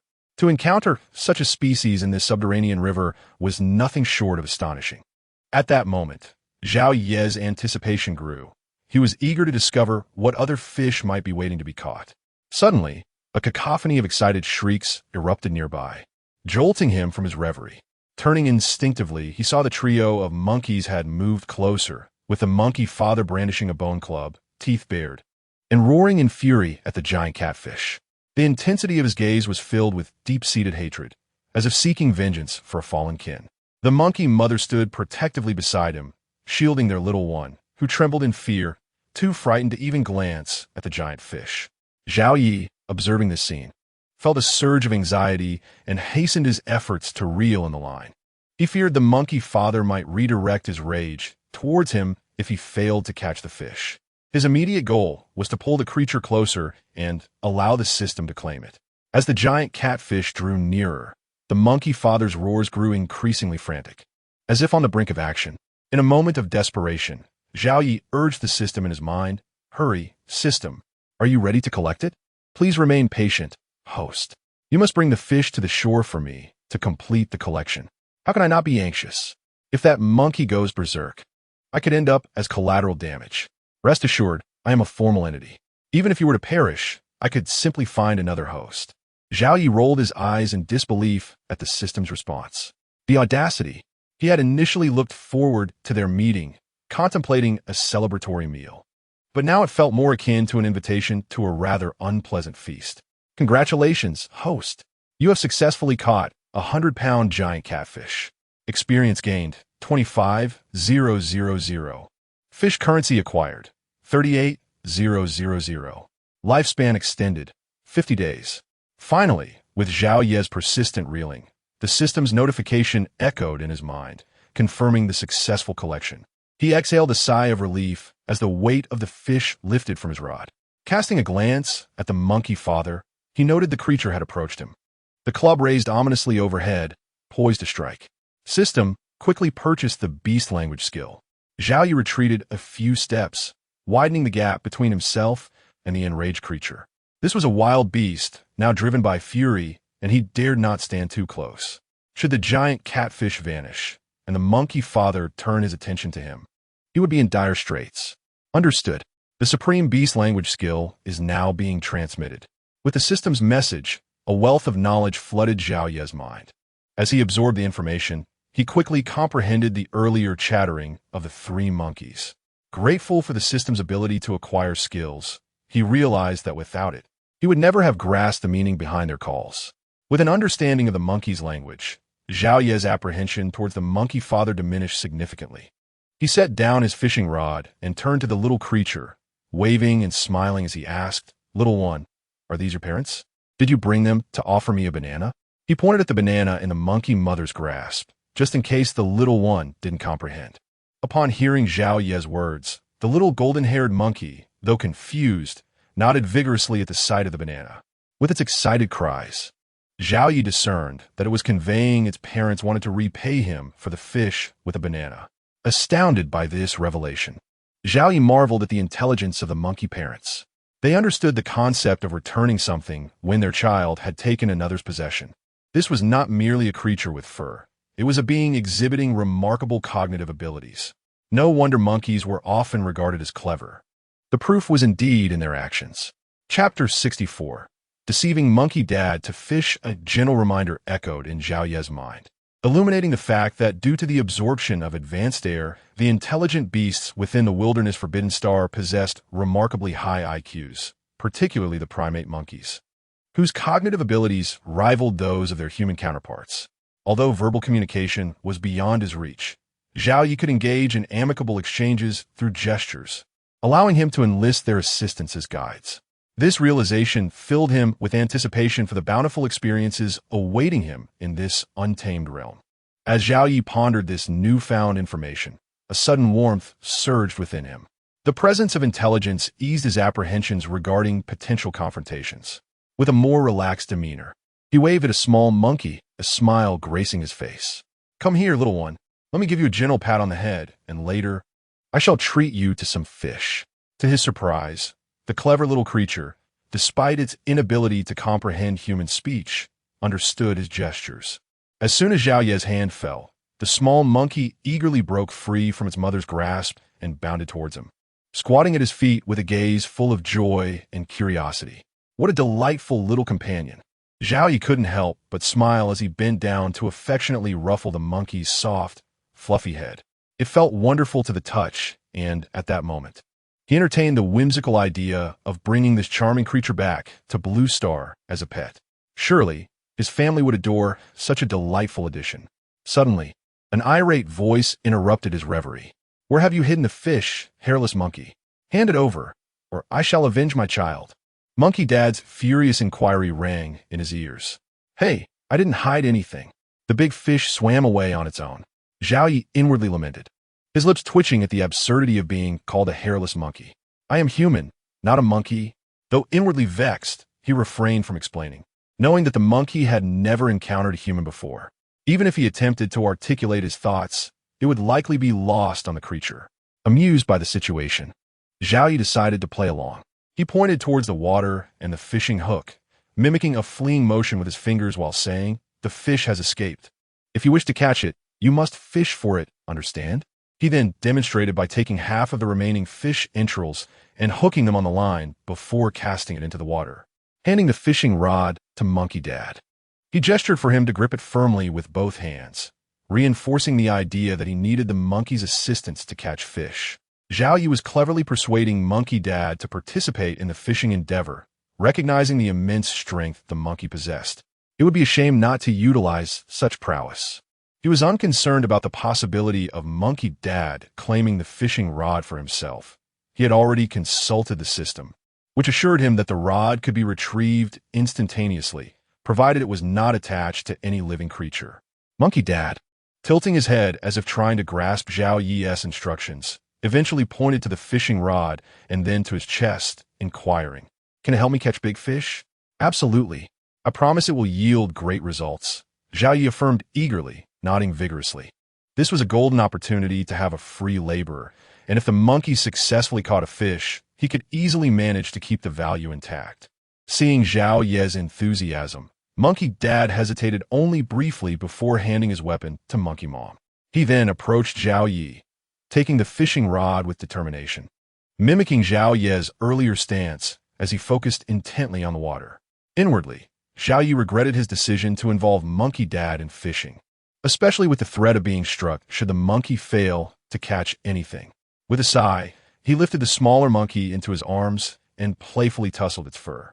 Surely, he could handle a little one, even if he couldn't contend with the adult. The small monkey, blissfully unaware of the predicament it found itself in, closed its eyes contentedly in Zhao Yi's embrace, relishing the comforting aura that surrounded him. As Zhao Yi cradled the little creature, he couldn't help but smile at the sight of it nestled against him. With a gentle grip, he prepared his fishing line, readying himself for the task ahead. He had resolved to assist Monkey Dad, unwilling to rest while the monkey exerted itself. As time passed, the anticipation grew. After approximately 5 minutes, while Monkey Dad remained still, Zhao Yi's fishing bobber began to stir. Seizing the moment, he quickly set the little monkey down and yanked the rod upward, feeling the exhilarating tug of a fish on the line. The The resource-rich waters of the cave were indeed bountiful. As the rod bent under the strain, the sound of splashing resonated, indicating a sizable catch. The strength of the pull was unmistakable, far exceeding that of the previous fish. Monkey Dad, sensing the commotion, erupted into a fervent yell, abandoning his own fishing rod to rush over to Zhao Ye's side.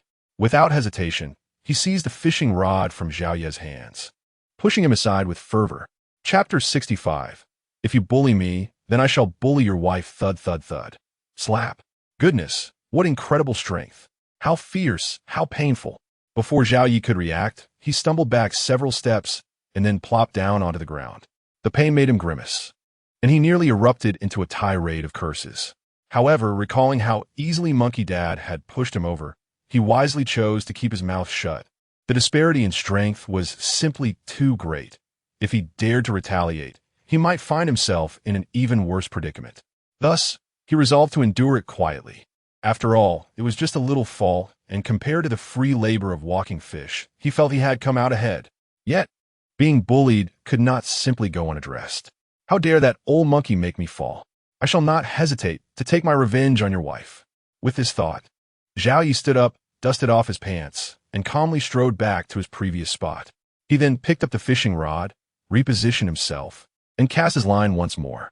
His aim was to catch a fish quickly and then hand the rod over to Monkey Mom to do the fishing. If you dare to push me down, then your wife can work for me for free. Surely that isn't too much to ask? As he indulged in his delightful thoughts, Zhao Yi once again glanced at Monkey Dad, who was engaged in fishing. After observing for a moment, he couldn't help but marvel at the monkey's strength. Standing firm, with both hands gripping the fishing rod, Monkey Dad remained immovable against the ferocious struggles of the large fish beneath the surface, exuding an aura of unyielding power akin to an immovable deity. If one were to quantify his physical prowess, Zhao Yi surmised that Monkey Dad must possess at least 40 or 50 points in strength. Otherwise, it would be impossible for him to assert such dominance over the large fish in the water. Alas, I wonder when I shall reach such a level of physicality. I envy him greatly. With a sigh, Zhao Yi gazed at Monkey Dad with longing. Not long ago, he had fancied a day when he might surpass the monkey's physical capabilities and send him sprawling, but now it seemed a distant dream. Oh, here we go again. Just as he finished his sigh, the float in the water suddenly disappeared with a swift motion. He grinned, thinking, old monkey, your wife is about to join the fray.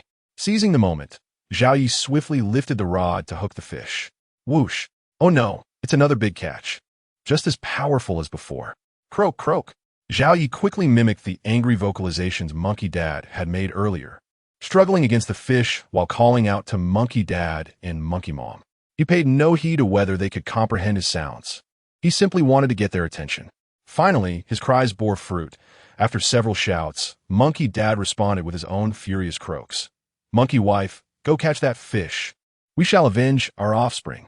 Upon hearing Monkey Dad's furious call, Monkey Mom wasted no time. She tossed aside her club and dashed to Zhao Ye's side. Mimicking Monkey Dad, she took one rod with one hand and shoved Zhao Ye's shoulder with her other hand. Hut, hut, hut, slop. Goodness gracious, this is truly astounding. Whatever happened to the gentle nature of a mother monkey? At that moment, Zhao Yi felt like crying. His backside hurt even more than when Monkey Dad had pushed him. Hiss! It appears that like a trax-like, a fierce father monkey paired with a fierce mother monkey is indeed a perfect match. Rising to his feet, Zhao Yi rubbed his sore backside while quietly grumbling to himself. Naturally, he wouldn't forget to vent his anger on the little monkey. With both hands, he playfully ruffled the little one's golden fur, leaving it in disarray. At that moment, the little monkey probably wondered if it was going bald. Once he had vented his frustrations, Zhao Yi sat down on a large rock with the little monkey in his arms, munching on a banana while watching the two monkeys fish. His heart swelled with contentment. He had initially thought that surviving in this wilderness would be a grueling endeavor. Yet he had swiftly found two robust free laborers. Although a bit violent, he mused that such vigor was advantageous for their tasks. As time passed swiftly, Zhao Yi indulged in his bananas. After devouring 4 or 5 large ones, amidst Monkey Dad's furious croaks, the large fish finally broke the surface. A 3-colored giant catfish, indeed. It was nearly identical in size and weight to the previous one. Upon sighting the fish, Monkey Dad's excitement intensified. It seemed that his offspring might have been devoured by this very giant catfish. Consequently, upon seeing it, his furious croaks grew louder, with Monkey Mom joining in the cacophony. Meanwhile, the little monkey, initially enjoying its banana, upon seeing the three-colored giant catfish, promptly shut its eyes and nestled closer to Zhao Yi, trembling uncontrollably. Witnessing this, Zhao Yi tightened his embrace around the little one, becoming increasingly convinced that it had likely lost a sibling to this giant catfish while they were playing or drinking water. The little one must have been present at that moment. Otherwise, it wouldn't react so fearfully upon seeing this fish. Do not fear, little one. I will take you to gather firewood, and later I shall roast a fish for you. Observing the enraged Monkey Dad and Monkey Mom, Zhao Yi contemplated for a moment before rising with the little one in his arms, making his way toward the woods. The two monkeys were helping him fish, and he felt it was only right to give something back. Thus, he planned to indulge a bit and roast a fish for dinner. Consuming the flesh of this giant catfish would surely help dissipate the trio's animosity and fear. Moreover, Monkey Dad and Monkey Mom were quite aware of human sentiments. Having consumed his fish, they would likely continue to assist him in the future. Most importantly, once they were satiated, they would probably be reluctant to leave. In this way, as long as Zhao Yi occasionally treated them to roasted or grilled fish feasts, managing them would be a breeze. Over time, raising pet monkeys would not be an unachievable dream. With this thought in mind, Zhao Yi cradled the little one and soon arrived in the woods. The forest floor was littered with dry twigs, and he quickly peeled some bark to use as rope, gathering several bundles of firewood. Once he had collected enough, Zhao Yi took out his axe and began chopping wood. In no time, he had fashioned a barbecue grill and long skewers for the fish. With everything prepared, Zhao Yi returned to the riverbank, carrying the firewood and the little one. By this time, Monkey Dad's fishing endeavor was nearing its conclusion. The massive three-colored catfish floated on the surface, exhausted and gasping for air. Monkey Dad, I'll take the rod. You pull the fish in.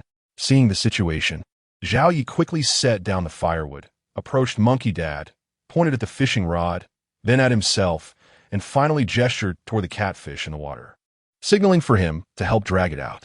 Chapter 66. Returning home with the monkey, the sound of croaking echoed as Monkey Dad tilted his head, contemplating for a moment before hesitantly handing the fishing rod to Zhao Yi. In the next instant, the monkey crouched down and extended its paw, but alas, it could not reach. Seeing this, the monkey grew anxious and urged Zhao Yi to reel in the fish. Zhao Yi nodded in understanding and promptly began to pull the line. With a splash as he reeled in, Monkey Dad's hand finally reached the fish's mouth. The monkey, whether emboldened by nature or sheer audacity, did not hesitate to thrust its hand into the fish's mouth, gripping it tightly and pulling towards the shore. With a flurry of splashes, the fish, a massive yellow catfish, began to writhe in pain, thrashing about violently, sending water spraying in all directions. However, beneath the surface, even the enormous catfish was no match for Monkey Dad's strength. Once out of the water, it stood no chance. Despite its desperate struggles, the fish was dragged further from the water until it was entirely on land, with Monkey Dad triumphantly hauling it ashore. Upon reaching the ground, the colossal catfish did not resign itself to fate, but rather thrashed about, attempting to return to the river. Yet, escape was futile, just as the fish writhed in desperation. A fearsome bone club came crashing down upon its head with a resounding thud. In an instant, the giant catfish felt a dizzying sensation, as though it saw its ancestral kin beckoning from the beyond. With relentless strikes, Monkey Dad continued to pummel the fish until it ceased its thrashing, finally pausing to catch his breath. Zhao Yi, observing the flattened head of the catfish, felt a shiver run down his spine, silently vowing to adopt a more cautious demeanor in the presence of such formidable monkeys. If a creature weighing over 100 pounds could be so easily subdued, how could his own head withstand such a blow? The thought of it made him recoil instinctively, distancing himself further from Monkey Dad, who now appeared to him as a fearsome deity, fierce and potent, best admired from a distance. Unaware of Zhao Yi's trepidation, Monkey Dad, having dispatched the fish, approached Monkey Mom, taking the rod to continue fishing. It seemed the male monkey's wrath was far from satiated, as he prepared for further carnage. With a shake of his head, Zhao Yi took up his axe, ready to perform his own version of surgery on the fish. Skillfully, he extracted the innards, cleaned the catch, and skewered it with a large stick. He then set about constructing a barbecue, igniting a fire to roast the fish. As time passed, and after Monkey Dad had caught yet another fish, Zhao Yi signaled to the system to collect the catch. Amidst the monkey's bellows, he pointed to the perfectly roasted giant catfish and mimed an eating gesture.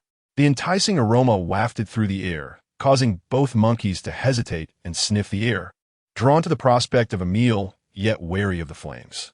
Zhao Yi, sensing their hesitation, picked up a pair of chopsticks, taking a generous piece of fish and savoring it with a satisfied nod before gesturing again for them to join in.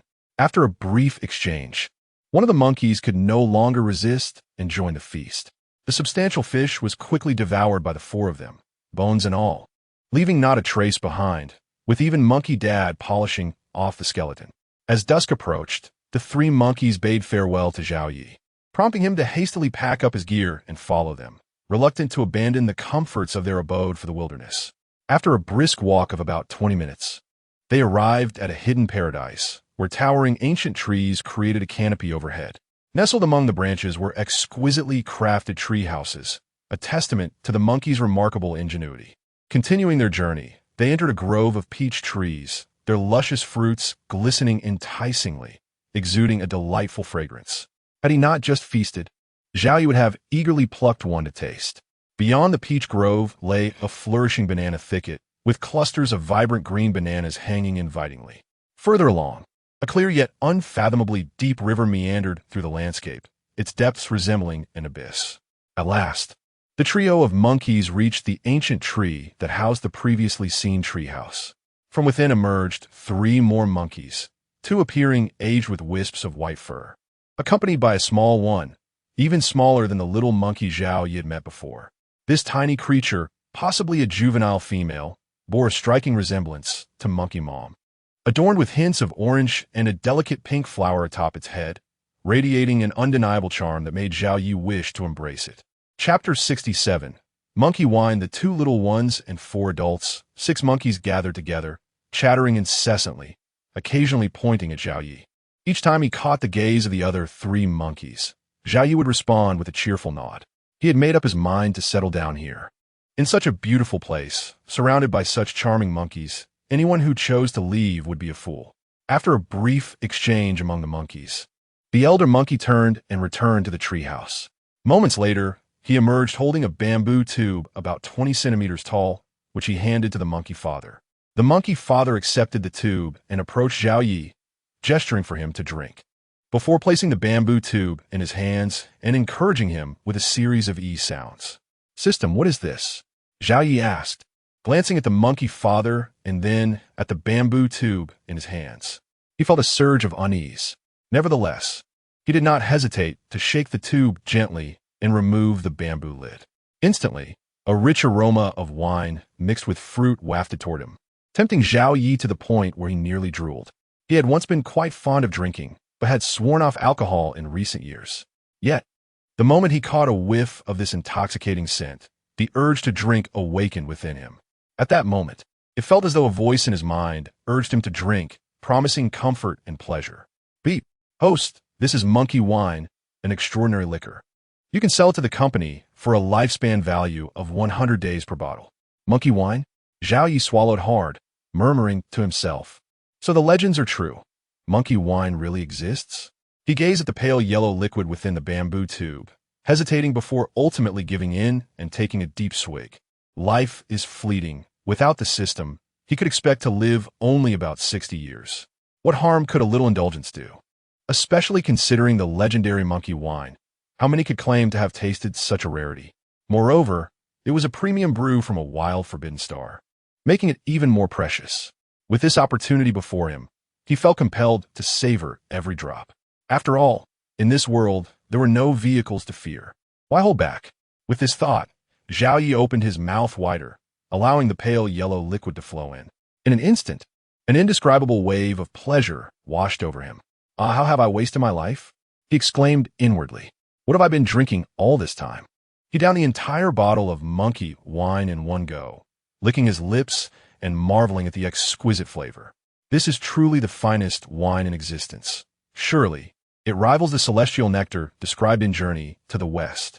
After a brief pause, a sense of melancholy washed over him as he murmured, "But now that I've tasted this monkey wine, how will I ever abstain from alcohol again?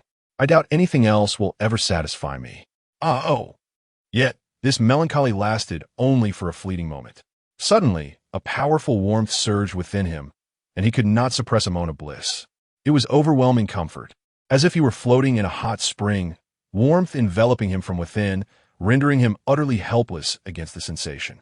As time passed, he lost track of how many moments had slipped by. When the warmth subsided, he felt invigorated and light. "System, open my information panel," he commanded eagerly. "Beep. Company, Multiverse Fishing Group, Blue Star Branch. Binding system, number 9527 employee, Zhao Yi. Lifespan, 42 years lifespan value, 110 days employee level. Fishing supervisor, 74,100,000. Subordinates, 1 regular employee, can recruit 3 regular employees, 1 team leader. Salary, 0, 1 day's hour. Check-ins, for day physique, 25, normal is 10. Skills, divine culinary arts, divine driving, divine stock trading, divine martial arts, divine animal language items. 1 set of collapsible kitchenware. 1 set of Jianglan banquet utensils, 1 bird of prey, 1 BMW Mimi, bait formula, 1 set of small bait production persona lottery. 0 tasks. None fish currency.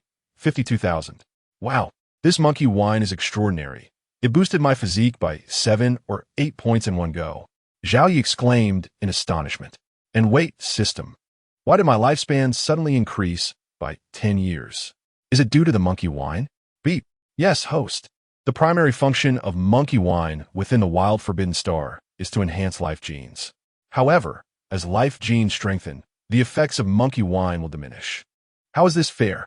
Zhao Yi protested. I drink it and gain 10 years, but you only grant me 100 days? That's rather underhanded. After venting his frustration, he inquired, by the way, is there any way for me to bring these treasures back to Blue Star? At that moment, Zhao Yi realized the system was indeed unscrupulous, and the company was equally so. It would be far more worthwhile to bring these treasures back for his family to enjoy rather than selling them for a meager lifespan value. Beep. Yes. As long as you possess personal space, you can transport items between realms. Oh, is that true? Zhao Yi's eyes lit up with excitement. Where can I obtain this personal space? This would allow him to bring back the monkey wine and those grand fish for his family to relish. A far better option than selling to the company for a meager lifespan value. Beep. You can purchase it with fish currency. 1 cubic meter costs 10 million fish currency, or you may acquire it through the lottery. Wow, that's exorbitantly priced. Zhao Yi shook his head, sighing. This system is indeed ruthless. It seems you never intended for me to afford it. At this rate, I'd have to catch 200 or 300 of those giant catfish just to buy 1 cubic meter. That could take ages. Beep. Personal space is a high-tech product. The development costs are substantial, hence the high price is to be expected. You could also try your luck with the lottery. You have a 1 in a billion chance of winning. You are the luckiest person I have encountered. Perhaps you might just strike it lucky. Don't kid yourself. Zhao Yi retorted, exasperated. You think I don't know that the lottery is rigged by you and the company? Such a valuable item. And you don't intend to share it with anyone but your cronies? After a pause, he continued to vent his frustrations, even if it were fair. A 1 in a billion chance is absurd. It's lower than the odds of winning the grand prize in a lottery back on Blue Star. How can you even recommend that? You're just trying to swindle me out of my fish currency. Chapter 68. The Portable World. Please do not doubt the fairness of the lottery. Our draws are supervised by the World Lottery Association, ensuring no violations occur. Furthermore, this system is not unscrupulous and will not lead you to unnecessary expenditures. Please trust in the integrity of this system. Really? Is there a chance for me to win? Upon hearing the system's words, Zhao Yi felt a flicker of excitement. The allure of the spatial realm was simply irresistible. With such a space, he could bring the monkey wine back to Blue Star for his parents, enhancing their life genes. He could also transport delightful delicacies from Blue Star to foster affection among the monkeys, achieving a dual benefit. Moreover, he harbored another plan that required the space to implement. If successful, he would ascend to become the wealthiest individual on Blue Star. He could even thrive in the world where the system resided. Indeed, host. Your historical winning rate in the lottery is remarkably high, which is why I recommend you participate. Well, all right. I will give it a try later. After all, the fish currency is not particularly useful here. Zhao Yi hesitated for a moment, but resolved to attempt the lottery before sleeping. Even if he did not win the portable space, he might still acquire something beneficial. As he prepared to inquire further with the system, the voice of Monkey Father interrupted him, compelling him to step back. Following the direction of Monkey Father's finger, he spotted a solitary treehouse perched atop a tree so large that it would take several individuals to encircle it. The treehouse was spacious, likely designed for an adult monkey. Although Zhao Yi could not fully stretch out, he could comfortably crouch. Is this for my sleeping? Zhao Yi gestured toward the treehouse, then pointed to himself, placing his hands on his cheeks and tilting his head to mimic a sleeping pose. Seeing Zhao Yi's gesture, Monkey Father grinned and nodded, also mimicking the sleeping pose. After several hours of interaction, their method of communication, half speech, half gestures, had become increasingly proficient.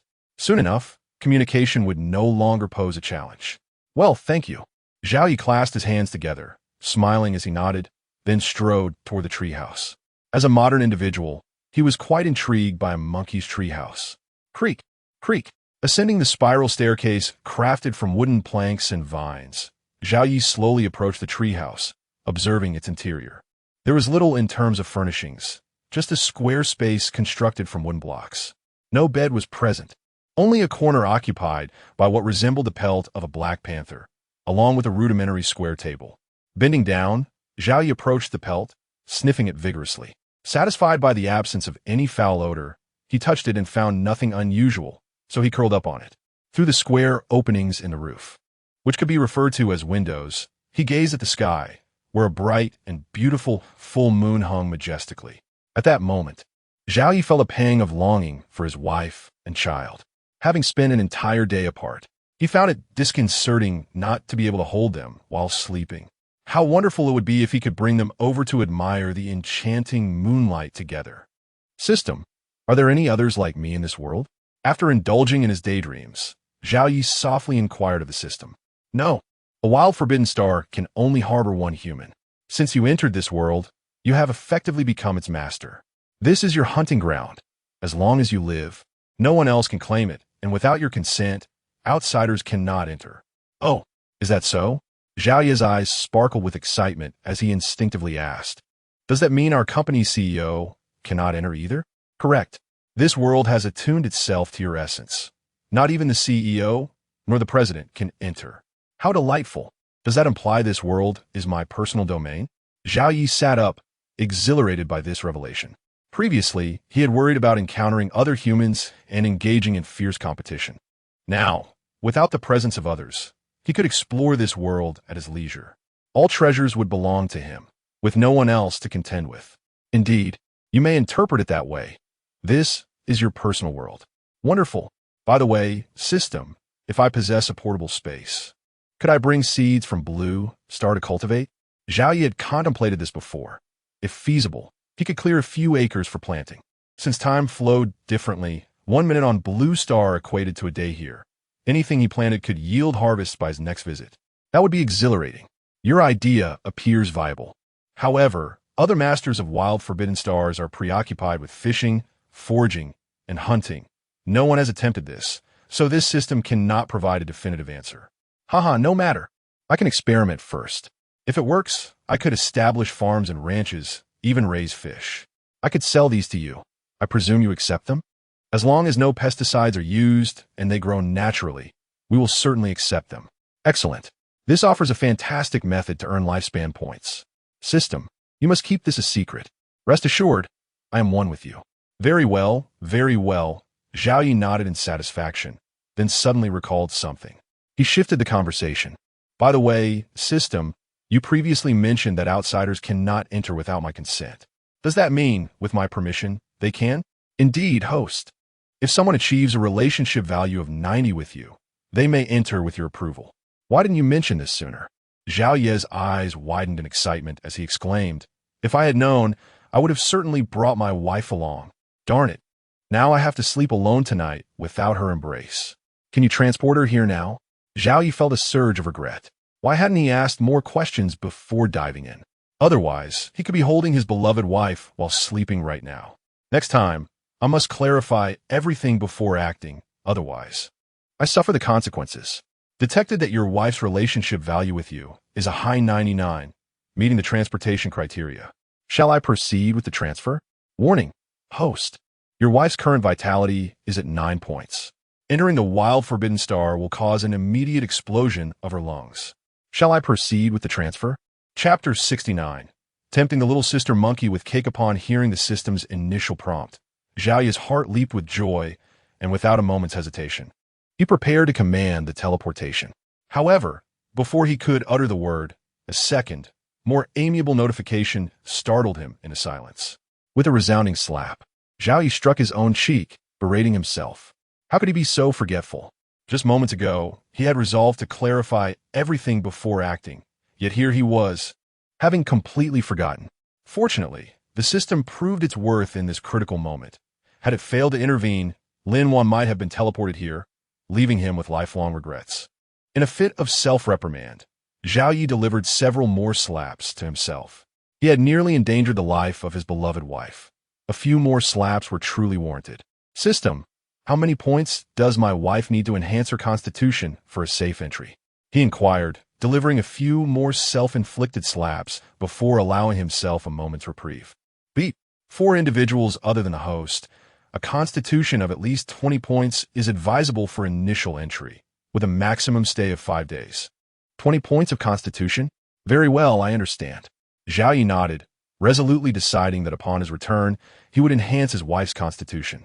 Such a wondrous world felt incomplete without her by his side. With his thought lingering, Zhao Yi spoke again. Oh, by the way, system, now that my constitution has increased significantly, does that mean I can remain here longer? Beep. Yes, host. With your current constitution, you should be able to stay for 10 days each time. Oh, if I return now, can the remaining time be preserved? It was only the first day, and with such a substantial increase in constitution, it was unlikely to remain static. If this trend continued, perhaps he need not return home at all, but rather celebrate the new year here. Beep. That is not possible. Each teleportation requires energy. In addition to the energy rewarded by the company, you may also expend life value to enter, with each stay of 10 days permitting 1 additional companion for an extra 10 days. What a steep cost. Zhao Yi shook his head vigorously. Then I suppose I shall linger here a bit longer, gathering more fish harvest coins to procure constitution-enhancing elixirs for my wife. Pausing briefly, not waiting for the system's response, Zhao Yi waved his hand. All right, I have exhausted my inquiries. Now, let me initiate a 20 consecutive draws. With over 50,000 fish harvest coins remaining, Zhao Yi approached the lottery with a generous spirit. After all, the more he drew, the greater his chances of obtaining a spatial storage. Beep.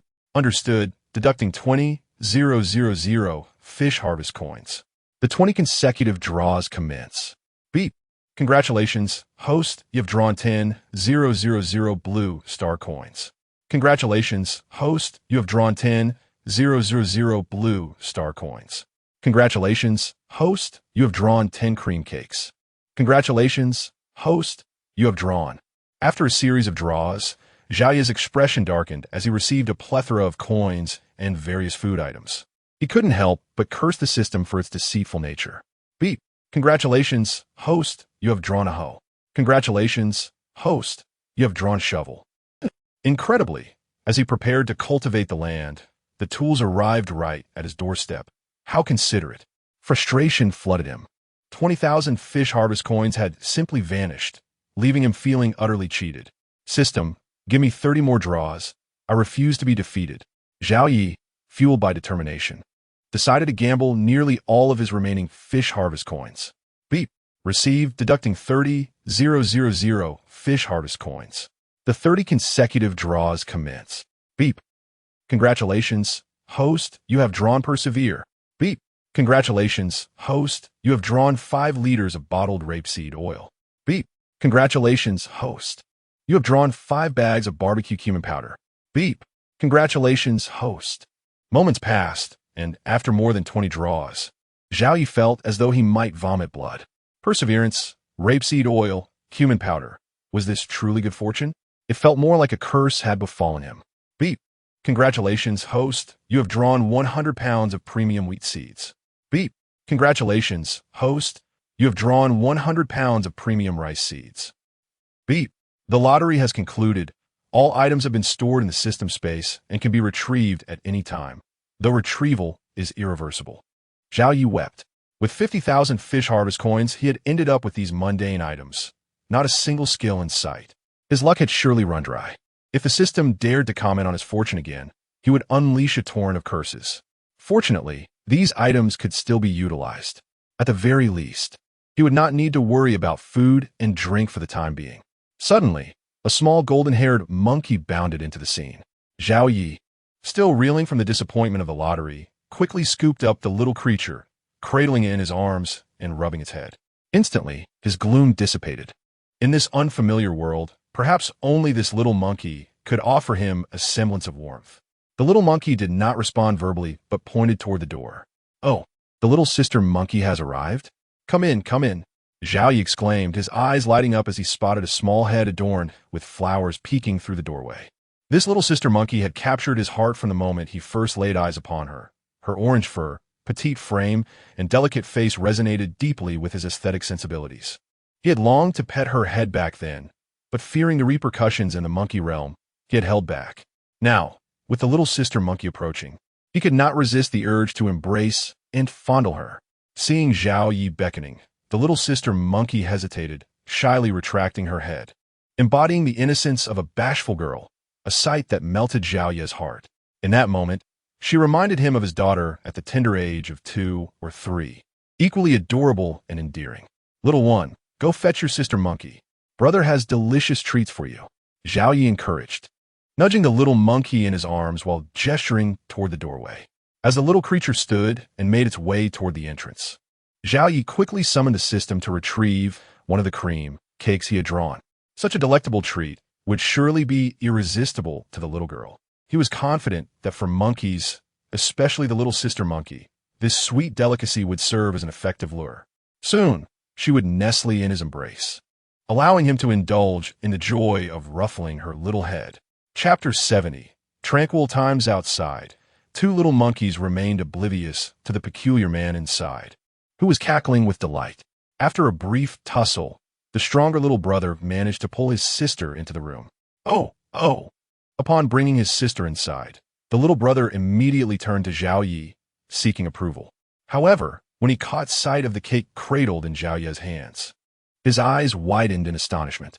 It was as if he were marveling at the source of this delightful aroma.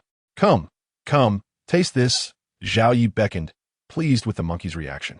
He first produced a plastic knife, slicing the cake into 2 small bowls, which he then handed to the little monkeys. He cut himself a small piece as well, savoring a bite. To his surprise, the system's cake was delectable, sweet yet not overly rich. Even Zhao Yi, who was not particularly fond of cake, found it quite delightful. Oh! Seeing Zhao Yi enjoying the fragrant treat, the 2 little monkeys chirped softly and mimicked his actions, grasping the forks embedded in the cake to take small bites. In an instant, their eyes sparkled with delight, filled with adoration. Oh! The next moment, the 2 little creatures paid no heed to Zhao Yi and plopped down on the floor, devouring the cake with fervor. At this point, even the presence of a tiger would not have deterred them. With a sly smile, Zhao Yi set his cake aside and quietly moved closer to the 2 little monkeys, gently stroking their heads. Each soft, fluffy little head brought him immense satisfaction. After a few moments, he craved more intimacy and, without hesitation, scooped both little monkeys into his arms. In that instant, he felt fulfilled, cradling a golden-haired monkey cub in each arm. Who else in all of Wagwa could boast such a moment? Time passed blissfully as the monkeys indulged in cake, and Zhao Yi lovingly petted them, until the little monkeys let out a loud burp. Oh! Feeling full, the little brother looked at Zhao Yi, gesturing towards the cake and then towards the door, inquiring if he could take some back for their father. Of course, I shall bring it to you, Zhao Yi replied, not one to refuse. The cake held little allure for him, and he preferred to share it with their father. Perhaps a good mood would lead the old monkey to gift him a bottle of monkey wine in return. As it turned out, Zhao Yi's hopes were misplaced. While he did receive the cake, the monkey wine was not forthcoming. After returning from the monkey family's treehouse, Zhao Yi lay on the animal hide, tossing and turning for a while before drifting into a deep slumber. Oh, oh! The following morning, he was roused by the calls of the two little monkeys. Their father had summoned him for breakfast. Zhao Yi found it astonishing that monkeys had breakfast too, but he paid little mind to it. The meal consisted of fruits, a large juicy peach and a banana, both savor with pleasure. After finishing, Zhao Yi gestured a fishing motion towards their father, who hesitated momentarily before he mimicked eating fish. Finally, their father nodded in agreement. With a smile, Zhao Yi scooped up both little monkeys and headed towards the riverbank. Behind them trailed their parents, and even the elder monkey followed, leaving only the grandmother to guard the home. Splish, splash. Soon, the group arrived at the riverbank. This time, Zhao Yi opted for a spot near the peach grove rather than the waterfall, as he had spotted a sizable clearing. He intended to utilize the fishing time to cultivate the land. With a swift motion, Zhao Yi retrieved his fishing rod, baited it with a piece of giant yellow catfish entrails, and cast it into the water, passing the rod to their father. With a similar technique, Zhao Yi baited his own rod and cast it into the water. Whiz! The advantages of abundant resources became evident. Within just 2 minutes, he had a bite. With a swift motion, Zhao Yi struck, and a resounding splash echoed as he reeled in another hefty catch. Oh, oh! As he engaged in a spirited battle with the fish beneath the surface, he waved his hand to his father. Fortune favored him today. He could leave the task of handling the fish to the elder monkey while he focused on reeling in more catches. Upon seeing Zhao Ye's gesture, their father obliged, setting down his rod to take over the one from Zhao Yi. After a seamless exchange, Zhao Yi picked up the hand rod and continued fishing. Indeed, the system was not entirely misleading. His luck proved to be exceptional, surpassing that of their father. Just moments after taking the rod, he felt another tug. Oh, oh! This time, the fish was even larger than the one their father had caught. Despite his enhanced physical prowess, Zhao Yi struggled momentarily under the weight. Oh, oh! Noticing Zhao Ye's slight difficulty, the elder monkey, who had been observing closely, approached him, pointing to himself and then to the fishing rod. All right, Zhao Yi nodded eagerly, handing over the rod. With a free helper at his disposal, he was wise not to decline. As the fishing rod passed into the elder monkey's grasp, Zhao Yi watched with approval as the elder expertly maneuvered the fish. Indeed, wisdom comes with age, and the elder monkey displayed remarkable strength, rivaling that of their father. With both fishing rods and monkey hands, Zhao Yi found himself at leisure. He wandered to the nearby clearing, retrieving farming tools from his system space to begin tilling the land. Rustle, rustle. Before long, over an hour had passed, and Zhao Yi had successfully shaped a plot of land. Of course, he could not have accomplished this alone. The mother monkey had lent a hand. Speaking of the mother monkey, Zhao Yi recognized her aptitude for farming. With proper training, she would undoubtedly excel in this domain. Thus, from the moment they began tilling, Zhao Yi took it upon himself to instruct her in the art of cultivation. At this point, the mother monkey had surpassed even him, becoming the primary force behind the land's cultivation. In this manner, one human and one monkey worked the land, while nearby, the adult and elder monkeys tended to their fishing. The two little monkeys frolicked, playfully chasing one another, their laughter creating a picturesque scene of serenity and bliss. It truly embodied the beauty of tranquil times. Chapter 71. Return to Blue Star. The sound of water splashing echoed as fish were reeled in. Congratulations, host. You have caught a giant yellow catfish weighing over 100 pounds. You have gained 25,000 experience points, 38,000 fish coins, and 50 days of lifespan. Congratulations. Host, you have caught another giant yellow catfish weighing over 100 pounds. You have gained 30,000 experience points, 45,000 fish coins, and 60 days of lifespan. As Tion was halfway through his task, Monkey Dad and Monkey Grandpa finally managed to bring the fish to shore. Upon witnessing this, Zhao Yi hurriedly called upon the system to collect both fish. In an instant, his experience points and fish coins surged dramatically. Simultaneously, the notification for his promotion echoed in his mind. Congratulations, host. Your promotion experience has reached 100,000. You have been promoted to Deputy Director of Fishing, with an adjusted salary of 2,000 yuan per hour. You're currently in the wild forbidden star with a lifespan value of 0. 2 days per hour of salary. The next promotion requires 1,000,000 experience points, 29,000,1,000,000. Congratulations on your promotion to Deputy Director of Fishing. You may now recruit 5 full-time employees, 2 fishing team leaders, and 1 fishing supervisor. Salaries are as follows. Full-time employees 5,000 yuan month, team leaders 10,000 yuan month, and supervisors 15,000 yuan month, all provided by the company. Promotion rewards distributed: cash 100,000 yuan, fish coins 100,000 points. 1 top-tier fishing rod with line set, virtually unbreakable, 1 medium-gray vitality elixir, and 10 lottery tickets. The sweetness of promotion. Each time he advanced, the rewards were substantial.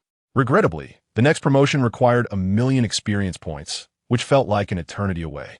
With his hands resting on the shovel's handle and his chin propped up, Zhao Yi stared blankly at the 2 monkeys, who were screeching in frustration due to the running fish. System.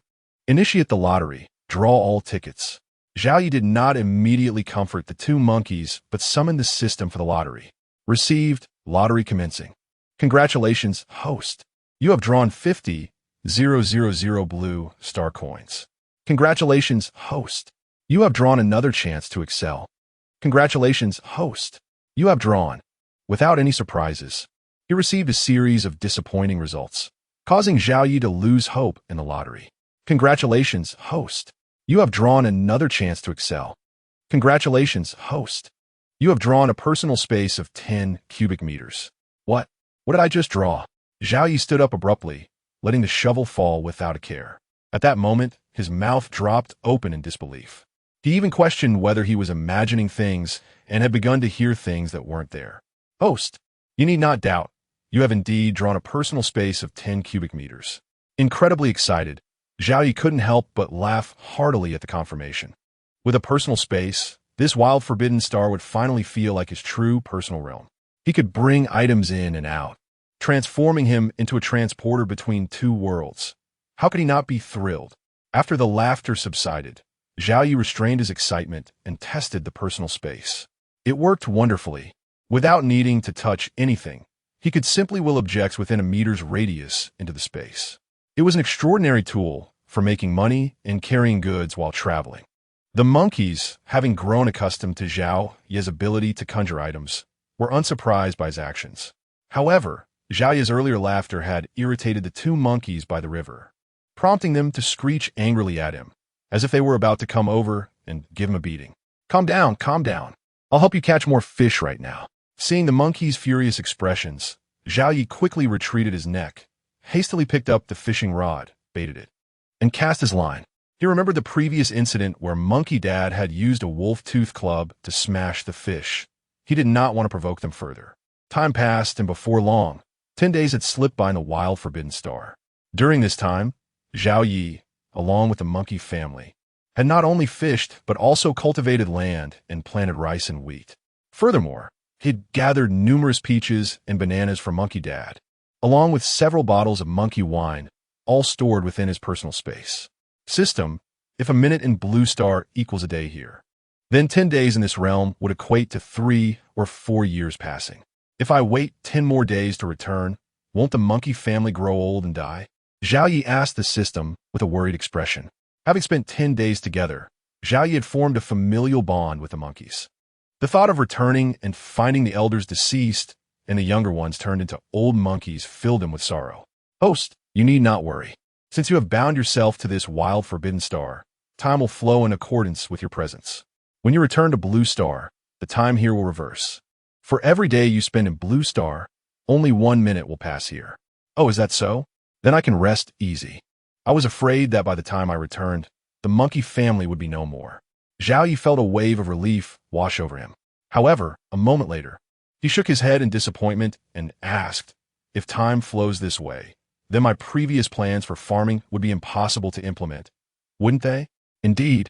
But as long as you are in the wild forbidden star, time will accelerate, making farming equally efficient for you. Well, that makes sense. After spending 10 days here, The seeds have begun to sprout, while only a few minutes have passed on Blue Star.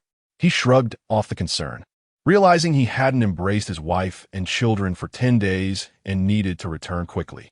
Nodding, Zhao Yi resolved not to dwell on the issue any further. He instructed the system, I want to go back. Initiate the teleportation.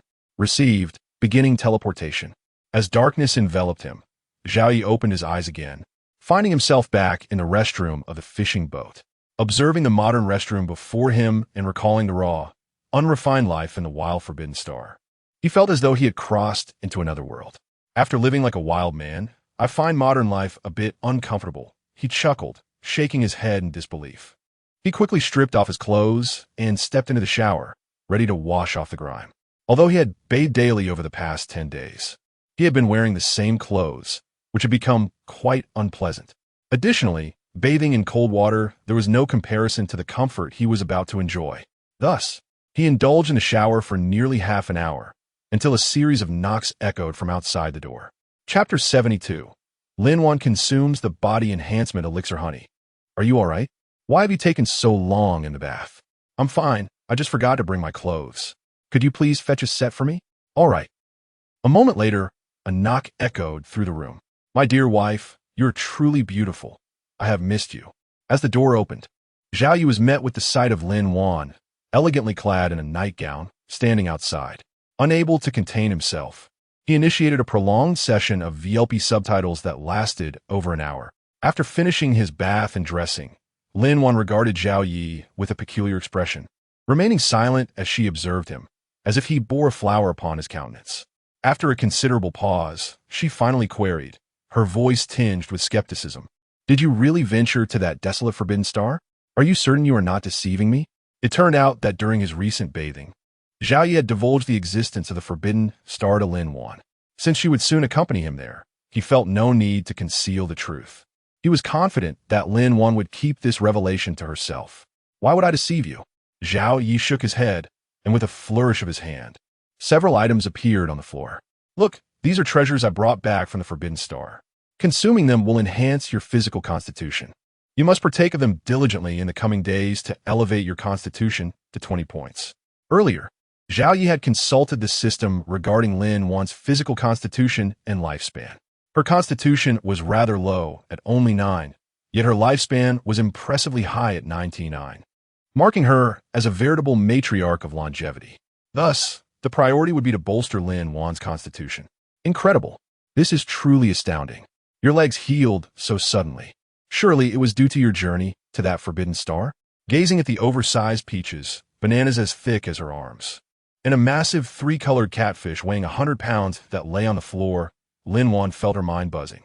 Well, to some extent, yes.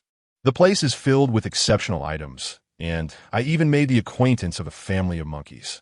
Next time, I'll take you there to meet them. I assure you, you will adore those little monkeys. Zhao Yi nodded vaguely. The existence of the company and the system could not be disclosed, so he had to speak in euphemisms regarding the Forbidden Star. Well, after hearing all this, I can hardly contain my excitement, Lin Wan acknowledged. But then her thoughts shifted to their children, prompting her to ask Zhao Yi, what about our son and daughter? Can't they go? They can, but they're still quite young and need to gradually enhance their constitution. A sudden surge in strength could attract unwanted attention. Zhao Yi had contemplated the children's situation, but ultimately decided against it. A 6-year-old with a constitution of 20 would be difficult to conceal. It was only a matter of time before inquiries would lead to their discovery, resulting in dire consequences. For safety's sake, it was better to postpone any such plans. Well, according to your explanation, a day in the Forbidden Star equates to just a minute in Blue Star, so there is no need to worry about the children. Lin Wan was perceptive and quickly grasped the implications of the situation, thus abandoning her thoughts of taking the children to the Forbidden Star. Very well, as long as you understand. By the way, you must consume all of this. Zhao Yi nodded and then raised his hand to produce 10 bottles of low-grade body enhancement elixir. Over the past 10 days, he had accumulated a substantial amount of fishing currency, sufficient to elevate Lin Wan's constitution to 20 points in one go. As for the intermediate elixir received as a promotion reward, he had already consumed it himself. Company, Multiverse Fishing Group. Blue Star Branch System ID, 9527 employee. Zhao Yi lifespan, 52 years lifespan value. 1,510 days employee level. Deputy Fishing Director, 65. 0000 0000. Subordinates. 1 full-time employee. Can recruit 8 full-time employees. 3 team leaders. 1 supervisor. Wage. 2,000 per hour. 0. 2 days per hour. Payable only within the Forbidden Star. Clock in. 14 per day constitution. 32. Normal 10 skills. Divine culinary arts, divine driving, divine stock trading, divine martial arts. Divine beast tongue items. Set of foldable cooking utensils. Set of Jianglan banquet. 1 Raptor vehicle. 1 BMW Mini, bait formula. Set of small bait production personnel lottery chances. 0 Forbidden Star entries. 1 tasks. None fishing currency. 80. 0000 opening his employee information sheet. Zhao Yi marveled at the wealth of rewards he had reaped over the past 10 days. With 2 monkeys assisting him in fishing daily, he had consistently caught several large fish. His lifespan value had surged by over 1,500 days by merely reaping the benefits of his existence. His life genes had also seen significant enhancement, now affording him 50 years of lifespan. Moreover, with the experience gained from his promotion, he had reached 650,000 points. Though still distant from further advancement, it no longer felt like an unattainable dream. His constitution had also surpassed 30 points, allowing him to stay in the Forbidden Star for 20 to 30 days without issue. As for the fishing currency, he had ample remaining after purchasing the 10 bottles of low-grade elixir, leaving him with 800,000. Behold, this series of data stands in stark contrast to his circumstances prior to entering the Forbidden Star.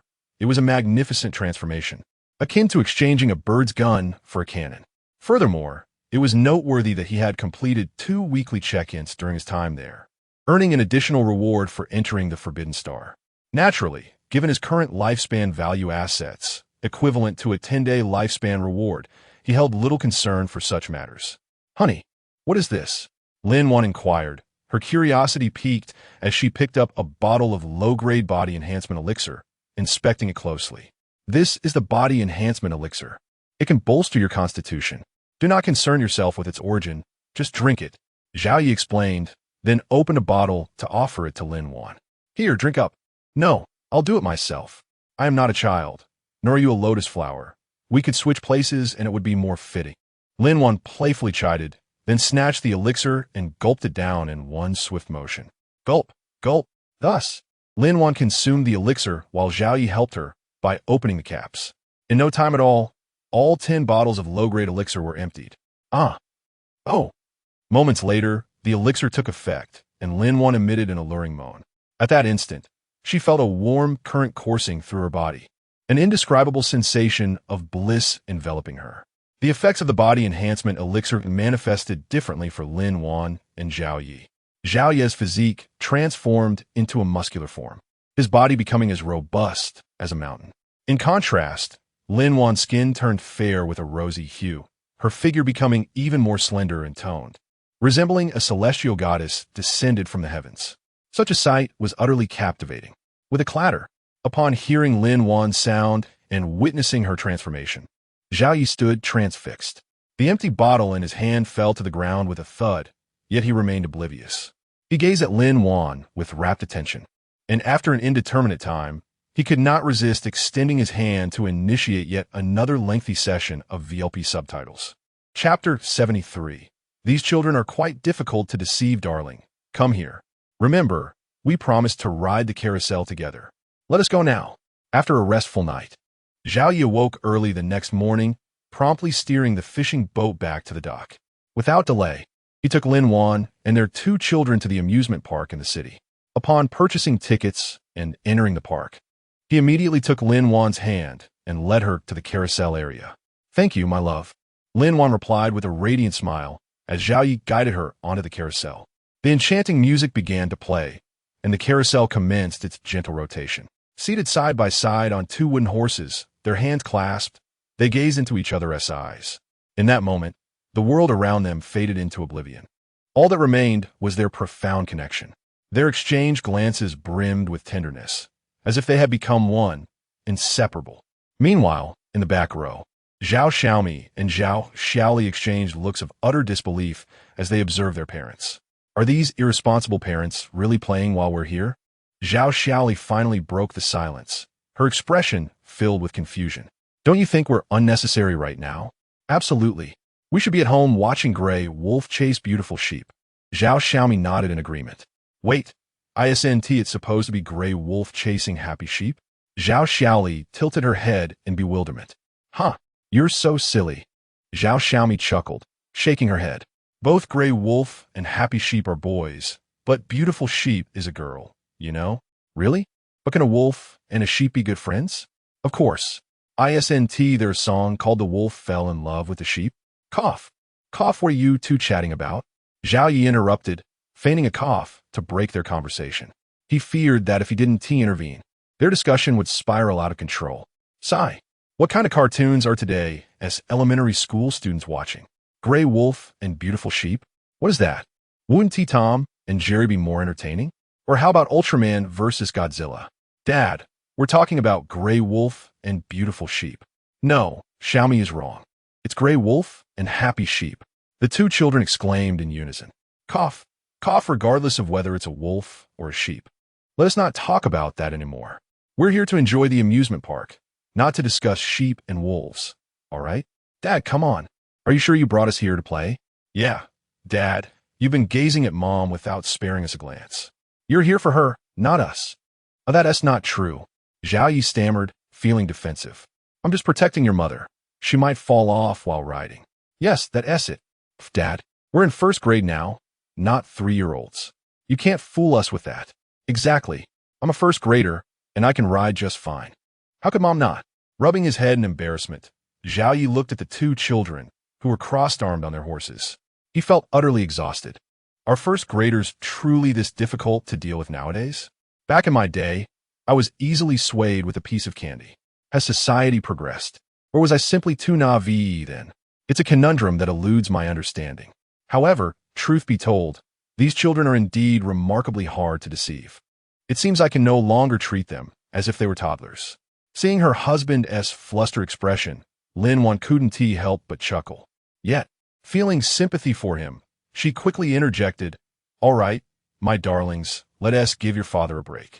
Mommy will take you to play now. Okay? Yay. I want to ride the bumper cars, and the pirate ship, and the Ferris wheel, me too. I want to go to the haunted house and fight zombies. The children's excitement was palpable, their attention instantly diverted from their father.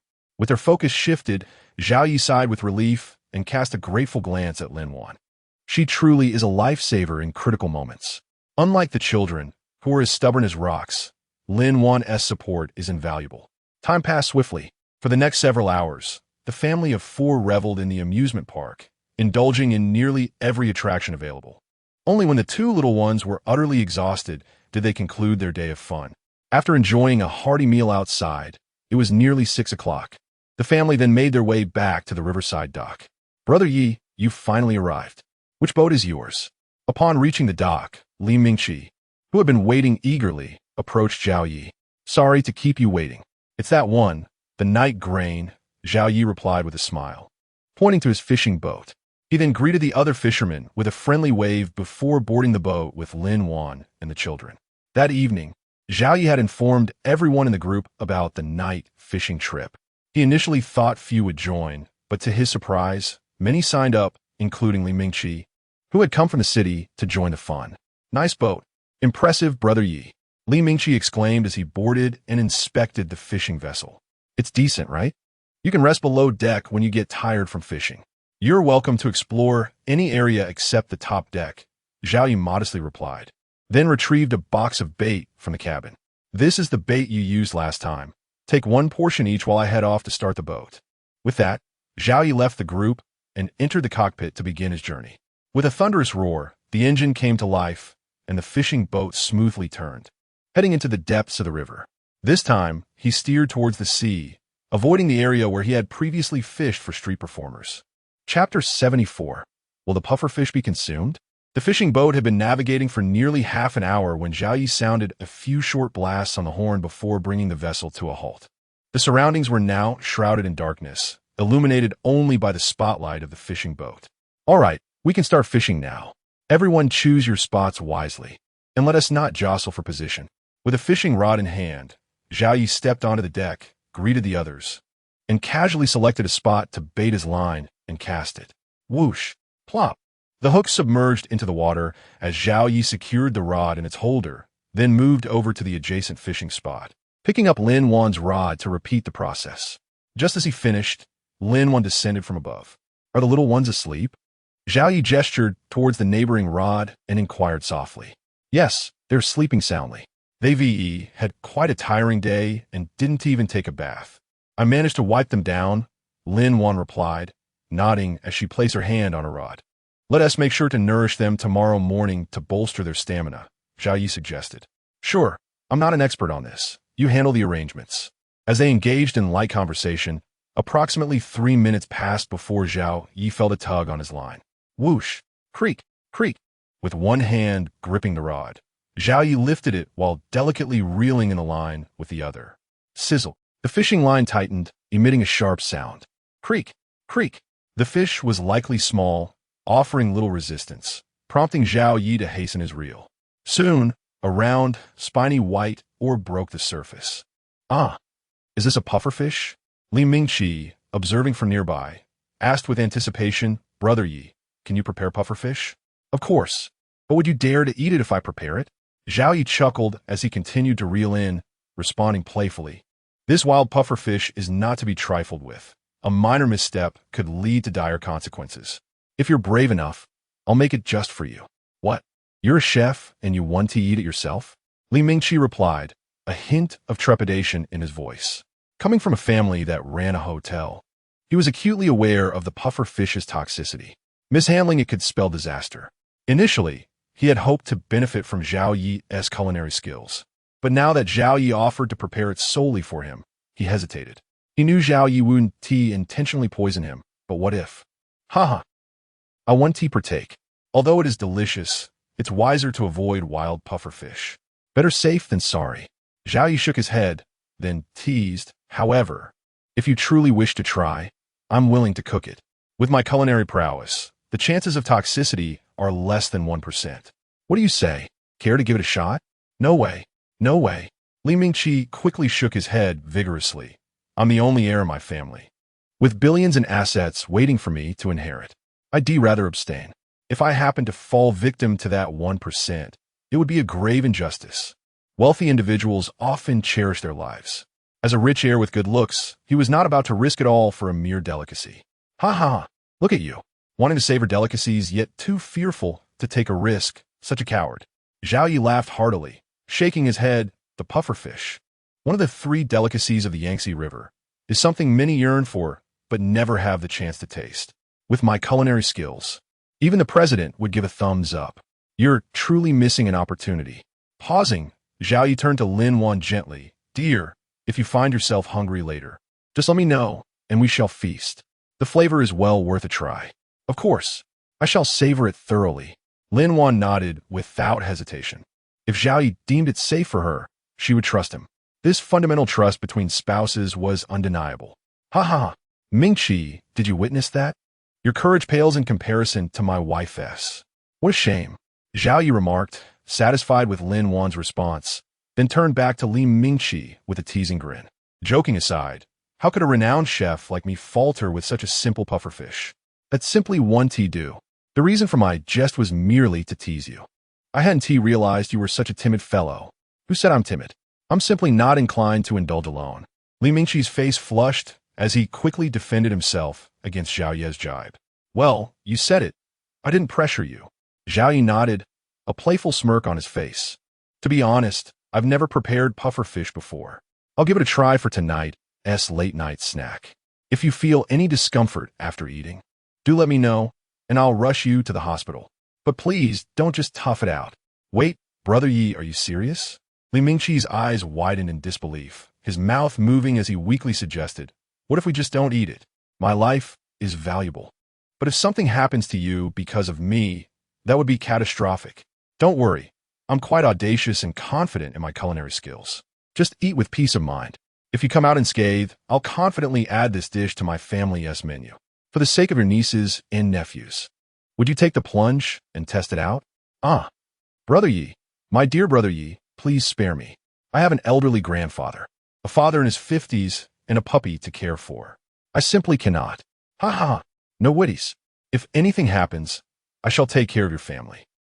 Oh, wait, that's not right. You have no wife or children. I'll take care of your grandfather and father, so fear not. Brother Yi, I consider you a true friend, yet you're plotting against me. I never expected this side of you. Li Mingqi turned to Lin Wan, who was enjoying the spectacle, and said earnestly, Sister-in-law, please keep an eye on Brother Yi. Making such schemes could lead to his downfall. No worries, Brother Yi is skilled in martial arts. He can handle himself against most. Lin Wan suppressed a laugh and winked at Zhao Yi. Ah, sister-in-law, is it wise to indulge Brother Yi like this? Li Mingqi paused before jokingly asking, by the way, sister-in-law, do you have a sister? Perhaps you could introduce me? Get lost. My younger sister is practically a sister-in-law already. What are you thinking? Before Lin Wan could respond, Zhao Yi pushed him away and chided, do not let me hear such words again, or I shall be forced to break your third leg. Chapter 75, The Desire for Pufferfish. Wow. Brother Yi, are you really that impressive? Li Mingqi was momentarily taken aback, then promptly gave a thumbs up, declaring, Brother Yi, I must learn from you. I should definitely find someone with a little sister-in-law at home. Dear, when did my sister become yours? Zhao Yi was about to boast further when Lin Wan leaned in close, whispering mischievously, just wait.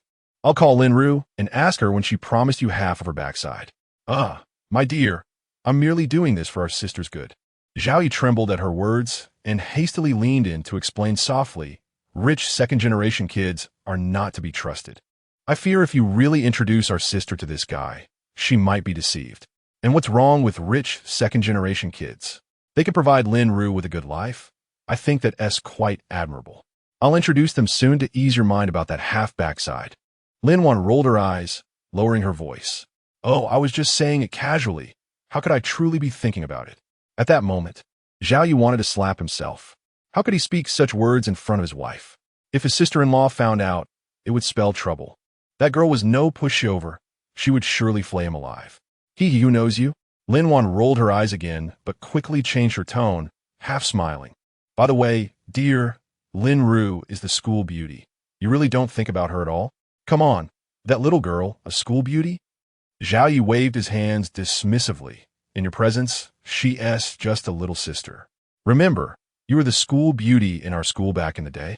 Pausing for a moment, Zhao Yi added with a flattering tone, if you hadn't stopped studying, you could have taken Lin Ru's title in a heartbeat.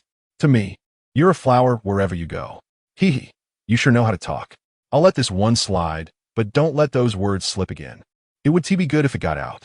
Yes, I was just being careless. I promise I won't speak thoughtlessly next time. Zhao Yi nodded fervently in assurance. Indeed, such words should not be uttered lightly. If they fell into the hands of the wrong people, it wouldn't matter for him. But Lin Ru would find herself in a difficult position. Brother Yi, could you two act like a couple in private? It's really not fair for a single guy like me to witness such intimacy. Li Mingqi's voice interrupted. Go away. Find somewhere cooler to stay. A coward who doesn't even dare to eat pufferfish deserves to be single for life, Zhao Yi retorted, rolling his eyes in annoyance. It was this guy's loose lips that nearly led to misunderstandings with his wife. If conditions had allowed, he would have taken him out for some practice. Li Mingqi fell silent. You have a wife, so you're impressive. I can't argue with you. I'll just fish. Splashing sounds filled the air as Zhao Yi continued his task diligently. At last, the pufferfish he had boasted about was pulled onto the boat. To be fair, this creature was indeed quite adorable, especially with its little mouth opening and closing, puffed up in indignation, making one unable to resist the urge to touch it. Of course, while the thought was tempting, no one would dare actually touch it, given those menacing spikes. Ah, dear, I caught a pufferfish too. Just as Zhao Yi placed his catch in the live well, Lin Wan announced she had hooked one as well. Its inflated white belly was visible from a distance on the river surface. Wow, I caught a pufferfish too. Li Mingqi followed suit. It seems we found a pufferfish spot, Zhao Yi nodded.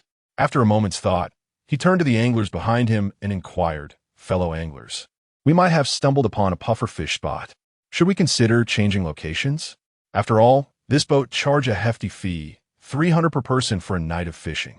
If they spent the evening catching nothing but pufferfish, that would be a bit unreasonable. Wild pufferfish couldn't be sold, and money didn't grow on trees. It was only fair to ensure everyone got their money's worth. Boss Zhao, do you know how to prepare pufferfish? One of the anglers, who had previously tasted Zhao Yi's cooking, asked. Yes, Boss Zhao. If you can cook it, then we want to change locations. I've never had wild pufferfish. It's a perfect chance to try. Absolutely, Boss Zhao. Your culinary skills are exceptional. If you can prepare pufferfish, the flavor will surely be divine. Let us catch more and have a feast. Yes, yes. As soon as the words were spoken, several voices chimed in, clearly drawn by Zhao Yi's culinary reputation. Can prepare it? Isn't it just wild pufferfish?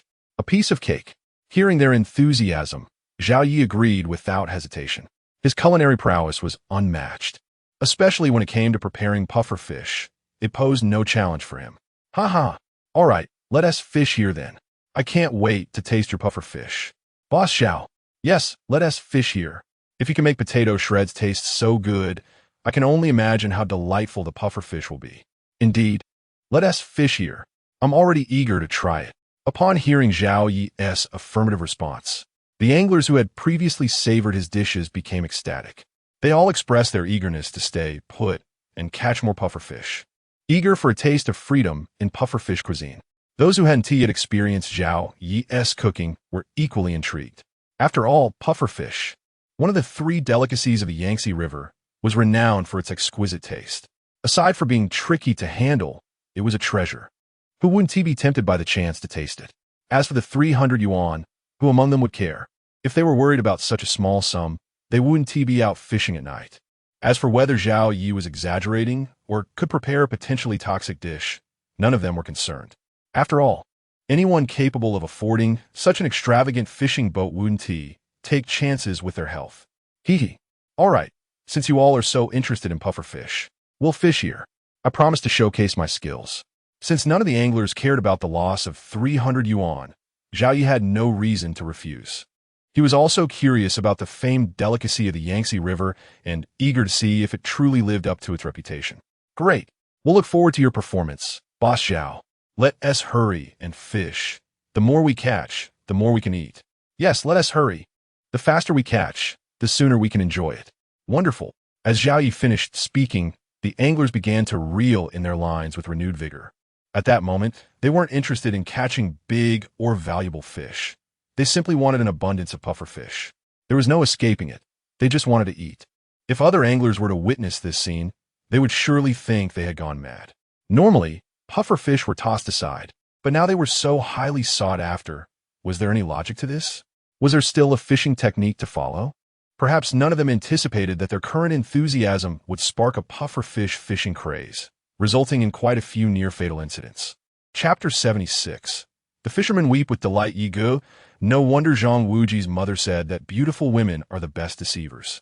Now I see that handsome men are even more cunning. After Zhao Yi finished speaking, Li Mingqi realized he had been duped and looked at him with a face full of grievance, his expression utterly pitiful. Haha, how can you say I deceived you? Clearly, it is your own cowardice and lack of faith in my culinary skills. Zhao Yi chuckled, waving his hand dismissively. Just think about it. If I weren't confident, would I dare to serve you? Your life is far too valuable. I couldn't afford to lose you. Ah, so you mean to say that I am rather simple-minded? Li Mingqi pondered for a moment and realized there was some truth to that. Well, it is understandable for a wealthy second generation to be somewhat naive. Zhao Yi nodded sagely. After all, it often joked that the foolish son of a landlord is a common trope. Perhaps that refers to you, but do not take it to heart. Those of us who wish to be called such have little chance to do so. Brother, to speak honestly, I envy you. Li Mingqi rolled his eyes in exasperation. Calling someone a fool isn't particularly respectful, is it? Just because you're tall and imposing, does that mean you can insult others? I am a black belt in Taekwondo. If you provoke me, it's uncertain who would come out on top. What do you mean by rolling your eyes? Little brother? Seeing Li Mingqi retreat into himself, Zhao Yi suppressed his laughter and continued to tease. I speak nothing but the truth. If my family were as wealthy as yours, I would gladly walk around with a sign saying I am the foolish son of a landlord. I would do so with pride. After a pause, Zhao Yi added with a hint of melancholy, "Unfortunately, in this lifetime, I shall never have the opportunity to be such a son, but I shall strive for it, hoping that one day my son will have the chance to be labeled as the foolish son of a landlord by others." "Ego, I was wrong, okay?" Li Mingqi relented, quickly pleading. "Next time you offer me food, I promise I won't hesitate at all. Even if you ask me to eat something disgusting, I would do it without a second thought." "Haha, very well. In light of your sincerity, I shall prepare a special dish of stir-fried pufferfish eyes for you later. This is a delicacy that most people cannot access. Only those who call me brother shall have the privilege." Zhao Yi looked at Li Mingqi with a teasing smile. As is well known, pufferfish is toxic, and its eyes are particularly lethal. Being from a family that runs a hotel, Li Mingqi surely knows this. Therefore, Zhao Yi was eager to see how this fellow would respond. Would he doubt his culinary skills again? "All right, I'll eat it. I'll take a bite of each. And if I so much as frown, I will accept the title of the foolish son of a landlord." Li Mingqi's mouth twitched, but this time he was wise enough to respond decisively. He wasn't foolish. He understood Zhao Yi was merely jesting. He dared to eat the stir-fried pufferfish eyes. But would Zhao Yi dare to serve it? Excellent. Remember this for next time. You may question my character, but never my culinary skills. In this realm, I am an authority, and I shall not entertain any rebuttals. Zhao Yi nodded with satisfaction, eager to shift the topic before Li Mingqi could delve deeper into that discussion. "By the way, Mingqi, do you know anyone in Linjiang County? I wish to rent a factory space. Do you have any leads?" "Of course. How large do you need it? I'll take care of it." Li Mingqi nodded without hesitation. "Big. I want it as large as possible. If a large one isn't available, I'll settle for several connected rooms. I plan to establish a comprehensive fishing tackle production workshop, creating everything from bait to equipment. A small space, simply 1 suffice. Now that I have accumulated a considerable amount of fish currency, Zhao Yi aims to go all out and create a complete fishing tackle line. Subsequently, he intends to open several fishing tackle stores in the county, where profit matters little. His primary goal is to establish an industry and bolster his reputation. Naturally, the products produced by the system are of exquisite quality, surpassing most offerings on the market. Growing and strengthening his business is inevitable. As for how great it can become, that will depend on luck and future developments. "Leave it to me." Li Mingqi nodded again. As a second-generation heir with assets in the billions, renting a few workshops is a trivial matter. "Thank you for your assistance. I'll treat you to dinner at my home someday." Zhao Yi smiled appreciatively. Having Li Mingqi's help will save him considerable effort. If he were to search for it himself, it would be troublesome, and he might not find a suitable place. Of course, he also hoped to strengthen his connection with Li Mingqi. After all, relationships thrive on mutual support. If you avoid troubling others, they will likely hesitate to trouble you, which can hinder the closeness of your bond. A good man has 3 helpers.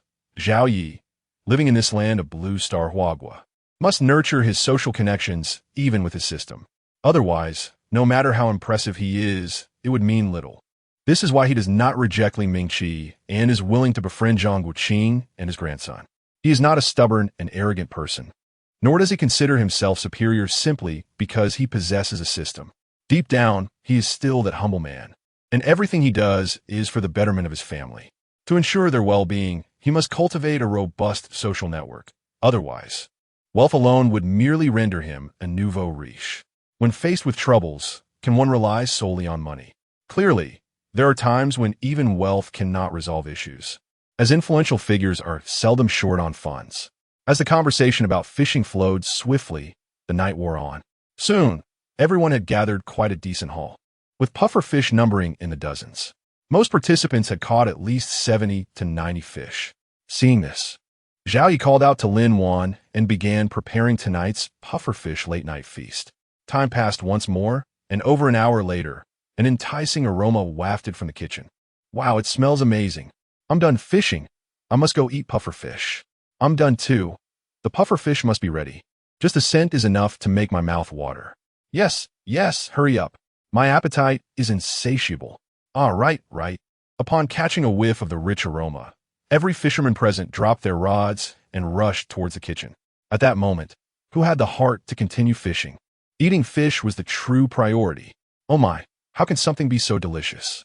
Indeed, this is exquisite beyond words. I almost wish to swallow my own tongue. Oh, it's so delicious. I've decided. From now on, Zhao Boss's boat shall be my dining hall. Count me in, count me in. Zhao Boss, may I inquire if I can purchase a membership? I'll start with 10,000. I'll join too. I'll contribute 50,000. 50,000 is too little. I want an annual membership. I plan to have my New Year's Eve dinner on the boat. As the puffer fish was served, the fishermen wept with delight. One by one, they ate while clamoring to purchase memberships, with some even wishing to secure annual subscriptions, utterly mad with delight. However, how could they help it? After tasting this dish, who could possibly enjoy any other meal? Chapter 77. Preparing to return home. I apologize. As for the membership, I have no intention of operating this boat for long-term fishing with clients. In a couple of days, I plan to recruit 10 fishing employees, and there will be more to come. Thus, the spots for client fishing will become increasingly scarce. Upon hearing the anglers express their desire for membership, Zhao Yi leisurely savored his fugu while shaking his head with a smile. After a brief pause, he shifted his tone and continued, "Of course, if any of you present wish to join my company, you are most welcome. The salary is 5,000 a month. It may not be substantial, but meals are plentiful." The anglers present were seasoned veterans, and if he could recruit a few, it would indeed be beneficial.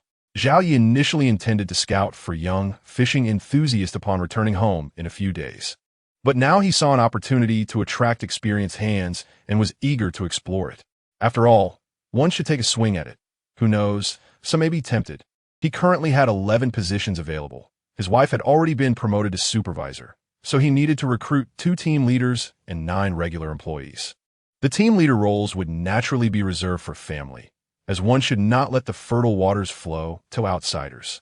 The rest would be left to chance. Seasoned anglers were preferable, but he was indifferent to newcomers.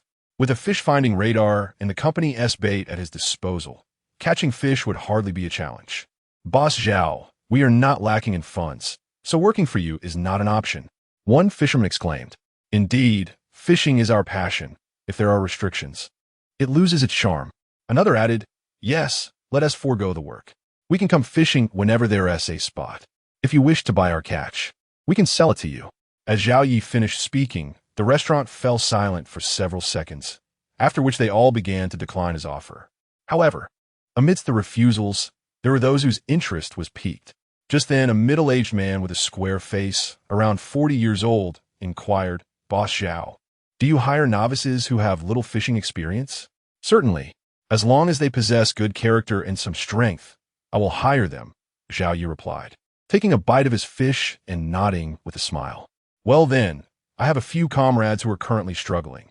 Their character is impeccable, and they are certainly strong. If you are hiring, I can call them tomorrow." After a moment's hesitation, the middle-aged man asked, "Is the salary still 5,000? If they improve their skills, is there a chance for a raise?" "Yes, have them come by tomorrow. I will assess them first." The starting salary is indeed 5,000, but with improvement in fishing skills, their pay will undoubtedly increase, Zhao Yi affirmed with a smile. "My company aims to grow robustly. Positions will be structured like a formal enterprise. Regular employees earn 5,000 a month, team leaders earn 10,000, and supervisors earn 15,000. There will also be bonuses for exceptional catches and gifts during holidays. I will not skimp on any of that. You can rest assured." "Ah, splendid. I will bring them to you tomorrow," the man said excitedly.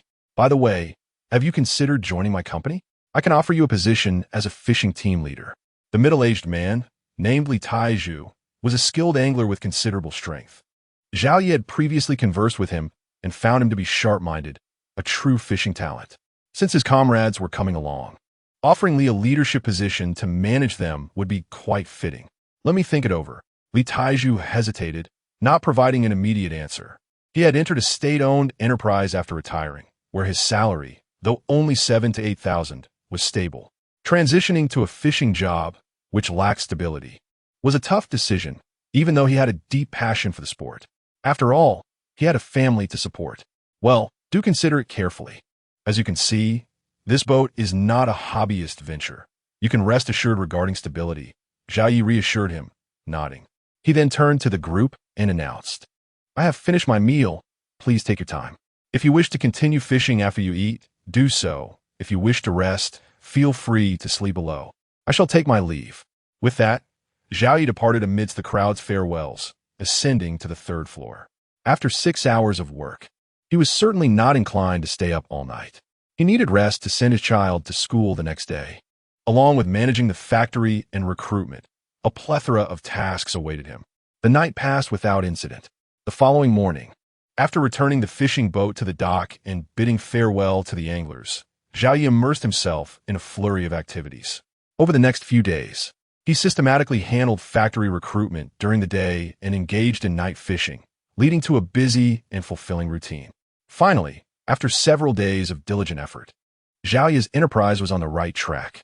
Regarding the fishing boat, he had enlisted a total of 8 veterans, including Li Taizhu, along with 2 assisting staff members. Even in Zhao Yi's absence, operations could continue seamlessly. As for the fishing gear company, he had named it Grain Fishing Gear, with its location in the Linjiang County Industrial Park. It was not a large factory, but rather several interconnected medium-sized ones, each producing its own products. To establish a comprehensive production line for fishing gear, Zhao Yi had nearly depleted his fish-catching currency in one go. He expanded the production lines for essential items like rods and bait. The core technology was managed by robots, while less critical tasks were outsourced to hired employees. In terms of safety, apart from Zhao Yi, even the hired general manager, Wu Qianshan, had no access. In summary, the fishing gear production line was now operational, and the next step was to gradually increase output. Besides production, Zhao Yi also strategized for sales. He rented appropriately sized storefronts in the county, which were simply decorated and ready for product display upon completion. Furthermore, he instructed General Manager Wu Qianshan to establish online sales channels, employing a dual approach. However, this series of investments had nearly depleted the several million he had previously accumulated. Additionally, he sought assistance from Li Mingqi and Zhang Mingyu. Otherwise, he would not have been able to accomplish so much in such a short time. This illustrates the importance of networking in crucial moments. "Dad, hurry and get up. I miss Grandma and Grandpa. We should be on our way." "Yes, Dad, stop dawdling, or I might report you to Grandma and Grandpa." The elementary school students, finally on holiday, burst into Zhao Yi's room early that morning, pulling back the covers. "Oh, all right. Go wash up and have breakfast. I'll be there shortly," Zhao Yi said, sitting up with a weary expression, stretching his limbs. Last night, the 2 excited little ones had been bouncing on their beds, unable to sleep. And after they finally settled down, he and Lin Wan had engaged in a lengthy video call for over an hour. Now, he was truly exhausted. Yet, no matter how tired he felt, there was no possibility of returning to sleep at that moment. What a predicament. Chapter 78. Farewell to Parents, Tears Flowing Buzzing. The imposing and majestic vehicle glided smoothly along the highway, while in the back seat, 2 little ones chattered cheerfully, their joy palpable. Up front, Zhao Yi was behind the wheel, occasionally glancing back to remind the children to sit tight, creating a warm and harmonious atmosphere, a true portrait of familial bliss. After approximately 40 minutes of travel, they turned onto a rural concrete path, the gateway to Zhao Yi's hometown, Zhao Family Village. "Dear, it has changed so much since we last visited," Lin Wan remarked, gazing out at the village's transformations. They've paved the roads with concrete, and many families have built new homes. It's remarkable. "Indeed, if it weren't for this road leading into the village, I might have thought we were lost," Zhao Yi replied, nodding in agreement, a hint of nostalgia in his expression. Though 2 years is not an extensive period, witnessing the village's metamorphosis made him feel as if he had been away for an eternity. In that moment, the anticipation of returning home faded, replaced by a subtle apprehension of approaching familiar faces. He pondered how to confront his friends and family upon arrival. Should he greet them with a polite smile, maintaining an air of aloofness, or should he embrace them in tears? "Hey, dear, look in the fields. Aren't those my parents? They look a bit like them from behind." Upon hearing Lin Wan's inquiry, Zhao Yi snapped back to reality and turned his gaze toward the fields. There, he spotted 2 stooped figures laboring in the earth, seemingly weeding. Creaking. Upon this sight, Zhao Yi hastily slammed on the brakes. "Dad, Mom, what are you doing out here so early? Come up here. Your grandchildren have come to see you." He flung open the car door and called out to the familiar silhouettes. Even from behind, he recognized them instantly, his parents. Despite their once straight backs now bent and their frames frail, were unmistakably his. Xiaoyi, is that you? The elderly couple, startled by the call, turned to look. But their vision was clouded and, from a distance, they could only faintly discern a car parked by the roadside and a tall, sturdy young man standing beside it. They could not see clearly who it was, so they called out tremulously, their voices laced with disbelief and longing.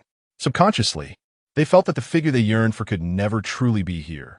After all, it was their son, and they understood his pride. Dad, Mom, it's me, Xiaoyi. Your eldest son has returned. As he caught a glimpse of his mother's trembling voice, Xiaoyi could no longer contain himself. Tears streamed silently down his cheeks. The words Dad and Mom escaped his lips, almost a hoarse whisper. He found himself unable to restrain his emotions. Seeing the deep lines etched on their once full faces, his heart felt as though it were being pierced by a knife, suffocating him. What had he been doing these past 2 years? How could he have so easily reveled in city life? They were just over 50. Yet the transformation in his parents was more pronounced than that of the village itself. This burden was his to bear, but why did it fall upon them? Was this what a son ought to do? How could he fail them so grievously? Xiaoyi, is it truly you? I can't be mistaken. I heard it too. Let us hurry. We must greet our son. He can't stand for long. Yes, yes. I want to prepare his favorite braised fish. Upon hearing Zhao Ye's voice again, the elderly couple realized their eldest son was indeed back. Their gaunt faces broke into wide smiles, and they dropped the weeds they had been holding. With a speed they had not possessed in years, they hurried along the narrow path toward him. In their haste, they stumbled several times, almost falling into the fields, yet they pressed on, undeterred. As they drew closer, Zhao Ye's features became clearer, standing tall and upright like a pine tree. Their eyes brimmed with tears. Heaven knows how they had missed their eldest son. Since returning from the hospital, they had longed to bring him home and care for him. However, he, in his pride, had refused to return, even avoiding them when they visited. This had only heightened their worries and anguish, a daily burden of longing. At last, their son had returned, looking robust and seemingly well. In this moment, they hesitated, afraid to step closer, fearing it might all be a dream. They had dreamt this countless times before, only to awaken and find it was not real, leaving them restless. Thud, thud, thud. Dad, Mom, I am an unfilial son. I am so sorry. Seeing his parents standing there, their eyes red and expressions wrought with anxiety, Zhao Ye's tears surged forth like a torrent, overwhelming him. In an instant, he knelt before them, his forehead striking the concrete road with a dull thud. He repeatedly uttered apologies, bowing his head fervently, as if this act could alleviate some of his guilt. Don't. My son, please don't. Your mother does not blame you. She understands your struggles. Yes, son, please rise. All that matters is your well-being.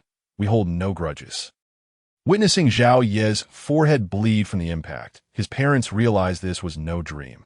Their hearts broke instantly, and they rushed to support him, tears streaming down their faces. Dad, Mom, I'm so sorry. Feeling their warm embrace, Zhao Ye could no longer hold back. He buried his head against the hard ground, weeping uncontrollably. A man may shed tears, but only when truly grief-stricken. At this moment, his heart ached beyond what words could express. He longed to weep freely before his parents as he had in his childhood. Oh, my dear son, how could you be so hard-hearted? Seeing their son in such agony shattered the hearts of his parents. Zhao's mother, Wang Xiaomei, could no longer contain herself. She struck his back gently, weeping uncontrollably, while voicing her sorrow over his perceived cruelty. Let it all out, my son. Once you have cried, you will feel better. Beside them, Zhao's father, Zhao Jinbao, silently blinked back tears, gently patting Zhao Ye's back. If one observed closely, they would see his body trembling, as if he were fighting against an overwhelming tide of emotion. Such is the difference between a father and a mother. Chapter 79. The Colorful Big Carp. Oh dear. Father, grandmother, do not weep.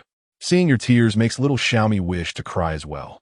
Unbeknownst to her, Zhao Xiaomi had disembarked at some point, and upon witnessing her father's sorrow, her grandparents' grief, and her mother dabbing her eyes, she could no longer contain herself and joined in the lamentations, weeping heartily, her sorrow rivaling that of Zhao Ye.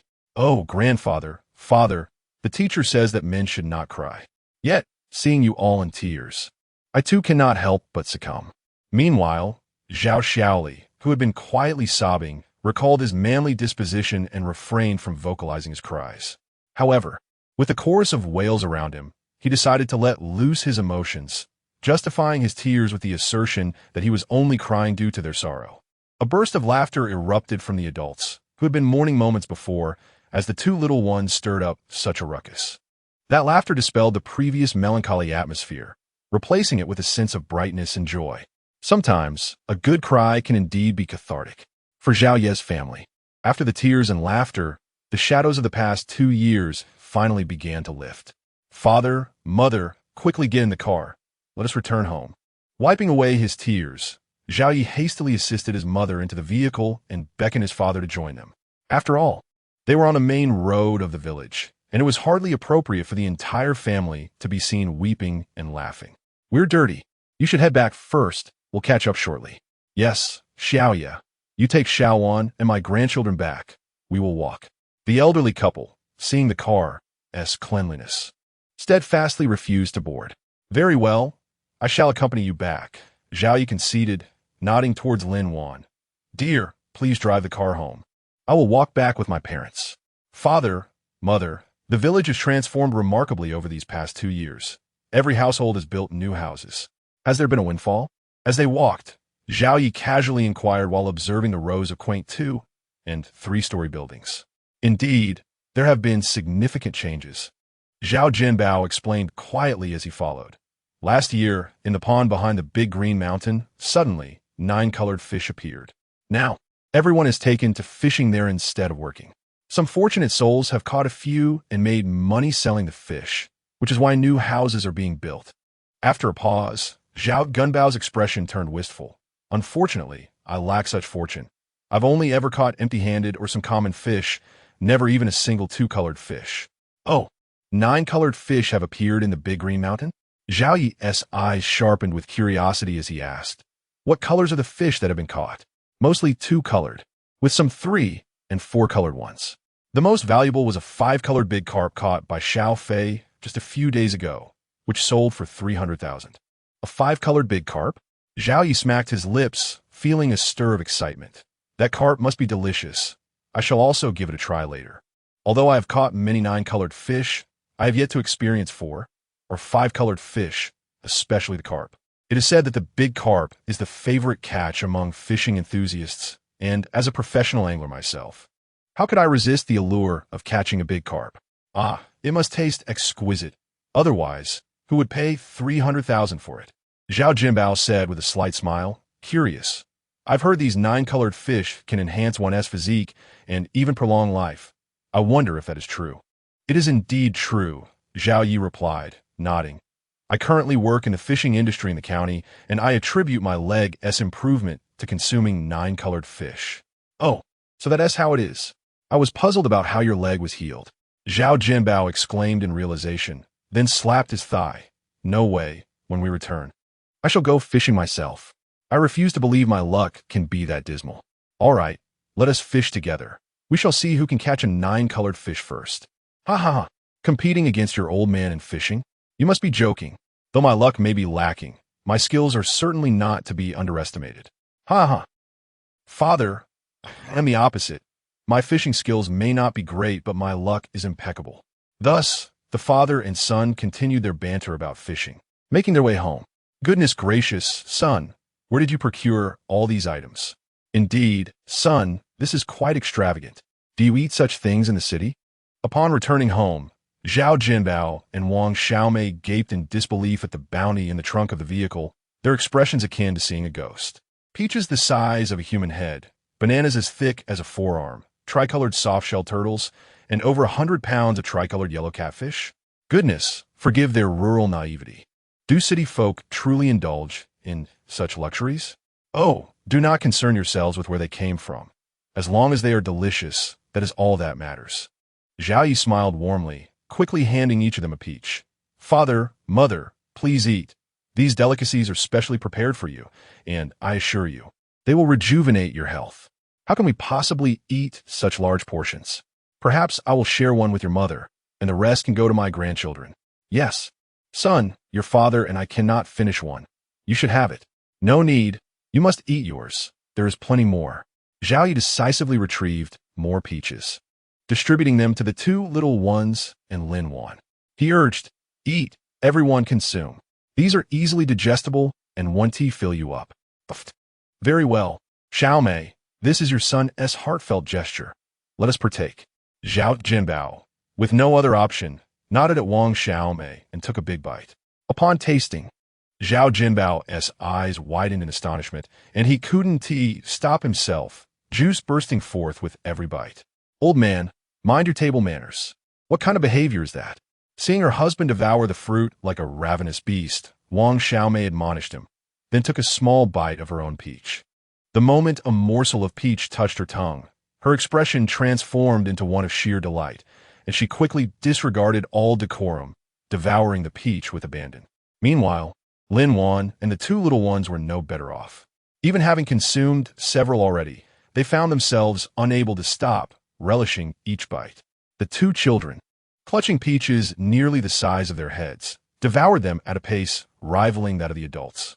Chapter 80, A Feast of Food and Drink. Father, please inform Uncle and the others to come over for lunch. I will settle the debts I owe them as well. Zhao Yi said to Zhao Jinbao after everyone had enjoyed their peaches. Pay back the money? Zhao Jinbao's eyes brightened, and he eagerly inquired, do you have the funds to do so now? If not, there's no rush. Your father can still manage and repay slowly. I do have money. I specifically withdrew 500,000 in cash for this trip.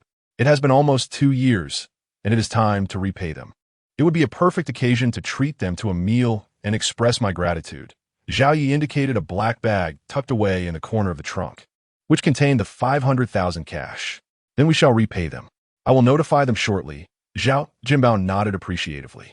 These individuals are not only our family, but also benefactors to our household. It seems you have been doing well. Remember to look after them in the future. Rest assured. Father, I am well aware, Zhao Yi replied, grinning as he pointed to a massive 3-color catfish. This is a special dish I prepared for everyone to enjoy. It is not something just anyone can taste. All right, you have always been generous. I shall refrain from further comments. You handle it. Zhao Jinbao, with a pained expression, nodded. Your mother and I will assist you with lunch. Write down what ingredients you need, and I will go buy them. Your mother will take charge of the cooking, and you shall be the head chef. No need. I have already purchased the ingredients and will cook myself. You and your daughter-in-law may assist me. Today, you just need to sit back and enjoy while entertaining Uncle and the others. What? You are cooking? Are you joking? You nearly set the kitchen ablaze last time you tried. Ahem. One must not underestimate the changes that time brings. I'm no longer the inexperienced cook you once knew. Just wait and see. You will be unable to stop eating later, Zhao Yi declared confidently. Very well. I shall see if you are merely boasting. Zhao Jinbao nodded, then waved his hand. It is getting late. I'll go notify your uncle. You begin preparing. Understood. Let us proceed with our tasks. Today, we shall host a grand feast and give you the respect you deserve, Zhao Yi replied with a smile, saluting before calling Lin Wan to start their preparations. As the minutes ticked by, it soon approached noon. By then, Zhao Yi's courtyard was filled with many guests, both standing and seated. The crowd was a mix of young and old, engaged in casual conversation, though their expressions revealed distraction, drawn in by the tantalizing aroma wafting through the air. Father, Uncle, it is time to eat, Zhao Yi called out, breaking the chatter. Make way, make way. I am your uncle and shall sit first. Do you understand the hierarchy? Eldest, spare us this formality. This is not a banquet. It is a humble meal hosted by Zhao Yi. There is no need to differentiate, another voice chimed in. Indeed, Uncle, respect for the elders is important. But you should yield to us younger ones. You should be the last to sit, another added. The air was filled with lively banter as everyone jostled for a place at the table, a delightful chaos where age and status dissolved into merriment. Such wonderful relatives. Zhao Yi, donned in an apron, couldn't help but smile warmly at the scene. In truth, he had once found such commotion bothersome. But after enduring the trials of the past 2 years, he now found it heartwarming and intoxicating. Uncle, and to all my aunts and uncles, brothers and younger siblings. He began after the seat-grabbing battle concluded and everyone took their places. I would like to propose a toast. I raise my glass to you all. I shall refrain from further formalities. Enjoy your meal and drink well. If you need anything, just let me know, and I will do my utmost to assist. Those present were the very ones who had lent him money during times of need. As the saying goes, it is better to provide help in times of trouble than to embellish a situation. They had indeed offered him support when he needed it most. Ha ha ha. Xiao Yi, as long as you are well, your uncle is satisfied. We all reside in the countryside and do not require your assistance. One uncle replied cheerfully. Exactly. We are family. Your grandparents passed away early. It would be foolish for us brothers not to support one another, another chimed in. Indeed, do not be too formal with us. Just focus on your endeavors and ensure that your family thrives. That is the greatest help you can provide, another relative added. Brother Yi, what they say is true. Your success is our pride. When we go out, we have a remarkable cousin to boast about, do we not? Gulp. All right, I suppose I have been overly sentimental. I shall say no more. Let the drink speak for itself. Hearing the warm words from his uncles and cousins filled Xiao Yi with a sense of warmth. He opted not to say much more, instead raising his glass and downing its contents. At this moment, words were unnecessary. The sentiment was etched in his heart. He vowed to assist them whenever they faced difficulties in the future. Ha ha ha. Uncle will drink with you. It is a delight to share a drink with you. Young man, one uncle exclaimed. Indeed, I too enjoy drinking with Xiao Yi. However, I must remind you, dear nephew, to limit your alcohol consumption. If you must drink, do not drive afterward, another cautioned. Absolutely. Having survived this ordeal, do not make foolish mistakes again. Learn from past experiences, another echoed. Indeed, while the drink is delightful, moderation is key. Understood, I shall remember your advice. Wherever I go, I will bring my wife along. If I drink, she can drive, Xiao Yi assured them. Nodding earnestly, he appreciated the concern expressed by his relatives, recognizing that only those who truly care would offer such repeated advice. Those who do not care would hardly bother. This was a lesson he had learned over time. All right then, you have always been clever. I shall say no more. Let us drink and enjoy ourselves. In the village, after a good drink, we can simply take a long nap, another uncle suggested. Exactly. Xiao Yi has brought back Maodai. Let's indulge.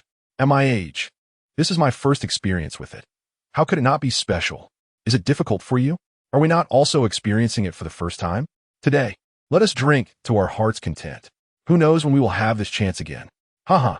Uncle, dear uncles, if you wish to drink in the future, do not hesitate to ask Xiao Yi. Although I may not have much money, I can certainly afford to buy some drinks. Xiao Yi grinned, gesturing towards several boxes of liquor stacked in the corner of the living room. Look, I have prepared these for you. Each of you can take a box home, and when you finish, I will bring more. Chapter 81. Fishing with Uncles, is this for us? No, we can't accept this box. It's worth several thousand. Exactly. We can just benefit a little from it. How can we take both food and drink? What kind of people would we be? Indeed, Xiao Yi. Just leave the liquor for your father. In the future, we can come over for a meal or two. Upon hearing that Xiao Yi had prepared a box of Maodai for them, the uncles quickly waved their hands in refusal. Being honest men, how could they take such advantage of their nephew? If word got out, wouldn't they be the subject of ridicule? Ha! How can my father drink so much by himself? How long would that take? Xiao Yi chuckled and shook his head. This is all for you. My father has a share as well, so please don't be polite. As you said earlier, we are all family. A son buys a few bottles for his uncles. What is there to refuse? Pausing momentarily, Xiao Yi continued, this liquor is quite heavy. I will drive to deliver it to each of your homes. Oh wait, let my wife drive, and we can go together. All right, since you insist, we shall accept this liquor. But please do not buy it again next time. It's not easy for you to earn money. Yes, Xiao Yi, next time if you must buy, choose a cheaper brand. It feels like a waste for your third uncle to drink such fine liquor. Indeed, you needn't bring any more liquor. We can carry it back ourselves. Such good liquor. How can I not take a lap around the village to show it off? Ah, that resonates with me. Let us do it together. After several rounds of wine and the dishes cleared, the banquet concluded amidst laughter and joy. Subsequently, the men, buoyed by a slight intoxication, engaged in discussions about the future, their ideas, national politics, and the historical narratives of the three kingdoms. Meanwhile, the women busied themselves with cleaning, washing dishes, and engaging in gossip. Dad, what do you think? I'm planning to go fishing. Are you up for it? After boasting for a while, Zhao Yi inquired of his father. Although he had consumed quite a bit of alcohol, given his current physical condition, it would be difficult for him to become intoxicated. Thus, seeking leisure, he wished to indulge in fishing and complete today's checklist. Of course, why not? This little drink is nothing. Zhao Jinbao promptly stood and headed towards the storage room. The Zhao family was known for their robust drinking capabilities. This amount of alcohol was trivial. Xiaoye, you're going fishing? I'll join you. A while back, I had good fortune and caught a 2-pound bicolor Christian carp, selling it for several hundred. Just follow me, and you'll surely have a great catch. Upon hearing that Zhao Yi and his father were going fishing, Zhao Yi's eldest uncle, Zhao Gunfa, perked up and eagerly expressed his desire to join. Big brother, you should save your luck. Just yesterday, I caught a 3-color large Christian carp, selling for over 1,000. I think it's better for Zhao Yi to stick with me. You think you're lucky? I caught a 2-pound bicolor bream. In an instant, the uncles of the Zhao family became animated, clamoring to take Zhao Yi fishing with them. Goodness, they act as if they are all fishing gods. It's as if Zhao Yi must catch a 9-colored fish simply by following them. Ha! Let us all go fishing together. Hurry back to get your rods. Zhao Yi shook his head, amused by their unfounded confidence. All right, let us head back for our fishing rods and bring the liquor along. Hey, big brother, shouldn't we not carry the liquor around the village? Off we go. What is more important, fishing or strolling? We can stroll anytime. Ah, indeed, you're quite clever. Big brother, wait for me. We shall return together for the rods. Amidst chatter and laughter, the uncles carried the liquor home to retrieve their fishing rods. Before long, they returned, each sporting a fishing rod and carrying a tackle box, resembling professional anglers. Zhao Yi, let us fish here. This is where I caught the 3-color large Christian carp last time. After trekking for a little over half an hour into the mountains, they arrived at a small circular pond, and Zhao Yi's third uncle, Zhao Genhu, spoke up. Zhao Yi, why don't we explore further? Not far ahead is the pond where I caught the bicolor bream last time. Recently, someone even caught a 4-color bream there. Zhao Yi's fourth uncle, Zhao Jinshui, chimed in right after. Fourth brother, what do you mean? Do you want me to beat you? Before Zhao Yi could respond, Zhao Genhu shouted in dissatisfaction. Let us fish here. I have a feeling we'll have a great haul today. Get a rest. You always say that, yet you never catch anything substantial. Just yesterday, you were bragging about your 3-color Christian carp. Look at you. Hey, fourth, are you looking down on me? Fine. If I don't catch a 9-colored fish today, you can call me fourth brother from now on. Zhao Genhu riled up, found a spot and began to prepare his bait, declaring, if I catch something big, you'll follow my lead from now on, and you must call me third brother. Not old 3. All right, third brother. Today, I'll fish here and wait for you to call me fourth brother. With that, Zhao Jinshui also found a spot to bait his line. These two rascals, together, they must be nearly 90 years old, yet they bicker like children. Observing their playful banter, Zhao Gunfa chuckled and turned to Zhao Yi. Zhao Yi, let us fish here. The 9-colored fish can appear anywhere. It's all down to luck. Ha! Agreed, let us fish here. Zhao nodded, simuling. His third and fourth uncles were twins, with only a few minutes of age difference. Thus neither would concede to the other. Their bickering was something Zhao Yi had witnessed countless times throughout his life, so he paid no mind. Swish, plop. Soon, everyone had chosen their spots, baited their hooks with worms dug up from the village, and began casting their lines into the water. Swish, plop. Meanwhile, with the assistance of a fish-finding radar, Zhao Yi also selected a favorable spot. There were several red dots nearby, though whether any were 9-colored fish remained uncertain. Before long, Zhao Yi was the first to catch a fish. With a swift motion, he lifted his rod, and with a splat, a 2 to 3-tailed Christian carp flew out of the water. However, having been accustomed to fishing for larger catches, he instinctively put in too much effort, and as a result, the small fish nearly caused him to pull a muscle.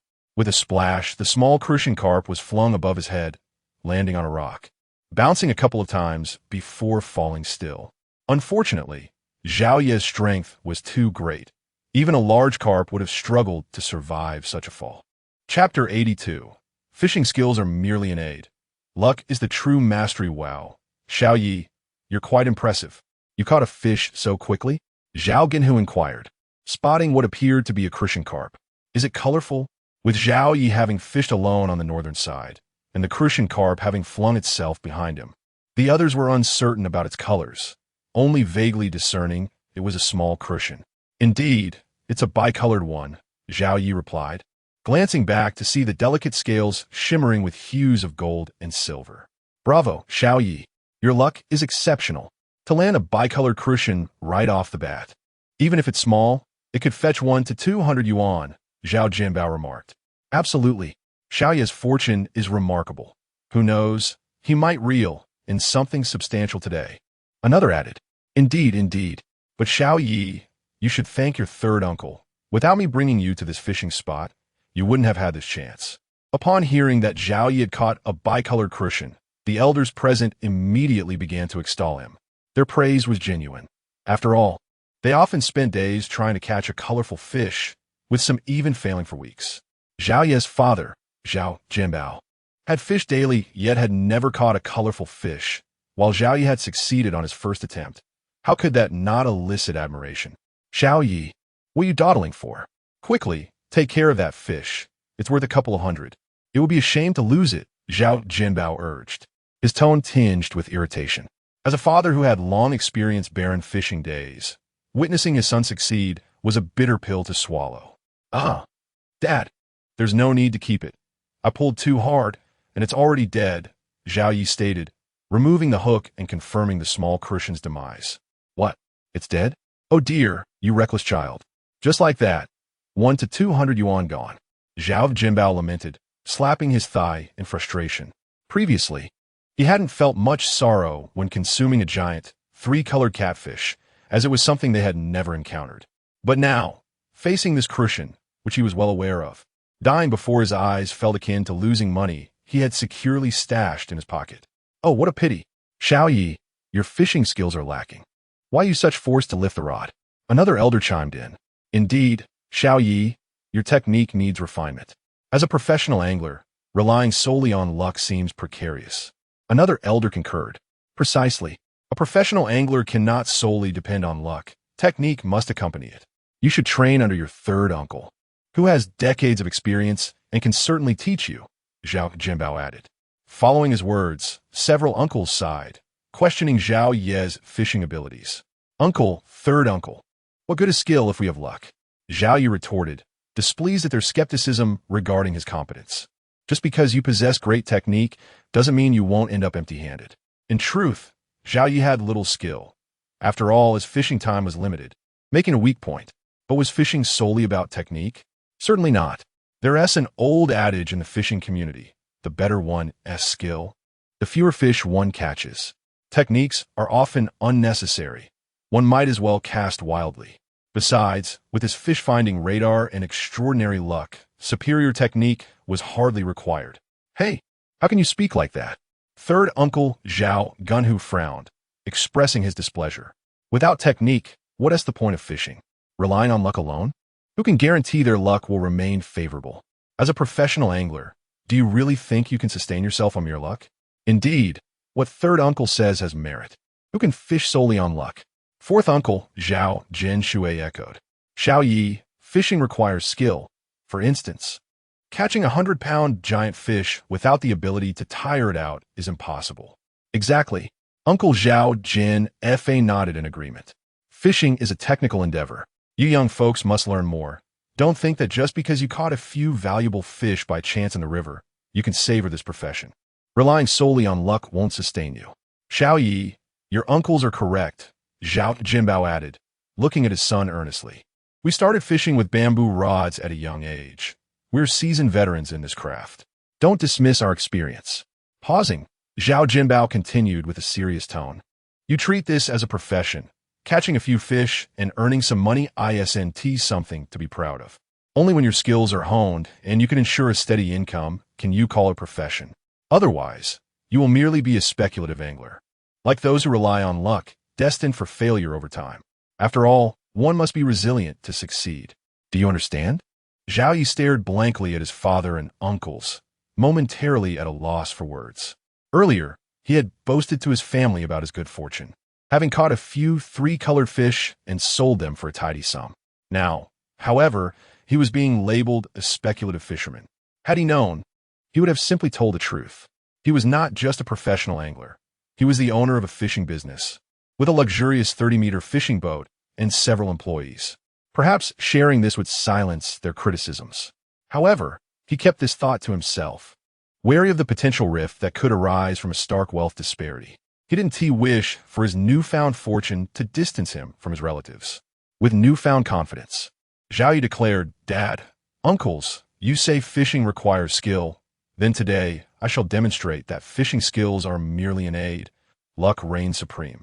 With that, Zhao Yi rebaited the hook with a segment of earthworm and cast it into the water with a swift motion. "All right, you stubborn boy. I'm eager to see just how lucky you really are," Zhao Jinbao retorted.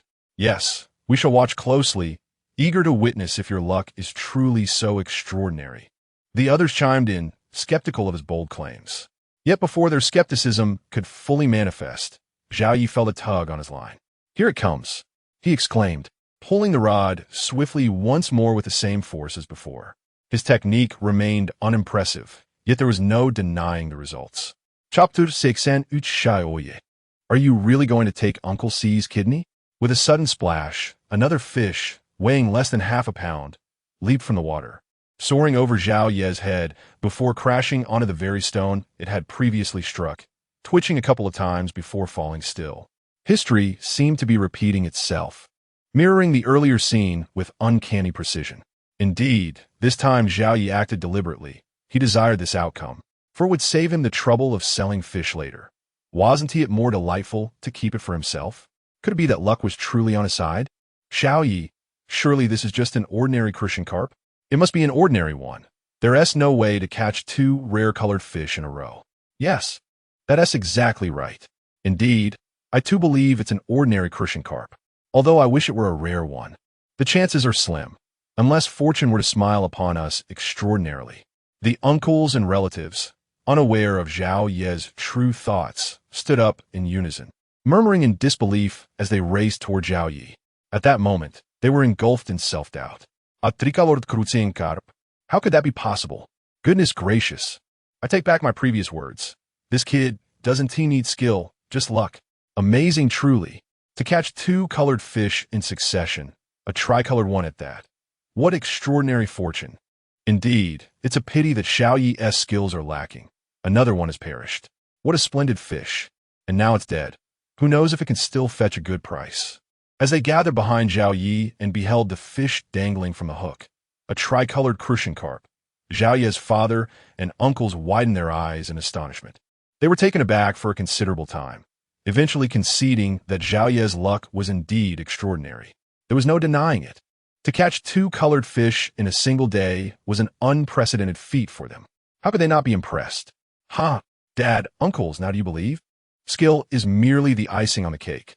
Ultimately, it is luck that determines the catch. Seeing the incredulous expressions on his elders' faces, Zhao Yi couldn't help but smirk, his demeanor adorned with a hint of pride. To astonish the elders brought him immense joy.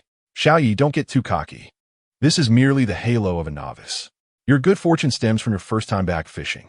If you can catch a few more colored fish, then I'll acknowledge your prowess." Zhao Ganhu, as the third uncle, was somewhat displeased as he observed Zhao Yi's smugness. Fishing had always been his forte, and today, his own nephew had stolen his thunder. Thus, he felt compelled to impose some challenges to prevent Zhao Yi from basking in glory too easily. "Yes, I agree with the third uncle. Zhao Yi, if you manage to catch a few more colored fish, then I, your fourth uncle, will be convinced." Zhao Jinshui quickly echoed the sentiment. As someone who was often in competition with the third uncle, he too felt irritated at being overshadowed by his nephew. "Fine. Since both uncles are skeptical, I shall continue until you are convinced." Zhao Yi nodded in agreement, but then quickly added, "However, if I succeed in impressing you, what's in it for me?"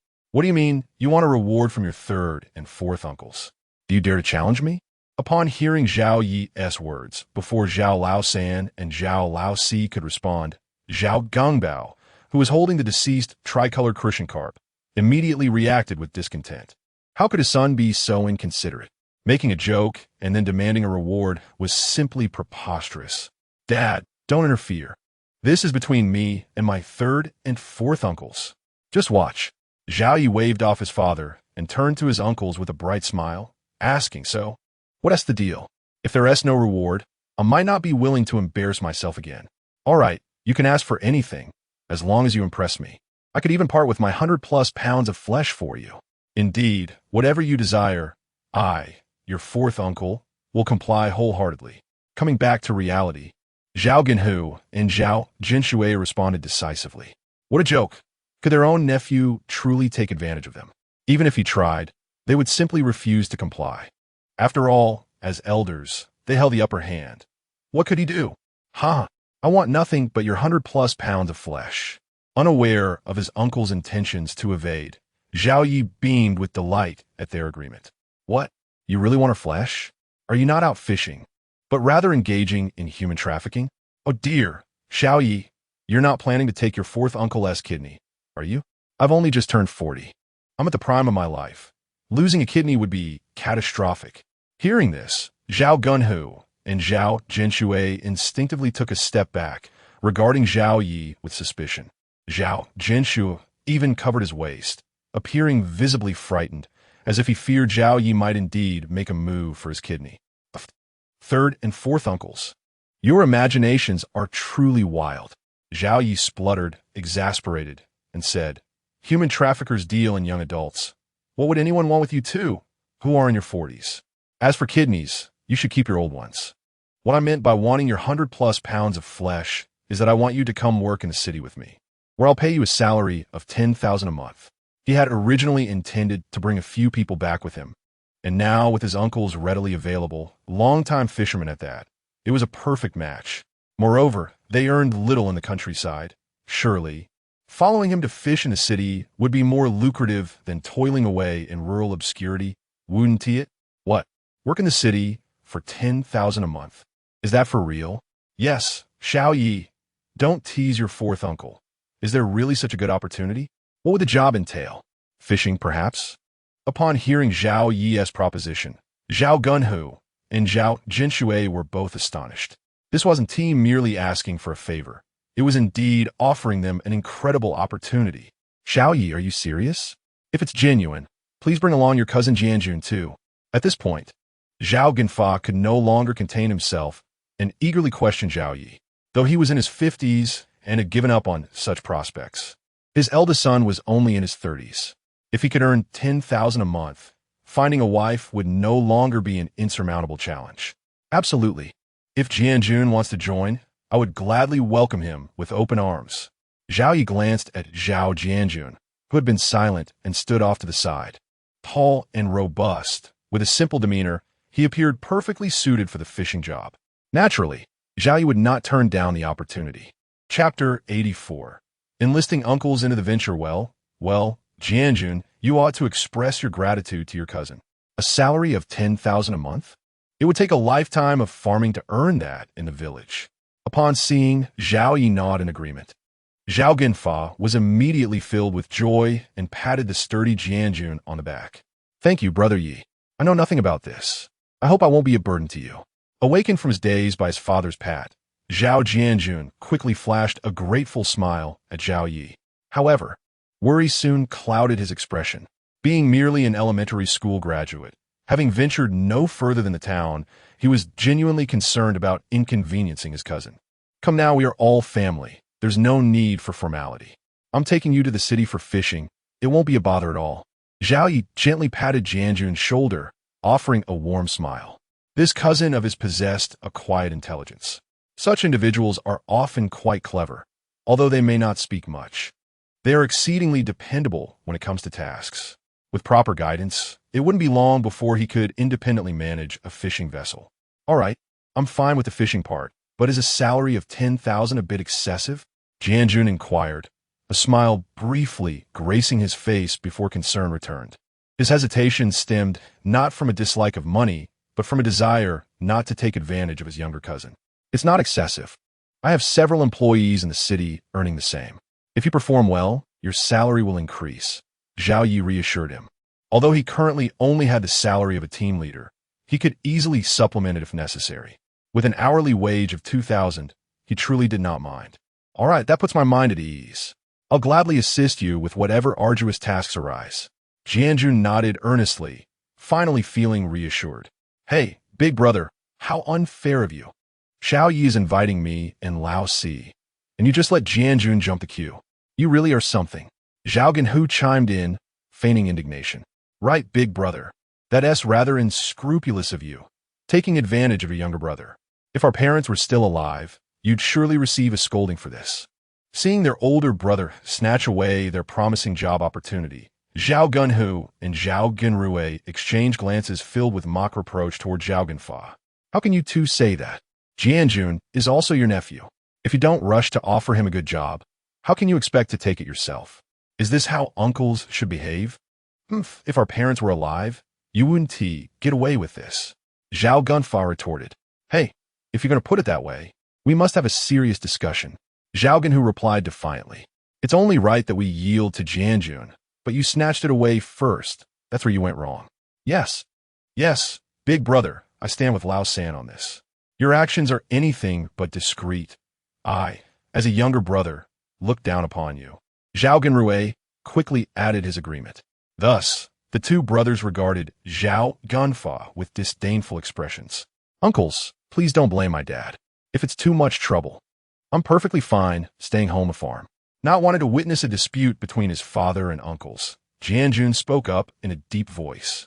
Although he cherished the job opportunity, he valued familial harmony even more. Why are you speaking such nonsense, child? Zhao Ganhu waved his hand dismissively. We're just having a bit of fun with your father. How could we truly blame him? Pausing momentarily, Zhao Ganhu earnestly advised, you're already in your 30s. So go to the city with Xiao Yi and work hard. Make sure to bring a girl back next time. Your third uncle is eagerly awaiting to celebrate your wedding. Yes, Jianjun, don't overthink it. When have we ever had a falling out with your father? Zhao Ganrue quickly added. Don't think of a salary of 10,000 as excessive. Even if it were 100,000, you should be the first to seize this opportunity. We are in our 40s with families and responsibilities. Fishing and farming is merely a leisurely pastime for us. You need to venture out and find a wife, understand? Yes, I understand, third and fourth uncles. I will definitely bring a wife home soon. You both enjoy drinking matai, so I will make sure to buy some for you. Jianjun nodded earnestly, feeling warmth in his heart. Haha, I'll remember your promise about the matai. You better hurry. Your third uncle has a taste for it. Indeed. If not, just hide a box from your father. Bring it out when you're married. Your fourth uncle won't complain. Don't forget about me. Even though I haven't given you my job, you must save some matai for your second uncle. Haha, oldest, second, third, and fourth. Once Jianjun is wed, I will personally purchase matai for all of you. Over the years, I have saved enough to buy a few bottles without issue. The four Zhao brothers exchanged heartfelt banter, enveloped in an atmosphere of genuine brotherly affection that warmed each heart. Witnessing this scene, Zhao Yi, who had remained silent at the side, felt a similar warmth blossom within him. At that moment, he found himself missing his younger siblings, though one was at school and the other training as a chef, rendering a reunion impossible for now. However, upon returning, he would promptly urge his brother to leave his apprenticeship and join him. If they truly wished to learn cooking, he could teach them personally, far superior to any so-called master chef. With these thoughts in mind, Zhao Yi cleared his throat twice, interrupting the lively chatter of his uncles. Ahem, I believe there has been a misunderstanding. I'm not just seeking 1 or 2 workers. Anyone willing to join is welcome, including our aunts, who also have roles to fill. What? We all get to go? Even the aunts? Xiao Yi, are you joking? What can our aunts do while we fish? That would be a disaster, right? Don't let a little money go to your head. We appreciate your help, but if it means losing money, we certainly cannot join you. Uncles, please, don't rush to conclusions. Let me finish, Zhao Yi urged. I have procured a fishing vessel along the river, and I'm inviting you to join me. You would be fishing on the boat, and the ants would help with cleaning and handling the catch. They can fish for leisure as well. Naturally, their salary would not match yours initially, starting at 5,000 a month, but as the venture becomes profitable, I would certainly increase their pay. I assure you, I will not let anyone suffer losses. Zhao Yi gestured for calm, ultimately deciding to lay everything out. Initially, he refrained from revealing this, fearing their imaginations would run wild. Now that he had resolved to enlist them, it was best they understood the full picture, allowing them to accept this opportunity without reservations. Chapter 85. Hosting a banquet? A grand affair? My goodness, Xiaoya, do you still have a fishing boat by the river? Indeed, Xiaoya, you wouldn't deceive your four uncles, would you? I've heard these things are quite pricey, costing at least several $100,000. Have you struck it rich? Incredible, incredible. Old heir, our Zhao family has produced a remarkable talent. You've brought us great fortune, and we, your uncles, are basking in your glory. Ha ha, eldest brother, don't believe this boy's boasting. Who knows if he just stumbled upon a second-hand vessel and is pretending to show off. Upon hearing his elder brother's praise, Zhao Jinbao humbly waved his hand, yet the smile at the corner of his mouth could not be suppressed. Father, who do you look down upon? Zaha retorted, visibly displeased at his father's disparagement. I just bought it, nearly 30 meters long, with 3 tiers, equipped with kitchen appliances and everything. It can comfortably accommodate 20 to 30 people for fishing. No problem at all. What? Son, are you pulling my leg? Such a large fishing boat must have cost a fortune. Zhao Jinbao stared wide-eyed at Zhao Yi, his voice trembling with disbelief. The others were equally stunned, their minds buzzing. 30 meters long, 3 tiers, with kitchen appliances, my goodness. This is even more luxurious than the 2-story house they painstakingly built. No, it's simply incomparable. That house can only stand still, while this vessel can glide across rivers and seas. Why would I deceive you? If you don't believe me, just ask your daughter-in-law and eldest grandson when we return. We've essentially been living on the boat these past few days. It's incredibly convenient. My goodness, you truly possess remarkable composure, managing to keep such a significant matter under wraps until now. If it weren't for the intention to invite your uncles and aunts to work, would you have concealed it indefinitely? Zhao Jinbao inhaled deeply, glaring at Zhao Yi with dissatisfaction. People in the countryside value face. Even buying a new car worth tens of thousands requires setting off firecrackers and hosting a feast. Yet this boy quietly purchased such a grand fishing boat, leaving him unable to collect any contributions. Father, what is the big deal? It's just a boat. Don't take it too seriously. Zhao Yi waved his hand dismissively. Initially, Lin wanted to ask him whether he should notify relatives and hold a banquet. He had decisively refused. After all, if he adhered to rural customs, with a luxury vehicle, a lavish home, and an extravagant fishing boat, what would happen? Not only would it be troublesome, but it could also incite jealousy, making others uncomfortable, like a nouveau riche flaunting wealth. Who wouldn't he feel envious? Some may be magnanimous, merely feeling sour but remaining good relatives, yet others could react differently, possibly even harboring intense hatred fueled by jealousy. ISNT had often said that relatives wish you well, yet do not desire you to surpass them. This sentiment holds substantial truth, so unless necessary, it is best not to flaunt wealth and test others' goodwill. People truly cannot withstand such tests. Had he hosted a banquet, perhaps this warm and harmonious scene today would have been entirely unattainable. Ah, Xiaoya, I must disagree with you. What do you mean it's just a boat? How many can afford such a vessel? Indeed, Xiaoya, your lack of awareness is astonishing. Purchasing such a large item without informing the family, without inviting us for a meal. Do you look down upon us? Certainly. You're not afraid I might discover your wealth and take advantage of you, are you? Yes, yes. Too much for Sai.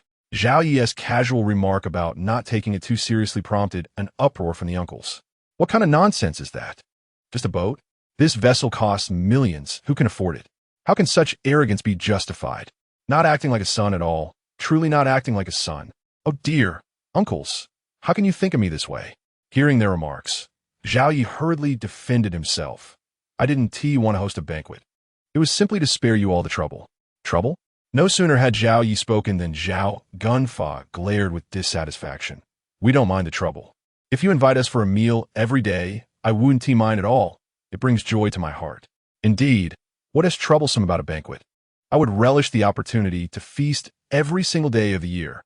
Exactly, no trouble at all. I see you've struck it rich and look down upon us rural uncles. not even inviting us for such a significant event. This is truly inconsiderate. Zhao Jinbao, following suit, chimed in with a frown. All right, this is all the nephew's fault, is it not? Zhao Yi, feeling powerless to refute, conceded. In a couple of days, when we go to the city, I'll host a banquet at a fine hotel. Consider to make up for the missed celebration. Pausing, Zhao Yi added, of course, hosting a banquet is certainly not an issue, but you must not cover the gift money. If you do, then I want to hold the banquet. That one to do, the banquet must be held, and you must also provide the gift money. Yes, the banquet must be grand, preferably held in the village, so those envious souls can see how you've made a comeback. I agree with the third uncle. When you fell from grace, none extended a helping hand. Now that you've risen again, it's only fitting to celebrate grandly, so they can see how blind they were. As the three uncles concluded their thoughts, Zhao Jinbao nodded in agreement. Yes, Xiaoye, your uncles are right. Let us hold it in the village and invite everyone over. I've contributed quite a bit to their events, and it's high time to receive something in return. Fine, if you wish to host, then go ahead. I happen to have around 200,000 in cash left. I'll get it for you. Father, uncle, I want to involve myself in this matter. You can decide how to proceed. Seeing that his father and uncles were all of the same mind, Zhao Yi had no choice but to nod in resignation and agree. However, he did not wish to oversee the arrangements personally. After all, he was not well versed in rural banquets, and he truly dreaded the hassle. Fortunately, his father and uncles were all enthusiastic. Entrusting this matter to them was undoubtedly a safe bet. Very well, we'll take care of it. Rest assured it will be conducted with dignity. Indeed, leave it to us. It's a pity your boat hasn't returned. Otherwise, it would certainly add to the occasion. Yes, without the vessel, people might think we're just boasting. Upon hearing Zhao Yi's agreement to host the banquet, everyone felt delighted. However, considering the absence of the boat, they knew that the villagers would likely suspect they were merely bragging, inflating their status. This is not a concern. I want to mention the boat. My car can certainly withstand envy, and hosting a banquet is absolutely feasible. Chapter 86. The head of the Zhao family? What does it mean? Xiao Yi. Isn't that just a pickup truck? How can it be used for a banquet? Indeed, Xiao Yi. While your vehicle appears quite imposing, mere appearance is not sufficient. It should be worth at least 200,000 to 300,000. Otherwise, hosting a banquet would be somewhat embarrassing. Precisely, a low-status vehicle would reflect poorly on us. The Zhao family cannot afford such disgrace. Just like that little Fei from the Leaf family, who bought a van for a few tens of thousands and still manages to host a banquet. How unashamed.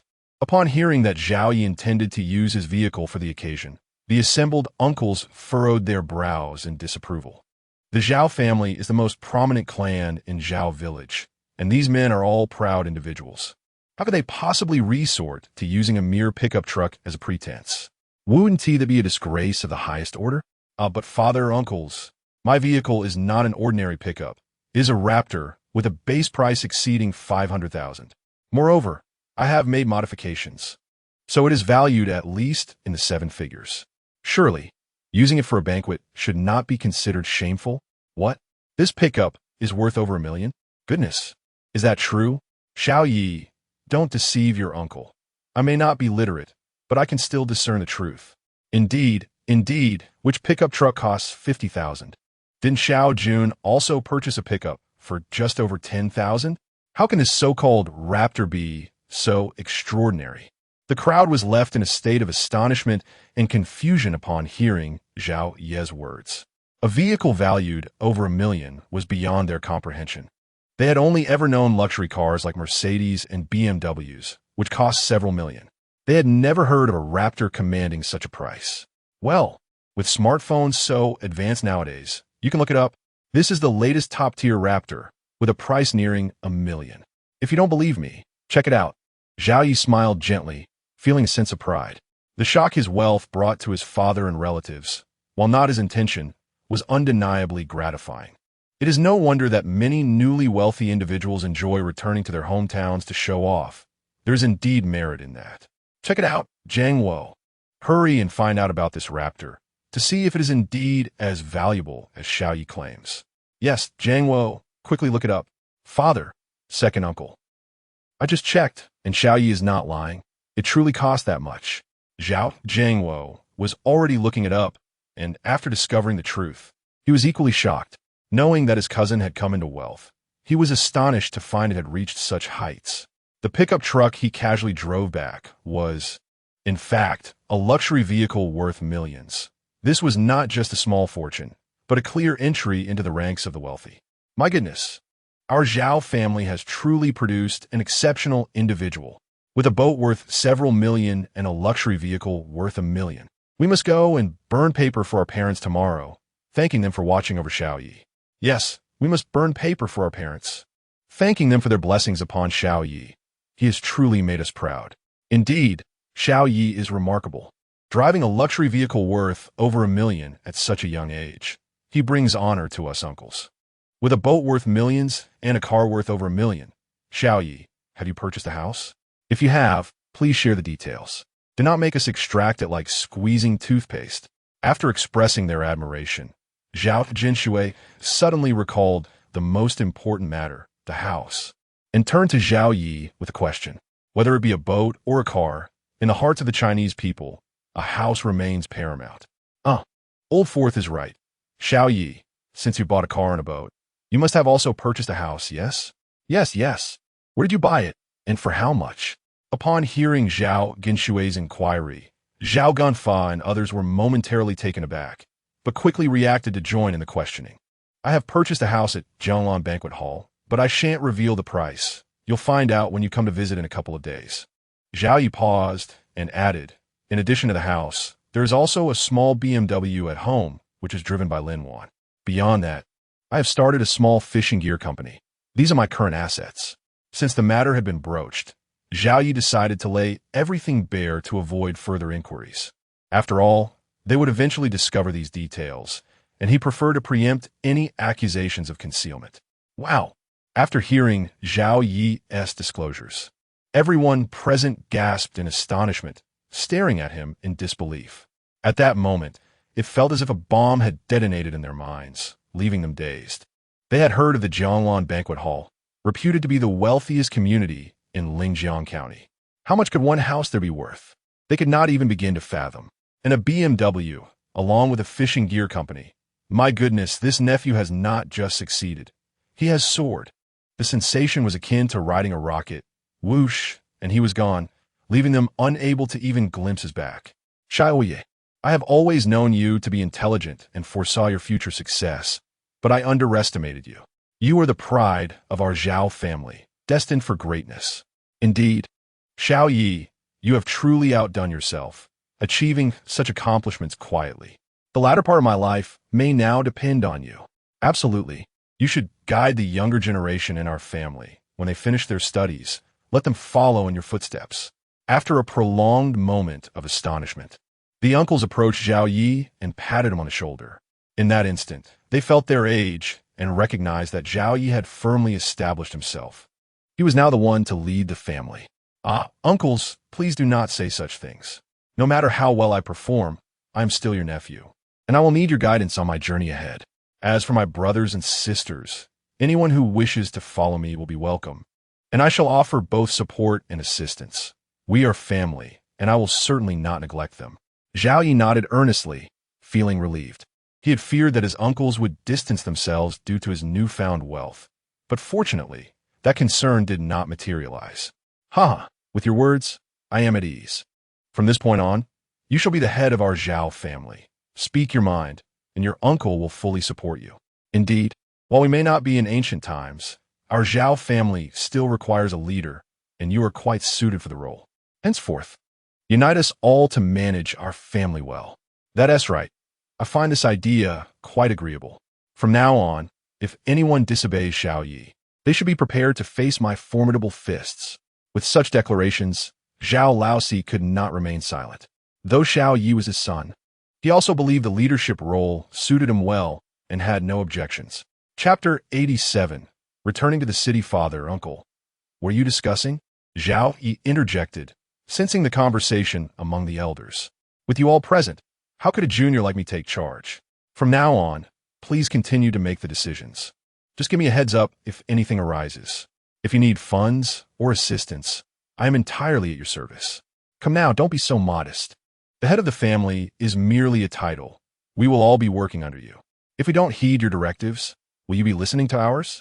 One uncle chimed in. Indeed, from now on, you are the boss. We won't dwell on the head of the family matter. However, employees must follow the boss's lead. That is a universal truth, is it not? Another added, yes, Xiao Yi, spare us the fuss. Just instruct us directly when the time comes. Xiao Yi, recognizing the gravity of their words, decided not to be overly sentimental. After all, they were all in the same boat now. If no one listened to him, it would create chaos. The challenges of family enterprises are well known, often stemming from superficial compliance.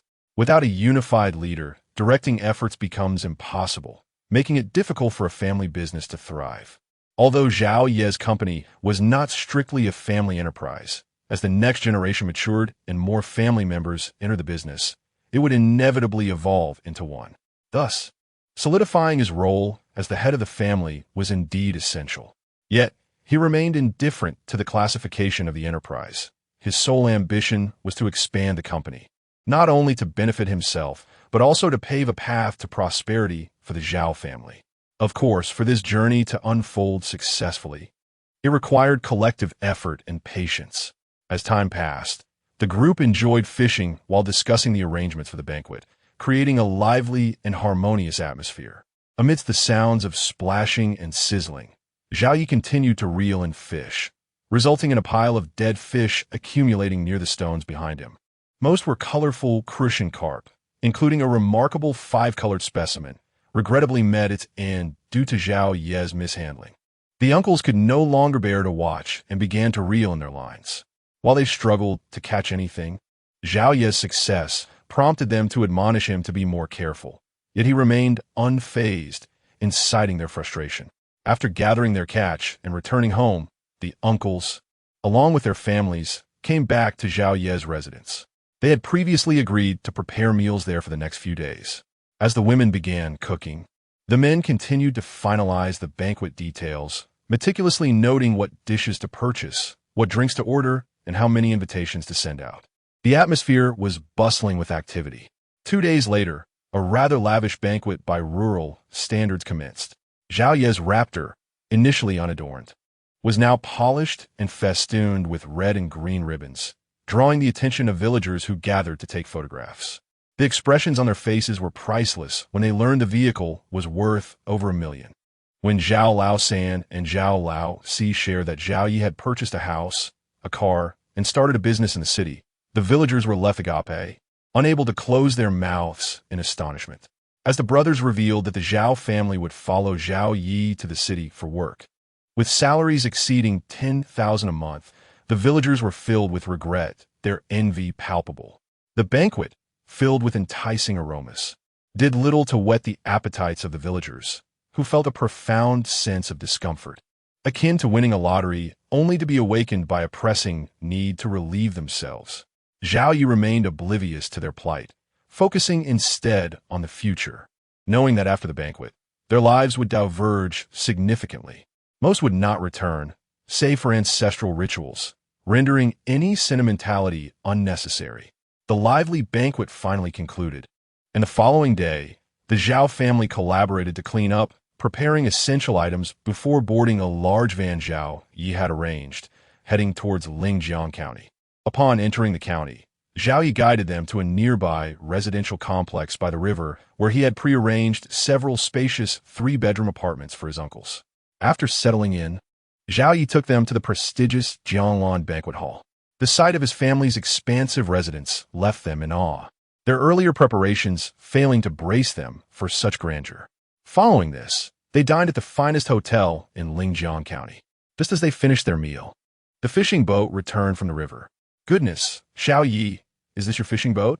Upon seeing the imposing 3-story vessel, his uncles were once again rendered speechless. "Yes, come along, let me show you around," Zhao Yi responded, leading the way onto the boat. "Boss, you're back," greeted Li Taizhu, who had been waiting on the deck. "How was the catch? No incidents in the past few days?" Zhao Yi inquired with a smile. "Quite fruitful.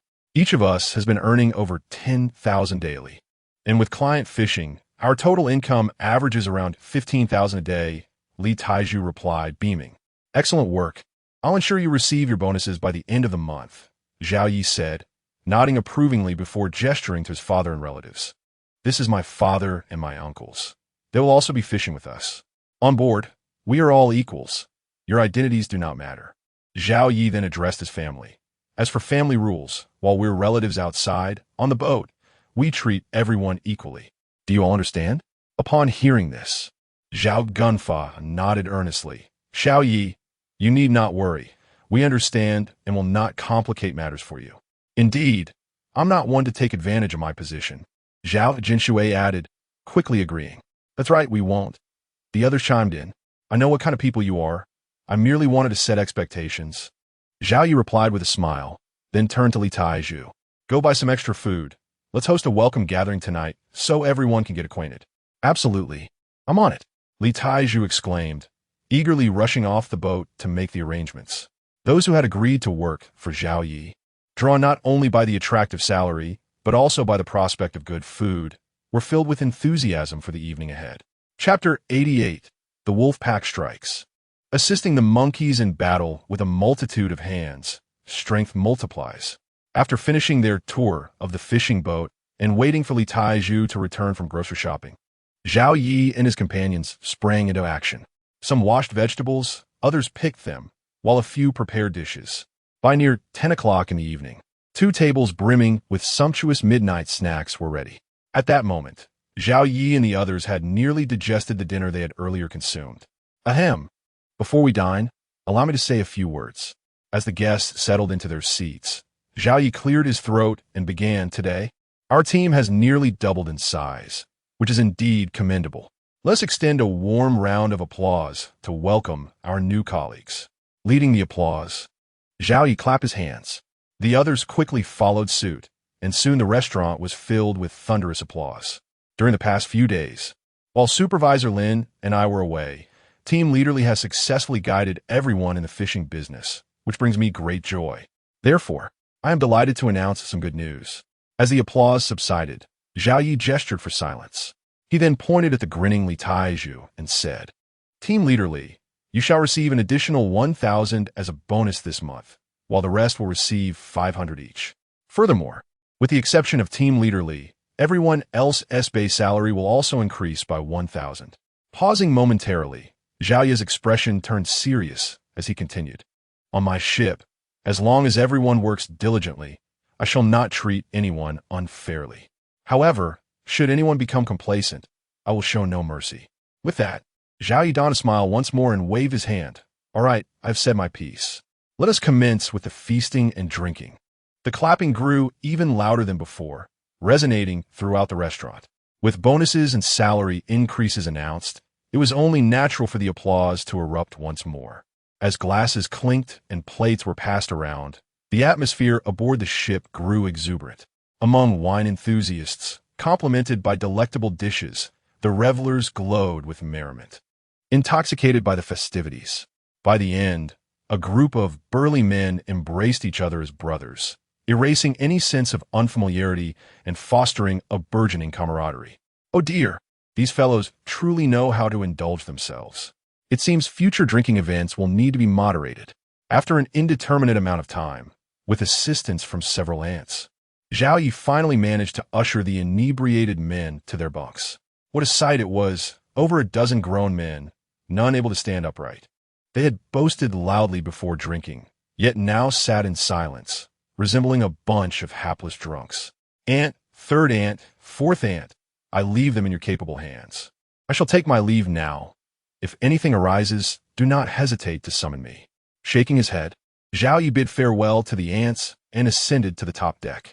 He needed to accompany his wife to the wilderness Forbidden Star, and could not afford any delays. Wow, darling, is this the treehouse built by the monkeys? Upon returning to the top deck, Zhao Yi immediately transported Lin Wan to the wilderness Forbidden Star. As they materialized within the treehouse, Lin Wan's eyes widened with curiosity as she surveyed her surroundings. Indeed, what do you think? Aren't the monkeys quite clever, rivaling us humans in ingenuity? Zhao Yi nodded, guiding Lin Wan to recline on the animal skins. Since it is night, we shall not disturb the monkey's slumber. I will introduce you to them in the morning. All right, let us sleep then. I had a bit to drink earlier and am feeling slightly dizzy. Linwan agreed, settling down.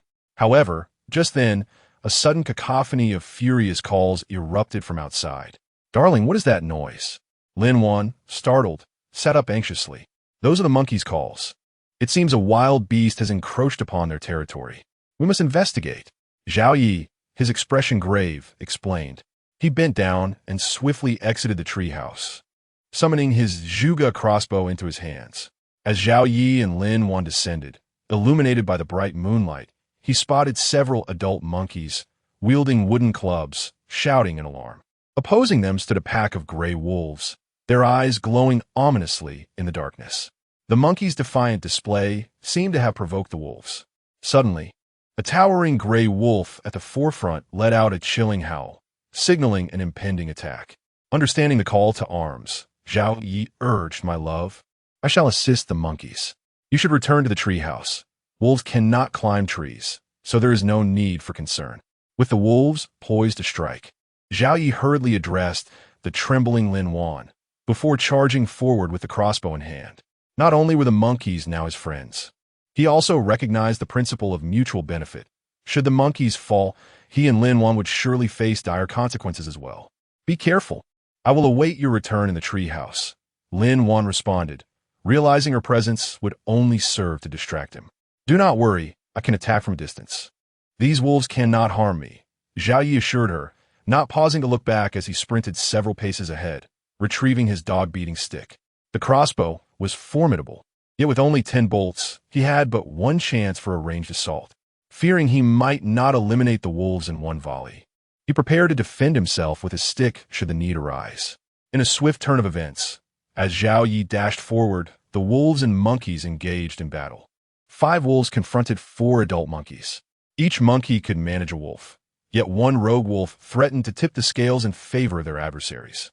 Zhao Yi witnessed one wolf stealthily maneuvering behind the monkeys, preparing to deliver a fatal blow to the weakest of them, the mother monkey. Realizing the urgency, Zhao Yi wasted no time.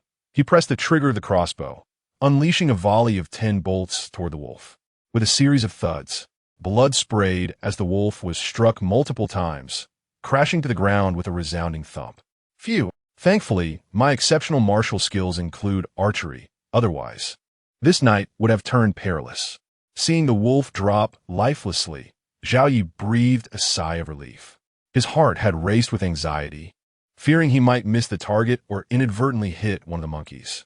Such a misfortune would have spelled disaster. Fortunately, the experience gained from his divine martial prowess did not let him down, transforming the wolf into a veritable pincushion. Now let us see if my dog-beating technique proves effective. Chapter 89. The Battle of Man and Wolf. Zhao Yi found himself without arrows for the Zhuge crossbow, so he casually set it aside and seized a nearby dog-beating stick, swinging it a few times. Within the realm of supreme martial arts, there existed techniques for wielding such a stick, yet it was merely a martial arts maneuver, far from the legendary prowess of a beggar gang leader depicted in wuxia novels. Rustle, rustle. With the dog-beating stick in hand, Zhao Yi cautiously approached the battlefield. Unlike the dramatized portrayals on television, he did not charge in brandishing the stick while shouting wildly. Instead, he adopted a stealthy approach, preparing for surprise attack. He had no choice. His physical condition was slightly inferior to the monkeys and wolves engaged in combat. Provoking a wolf could lead to dire consequences for him, so he opted for a subtle entry into the fray, avoiding any loud confrontations. Thud, thud. As time passed, Zhao Yi drew closer to the conflict, his heartbeat echoing in his ears. A wave of panic surged within him. As a young man of the 21st century, he had never even killed a chicken before acquiring divine culinary skills. He was unaccustomed to such brutal warfare. In the center of the chaos, the fight between the monkeys and wolves had escalated into a fierce clash devoid of finesse. A wolf lunged, leaving a bloody gash on a monkey, while the monkey retaliated with a wolf-fawn club, inflicting severe wounds on its foe.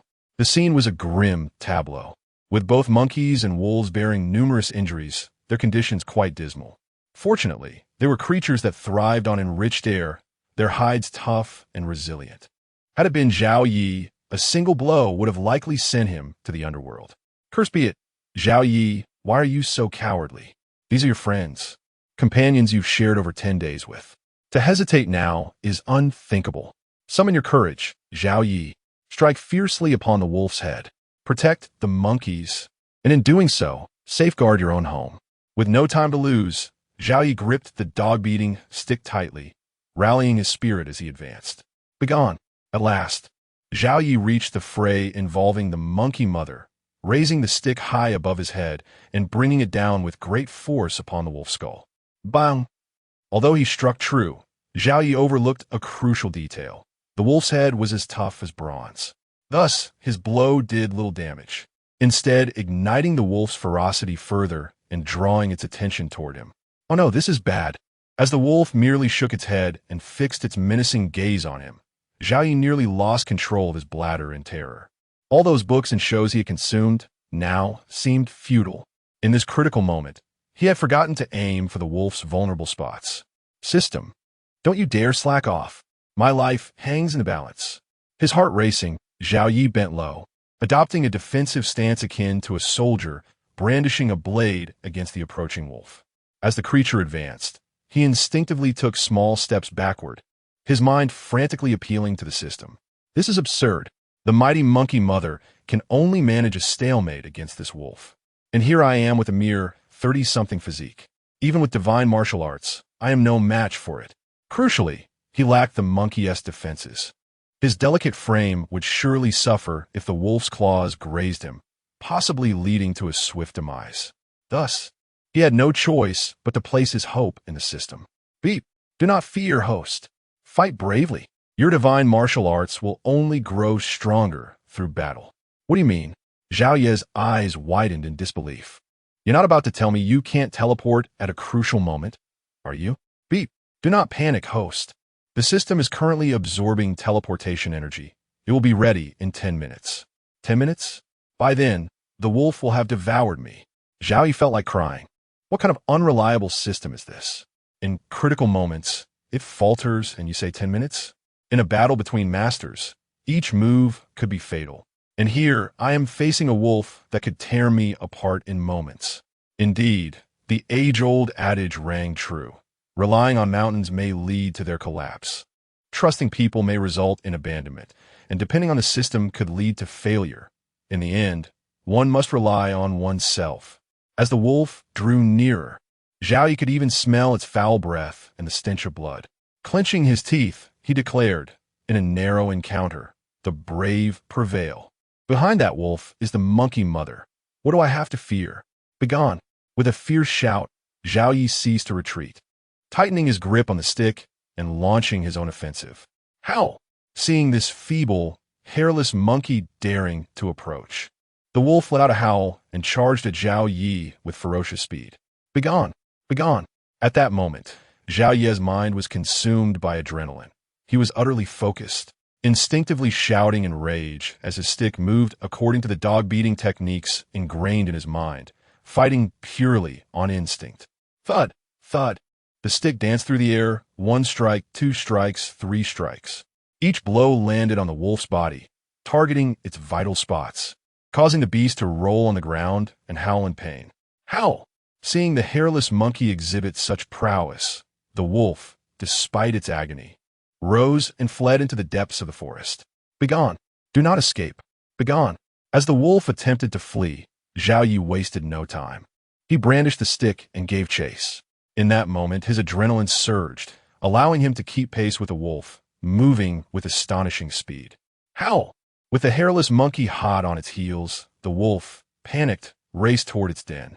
In that instant, it was no longer a fearsome predator, but a cornered beast. Thus, the chase continued, one pursuing the other, until, with a final, feeble cry, the wolf succumbed, its head drooping as it collapsed, foam spilling from its mouth. Panting heavily, Zhao Yi suddenly regained his senses, taking deep, labored breaths. Chapter 90. Capturing 3 wolf cubs after regaining his breath. Zhao Yi took a few steps forward and prodded the wolf that was foaming at the mouth with a stick, realizing that the creature was indeed lifeless. He let out a sigh of relief. Huh, You thought you could challenge me? I've outpaced you, you beast. With a jab at the wolf's head, Zhao Yi felt a mix of satisfaction and pride. Wasn't he a long-distance champion? Wasn't he a formidable athlete? But could any of them claim to have outrun a wolf? Although the creature had succumbed largely due to its injuries. To have run it to death was no small feat at that moment. Zhao Yi yearned to document this glorious achievement and boast about it. After all, who else could claim such a victory over a wolf? Suddenly, he realized something was amiss. It was pitch black around him. Excited moments ago, he now found himself in the depths of the forest. Oh no, what a predicament. After expending so much effort to defeat this wolf, he couldn't possibly encounter a tiger or another pack of wolves, could he? Panic set in as he surveyed the shadows surrounding him, feeling as if he were standing at the mouth of a colossal beast, ready to be devoured. Howl! Roar! Just as he uttered his fearful thoughts, a series of animal roars erupted from the depths of the forest. The sounds of wolves howling, tigers roaring, and even faint bear growls echoed around him. Oh no! This is it. I must flee at once. The thought of those beasts finding him made Zhao Yi nearly wet himself. If they did, he might not have a bone left to show for it. Beep! Gentle reminder. The freshly slain wolf carcass is worth 200 days of lifespan.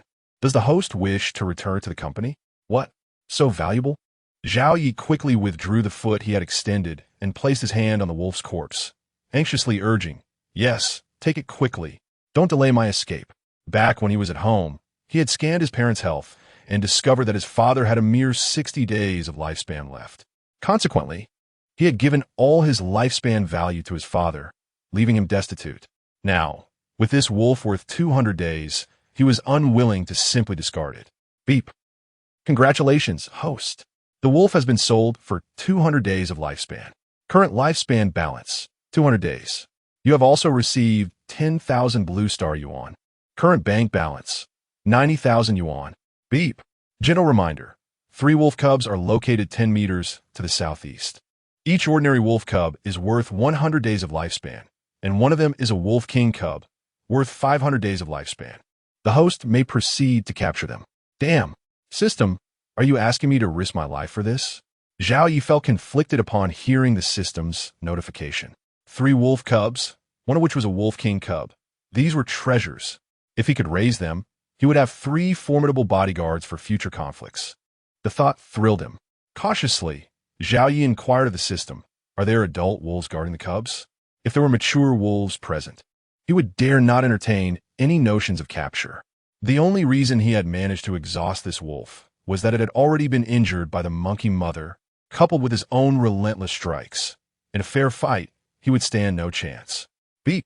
The host need not worry. The den only contains 3 wolf cubs, with no adult wolves present. However, the host must act swiftly, as predators have detected the scent of blood and are approaching. Why didn't you say so sooner? Zhao Yi's heart raced. Yet, he did not act immediately, but instead asked the system again, is the teleportation ready? That was the key to his survival. Without it, he would not dare to snatch a prize from the jaws of danger. If he failed to capture the wolf cubs and encounter a predator, he would surely be doomed. Beep, replied a host. The teleportation energy has been fully absorbed and is ready for instant use back to Blue Star. Damn it. Fortune favors the bold. It's now or never. With the assurance of teleportation, Zhao Yi clenched his teeth and set his resolve. After all, his life was secure, and the temptation of raising wolves was too great to resist. Rustle, rustle. Cautiously, Zhao Yi stepped over the dry leaves, making his way southeast. While the threat of a predator was daunting, the dangers hidden among the dry grass and leaves were no laughing matter. Who knew if venomous snakes lay in wait? Snap! Snap! Howl! Howl! Carefully treading over broken branches, Zhao Yi finally reached the vicinity of the wolf den. Faint sounds of the cubs' whimpers reaching his ears. He quickened his pace and soon spotted 2 gray cubs and 1 white cub before him. Wow, these look just like little puppies. They were undeniably adorable. Tenderly, he gathered the 3 cubs into his arms. Their soft fur felt delightful against his skin. He grinned. He had successfully captured the wolf cubs and needed to make his escape. As he tightened his hold on the 3 little creatures, he hurried back in the direction he had come from. Howl! Roar! just moments after he left. The area where the wolf carcass lay erupted with the sounds of animal roars, sending a shiver down Zhao Ye's spine, prompting him to hasten his steps. If he encountered those beasts, his only chance of survival would be to teleport back. Time slipped away, and Zhao Yi felt disoriented. The forest was too dark. He could only focus on the footprints beneath him, seeking a way back. At his current pace, he feared it might take until dawn to return, and there was a real risk of losing his way. At that moment, he was filled with urgency. His wife, Lin Wan, was still waiting in the treehouse. If the monkeys couldn't fend off the wolves and were defeated, would Lin Wan be injured as well? Conversely, if the monkeys triumphed over the wolves, would they mistake the unfamiliar Lin Wan for an intruding hairless monkey in armor?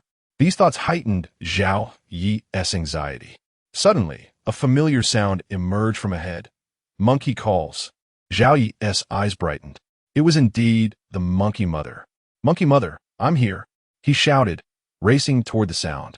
The monkey mother would surely find her way back, and with her navigation skills, they would return swiftly. Rustle, rustle. Just as Zhao Yi's calls faded, the monkey mother leaped into view, visibly excited. She pointed to her wounds, then at Zhao Yi, and finally at the wolf cubs in his arms. Understanding her gestures and questions immediately, Zhao Yi responded by signaling, I'm unharmed. Let us hurry back. With the monkey mother's arrival, it seemed the monkeys had prevailed, and Zhao Yi dare not delay. These monkeys didn't know Lin Wan, who knew how they might react. Chapter 91 Preparation for building the house with the guidance of the monkey mother. The pace was brisk. After a mere 10 minutes, Zhao Yi beheld the treehouse, along with Lin Wan, who appeared like a fairy under the moonlight. My dear, were you terribly worried? As Lin Wan rushed towards him, Zhao Yi hastened to meet her halfway. Husband, you truly scared me just now.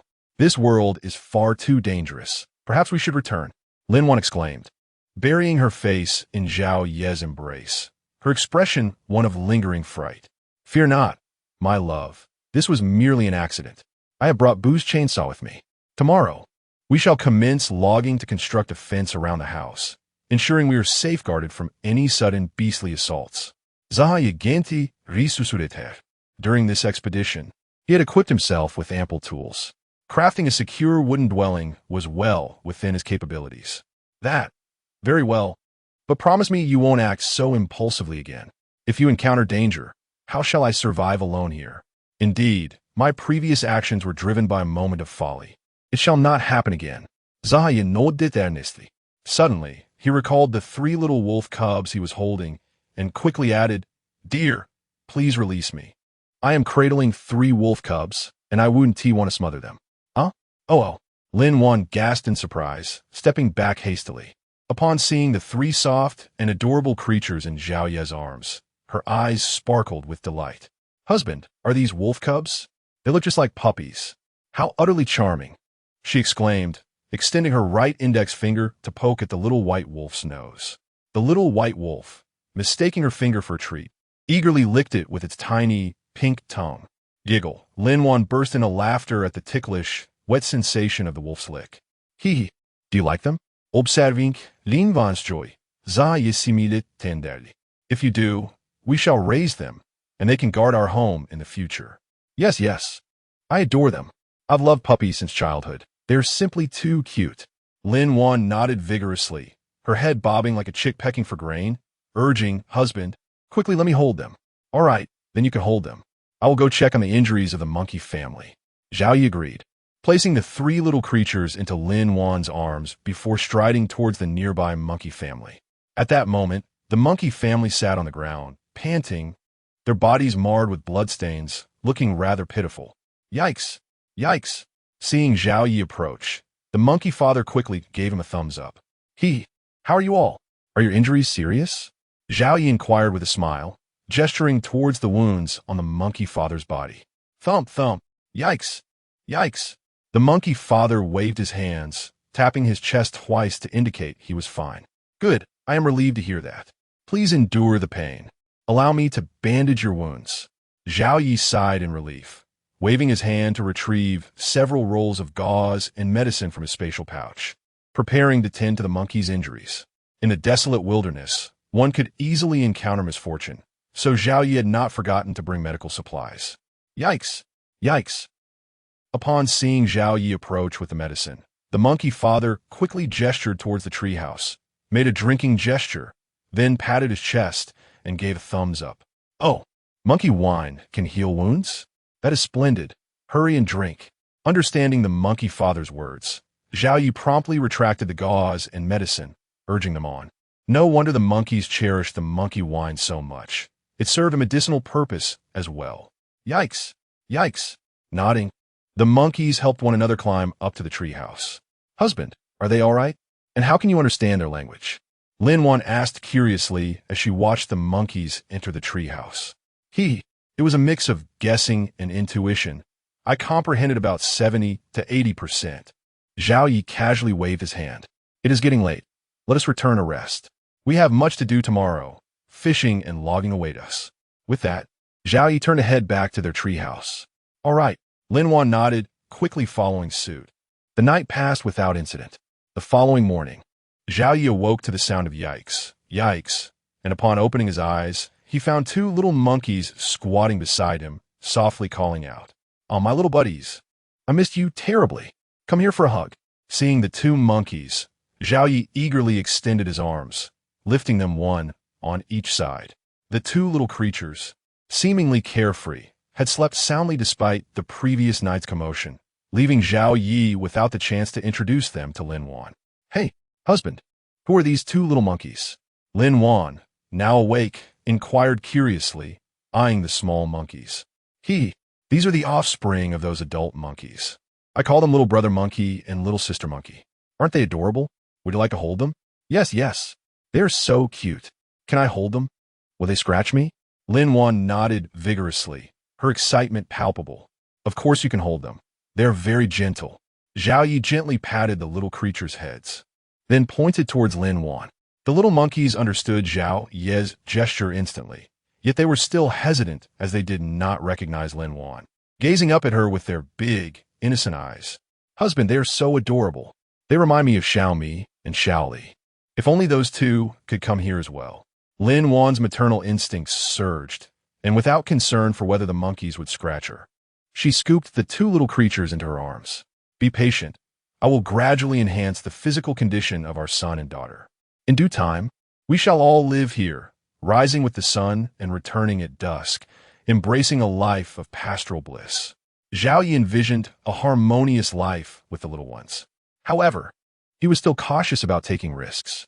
In recent days, he had been strengthening the little creatures while instructing them to remain discreet. Once they became accustomed to their enhanced capabilities, they would be able to join him. I eagerly await that day. Compared to the towering edifices of the city, I much prefer the beauty of nature here. Lin Wan nodded eagerly, but then shifted the subject. Husband, this wooden house is too small. Let us construct a new one. Our thoughts align perfectly, Zhao Yi replied with a smile. Let us commence the building today. You will design it, and I will handle the construction, utilizing entirely wooden materials. Without needing Lin Wan to mention it, Zhao Yi had already contemplated the house's construction, which is why he had amassed a plethora of tools in his spatial pouch. Chapter 92. Is your hairless monkey less charming than my monkey wife? All right, hand over the blueprints to me. Although I haven't designed anything in quite some time, creating a wooden cabin poses no challenge. Lin Wan nodded with an air of confidence. She majored in architectural design in college. Constructing a small wooden house should be a piece of cake. I have complete faith in your abilities, Zhao Yi said, pondering for a moment before continuing. I plan to build a 2-story wooden villa, ideally several cabins, as a few monkeys will be residing here. And our parents will also move in later. Design it to accommodate multiple dwellings. No problem. We can construct a cozy type of guest house, with several cabins enclosed by a wooden fence for both safety and warmth. Lin Wan's eyes sparkled with excitement. She had always yearned for such a home. Nestled among serene mountains and flowing waters, with blooming springs, a quaint little yard, and a 2-story building, it would be an idyllic living space. As long as you're clear on your vision, let's head for breakfast. After breakfast, we can go fishing. With that, Zhao Yi bent down and stepped out of the treehouse, stretching luxuriously. In a world untouched by human pollution, The sky is so blue, and the air is so refreshing. Taking a deep breath, Zhao Yi felt an overwhelming sense of tranquility. Indeed, this place is exquisite, resembling a celestial paradise. If I hadn't witnessed it myself, I would scarcely believe such a world exists beyond our own. Lin Wan followed closely behind, equally entranced. Haha, the world is vast and full of wonders. It is entirely normal for there to be worlds beyond our own. Otherwise, why would the great nations on our blue planet be so invested in aerospace and lunar landings? Are they not in search of habitable planets? Zhao Yi chuckled as he descended the stairs. Yes, it stands to reason that there are indeed worlds beyond. Nations are searching for life-bearing planets, which must be based on some evidence. However, you are the most remarkable, my dear husband, for you have discovered a planet teeming with life all on your own. If our nation or any foreign country were to learn of this world, I shudder to think of the frenzy it would incite. Indeed, if this were to come to the attention of the authorities, it would undoubtedly create a tremendous uproar, and humanity would likely ravage this beautiful place, rendering it unrecognizable. Thus, we must maintain a low profile and avoid attracting outside attention, ensuring that this paradise remains untouched. Understood. I will keep everything about this place a secret. Lin Wan nodded solemnly, fully aware of the gravity of the situation. All right, let us not dwell on this any longer. Once we finish breakfast, I will take you fishing for the big catch. Zhao Yi waved his hand dismissively, his demeanor relaxed. Although he spoke gravely, he felt no anxiety within. This world was brought to him by the system, and he himself was unsure of its location. What was there to fear? In no time, the two humans and their monkeys arrived at the dwelling of Monkey Dad and Monkey Mom, where a large tree stump was brimming with bananas and peaches. Upon seeing the duo, Monkey Dad and Monkey Mom hurriedly offered peaches and bananas to Zhao Yi, their politeness overwhelming. No need for formality, please eat. Zhao Yi nodded, eagerly accepting a peach while gesturing for the two monkeys to sit and enjoy their meal. Monkey Dad, upon witnessing Zhao Yi take the peach, grinned widely and pointed at Lin Wan, giving Zhao Yi a thumbs up. He then patted his chest, pointed at Monkey Mom, and raised another thumb. Finally, he beamed like a fool. What on earth? What kind of aesthetic judgment is this? Understanding Monkey Dad's words, Zhao Yi couldn't help but roll his eyes, exclaiming, "My wife is a beauty of campus queen caliber. How could you possibly claim she is less attractive than Monkey Mom? Have you lost your sight? Dear husband, what did that Monkey Dad just mean? I couldn't make heads or tails of it," Lin Wan asked curiously. Zhao Yi stifled a laugh as he explained. "That monkey just said that you, a hairless monkey, are not as pretty as his wife, mocking us in the process." Hairless monkey? Lin Wan paused momentarily before bursting into laughter. It's true, in the eyes of monkeys, we indeed appear as hairless monkeys.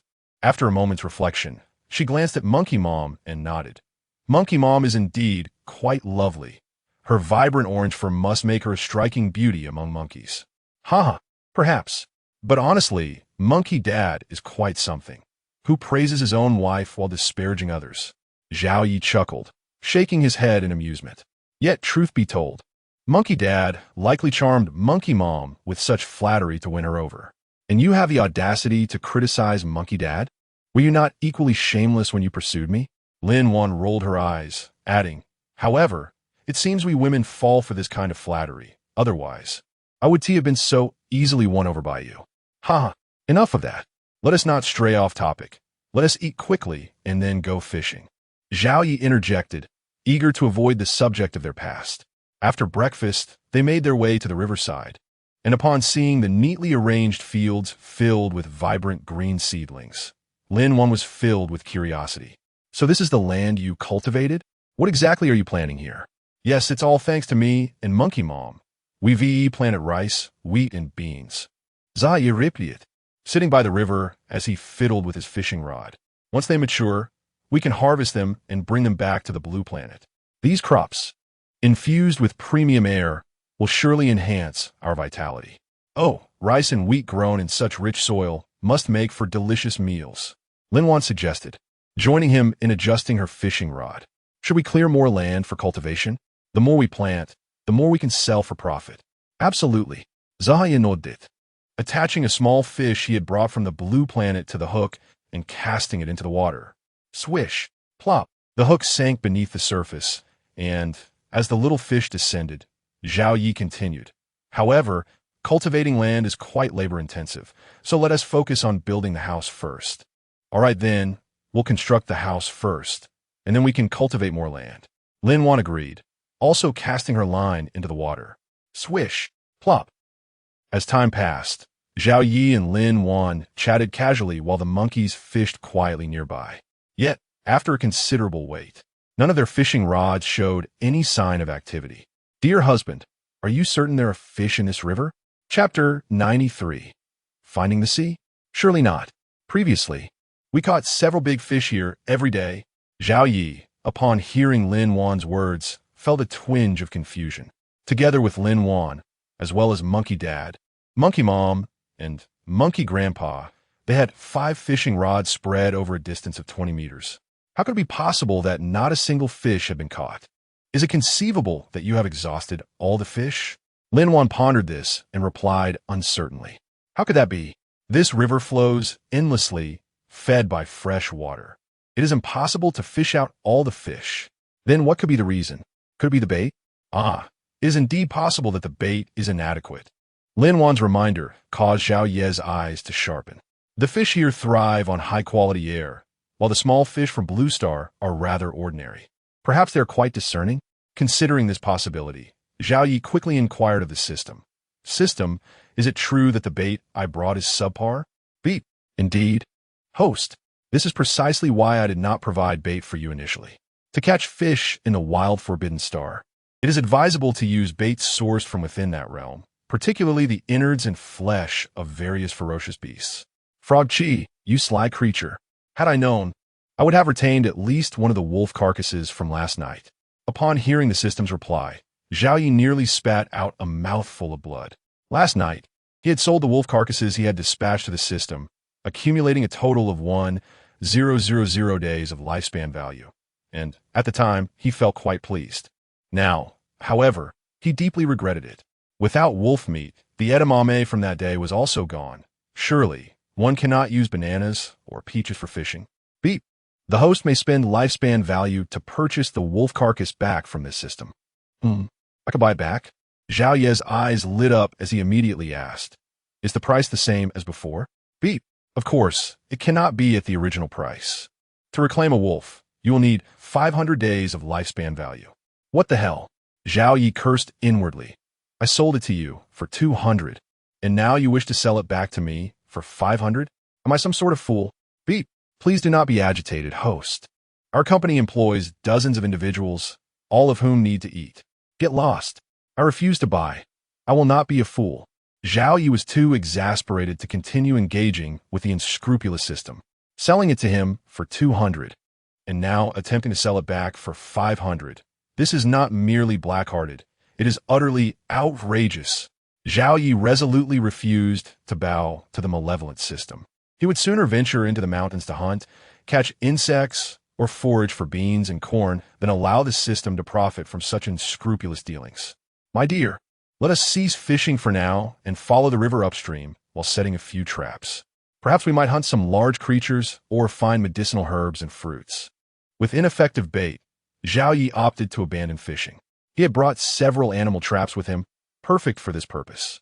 Moreover, he wanted Lin Wan to familiarize herself with the surrounding environment to see what else could be foraged. Excellent. Let us proceed immediately. Lin Wan nodded enthusiastically. Who does not enjoy hunting and treasure hunting? Even women cannot resist such activities. Very well, let us set off. Zhao Yi packed their gear and bid farewell to the monkey family, and the two made their way upstream along the river. During daylight, most wild beasts are resting, so Zhao Yi felt no fear of encountering danger. They ambled along, laughing and playing, thoroughly enjoying themselves. Oh, dear husband, is that the sea? After walking along the river for nearly an hour, Lin Wan suddenly pointed down the mountain, exclaiming with excitement, Goodness, it truly is. So, beyond this mountain lies the vast sea? Zhao Yi quickened his pace, and upon seeing the boundless azure ocean, he was taken aback, his mouth agape in astonishment. He He had never anticipated that the sea was so close. Had he known the sea lay just beyond this mountain, he would have come long ago. There is simply no comparison. Who would fish for freshwater fish when seawater fish are far more valuable? My dear, shall we go down and take a look? The tide is receding, and we can gather some sea treasures. It has been ages since I last did so. Certainly, let us go. I too am eager to explore the shore and gather some seafood for our meal. With a sweeping gesture, Zhao Yi led the way down the mountain. Who does not enjoy gathering treasures from the sea? He had previously gone to Lin Wan's family home to experience the joy of beachcombing, and he had taken an immediate liking to it. Unfortunately, the oceans of Blue Star had been nearly depleted by human activity, leaving little of value to be found. Now, however, they were approaching an untouched sea, and Zhao Yi could hardly imagine the treasures awaiting them. As the saying goes, a horse dies from running too far, and this was indeed true. From the mountain, the sea appeared close at hand. Yet Zhao Yi and Lin Wan found themselves walking for over an hour without reaching the shore. My dear husband, how much further must we go? Should we take a break? Lin Wan, feeling fatigued, leaned against a large tree, her dog stick propped beside her, expressing her concerns. We should continue forward. Who knows how much further we have to go? It will be troublesome if it gets late and we cannot return. Of course, we must press on. We cannot return empty-handed after traveling so far. Zhao Yi resolutely declared, if it gets late, we shall simply stay by the sea. I believe the wild beasts will not venture to attack us there. The sea plays a crucial role in his forthcoming advancement, and Zhao Yi had no intention of turning back now. Very well, let us rest briefly, and then continue onward. Since Zhao Yi had spoken, Lin Wan naturally had no objections. However, after a moment's thought, she furrowed her brow and asked, My dear, considering how long it has taken us to traverse from the peach garden to here, what are your plans for the future? My dear, I intend to build our home by the sea. Let's see if there are suitable locations for construction nearby. Previously, without knowledge of the sea, the monkey territory was the ideal place for establishing a home. However, now that the sea is within reach, Zhao Yi would certainly not choose that location. The distance is simply too great. It takes half a day for a round trip. If we keep running back and forth, we shall accomplish nothing. Building a home by the sea sounds splendid, but what of the monkeys? Will they wish to come with us, or should we part ways? Though their time together was brief, Lin Wan held great affection for the monkey family, especially the two little monkeys, whom she wished to hold wherever she went. The thought of parting caused her a pang of reluctance. Chapter 94. Riding turtles by the sea, I am uncertain as well. Let us discuss it upon our return. Zhao Yi was equally perplexed by the intentions of the monkey family. After all, it is difficult to part from one's homeland. Who knows if the monkeys would truly be willing to leave? Oh, very well. Lin Wan nodded, and suddenly a spark of inspiration lit her eyes as she exclaimed, Ah, my dear, we could gather some seafood to take back, and you can showcase your culinary skills. Once the monkeys taste your cooking, they surely won't want to part from you. Indeed, it is worth a try. Zhao Yi nodded, finding her idea feasible. To win a person's heart, one must first capture their appetite. This principle should apply to monkeys as well. Absolutely, it is bound to work. Your cooking is exquisite, especially a seafood feast. I refuse to believe the monkeys would not be entranced. Lin Wan declared with unwavering conviction. As the one who savors Zhao Yi's culinary delights daily, she was the most qualified to voice this opinion. Even she, as his wife, could never get enough of his cooking, let alone the monkeys, who had never tasted such delectable dishes. Unless their appetites differed greatly from humans, they would surely be reluctant to leave Zhao Yi after a satisfying meal. Ha! I hope so. Zhao Yi chuckled, then suggested, My dear, it is getting late. Allow me to carry you on my back. All right. Lin Wan smiled brightly and readily accepted, climbing onto Zhao Yi's broad back. Time slipped by unnoticed, and after approximately half an hour, Lin Wan suddenly tapped Zhao Yi's shoulder and asked, My dear, do you hear the sound of flowing water? Yes, I hear it. It must be a waterfall. Zhao Yi replied after listening for a moment. Wonderful. The presence of a waterfall indicates a freshwater source, making this place ideal for settling down. Lin Wan exclaimed with delight, promptly tapping Zhao Yi's shoulder. Hurry, my love. Set me down. Let us go investigate the water source. As you wish. Following her request, he gently lowered Lin Wan, and the pair proceeded towards the sound of the water. Before long, their eyes widened in astonishment. They found themselves in a vibrant valley filled with the sweet melody of birds and the fragrant bloom of flowers. The surrounding cliffs were adorned with an array of colorful blossoms, and directly ahead flowed a magnificent waterfall, cascading down with great force. At the base of the waterfall lay a small creek, its water a brilliant emerald green, with smooth pebbles glistening beneath the surface. Not far from the creek was a spacious clearing, where fruit trees laden with ripe peaches, pears, and other enticing fruits exuded a delightful aroma. "My dear, have we stumbled upon a paradise?" Lin Wan pondered softly, coming back to her senses after a period of awe. "This place is more enchanting than any paradise, my wife. I have made up my mind. This shall be our home," Zhao Yi declared with resolution. With mountains, water, blooming flowers, open spaces, and orchards. This place seemed tailor-made for them. "Indeed, I adore it here." Lin Wan nodded vigorously, her enthusiasm palpable. The allure of this place for a woman is undoubtedly far greater than for a man. "Very well, since that is the case, let us continue toward the sea. Once we ascertain the distance to the ocean, we can begin to construct our home." Zhao Yi gestured grandly and resumed his stride toward the sea. Seeing this, Lin Wan hurried to keep pace with him. The sound of waves crashing against the shore soon reached their ears, and after a 20-minute walk, they finally beheld the golden sands, the azure waters, and a number of sea turtles lazily basking in the sun. Indeed, these were sea turtles, each as large as a bathtub, appearing like small hills resting on the shore, a truly magnificent sight. We struck gold. System. How much lifespan is each of these sea turtles worth? Zhao Ye's first thought upon seeing the turtles was one of fortune. Joking aside, the number of sea turtles here must exceed 100. How much lifespan could that amount to? If we consider one turtle equivalent to a wolf, the potential is staggering. B. Sea turtles are protected animals in this world and cannot be consumed, so the system will not accept them. What? Is that so? How utterly disappointing.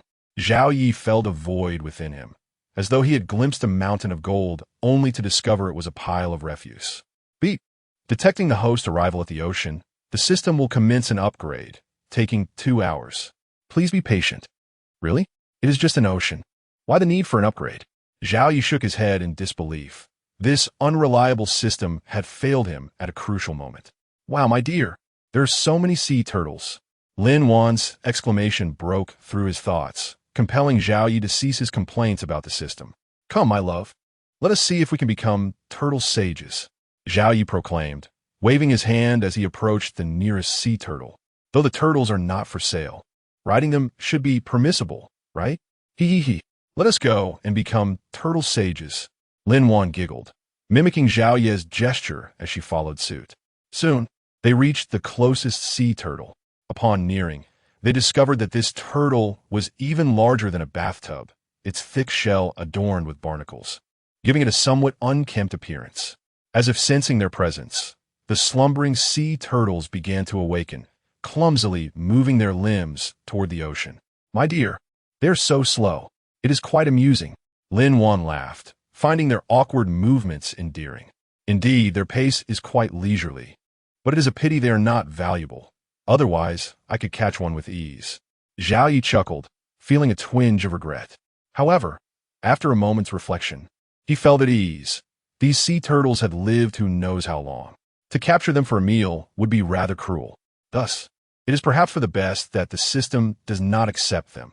Let them live their lives free from worry. "My dear, these are sea turtles. How could you think of selling them?" Lin Wan chided playfully. "Haha, all right, my mistake. So, will you not ride a turtle? If we wait any longer, they may all escape. I want to ride. My love, please help me. I cannot climb up." "Of course, allow me to assist you," Zhao Yi said, supporting Lin Wan's delicate waist and lifting her onto the turtle's back. Hee. My dear, this is so much fun. Come join me." Lin Wan exclaimed with glee as she settled atop the turtle, her face radiant with joy, as if she had returned to her youth. "Haha, I shall not join you. 1 turtle for 2 is too much. We might squash it." Zhao Yi laughed heartily, waving her off before agilely climbing onto another turtle's back. "My dear, let us race." "Go." "Ha, my love, this is a turtle, not a horse. What do you mean by go? Hee hee hee. I will race. Thus, the two of them sat upon the turtles, reveling in their playful antics until the turtles began to waddle toward the sea, prompting them to leap off their backs. Chapter 95. The Delightful Cats, I Snail Darling. Let's embark on our seaside adventure. With an exhilarated expression, Lin Wan eagerly grasped Zhao Ye's hand as they descended from the turtle's back, ready to commence their beachcombing. Here, this is for you. Zhao Yi, with a beaming smile, retrieved 2 small white buckets and some beachcombing tongs from his space, presenting them to Lin Wan. In preparation for this outing, he had procured an assortment of beachcombing tools, and to his pleasant surprise, they were indeed put to good use today. Wow, darling, how did you bring buckets and tongs along? Lin Wan exclaimed joyfully upon receiving the items, having just contemplated the dilemma of where to store their potential bounty.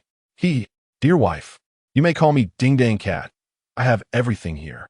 Zhao Yi jested playfully, then took Lin Wan's hand, leading her toward the receded shoreline. Let go of me. I want to race you to see who can collect more. Upon reaching the water's edge, Lin Wan wriggled free from Zhao Ye's grasp and declared, All right then, let's compete. I am eager to see whether this fisherwoman or I, the novice beachcomber, will prevail. Zhao Yi replied with a grin, releasing her hand. Oomph. Of course, I shall win. I may not match you in fishing, but in beachcombing, I am the expert. Your wife is destined for victory, Lin Wan proclaimed confidently, scrunching her delicate nose. Do not be so certain, my dear. We shall see who truly excels. Zhao Yi teased back, then added, But since this is a competition, we should have a wager. What shall we bet? Fine, whatever you propose, I shall accept, for I am certain I will not lose. Lin Wan replied without hesitation. Having beachcombed countless times throughout her life, her experience far surpassed that of Zhao Yi, the novice. All right, listen carefully. If I lose, you may have your way with me. However, if I win, you must agree to indulge me in a little fun right here on this beach. How shameless. How could you make such a request? It is utterly degrading. No, change the wager. I cannot consent to that. What if someone sees us? Lin Wan's cheeks flushed crimson, feeling utterly embarrassed at the thought. Why change? What are you afraid of? It is just us here. Who could possibly witness it? Besides, we are already like an old married couple. What is there to be shy about? Very well, it is decided. I shall commence now, and you better hurry, lest you lose and accuse me of cheating. Zhao Yi waved her off and took up the buckets and tongs, searching along the shoreline, leaving no room for Lin Wan to negotiate further. Hey, how can you be like this? Lin Wan stomped her foot in frustration as she watched Zhao Yi begin beachcombing without her. Gritting her teeth, she called after him, Fine. If you wish to play this way, should you lose, I will make you perform a fruit splashing act on the beach. Do not regret it. Not a problem. Is it not just a fruit splashing act? There are no onlookers. What do I have to fear? Zhao Yi dismissed her concerns, continuing his search with enthusiasm. Suddenly, his eyes lit up, and he shouted, Wife, come quick. Look what I found. What? What did you find? Lin Wan's interest peaked as she hurried over, curiosity evident in her voice. Darling, show me what you've discovered. Wow, is this a cat's eye snail? How can it be so large? Upon reaching Zhao Ye's side, Lin Wan's eyes widened in astonishment at the magnificent snail he held. Growing up by the sea, she was no stranger to cat's eye snails, but one as large as a fist was a rarity. The exposed flesh of the snail was nearly comparable to her palm, and she imagined such a creature would leave everyone in awe if brought to a market back home. Wife, what do you think? Am I not impressive? I found this enormous cat's eye snail in no time. You better catch up. Zhao Yi chuckled at Lin Wan's adorable expression of surprise. He marveled at the richness of the unspoiled ocean, where treasures like this snail could be found with just a few steps. Impressive indeed. Quickly hand me the cat's eye snail. I have a fun trick to show you. Lin Wan, feigning nonchalance, snatched the snail from Zhao Yi's grasp and playfully flicked it towards his face. With a swift motion, as she flicked the snail, a torrent of water shot out from the exposed flesh, striking Zhao Yi squarely in the face. Giggle. How was that, darling? Fun, right? Lin Wan laughed uncontrollably, delighted at her successful aim. This cat's eye snail is extraordinary. It squirted so much water. What a thrill. Ugh. Zhao Yi hurriedly wiped the water from his face, looking ruefully at Lin Wan. Wife, is it truly fair to use my cat's eye snail against me? After a moment's pause, he gritted his teeth, declaring, You wait. If I do not splash you back today, I shall not be your beloved husband. With that, Zhao Yi bent down to continue his search. Found another one. Indeed, the abundance of resources was astounding. Within mere seconds, he unearthed another fist-sized cat's eye snail, holding it triumphantly. Fear not, my dear. I shall be gentle. Zhao Yi approached Lin Wan menacingly, clutching the snail. Do not come closer. I was wrong, beloved husband. Please forgive me. Lin Wan retreated, half concealing her face behind the bucket, resembling Little Red Riding Hood facing the big bad wolf, both pitiful and helpless.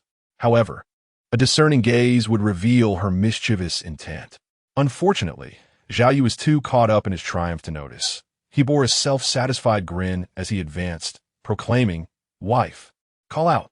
You can scream until you lose your voice, but today I will splatter you with this. Chapter 96.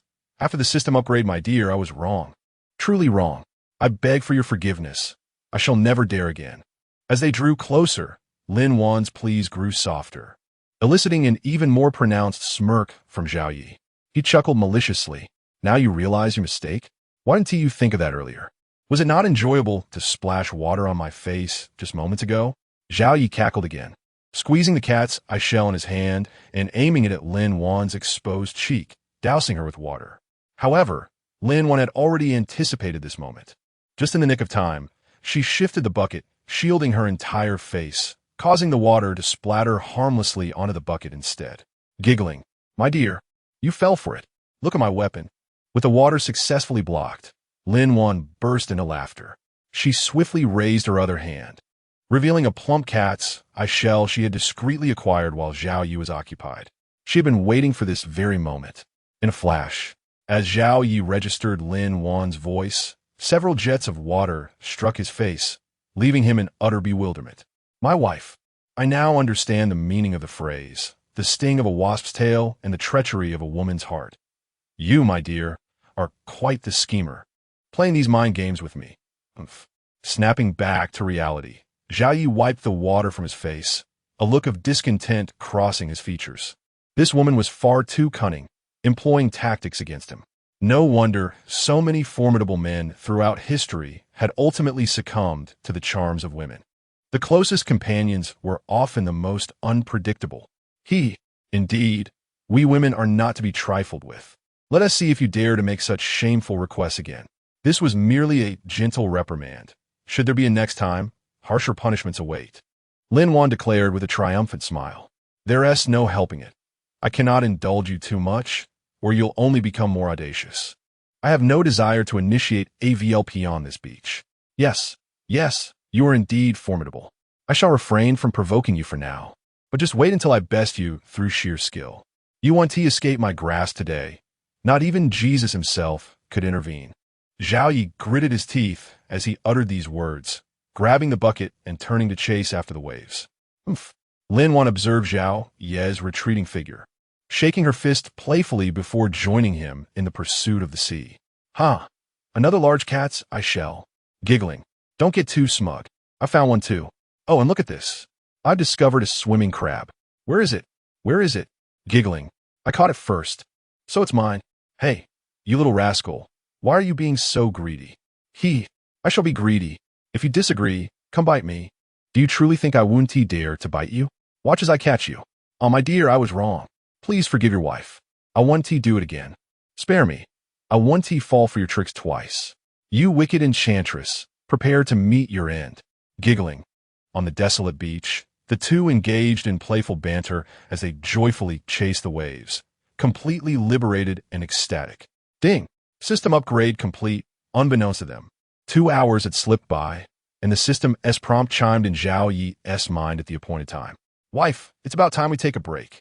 Upon hearing the system's notification, Zhao Yi called out to Lin Wan and settled down on the dry sand.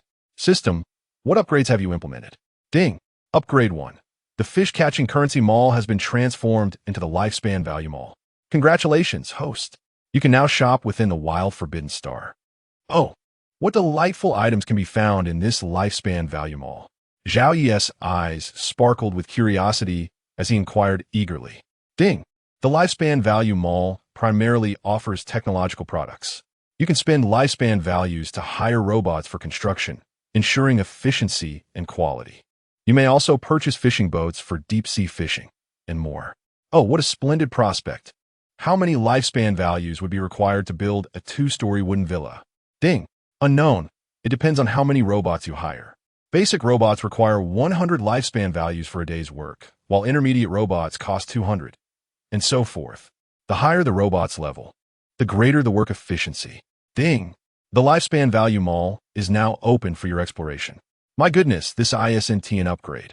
It seems you're intent on draining me dry. Having perused the Lifespan Value Mall, Zhao Yi felt utterly speechless. The items were certainly valuable, yet exorbitantly priced.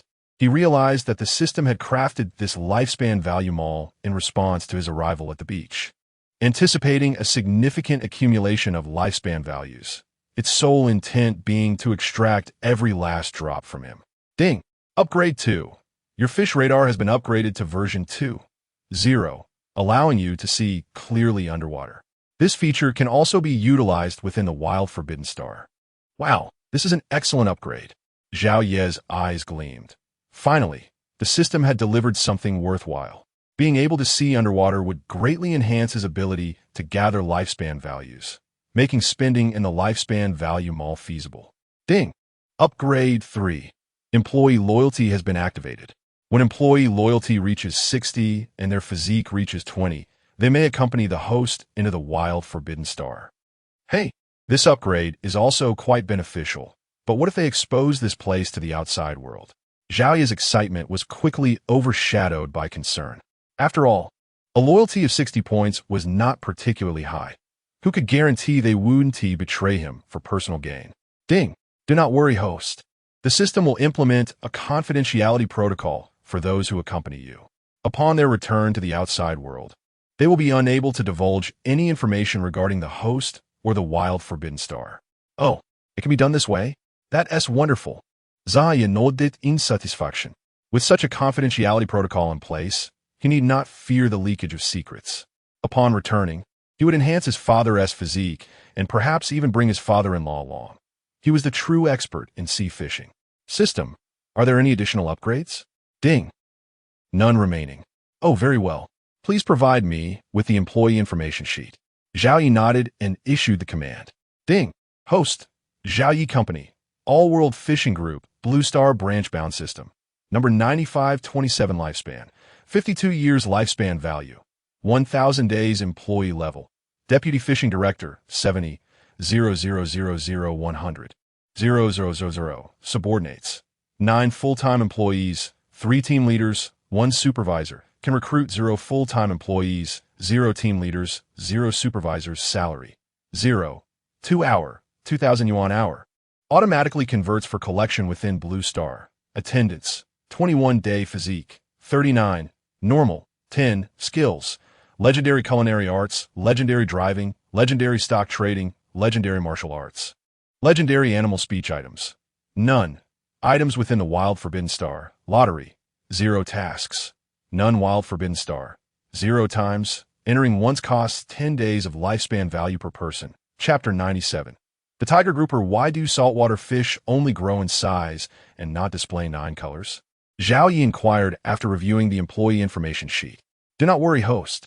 You can now shop on Blue Star using Blue Star currency directly. The fish you catch will reward you with Blue Star currency, the system responded. Oh, is that so? That seems acceptable.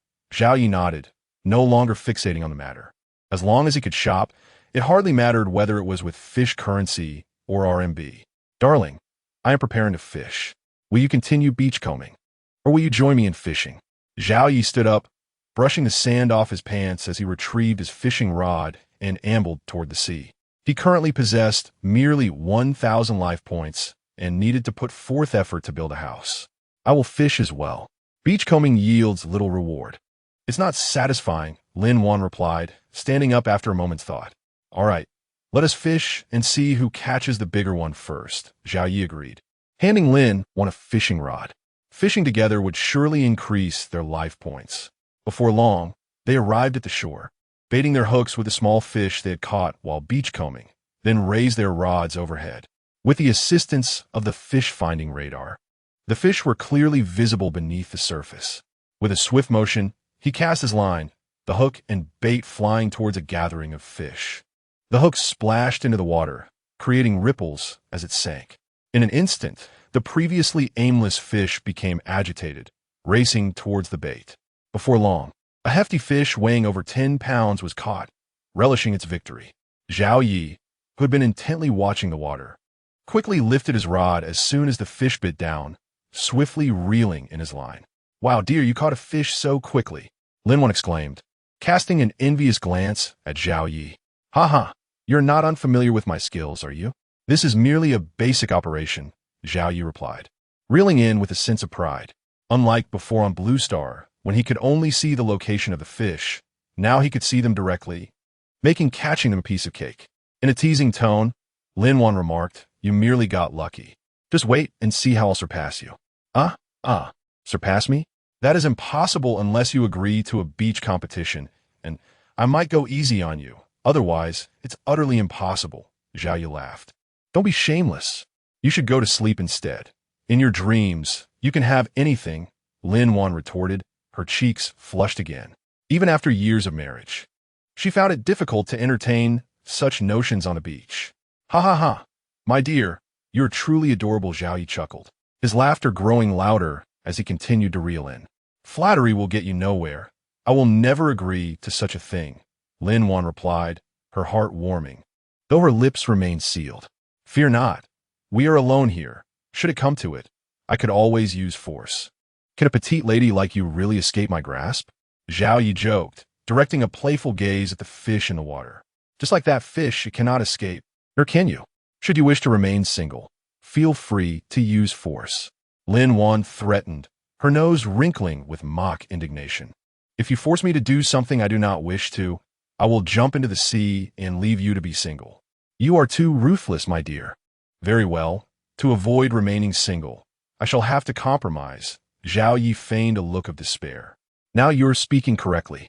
That is what makes you a good husband." Lin Wan giggled, her expression triumphant. With a smile, Zhao Yi quickened his pace in reeling in the line. Before long, the massive fish broke the surface, pulled closer by Zhao Yi. "Dear, what kind of fish is this?" he asked, observing the imposing red-striped creature with erect spines along its back.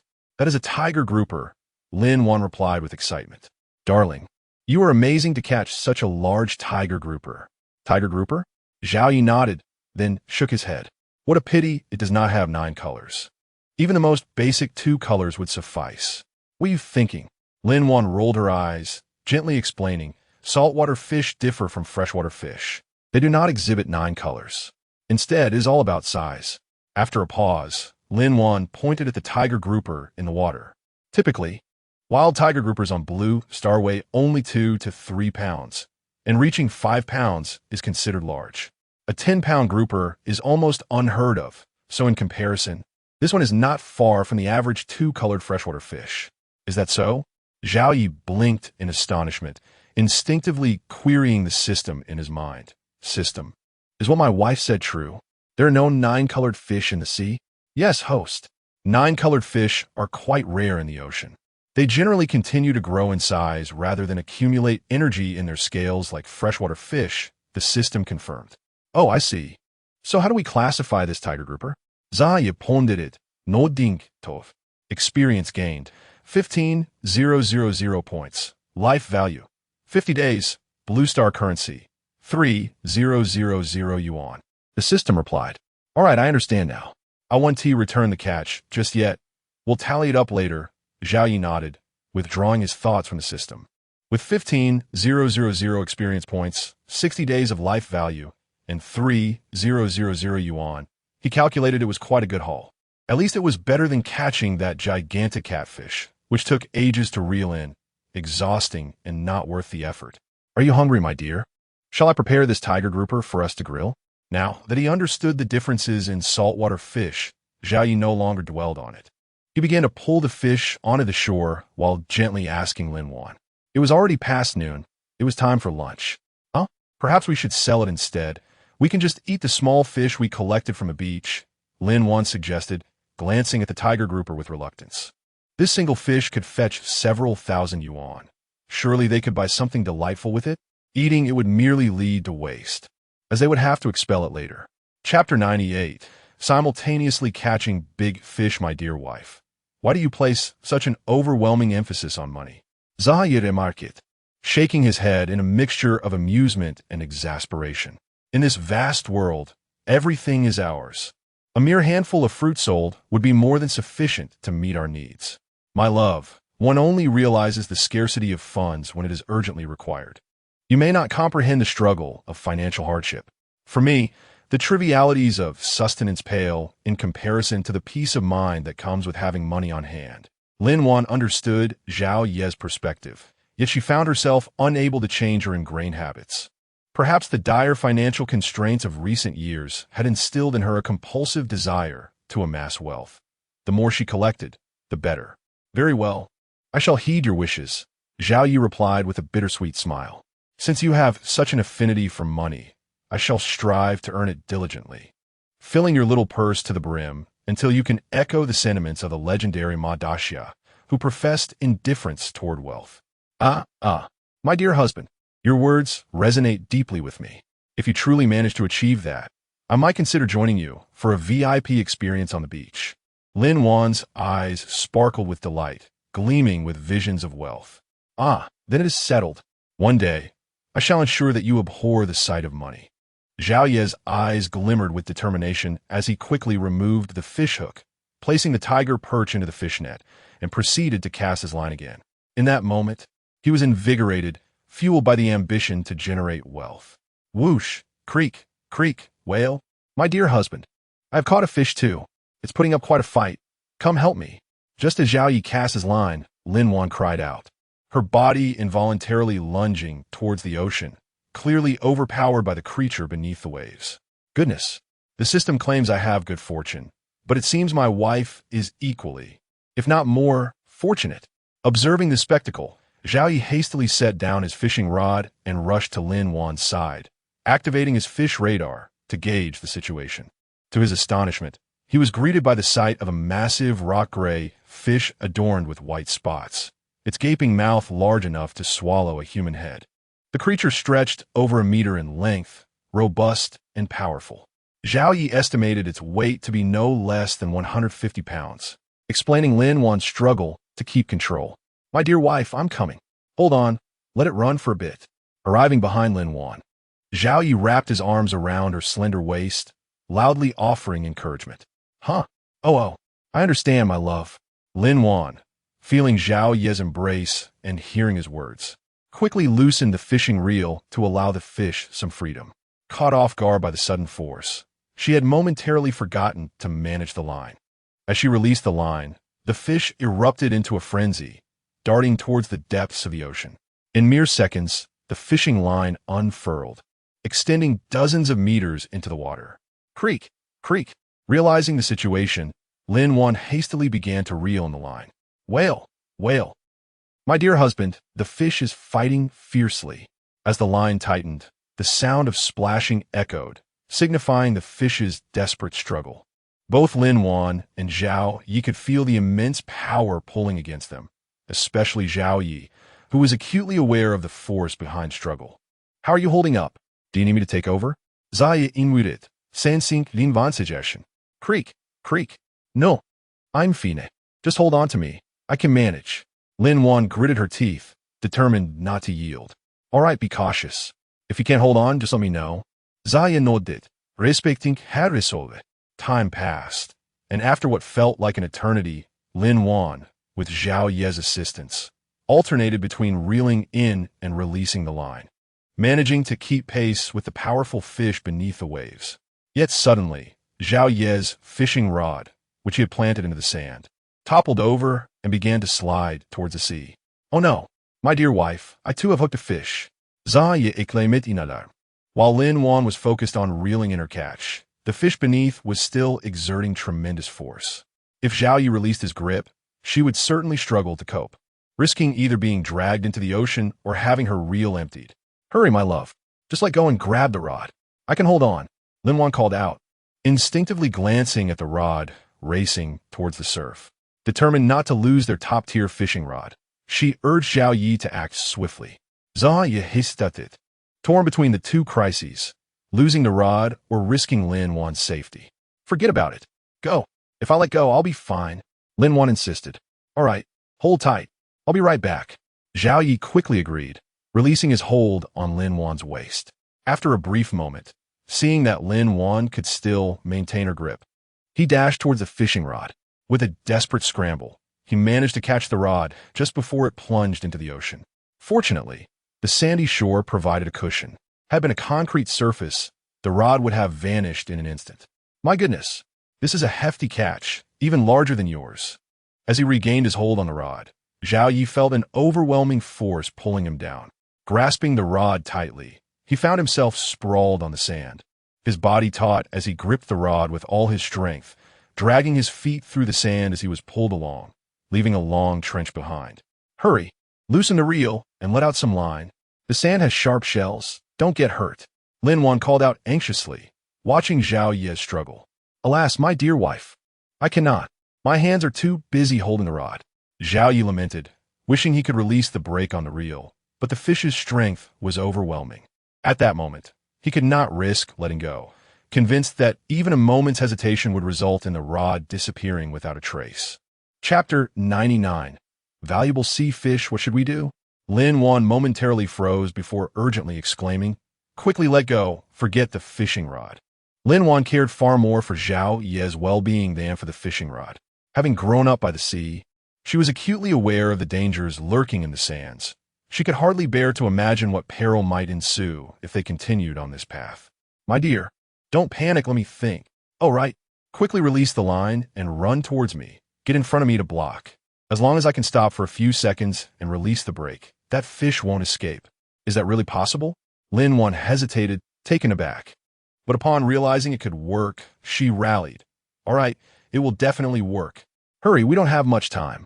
At this moment, although Zhao Yi was merely 3 to 5 meters from the ocean, Lin Wan was equally close to him. He was being dragged by the fish, his feet stuck in the sand. If Lin Wan could move swiftly enough, she could intercept him in time. "Here I come," Lin Wan declared, not daring to delay any longer. She obediently released the line while sprinting towards him. In the blink of an eye, the short distance was covered in mere breaths. Just as Lin Wan lunged to reach Zhao Yi, he was less than a meter from the waves, and his hands were already grazing the water. Bang! His broad shoulders collided with Lin Wan's ankle, finally slowing his slide. Clack! Seizing the moment, Zhao Yi quickly bent forward, and with a swift motion, he released the left hand from the fishing rod, reaching for the reel to disengage the brake with a decisive click. The movement was fluid and rapid, as if rehearsed countless times. As the reel's brake was released, the fishing line danced wildly, and his body came to an abrupt halt. Phew! Zhao Yi knelt down, exhaling deeply, relieved that the crisis had finally passed. Splash!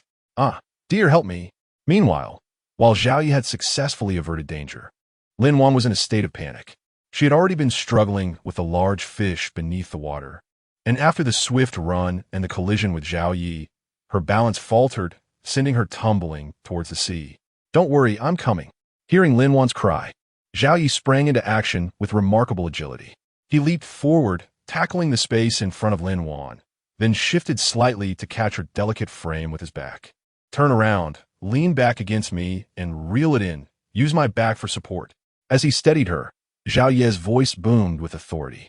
In that moment, he felt a surge of anger. Having two large fish come at once had left both him and Lin Wan in such a predicament. "Unacceptable. Got it, dear, you're amazing," Lin Wan responded excitedly, quickly turning around to lean against Zhao Yi, cradling the fishing rod as she vigorously began reeling in.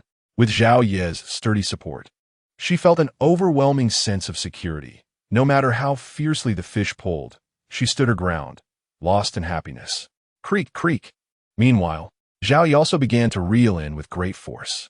Previously caught off guard and unable to exert himself while on the ground, he now stood tall, bolstered by Lin Wan's petite form. and his strength surged. Creak, creak.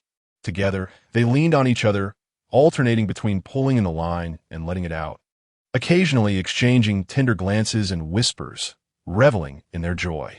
Time flew by, and soon over an hour had passed. Lin Wan's large fish finally began to show signs of fatigue, prompting her to leave Zhao Ye's back and face the sea once more to reel it in. Creak, creak. After another 10 minutes, a grayish fish speckled with white finally broke the surface. Wow, dear, it's a grouper. A big one. This beast must weigh around 200 pounds. Lin Wan exclaimed, her face flushed with excitement. It was her first time catching such a massive fish, and she was elated. A grouper? Zhao Ye asked curiously, what kind of fish is that? Having rarely visited the seaside, Zhao Ye's knowledge of marine life was limited. He recognized grouper, but couldn't grasp the specifics. My dear, the grouper, scientifically known as Epinephelus lanceolatus, is also referred to as the giant grouper, renowned for its delectable meat and rich nutritional value. In our blue star, it is the largest species of grouper, often reaching lengths of 60 to 70 centimeters. And it's not uncommon for them to exceed 100 pounds. Oh, then how much does such a fish cost per pound on Blue Star? A 100-pound wild grouper fetches at least $200 to $300 per pound. You can forget about anything less. That's quite impressive. Zhao Yi nodded, reflecting. No wonder your father prefers not to fish in the river. Sea fish are far more valuable, indeed much more worthwhile than freshwater fish. Previously, Lin Wan's father had considered fishing for freshwater fish, but later called to say he wouldn't be coming. Zhao Yi had felt somewhat disheartened at the time. Now, understanding the value of a 100-pound sea fish, it was clear why he wouldn't want to switch to river fishing. It's not that my dad doesn't want to come, it's that my brothers don't wish to. They haven't seen your skills, otherwise, they'd be eager to follow you. Lin Wan was aware of her father's change of heart. She had even called him to learn that her brothers were reluctant to come, not only because they believed freshwater fish couldn't compare to their saltwater counterparts, but also because they doubted Zhao Ye's reliability. Of course, Lin Wan wouldn't dare mention this to Zhao Yi. Well, if they're not coming, we'll go find them. Once we return, I'll take the boat out to fish in the sea. Having realized the worth of sea fish, Zhao Yi had begun to look down upon freshwater fish. The price disparity was simply too vast. If one wished to make significant profits, the ocean was the way to go. As for the 9-colored fish, such creatures were exceedingly rare in Blue Star. Without a stroke of luck, one might not catch even a few in an entire year. Relying on that for wealth was absurd. Of course, when he spoke of wealth, he meant for his employees. Those who worked for him deserved a share of the spoils. Only by ensuring their loyalty could he bring them into the wilds to help him thrive. Chapter 100. Lin Wan seizes economic power. What? You plan to go fishing in the ocean? Lin Wan exclaimed, taken aback, and then expressed her concern. The sea can be quite perilous. Isn't that a bit reckless? What can I say? I have a wife who adores money. Zhao Yi replied jokingly. Didn't we agree that I would earn a fortune, allowing you to become indifferent to wealth?